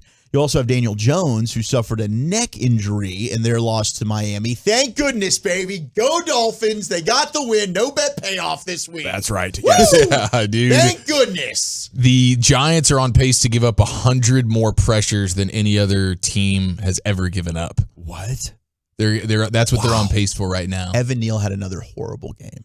I mean, he was looking around. Guys are just absolutely blowing by him. He doesn't block a soul half the time. Daniel Jones is like, dude, what the hell is going on? So now he's got It seems like more injury. teams are just full on melting down, and having a crisis. Chicago, New York, it's Cleveland. What's going on with some of these teams? I don't know. And you got some weird stuff going out in Cleveland, like some of the players are unhappy with Deshaun Watson. There's drama. Yeah. There's drama going on. I mean, more wide receivers are bent with their quarterbacks on the sideline than I can remember. Yeah. Do you guys think that CD's body language and problems and stuff like that is a contract-related thing? Or am I just... Could be. It could very well be. I don't think he's ever been the best when it comes to the body language. And it's even the same thing with a Stephon Diggs. That video went viral. He's ticked off. I think Stephon Diggs is an emotional player, right? We would see Tom Brady have outbursts like that all the time. He's a quarterback. We don't talk about it. When it's a wide receiver, I think it's kind of taken out of context. There's some friction. There's some issue. Maybe there is more to it with CD Lamb. Maybe it is the contract. Maybe it is frustration with the offense or the quarterback. I don't know. But certainly the body language didn't look good. I think with or without the contract, if he had gotten the contract Diggs Diggs got, and he's already been paid. I think he's still just as ticked off because it's 3 games in a row where he's got like under 55 yards of offense, and not only is it okay, my numbers are terrible, but also our entire offense sucks. Okay. It's not like we're scoring points, we're moving, and I haven't been involved yet. It's like I'm sucking, and our entire offense is sucking now, and for 3 weeks in a row, I'm supposed to be a number 1 wide receiver, and all I can come up with is like maybe 50 yards. Okay, I'm going to be ticked. It hurts to lose so much. I believe CeeDee Lamb would have been just as frustrated. Money could be a factor, but it's hard to interpret that. Right. I think that the other thing that's interesting here, Brian, is we'll never hear one of these players go after Dak. Most you'll get is maybe a little bit of a cold shoulder because of how good of a leader he is and how cool he is. And I think that's an interesting thing because we'll never hear, the players are upset with Dak. And I think that's what being a great leader affords you. I wonder, we talked about this in the offseason. I know I brought it up, but the fact of all the turnover on the offensive staff, is that playing a factor? It could. I heard Bobby and Sean get into a pretty good debate about that this morning. I think they're about the same. All the turnover. All that same. turnover with the with the OC and with the running back coach, quarterback coach. I don't think it was that there was turnover. It was just that you don't have they're not a good offense right now, are they? No, they're not. You have an unimaginative play caller and an offense and philosophy. So people are turning over staffs plenty, and they can hit the ground running a little bit. The Texans right now, everything's new in Houston. They got a rookie quarterback, but it's an innovative play caller that's probably helping things out a little bit. It's like people are changing crap all the time, dude. You got veteran guys on this offense. Like, it's not that they changed. It's just what they changed to was seemingly even worse than the unimaginative offense that they had been dealing with. Yeah, the Eagles have a new play caller who hasn't done it before. He was in the building, but they've got a new offensive coordinator, and while their offense might not be as good statistically as it was a year ago, they're still finding a way to win games. Yeah, but just the massive turnover they had, of how many positions they had to turn over. I think you can definitely look at the yards per attempt on the ground. We lost Zeke and somehow got a half yard worse. The run blocking was atrocious yesterday. Yeah. There's an overall continuity and organization here that I thought Mike McCarthy would smooth over, but no. I do want to say I want to see Dak with Shanahan. I know we can't snap our fingers and get a couple of games Dak with Shanahan, but I don't know if he can do it. We had Garrett Linehan more. Now Mike McCarthy with Schottenheimer. Dak's not doing it. They're calling RPOs. He's never keeping it. There's just weird stuff going on. First play of the game, he could have pulled the thing and ran for it. He's not keeping it. Yeah. Why are you running RPOs if you're not keeping it? There's just so many weird things. Yeah, it seems like a scared offense. It really does. The quarterback and the play caller, I just don't think are in sync whatsoever. Why have we seen Kellen Moore back-to-back OCs now go with the bunches and the motion at time to time and then decide to go away from it? It's bizarre. When the numbers show you without a doubt. Run more play action. Did we see any play action yesterday? You got to give it a shot if you want a big play. But you got to be able to run though too, right? But sometimes, not really. Token play action will get you. You're right. Token play action will get you, yards. You're right. The numbers show whether you're running it good or not. Play action just works. Still work. Yeah, but those linebackers, it doesn't matter. You could sell them on that. And they ain't getting tricked. You're right. They're not getting tricked. No, everybody else falls for it, but those two guys don't. Amazing. Travis Kelce suffered a low ankle sprain, not the high ankle sprain, and he did return and scored a touchdown yesterday against Minnesota. It's funny now, though, all the Swifties who are backing him are in a full motion to try and get this turf replaced. They're like, oh my gosh, our guy Travis Kelce dating our superstar Taylor Swift. Now he's injured. Now we got to replace him. She wasn't his birthday, I heard, something like that. Maybe they're done. Are they breaking up now? Maybe, I don't know. I'm not following that. I do think the turf in Minnesota is going to be replaced next year. It is going to be replaced because they have looked at it and say it's even worse than all the other turf that's out there. It is. Now the NFL is going to review and possibly ban the tush push play. Adam Schefter was reporting about that this Cowboys weekend. actually got one of their 8 first downs on a tush push. So the controversial play has the attention of the competition committee, and the NFL and the NFLPA plan to study all the injury data related to the play. And during the offseason, they're going to look at that. You had the Giants who lost 2 offensive linemen 2 weeks ago. Now, on Travis Kelce and Jason Kelce's podcast, the New Heights podcast, they actually talked about this because the brotherly push or whatever, the brotherly shove, what they're calling it, the Eagles are the architects of this. They're talking about the play, kind of some of the things that the officials are already looking at. We saw, I think, a false start was called on the Eagles. Here's Jason and Travis going back and forth on the tush push. You guys actually get called for offsides on a sneak. Yeah. Dickerson was just level with you. I don't think he was ahead of you. I just think he was level with you. And they were like, yeah, nah. Well, I think they actually might have screwed this up. They did send a warning that Landon has been in the neutral zone. The only player allowed in the neutral zone is a center. You. The ball is a neutral zone. No offensive player or defensive player can break the plane of either side of the ball. So they warned us before the game. That's close. He's still a hair behind you. The reason they called this, though, they said that his hand was in the neutral zone. Yeah, I also see a defensive player. Yeah, well, dude, everybody's going to be jockeying for position. I don't give a crap. Let's just run the play. Listen, man, you already know that play is pretty unstoppable. You got to do something. If you ain't cheating, you ain't trying. But the problem is that's not Landon's hand. That's my hand. I get in a 4-point stance on goal line sneak. That's my left hand. And they called it on Landon, but Landon's hand is behind the ball. So I think they messed this up, actually. Just looking at it from that view, though, it does look like that's not your hand, yeah. And that's a problem when you go looking to make a call, in my opinion. But whatever. I'll say this right now. Defenses are doing a much better job at defending this play than they've done since I've been in the league. There's an emphasis being made. Who was buddy that came in, the Scottish man? They were like, hey, how do you stop this organized mass? You got to unorganize it, obviously. Teams are trying, but gosh, it seems like an unstoppable play if you run it well. Oh, yeah. And if you have that quarterback who's one of the strongest like leg and back athletes in all of the league. Yeah. Didn't Dallas stop New England on it last week? They did. Yeah. Mac Jones was not very good at that. No, we got just a bunch of teams are getting stopped because, like you said, they don't have the Jalen Hurts. Like you kind of have it in Dak. Dak made it look easy. Yeah. If you wanted to do it. You know, Jalen Hurts ran 15 times yesterday, fixed the offense, scored 24 points. Looked much better. Okay, you mentioned earlier the Jets being able to knock off the Broncos. Robert Saleh went up, shook Sean Payton's hand, and the hot Stay mic, humble. Yeah, hot mic picked it up. He told him to stay humble. Gave him a little pat on the back as he walked off. Jets locker room was going nuts for their guy, Nathaniel Hackett. Social media wanted to showcase the celebration. Here was the Jets locker room post knocking off the Denver Broncos. All right, here we go. Next up, man. Hey, really, really good job. All right. Obviously, that first half didn't go the way we wanted it to. To come out in the second half the way we did, really good all the way across the board. Being resilient, making shit happen, winning a football game. How about offense? 234 yards rushing.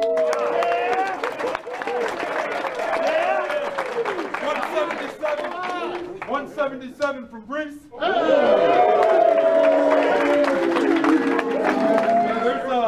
There's a lot of good things we can talk about with regards to these stats, but I got one game ball. Yes!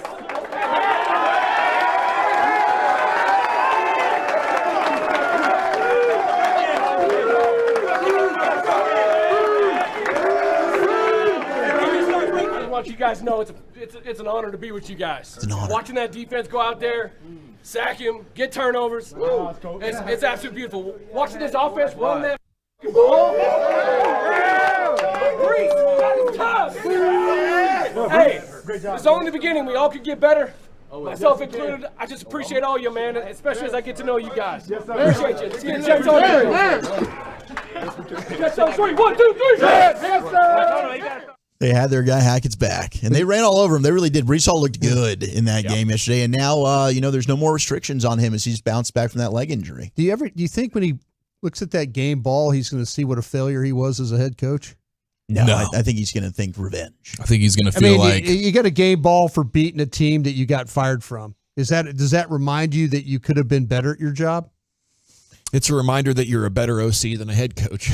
No, I think there's a lot of guys like that. I really do. I think Norv Turner was that way. I think Norv Turner was a much better offensive coordinator. Maybe even Wade Phillips, defensive coordinator. Wade Phillips, yeah. But Sean Payton's proving nobody could fix that Denver thing. There's something. They're about to do a fire sale, and I hope we are interested in Patrick Surtain in a second. Yeah. Let's go. That'd be really nice. I don't know about Leighton Vander Esch. Maybe we'll find out more coming up in 15 minutes. But I look at Greenlaw and Warner yesterday as a huge difference in this game. Yeah. Two linebackers who are simultaneously dropping into the secondary to make it tougher on Dak and then rallying to the football when he throws short. I mean, and these guys are reading everything a half second before anybody else. Would you want a linebacker like that? Sure. It might be the only two that exist on the planet right now, those two guys. They are level. Yeah. Fred Warner, like simultaneously covering CeeDee Lamb and then also coming up and sacking Dak all on the same play. He had another one where he's going left and then the ball gets tipped. On that last interception, he gets like 20 yards. He changed directions and got all the way. I don't even know how he saw that play was happening behind him. He covers grass extremely. He needs to be in the Defensive Player of the Year conversation. Fred Warner's an absolute savage. You had a record broken. Jamar Chase caught 15 passes, broke Carl Pickens' 25-year-old franchise record a week after he said, I'm open. I'm always effing open. Him and Burrow got back together. Devontae Adams expected to play tonight, Monday Night Football against his old team, Green Bay. Aaron Jones will be out. And special teams-wise, we got a brotherly kicking duel as Daniel Carlson of the Raiders is going up against rookie kicker Anders Carlson, his brother for the Packers. Ooh. I remember the Carlsons from the Strongest Man competition growing up in the 80s and 90s, and they were always from Sweden. They were, and were you more impressed how they were able to hold a battery out in front of them for like 25 minutes and not flinch at all? My favorite was the keg throw. They'd take a full keg and throw it like a 20-foot wall. That's awesome. It's amazing. Yeah. The World's Strongest Man competitions are underrated. Blast to watch. Okay, we're live at the Globe tomorrow. It'll be a blast to watch Rangers Game 3 as they attempt to eliminate the O's. Mike McCarthy presser coming up at 3:30. Derek Holland will jump on with us next in the Nation. Thanks to our Tolos. Those are our listeners who turn it on.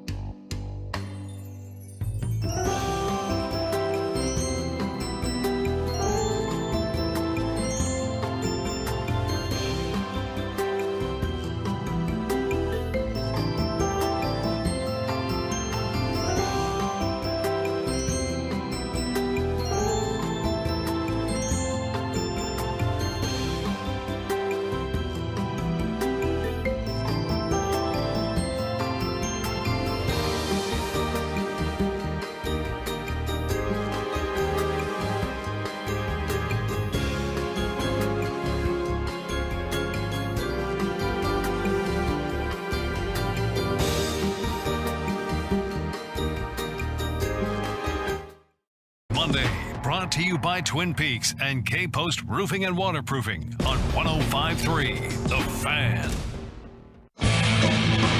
Welcome back. It is the G-Back Nation here on 105.3 The Fan, and Derek Holland is set to join you right now on your home of the Rangers. We'll talk to him about this 2-0 lead, and then at some point in, I'd say the next 10 minutes or so, Mike McCarthy's going to start talking up there at the Ford Center at the Star, so we'll get to him. It is a very busy day on your home of the Rangers and your home of the Cowboys as well. Segment is brought to you by the Frankels. Life's unpredictable. Accidents happen. Frankel and Frankel, the go-to attorneys for car and truck wrecks in DFW. If you or a loved one's been in an accident, contact Frankel and Frankel for a free consultation. It's 214 or 817-333-3333. Go online to truckwreck.com. And the Dutch Oven joins you now here on 105.3 The Fan. How the heck are you, Derek? I'm doing good. How are you guys doing? We're doing amazing. You know, to be up 2-0 right here, of course, everybody's thinking about 2010 and going up 2-0 on no, that was 2011? No, it was 2011. What would you say to these guys that no doubt want to finish this off tomorrow, though, being in those shoes yourself all those years ago? Well, it's like you said, you want to finish this thing off. You got your foot on the gas. Let's keep it going. You know, don't let up. Don't take anything for granted. Continue to keep plugging away. Take those same approaches at the plate that you're doing. The pitching's going to get themselves going and take care of business. I mean, we've got everything going exactly how we want it, like we've talked about before. Pitching's clicking, hitting's clicking. I mean, you're getting everything all at once. I think this is big. Is it hard not to get overconfident, or is that easy for veteran baseball players at this stage in their careers? We're so used to just staying calm. I mean, you can't let the bigger moment get in there. You can't let that take over. You know, you got to continue to stay with what you've been doing from day one. Don't let any of these other moments change. The game hasn't changed. Everything's still the same. So it ended up working out with Andrew Heaney getting the start. I think a lot of people were surprised about that, including you. Dane Dunning came in, went 2 innings as they kind of piggybacked that. But overall, what did you think of that decision to go with Heaney? I mean, I wasn't expecting it. When you came over to the house, we were talking about this, and I actually thought Dane was starting the whole time. I didn't even know that Heaney was doing it. But the thing is, that's what is so impressive about Bochy and Maddox is they show the exact same feelings for their guys. There's no, I don't care what you've done, you've slumped or any of that. They have confidence in every single guy they send out there every night, and that's huge. And the guys believe in that. You can see it from within the clubhouse. How fired up did that defense make you on Saturday? Man, I'm trying to think of how I can say this correct. I was raging. That's how I felt. Dude, how impressed were you by just the mental toughness that it takes to be on the mound in those situations as a bullpen guy, and your spores and your first 7 pitches are ridiculous. You're getting the first guy's on base. He gets out of it. Chapman comes in first guy. He gets on base. He gets out of it. And then same with Leclerc in the 9th. Like the mental toughness in that situation for all 3 of those guys, I felt like was pretty amazing. Yeah, it's huge. You can't let those things get to you. I mean, heck, I've done it before. I threw 13 pitches, and I think I only threw 2 for a strike. So, you know, you can't worry about those things. You got to bounce back from it. Don't sit and dwell on it. I think what we've seen in the past is guys will see that happen, and it's like, oh, crap, here we go again, and then they get lost in that. And I think what's helped is we've seen them mature past that to where it's like, who gives a crap now? Let's get this next guy. So what? I let this guy on. I'm getting this guy now. And that's what you're continuing to see from this pitching staff. Yeah, Derek, one thing we were talking about, I think, especially after the wild card series against Tampa Bay, when defense was clearly a difference maker in that game 1 with Tampa Bay struggling. But you go back to your World Series teams, good defensive club. How does this team compare? Do you think they might be even better defensively? Man, it's tough to say. I don't know. I mean, you look at the names we've had and the names that they've got. I mean, it's so different to say. I don't want to compare one team to the other. I think it's more of what they're doing now is about these guys now. Let's worry about now rather than what's happened in the past. I think for me, I just want to see these guys finish it. I want to see them get the ring for the city of Arlington, for these fans here. They deserve it. They've been working their butts off. They've continued to showcase when people think that they're out of it. They come right back in there and do their job. Dutch, in these games, how nervous are these players? Are they? I mean, is it like it looks like on the outside and the way they play, it just appears everything is calm, but like in the dugout, in the field, how nervous are you really in these games? I don't think you're as nervous. I think with the veterans that they have there, what happens is they tell them, you know, hey, this game doesn't change. There's nothing different. This is just like a regular season game. You know, you can't you can't get yourself caught in those moments because that's when it does eat you up. When you treat it like it's a regular game, go out there and play catch like you were before, I think you're going to go a lot farther. You've been around the lights. Once you're under the lights, everything changes. You don't think about any of that stuff. Once you're out there, it's no longer, oh my God, this is game 2 of the ALDS. Like, oh man, I need to really change things. No, it's go out there, stay on the attack, remain calm. Don't let any moment be bigger than what it is. Just go out there and capitalize. Great moments come from great opportunities, and that's what these guys are doing. It's Derek Holland with you here on 105 through the Fan, the former Rangers pitcher. This is where Bochy differentiates himself right here, isn't it?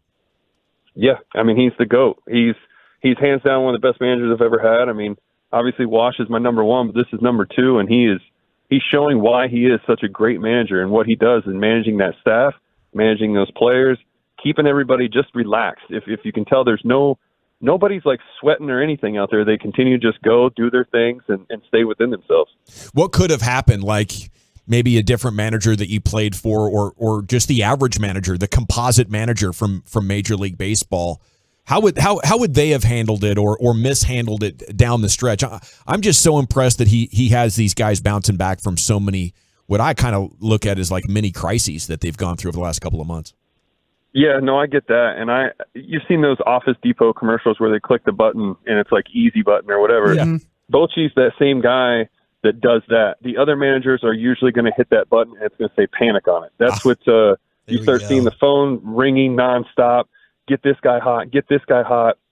I've seen it before to where this actually happened to me once in the big leagues is we were out there and only 2 mounds are out there and we had 3 guys standing up to get ready. And it's like, wait, how's this work? We can only use two guys. So trust me, sometimes that panic meter can get going big time. But I think what you're seeing is you got 2 guys there with Maddox and Bochy that have the experience of being in the playoffs, being in the World Series, being in the big moments. So I think you've got this perfectly handled with the right guys. That's why you got to tip your cap to CY for doing what he's done to get this staff.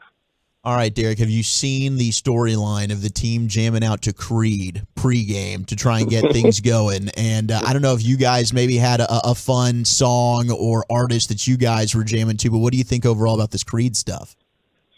I love it. I think we're going to see the fans out there screaming, with arms wide open. You're going to hear all that. It's I don't even know if that was the right song, but they're... you nailed it. Yeah, you nailed it. You can take me higher. To a place there. Yeah, but that's the thing is I think what they're doing is keeping that clubhouse loose. I think that's maybe some fans don't want to hear that kind of stuff because we've got some people that want to, oh, you can't go out there and have fun. You can't go be yourself. These guys are definitely taking it to a whole nother level. They're being themselves. They're finding things that get them going. You know, sometimes that's what it takes is you got to put something on. Maybe it's a goofy song from NSYNC, or since Taylor Swift is the hot topic, maybe they got some of that crap going. I don't know. It's a good point. Derek Holland here with you on 105 through the Fan. What was your thoughts, back in the day when you'd be cutting up, having fun? Didn't you do like a famous dugout interview during a playoff series or something people are all over you for? Yeah, that happened my whole entire career. It's like I wasn't allowed to be myself and have fun because somehow people thought that's what I'd be doing out on the mound, is doing Harry Carey or Kermit the Frog, when they have no idea. It's like everybody's got a personality. You got to keep the clubhouse loose. Mm-hmm. That's what makes everybody go out there and play, as I would like to say, with not a tight butthole. Yes, it's very important. Attaboy. Now, a guy who clearly does not have one of those is Evan Carter. I mean, this dude is so smooth, breaking records in his playoff debut. How good could this guy be? Man, he is impressive. This is really cool to watch. I've become a huge fan of this guy just watching him. I mean, Mike Bassick knew a lot about him beforehand. I had to learn a lot from him. But the approach that he has at the plate is literally like, it's like a Michael Young. It's a guy that's been there for 10 years is what it feels like. He has a great eye at the plate, very good discipline, makes contact, puts the ball in play, uses all of the field.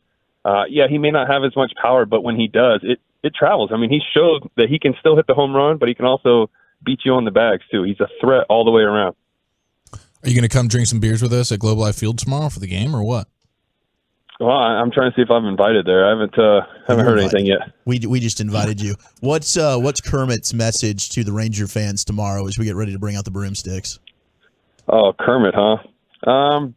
Well, see, we got to take this one game at a time here. We got to try to finish it. We've got them down on the ground. Let's see if we can step on them, take care of business, and then we can just have all the fun we want. We can get out there and celebrate like wild animals, aka frogs.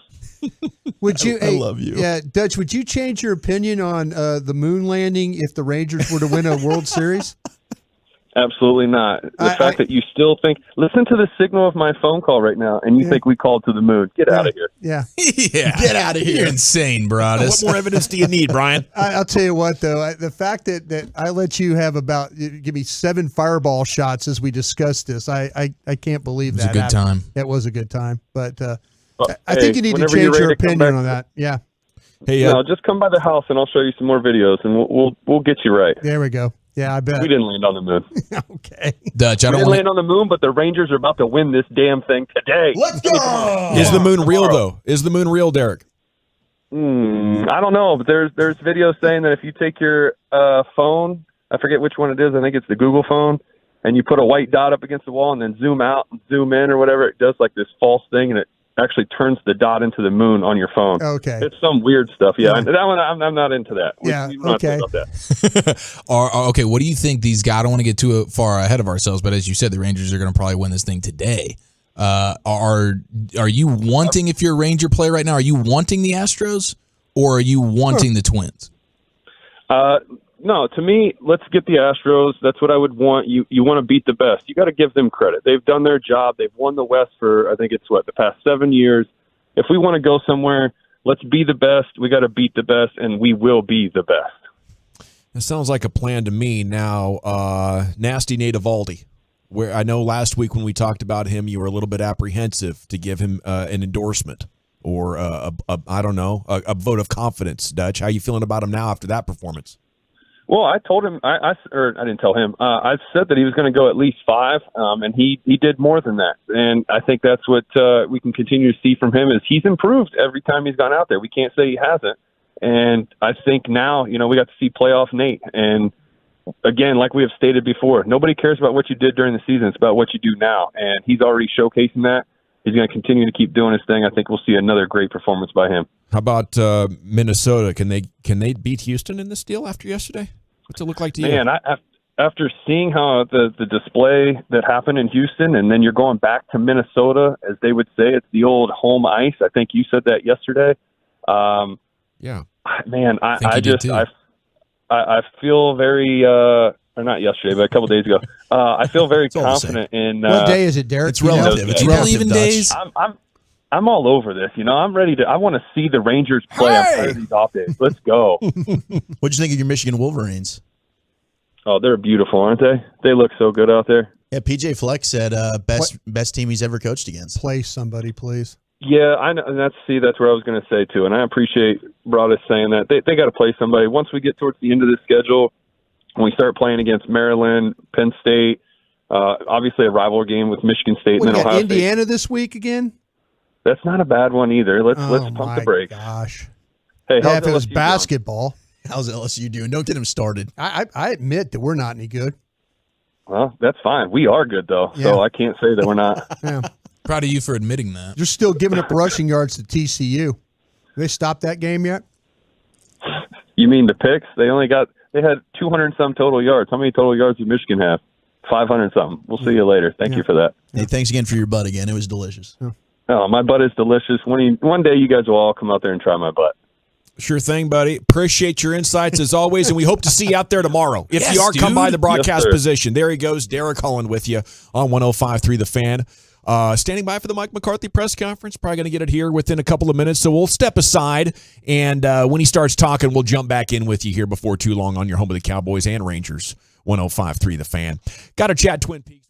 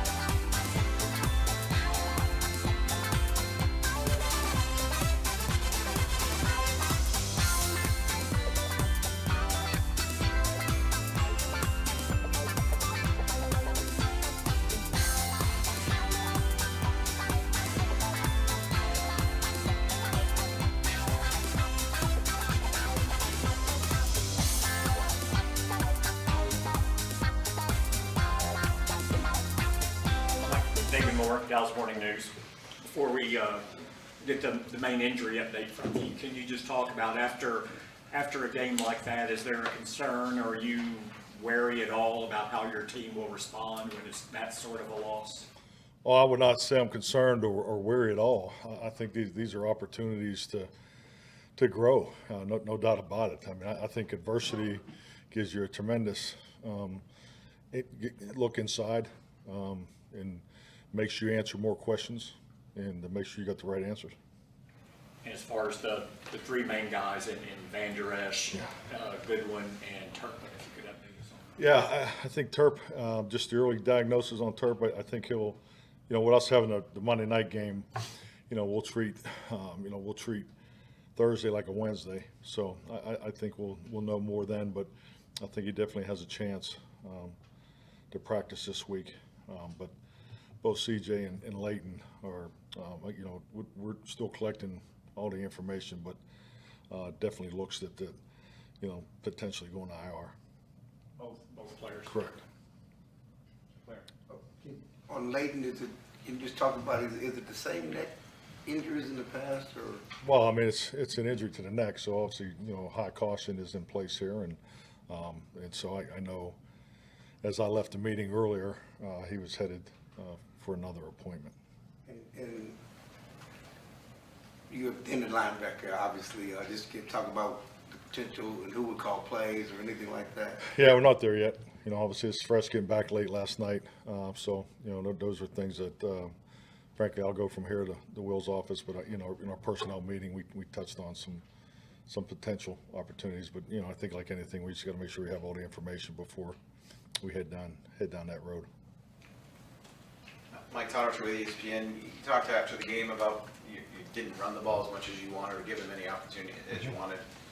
What were the issues on first down for you guys? I think it was 1.9 yards per play. Well, I think like anything, I mean, as you cut through the tape and you cut through the third downs, I mean, we're 2 for 6 there in manageable third downs. So, I definitely felt like we were in position to continue to be effective on third down. So we did not get that done. But, when you don't get when you're not, converting third downs, obviously, your first and second down opportunities go down. So, and that's where your ability to have balance in a run and pass exists. So, but I think just like anything, we were all frustrated, coming out of that game, during the game. I know I was personally too. So it's a difficult game. They played extremely well. You give them credit. But we didn't play to our level that we had played at the first 4 weeks. So, that's why you take the time, just with getting back as late as we have, we're going to take Wednesday and take the emotion out of all this and make sure we go through it and, make sure all the answers are there in place for our players, because it's our responsibility, as leaders, as coaches, as, game planners, decision makers, to make sure we're giving the players the tools to be successful. So, and then we'll pick up Thursday on like a normal week. So that's the outlook moving forward. John Shaw, The Athletic. Like, when you look back at the game, how, really the last 2 weeks, how do you guys get CD more involved?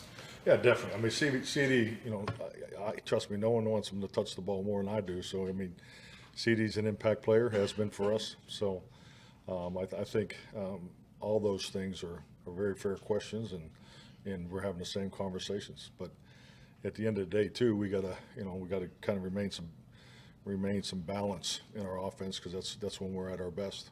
But definitely, CD he's a premier player. That's how I view him, and that's our responsibility to make sure he has opportunities to make impact plays. Side, The Athletic. Mike, you've only been here for 3-4 years.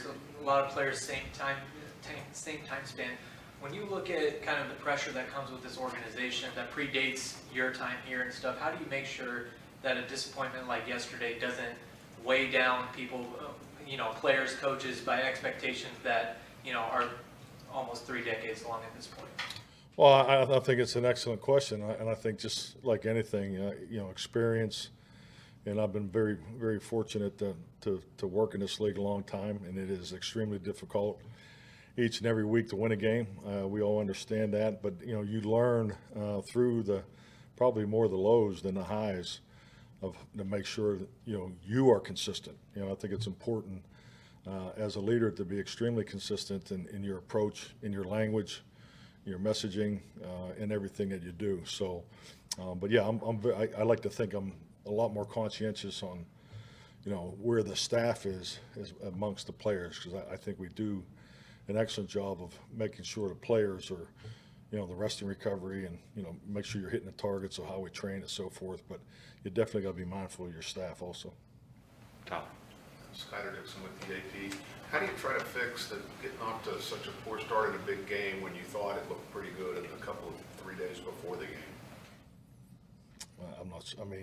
We didn't start very well, and that's obviously I think it's been a strength in the first month.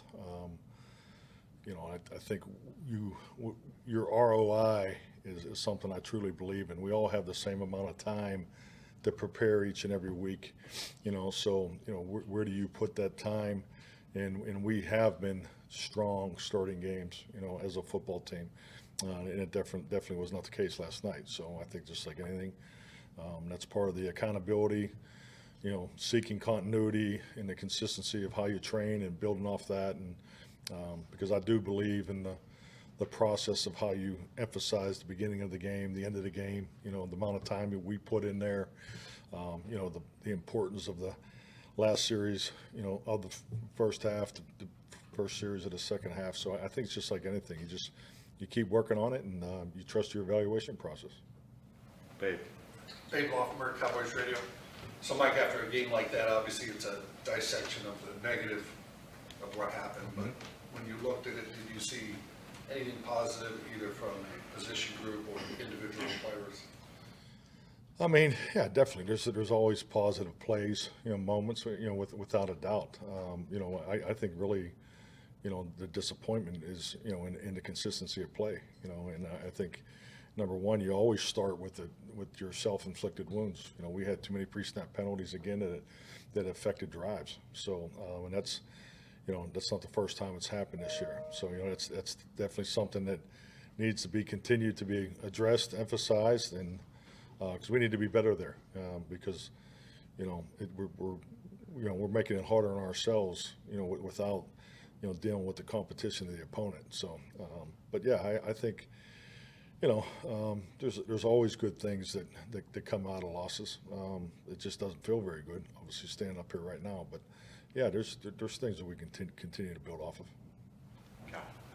Calvin Watkins, Dallas Morning News. After 5 weeks, what's your offensive identity right now? Identity?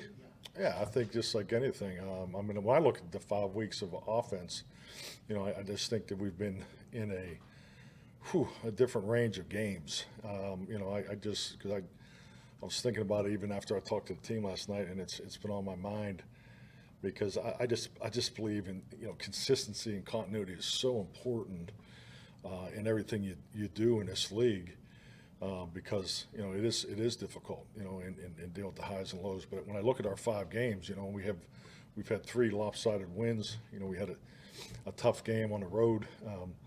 That kind of got away from us, that we fought back in, and then we had last night's game. So I think with that, the identity of the offense is clearly you want to have some balance throughout how you play.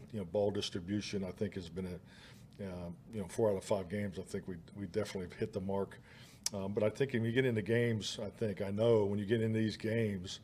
You got to get touches to certain individuals. So I think we clearly can be that. So I like a lot of things that we've done, outside of last night offensively. Because outside of the red zone, we've definitely hit the mark. When we started this, this offensive approach back in April, I just think it's a matter of who do you want to be and who do you think you are. I coached the team for a lot of years that it was offensive driven, and but this team's about defense. Let's make no bones about it. And that's not a slight against the offense. We want to score as many points as everybody, and we're not, playing not to lose. So don't mix the message here. But we play to our defense. That's a strength of our team. And by doing that, the time of possession, taking care of the football, those are 2 things that were, I thought, improvement from past years. The first month. clearly was not last night. You can't win games. You give the ball away, you can't win a game. I mean, let's be honest about that. So that's when the game got out of control there in the second half. So we got to take care of the ball. We got to continue to go the long way when we have to, but more importantly, I think we can do more as far as creating opportunities for big players or getting the ball specifically where we want it to go. Mike. Michael Gallup, the California News. Along those lines, it's difficult to play your defense when you're having the lack of early down offensive success that you guys had last night. It didn't matter if it was run or pass. You just couldn't really get anything going on first down. What do you count that lack of success? Well, I think when you say not get anything going, I mean generating first downs on first and second down. So, yeah, because really I thought our biggest failure was third down. You know, we had favorable third down situations that we didn't convert. And the first 4 weeks of the season, we were best in the league at converting them. So, I mean, I'm not going to, sit up there and beat their drum, but they played very well. They played to their tape that they put on video the first 4 weeks. We did not. And, our strength as an offense has been third down, and it was not a strength last night. Coach Nicole Hutchison with Dallas Cowboys Media.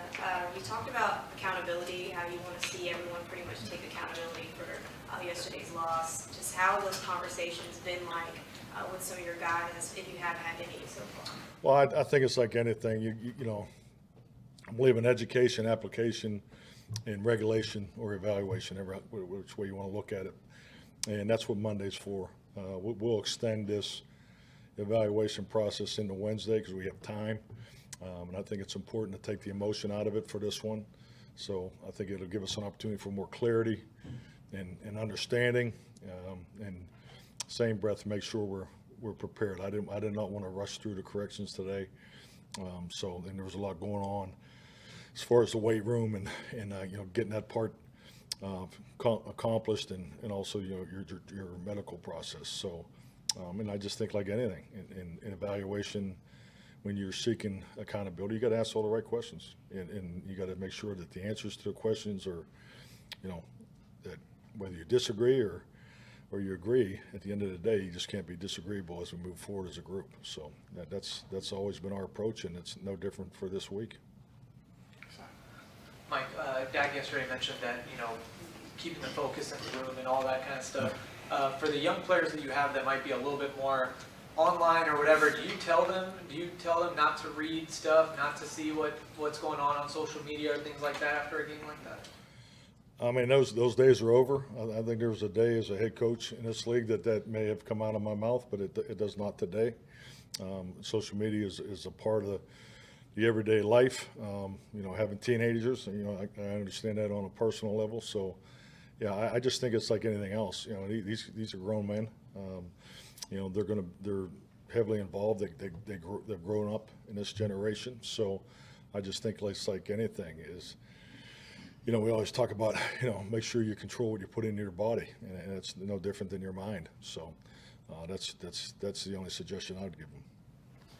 Skyler. Two-part question. The health of Tyler Biadasz, who went out and came back, how's that and the rest of the offensive line? Still working through it, but I think Tyler's going to be.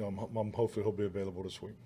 And how long do you think it would take that group, if they do get to stay intact, to kind of where they? I think it's an excellent point because I do like to look at the group. I thought there were some things that we did well. I think there's some things that moving forward that I can highlight more for them.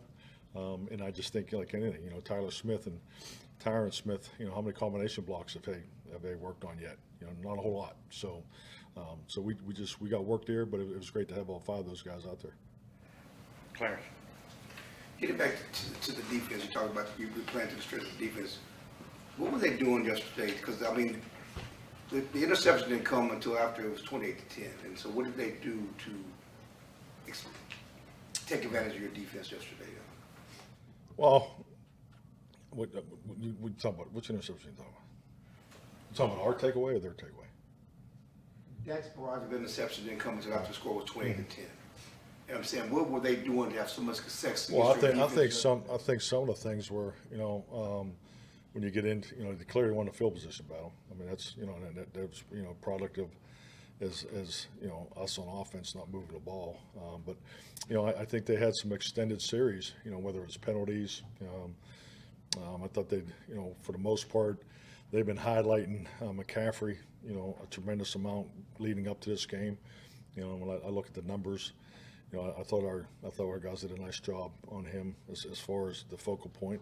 But the things that they did off of that, they were able to hit on some big plays. And I just think there were some opportunities that we had that just didn't quite cash in. I thought that. The play on Dono was that's a tough one. You can see he's trying to go in there with his shoulder, and and I don't get caught up in those types of play. But when they go the other way, sometimes it's difficult to overcome.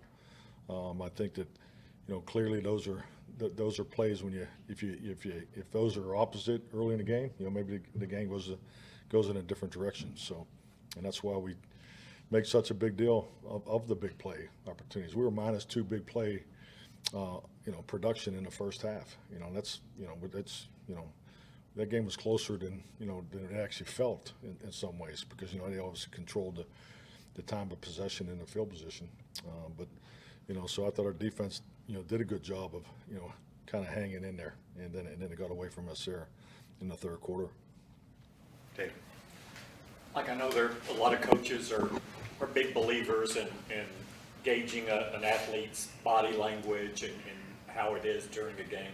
Understanding you're calling a game, you don't have a lot of time for that during the game, but is that something you pay attention to, especially in a loss like this, to see what a player's body language is and how he's interacting with his Absolutely. No, absolutely. Had a great visit with CD today, and I'll just say that if he's not pissed off that he's getting the ball, then I'm pissed off at him for not being pissed off. I mean, he's an impact player. I mean, he should feel that way. But I just think like anything in life, how you handle things and how you move forward is how you affect others. There's so many things good things that can come out of that. But fully aware of it. And it was frustrating. It was frustrating not doing your part, in offense, and I felt that. I felt frustration also as a play caller. Mike, are your receivers getting enough separation? Well, that's this game. There's definitely moments where we can be better, and it's something that we fully anticipated. I know. Just looking at the tea leaves and everything, they played a lot of vision zone going into the game. We spent the end of the week just really anticipating man because we felt that it was going to be a combative game all the way through.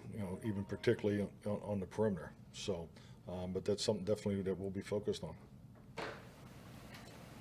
That it? Great. Thank you. Thank Mike. you. Monday on 105.3 The Fan. Now, there was a couple of news items in there. I know we're up against the break and the top of the hour. We're going to get to Wolchuk and then CY. Chris Young's coming up at 4:20. The biggest thing, Leighton Vander Esch likely headed for an IR. That's a 4-week situation at least. And if this defense is serious about stemming the tide, I think you got to make a trade. Got to make a trade right now. You decide, hey, our first-round pick's going to be in the 20s if we're good. Let's go get a veteran linebacker that can really, really play, or a veteran corner. This defense has not looked the same since Diggs went out. Go get an impact player, but I think you need both spots, a star at one of them and a good, sufficient starter at the other. Yeah, you definitely need a linebacker at this point, and man, I would. It's a shame you've invested it in your safety group, but I think the safety group is the one I'd be more interested in upgrading a safety right now than maybe even a corner at this point with how poorly those dudes have been playing. Okay, we got 2 down, 3 to go, Wolchuk. Let's pick up this conversation. We'll get to the top 10, then Chris Young's going to join you at 4:20 here in the Nation. One of the cheap.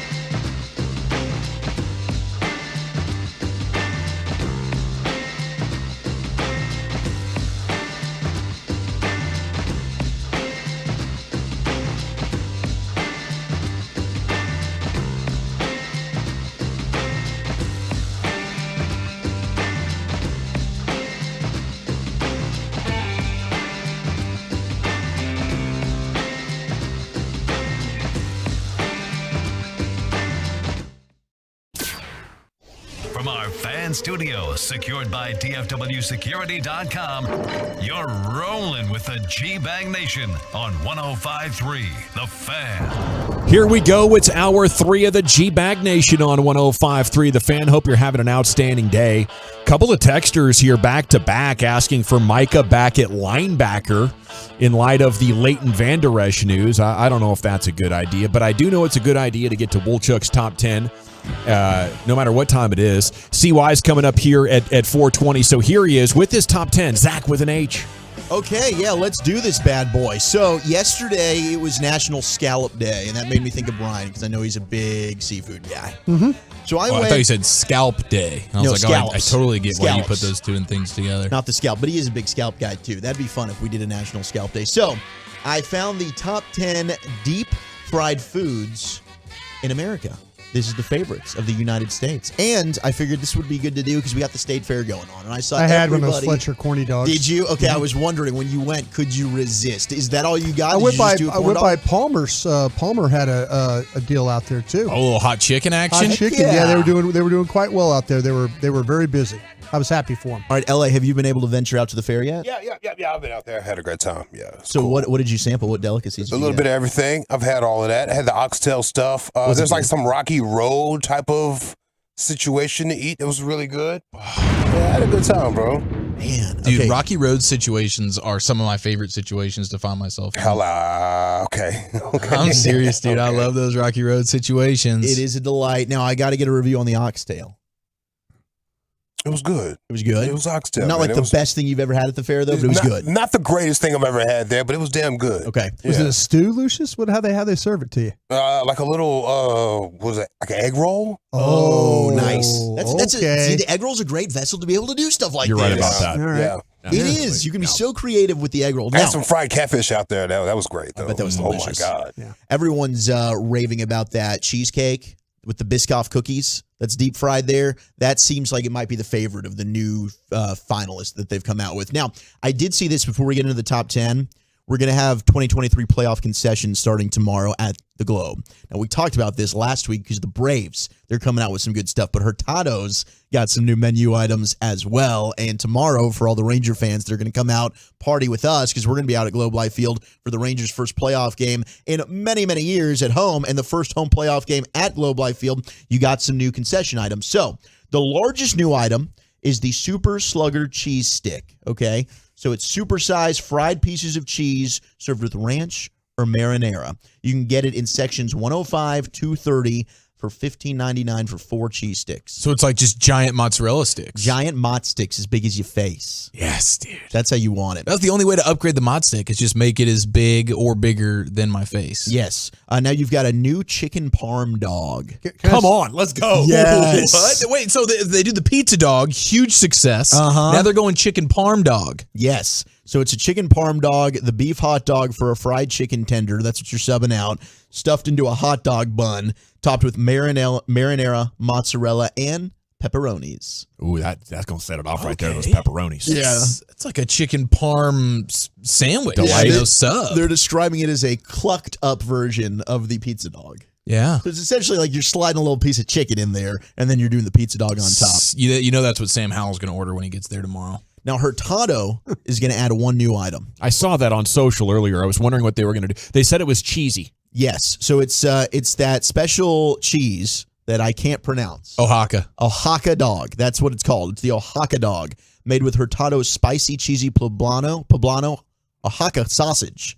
Each link comes topped with pico and queso. You can get it, of course, at the Hurtado stand. Only $12.29, which I think is pretty reasonable. Are we doing that cheese name right? Oaxaca?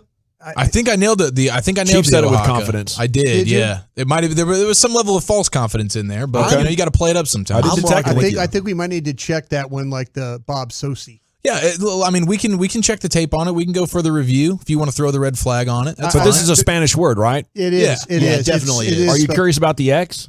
No, I don't think the X is pronounced, but I don't know if we said it right. Okay. Well, someone's Tex is going to take care of us. Yeah, the text will, because Waka? I have Waka? definitely butchered some of these descriptions before. And I don't want to be wrong about this Phonetically one. spell it for us on the text, somebody, please. Yeah, please do that. The last thing, the ballpark has a new smoker to make Nolan Ryan beef brisket topped with Sweet Baby Ray's barbecue sauce. They've got the custom-built M&M smoker, which is new for the playoffs, and it's painted with red stitching like a baseball. I think you need to add a W. Yeah. Add a W? Oaxaca. Oaxaca. There we Okay. go. Oh, it's Oaxaca. 3 texts in on that Gosh, now. dang it. All It's right, guys, Oaxaca, appreciate you. man. Of Yeah. course it is. I still get you get like a C for You that, did good. right? Like I still passed the test Thank you, to some everyone. extent. I was love very you close. so much. All right, here's the top 10 deep fried foods. Thanks in for the save, US of A. Brian. Thanks Great for the on a save. curve over Yeah, here. nice Thank job. you for the upon further review on that. My man, like rubber stamped it with confidence, and he's asking for a C. That's all. Listen, man, I'm just trying to get past the class. You don't want to keep teaching me, right? You just want to send me along. It was Do an oral yourself exam. a favor. It was an oral exam. He was close enough. Okay. Was it? Yeah. All right. Yeah. Number Who 10. doesn't enjoy one of those? Everybody does, right? Mhm. Actually, they can be terrifying. Number 10, we've got egg rolls as the 10th best deep fried food, egg rolls. Now, I would personally That's- bump this up into the top 3. Yeah, as you said, the word vessel. You guys know me. Yeah. I'm an egg roll guy. Yeah. We need to like dirty it up though. We're still like venturing into cabbage and onion land, which I get. You know, people we can people stuff- want we those can- kind of we egg can rolls. stuff it. We got a can- cheesesteak. Yeah, let's go. Yeah, yes. Oh, yeah. Lucius Make a talks pepperoni about the pizza in one- there. Lucius eats the one. Lucius, what's it? The fried, the Philly cheesesteak one, right? The Philly cheesesteak egg rolls from our steak place. Del Frisco's, right? Del Frisco. Del Frisco. Yeah, we got those one day. Divine. Absolute. The one of the yes, divine is a great word. Delicious. Yeah. Number 9 is the corn dog.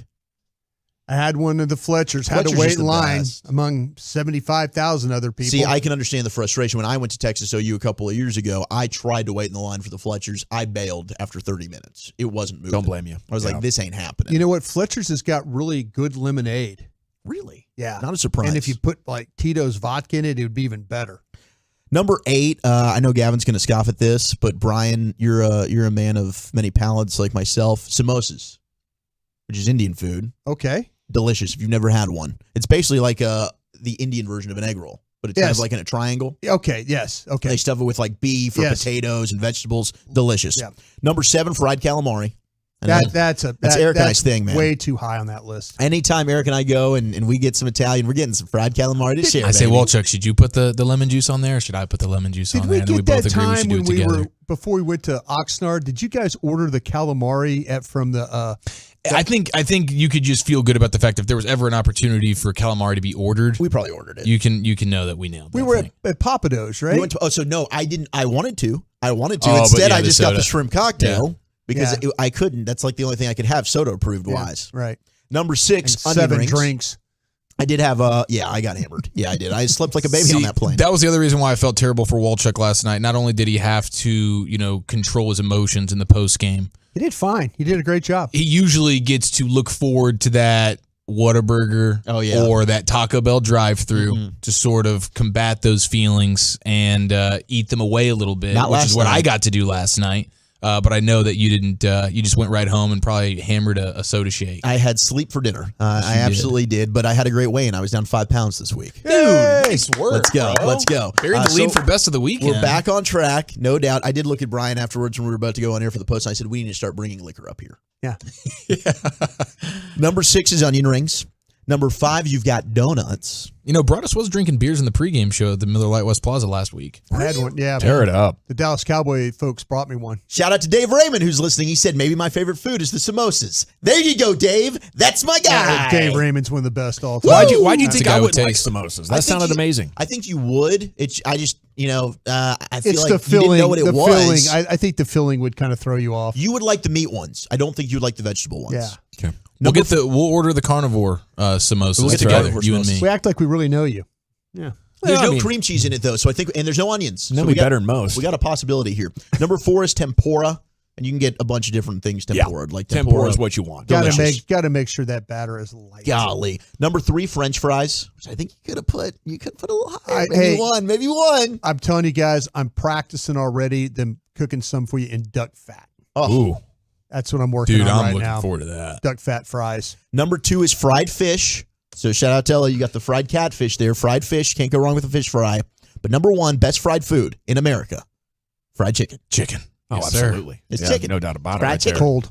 I mean, Cheese makes a pretty good run at it. If you get like the perfectly fried cheese stick, Yes. you know, I'm like, I don't know which one's gonna satisfy me better right now, but What's the weight factor on a fried cheese stick? you probably got 5 minutes at most. Okay, the Yeah. 6 minute, you're borderline. This Yeah. sucks. You're looking for Right? the air fryer. Yeah. Okay. Yeah. I just want to make sure I was on the same page. Okay, just put them in the styrofoam. We'll take them home. We'll pop them in the air fryer. Bring them back to life. I think But, they yeah. have to be consumption right on spot. Once they get firm, it's a bad idea. I mean, you're willing to sacrifice your gut for the goodness of a fresh cheese stick. Yeah.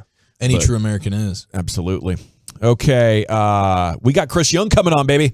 The general manager of the Texas Rangers. He's been joining us all season long. When they were down and appeared out, he gave them votes of confidence multiple times right here on the show. He's back for a victory lap as they sit 2-0 up in the ALDS. That's next here in the G-Bag Nation on 105.3 The Fan. I want to talk about another nation with you.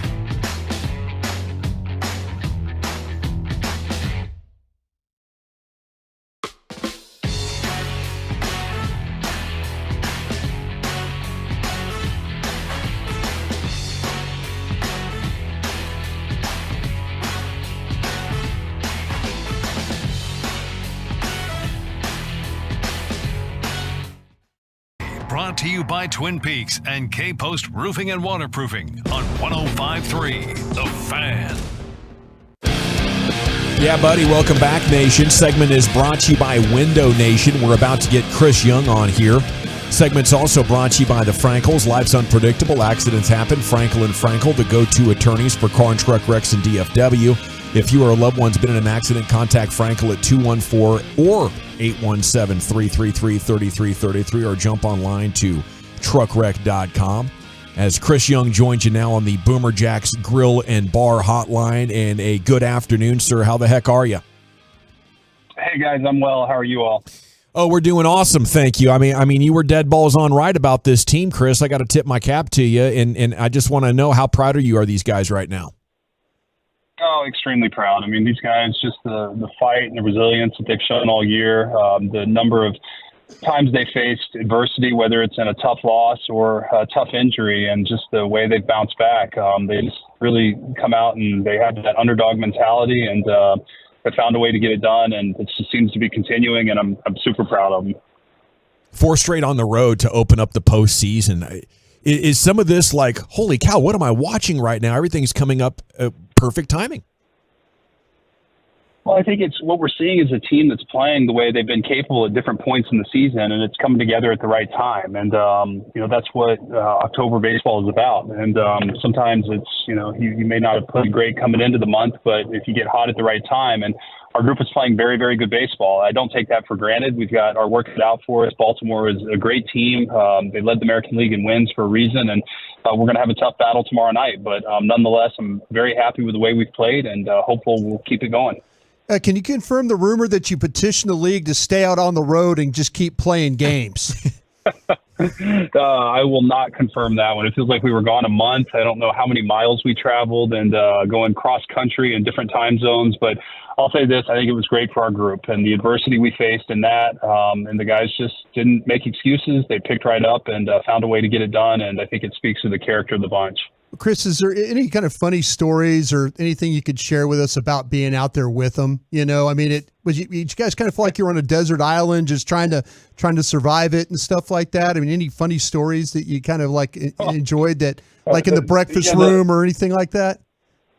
Well, there's been a lot of team bonding, and from my standpoint, I try to let the players have their space and not really interfere too much. I don't want to make them too uncomfortable, but I do admire the way the group has fun and interacts together. Austin Hedges has been so great in terms of the way he's provided some veteran leadership and humor in different meetings throughout the year. I don't think the fans could see. There was a fan who ran onto the field during the Baltimore game, and he was dressed in a strange outfit, and the next day Hedges came into one of the meetings dressed in a similar type outfit, which cracked everybody up. And anyway, it's that type of humor, and sometimes when you're on the road you have moments and opportunities for the team to come together like that. And another one that stands out for me was as we were flying from Seattle to Tampa and we're going over Texas, and Bochy's banging on the window saying we should be landing right now. So it's moments like that give us a good laugh. Hey, did you guys have clothes, or did you have to hit the laundry or go shopping? How'd you handle that thing? I was wondering myself. I packed for a week, and really for a climate in Anaheim and Seattle, it was one of the worst packing jobs I've ever done. And I had to go in probably every city we went to. I had to ask the clubhouse attendants to do my laundry, as did everybody else. So clubhouse attendants were tipped very well this trip because we needed a lot more from them, in our personal laundry services. That's amazing. So how excited are you guys to be home? You've got a chance to win your first home playoff game since 2011. You're hosting your first one in the new ballpark. First home playoff game, I think, in Arlington since 2016.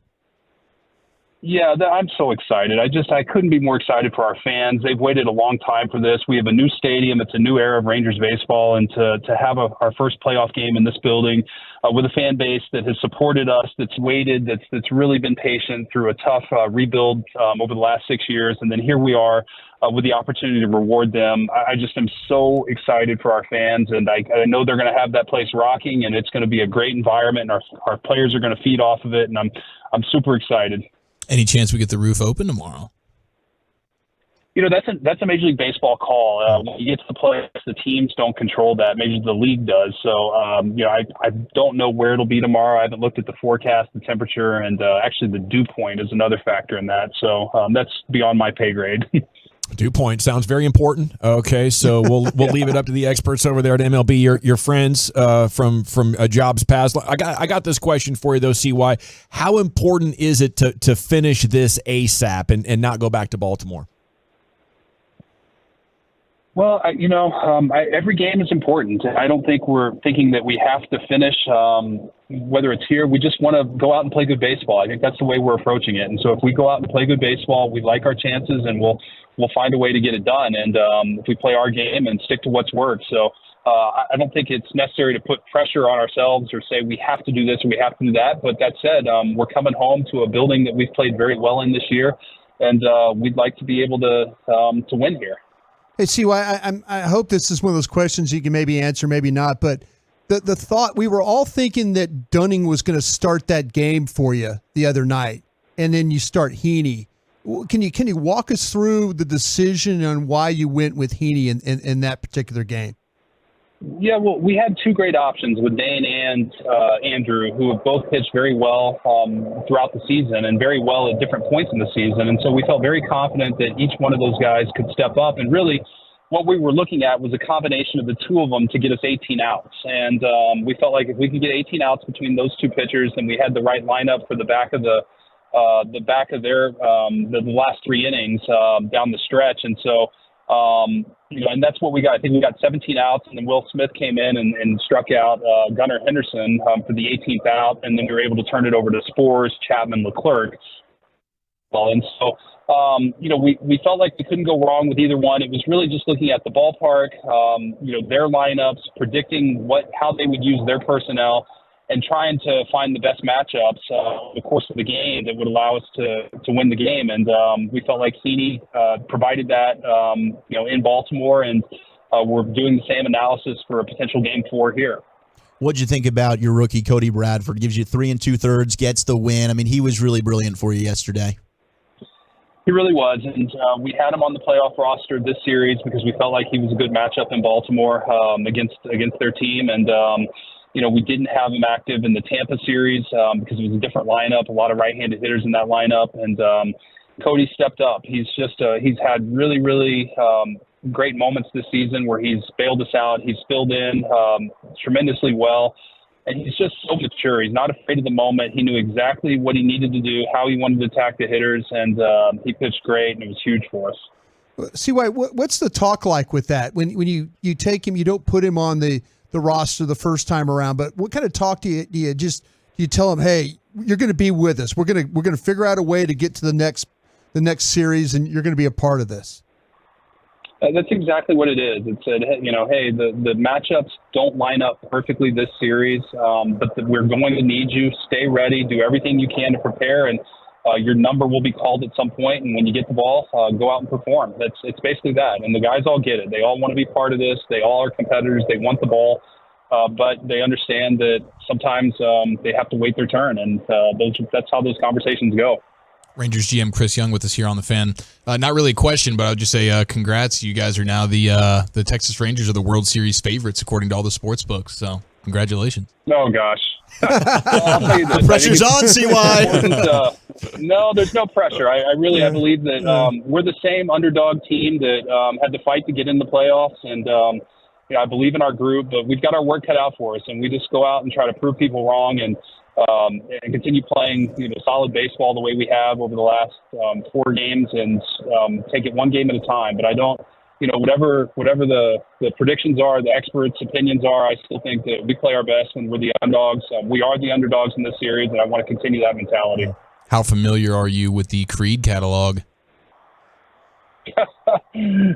Not super familiar, but I hear the higher song that's been playing in the clubhouse a lot, and I know there's a little momentum to get that played during the game. I'm excited to hear it, and I know the guys love it. So whatever they want, we'll support. We're ready to sing along if that's what it takes. If they want that, if they don't want that, we can be quiet. Just let us know. I'll leave the singing to you guys. Hey, how about Evan Carter? Is 5 spot the place to be? He's done great there. He's really done well any place we put him. And I think that the thing with Evan is that he's so mature. He just understands who he is and his approach and what he's trying to do, no matter where he's hitting in the lineup. And for right now, we feel like the 5th spot is the right spot, and he's handled that well. Yeah, speaking of your lineup and full count Carter, you guys drew 11 walks yesterday. I mean, the entire lineup's just seeing the ball so well. What stood out to you about your offense performance so far this postseason? Well, I think the discipline. I mean, I think that just staying disciplined to the game plan, understanding that the pitcher is going to be able to get you out in some spots, but you have to be disciplined and not help him and not swing outside the strike zone. And I think the guys have done a tremendous job of that. And that's where really injecting Evan into the lineup complements that, whether he's been hitting in the 9th spot or the 5th spot. It's just a tough at bat, and the pitcher's going to have to really work and make good pitches and execute to get us out. But what about the defense, though, between Heim and Young? The Saturday afternoon, it was exceptional what I was watching. Oh, it was awesome. I mean, the Jonah caught stealing was the play of the game. I mean, you could argue that saved the game right there, and it was such a big play at a big moment in the game. I think it was one of the quickest release times of any throw to second base this year, and so to have that in such a big moment was huge. And then Josh's defense has been big, and that's what good teams do is they find a way they play all 3 facets of the game. They pitch, they hit, and they play defense, and you can't overlook any one of those. CY, you've been great with us all year, but I just wonder, do you wish we'd all go away right now and you just can kind of finish this thing off? That just stop asking me questions and let me just find a way to navigate this thing. Let me just get with my team and navigate this thing. I appreciate you considering my feelings right now, but no, I actually don't. I'm really excited for our fans. I'm excited for our organization. I think this is such a great, positive story. I didn't realize last week when I said the things about the Houston Reporter that it was going to make national headlines. No, that's great. It's all good. But the point though is that this team has earned this, and I feel like this is a great moment for our organization, for our franchise, for our fans, for DFW. I hope this is the beginning of a great era of Rangers baseball, and I want everybody to celebrate that. I love it. I love what we're doing, and I appreciate the support that you all and everybody else in our community has given us. And I look forward to a lot more great times. And I hope that my gratitude to everybody comes through. I love this. I love talking about our team and supporting them any way I can. And certainly hope we're having a lot more fun conversations like these. You betcha it does, CY. We can't thank you enough, man. We'll see you out there tomorrow night. Give him hell. Guys, thanks so much. I'll see you tomorrow. Cheers. There he goes. Chris Young, Rangers GM here on The Fan, and we will be live at the Globe tomorrow taking in Game 3 of the ALDS. Little sports hodgepodge coming up next, Chief. Yes, sir. Observations from the NFL and college football weekend next right here in the nation. Okay, I want to chat men's T clinic.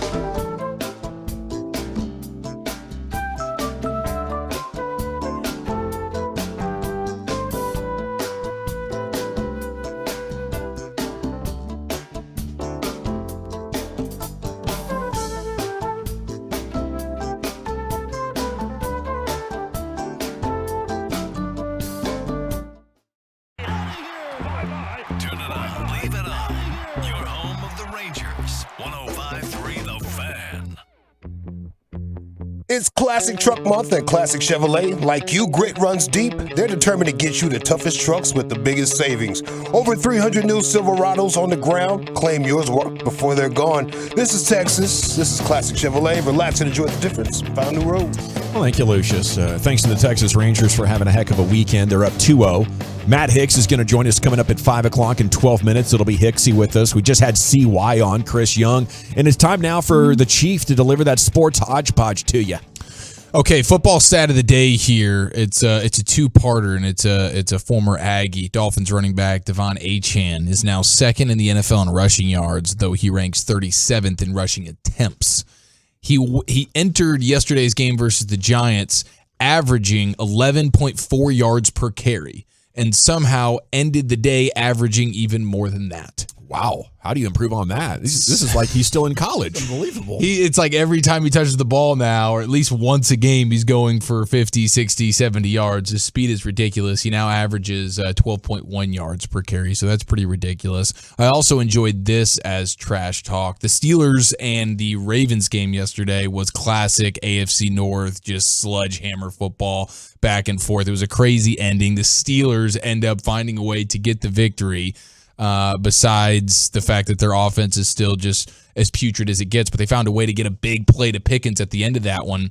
But it was Steelers defensive back Joey Porter Jr. He told OBJ at one point, quote, "Go be a family man," after he intercepted the pass in the end zone that was intended for him. That's good. Man, Porter's at the top of his game right now, isn't he? Is he as good as Sauce? I think he's got a 0.0 passer rating against. He does. He's allowed one catch for 12 yards through 5 games with an interception and 2 passes defended. He plays with a really big chip on his shoulder after what he went through. I was stunned that he slid to the second round, man. Yeah. I thought he was the best corner in the draft. The Cowboys let him slip to the second round. How about that? Now, also when it comes to A&M, this is pretty funny. They of course lose to Alabama, but they have the Texas A&M police, like the live Twitter log of just the shenanigans that's going on throughout the course of the game, arrests and things being made, and so it's actually pretty funny to look through some of the during the game as the Aggies are losing to Alabama. The Aggie Twitter account, the police account, is tweeting out all the issues. So it's public intoxication, Northeast Tower, subject unable to walk without assistance, given the opportunity to call a sober friend, but was unable to operate his phone. He has been arrested. Oh, that's a tough spot. You can't leave your friend in a situation like that. You know? Right. Yeah, you gotta take care of your guy there. 30 short minutes later, another public intoxication, Section 123, released to sober friend. There you ejected. Go. Yeah. So there was a friend that was able to come and save the day. I like their policy on calling a sober friend. Yeah, like, we're going to give you a chance. Get you home. Yeah, exactly. He obviously can't let you walk down the street because you might walk out into traffic. Yeah. 13 minutes later, public intoxication, subject who was released to sober friend and ejected, returned to the stadium, was using a rail to stand, arrested. Okay, yeah. No, they won't notice me. I'll just sneak right back in here. 14 minutes later, 2 intoxicated subjects entered stadium, then caused a disturbance with ticket staff. Ejected. A few more students were ejected due to public intoxication, released to their sober friends. But some friends were beyond help. How about this one? 30 minutes later, public intoxication. Once again, the Northeast Tower. Subject covered in mud and staggering. Released to sober friend. Ejected. Subject pushed away from friend and tried to re-enter the stadium. Arrested. Oh, man. Arrested. Your friends are trying to help you in these situations. But you have to, like, if you're the sober friend, you only have so much patience. Like, I'm here, I'm gonna be sort of your babysitter. I'm gonna have to leave the game that I would like to be at and watch, and I'm gonna walk you home. If you're gonna keep fighting from me, at some point I'm just gonna let you do the dumb thing. Yeah. And if you want to run back into the stadium, then that's on you, bro. But I love that the Aggies do that. I don't know if any other like university police Twitter account is doing that during games, but I think it's great content. It is. Police walking up was always like a sober button for me. Like, I'm not going to say anything now. You know, you threaten to throw me off a flight or the police walk up, suddenly my BAC gets cut in half. It sobers you up real quick. It does, dude. I intended to do the same thing there. Now, we mentioned that this was going to be like Travis Kelce was playing a dangerous game on the front end of all this Taylor Swift stuff because we knew how the rabid nature of the Swift fan base. We think college football fans are rabid. We think Eagles fans, whatever. I'll tell you what, those Niners fans, they were loud. Driving home and you're listening to the game on the radio, and oh my gosh, just absolutely loud. But nothing surpasses the rabid nature of the Swifties. And now Travis Kelce, he's being tailed in a way that he's not used to. So you get this from the weekend on Friday, on a football Friday. You get reports from TMZ, thanks to the Swifties following him around at every turn. Travis Kelce hung out in a stadium parking lot in Kansas City, Missouri with a group of pals.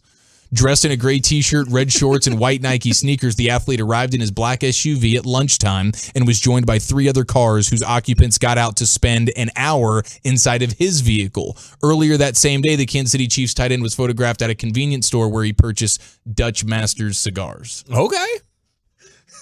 So there's no privacy anymore. They're starting to connect the dots. Was this pregame? This is Friday. Okay. This on a football Friday, and it was a road. It was a road game for Kansas City, so this was the next day's a travel day for him. But he's at some point on his football Friday, he's going to the convenience store like he probably usually does on a Friday to get ready for the game, get his mind and body right, get the Dutch Masters stogie. Usually no one cares. No one knows. He's just Travis Kelce doing his thing. But now the Swifties are involved. They see him buy the stogie. Then they see him sitting inside of his car in a random parking lot with groups of friends for over an hour. And now the docs are being connected that he's hotboxing on a football Friday on a game week. There you go. That's the dangerous game you play. Yes, they are watching every move that he makes. I think you're going to need to maybe like DoorDash the Dutch Masters or the Favor app or something like that. Once you step up into that level of celebrity where you're being constantly tailed, any vice that you have is going to become public knowledge. Yeah. Now he's now at the point of celebrity where he can no longer hang out in random parking lots for upwards of an hour and hotbox with his bros. Got paparazzi in the bushes trying to take photos. Is that what you signed up for, though, Travis? Those Dutch Masters are massive, though. Those are big old cigars. And I think there's 3 or 4 of them per pack. He needed 3 or 4 friends, and he needed that full hour. But did the Dutch Masters have the plastic tip? No, those are the Black and Milds. No, but I thought like back in the Like day, the like wood tips. Dutch Masters are like an old school cigar. They are. I thought maybe like my grandfather was a Dutch Masters smoker, and I always thought it had like the white tip on it. Some of those cigar companies will have versions of them that have the this tips. was way back in the day. Yeah. Okay. All righty. Thank you, Chiafal, there with the Sports Hodgepodge. It is the G-Bag Nation here on 105 through the Fan. We're celebrating Rangers' victory. We're attempting to, cope with this Cowboys defeat and make sense of it. Where do they go from here? That'll be a conversation a little bit later on in the 5. But coming up next, Matt Hicks will join you, the radio play-by-play man of your Texas Rangers. We'll get his thoughts on how they could possibly finish off this series tomorrow night. That's next in the nation. One thing I know about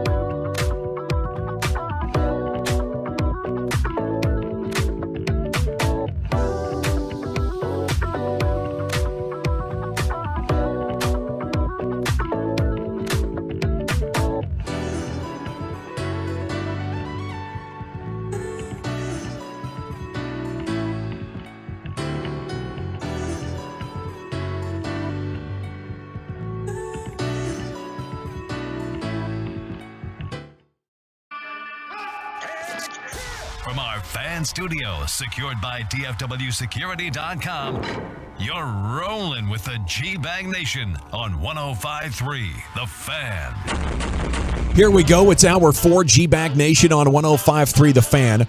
We continue to live our lives in a Rangers paradise after they went up 2-0 yesterday afternoon in Baltimore. And joining us now is the radio play-by-play man, Matt Hicks, right here on your home of the Rangers. 105 The Fan. Pregame tomorrow night at 6:30. We will be at the ballpark. And Matt, we can't wait to get there. How the heck are you? Doing well. Thanks for having me on, guys. Appreciate it. Well, awesome job yesterday. 4 straight on the road to open the playoffs. Is this like the wildest baseball road trip you've ever been on? Ever. Without question. You know, when we left on the road trip, which was the final week of the regular season, you know, we knew that there were a variety of scenarios for what could happen in the postseason, that we could be going to one of 2 cities or we could be coming home. So, like, just the logistics of, well, what do you pack on this trip? And, you know, we could be going to some warm cities. We could be going to some cold cities. And then there's just the mentality of the potential of being on the road for 2 solid weeks and, all that entails. But it was definitely a lot of fun because, the way things developed toward the end of that series in Seattle, going down to the last 2 days and still not knowing what your fate was, whether you were going to be the division champion or whether you were going to be a wild card and going on the road or whether you were going home because and not playing at all in the postseason because all of that was still on the table with only 2 games to go in the regular season. So it's definitely been a wild ride. Hicksy, which city had the best soup for you on that whole trip? I'm ready for the cookbook for the recommendations of places you've eaten in your life on the road. Let's see which one had the best soup. Probably I'm going to go with Seattle on that one. I think that's probably where I had the best soup. There's a place called Pike Place Chowder that's one of my favorite places to go in Seattle, and I did get some of their famous clam chowder on this trip. Ooh, delicious! What's your go-to spot in Baltimore, and how was the atmosphere there compared to Tampa Bay? So there really wasn't much comparison in the 2 atmospheres, quite obviously. The Oriole fan base, and I was an Oriole fan for a good long time growing up. I'm from the D.C. area, which doesn't mean that you're an Oriole fan, but I had gotten out of baseball for a while, and then a good friend of mine who is basically from Lower Delaware, who I grew up with in the D.C. area, huge Oriole fan, got me back involved in baseball in the late 70s and early 80s when the Orioles were really, really good. Went to the World Series in 79 and 83. So I'm familiar with that fan base, and they were energized, packed house for 2 games, completely into it, and really organically into it. In Saturday's game, as fans were piling into the ballpark about an hour, and I'm talking an hour before the first pitch, fans just started chanting, "Let's go O's," and coming up with a variety of chants. And you were like, I was getting goosebumps, like, wow, these folks are into it. So there was no comparison at all in the 2 fan bases and how energized the Baltimore fan base was. Go-to place in Baltimore I didn't get to on this trip. It's a place called G&M, and it's in Linthicum, Maryland, which is really close to the BWI airport. Best crab cakes ever. Best Maryland crab soup ever. Although we did get a chance to go to a very iconic restaurant between Baltimore and Dundalk, which is just east of the city, a place called Jimmy's Seafood on this particular trip. Went with a huge group of people, and Jimmy's was just solid. They have a 1-pound crab cake there called the Boss. And yours truly and a few others in the group decided to tackle the Boss. And it was right there, very close to G&M as far as quality of crab cake. I would go back to Jimmy's in a heartbeat. That's my guy. Hicksy, did Josh Young channel his inner Brooks Robinson this weekend?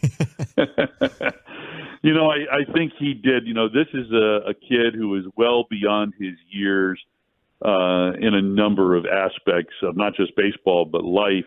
And it's funny because on the workout day in Baltimore, we did have clubhouse access, and I was in there having a conversation with Josh. And one of the things I asked him was just a rather open-ended question. Hey, what do you remember about the series you guys played here in late May? And, he some things about, well, I know we were playing pretty well. We took 2 out of 3 in the series. He goes, but, another thing I remember is just my affinity for Brooks Robinson. And so he started talking about that. And then, right in the middle of his story, he goes, quick backstory. And I'm just listening. And as he's telling the backstory, Ken Rosenthal comes in and joins the conversation. And I don't know if you read Ken's article in The Athletic, but that's what it came from. He kind of sidled over as Josh and I were having that conversation. But anyway, he talked about being a young kid and having an opportunity with the group that he played with, a Little League team he played with in San Antonio, to be able to play in Cooperstown, and how visiting the Hall of Fame sort of spurred his interest in baseball's past. And so on his own, he went back digging into baseball's past, and he loves it. He loves researching, the sport and everything that's happened in the past. And he kind of latched on to Brooks Robinson and a few others. And so he's just been, his whole life since, whenever he has an opportunity to watch, some of this, Ken Burns series or anything else that's a documentary on baseball, he's onto it. And so it was neat to hear him tell that story. And then the backstory that he told was about when in 2019, when the team he was playing for in the Rangers organization, Hickory, was in the South Atlantic League playoffs. They actually played Delmarva in the first round, the Orioles affiliate. And somebody had interviewed him leading up to that series, and he talked about his affinity for Brooks Robinson.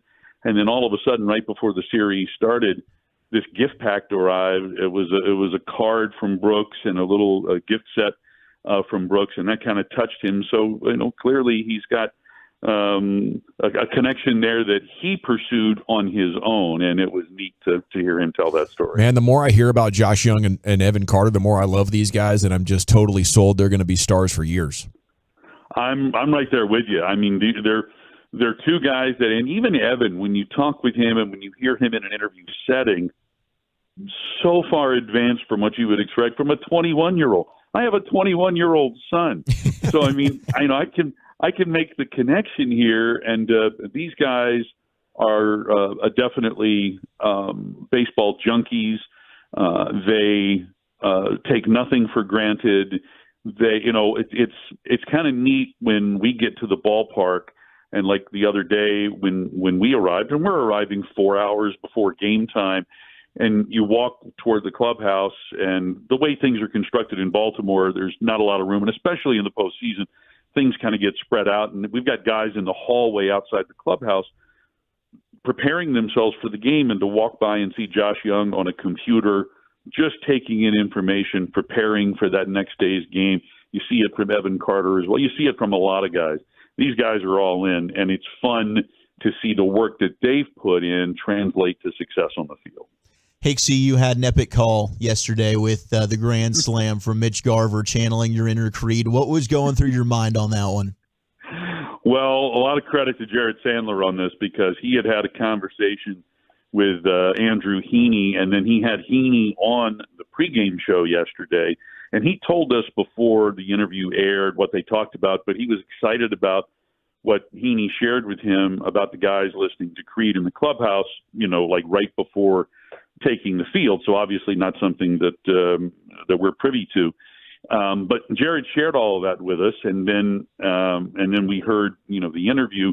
But I asked Jared in particular. I said, "Well, what songs are they listening to?" And he mentioned two songs in particular. So I'm like, you know what? And Jared told that to us, wanting us to perhaps talk about it as well to help fire up the crowd for the game coming up tomorrow. But I kind of thought to myself, well, if I can maybe work in a line from a song and a call, if it's appropriate, then, maybe that could do more to help the cause. Heaney telling Jared the players would love it if fans were singing along to some of the songs that helped to fire them up. So, it had to be the right moment. I didn't want to force anything, but at that time in the game with the Rangers up by 3, bases loaded, Mitch Garver coming up, I kind of had that, can you take me higher, just in my head.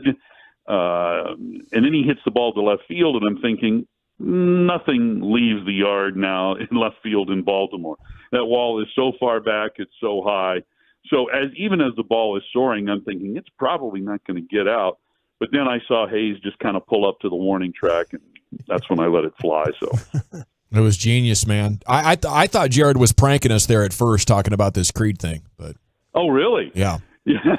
No, I think it's pretty genuine. I think it's something that has been happening, and and if it helps to create an even better atmosphere tomorrow, then I'm really happy. I'm all for it. it. I'm getting my Creed lyrics dusted off. I'm ready to rock now. 2-0. How confident are you that they're going to finish this thing off? Well, I tell you what, from an emotional standpoint, from these guys just being on such a high of, who does this? Who goes on the road for their first 4 games in the postseason against 2 teams, one that was a 100-win team, the other that was almost a 100-win team, and wins like this, the way that they've won? And I think that this kind of start will send us off to maybe a little 3-game sweep of this particular series and on to the American League Championship Series. And right now, this is a team that believes in itself, and I think that's probably the biggest element going into the game tomorrow night. Well, who does that? It's only the 99 Yankees and the 2020 Astros. So that's it. There it is. Yep. Higgsy, I wonder, there was a lot of chatter about the format and how maybe it's actually not playing into the favor of the teams that got the buys in the DS because you've had a lot of those home teams losing here so far this postseason. What do you think overall about the format and maybe it not benefiting those teams that got to have a week off? Yeah, I think there's probably something to that. And Marcus Simeon even referred to it in one of the interviews during the week leading up to the series with Baltimore. That the Rangers had the opportunity to play on Tuesday and Wednesday, and while the Orioles participated in simulated games, it's really not the same thing as going through your daily routine, preparing for a game that's as important as a playoff game. So I think there is something to that of guys, they go about they play 6 games in 7 days, basically, during the regular season.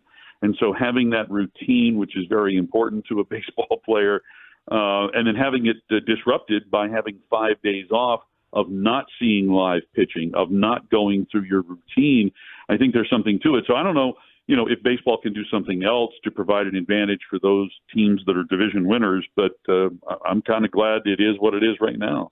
Now the Rangers are favorites, according to the sports books, to go to the World Series. I saw that. Crazy. How crazy is that? Let's not tell anybody. No, let's not. Don't let anybody know. Yeah, I'm glad we didn't tell Chris Young about that earlier. Matt, I don't know if you heard anything about this. I guess this happened last year as well in Houston, but the Astros fired their assistant GM and farm director. Is there trouble down there? Man, I really don't know. I am nowhere near as tied to that organization as I was when I was working for their AA affiliate in Corpus Christi. So, I really can't comment on anything related to them. All I know is they've got a very good baseball team that you can't take lightly. No, and it was great to see Minnesota move that series to 1-1, though. Do you think the Twins have a shot to knock them off before Rangers could theoretically get there? Yeah, I think there's a chance. It's a short series, and it's a cliche to say anything can happen, but it really can. And now you've got games 3 and 4 in Minnesota, and I guarantee you that's going to be a crazy atmosphere, regardless of what the temperature is up there. So if the Twins win the next 2 games, I would not be surprised. The other thing that's an element there is that the Astros have been very good on the road this year. For whatever reason, they've played much better on the road than they've played at home. So I would equally not be surprised by Houston winning games 3 and 4. Well, thank you so much, sir. We'll see you out there tomorrow night, and we hope to have the best time ever. So we'll see you there, sir. Yeah, looking forward to it. Glad you guys are coming out. Cheers. There he is, Matt Hicks, radio voice of your Texas Rangers, along with Eric Nadel. Jared Sandler's going to have the pregame tomorrow night at 6:30. Wednesday night, the pregame would be at 5:30. It'll be an hour earlier if that game ends up getting played. Okay, where are the quality wins? Who is the weakest link in the chain? Let's talk some Cowboys before we get to LA Live coming up at 5:40 right here on 105.3 The Fan. Got to chat Frank.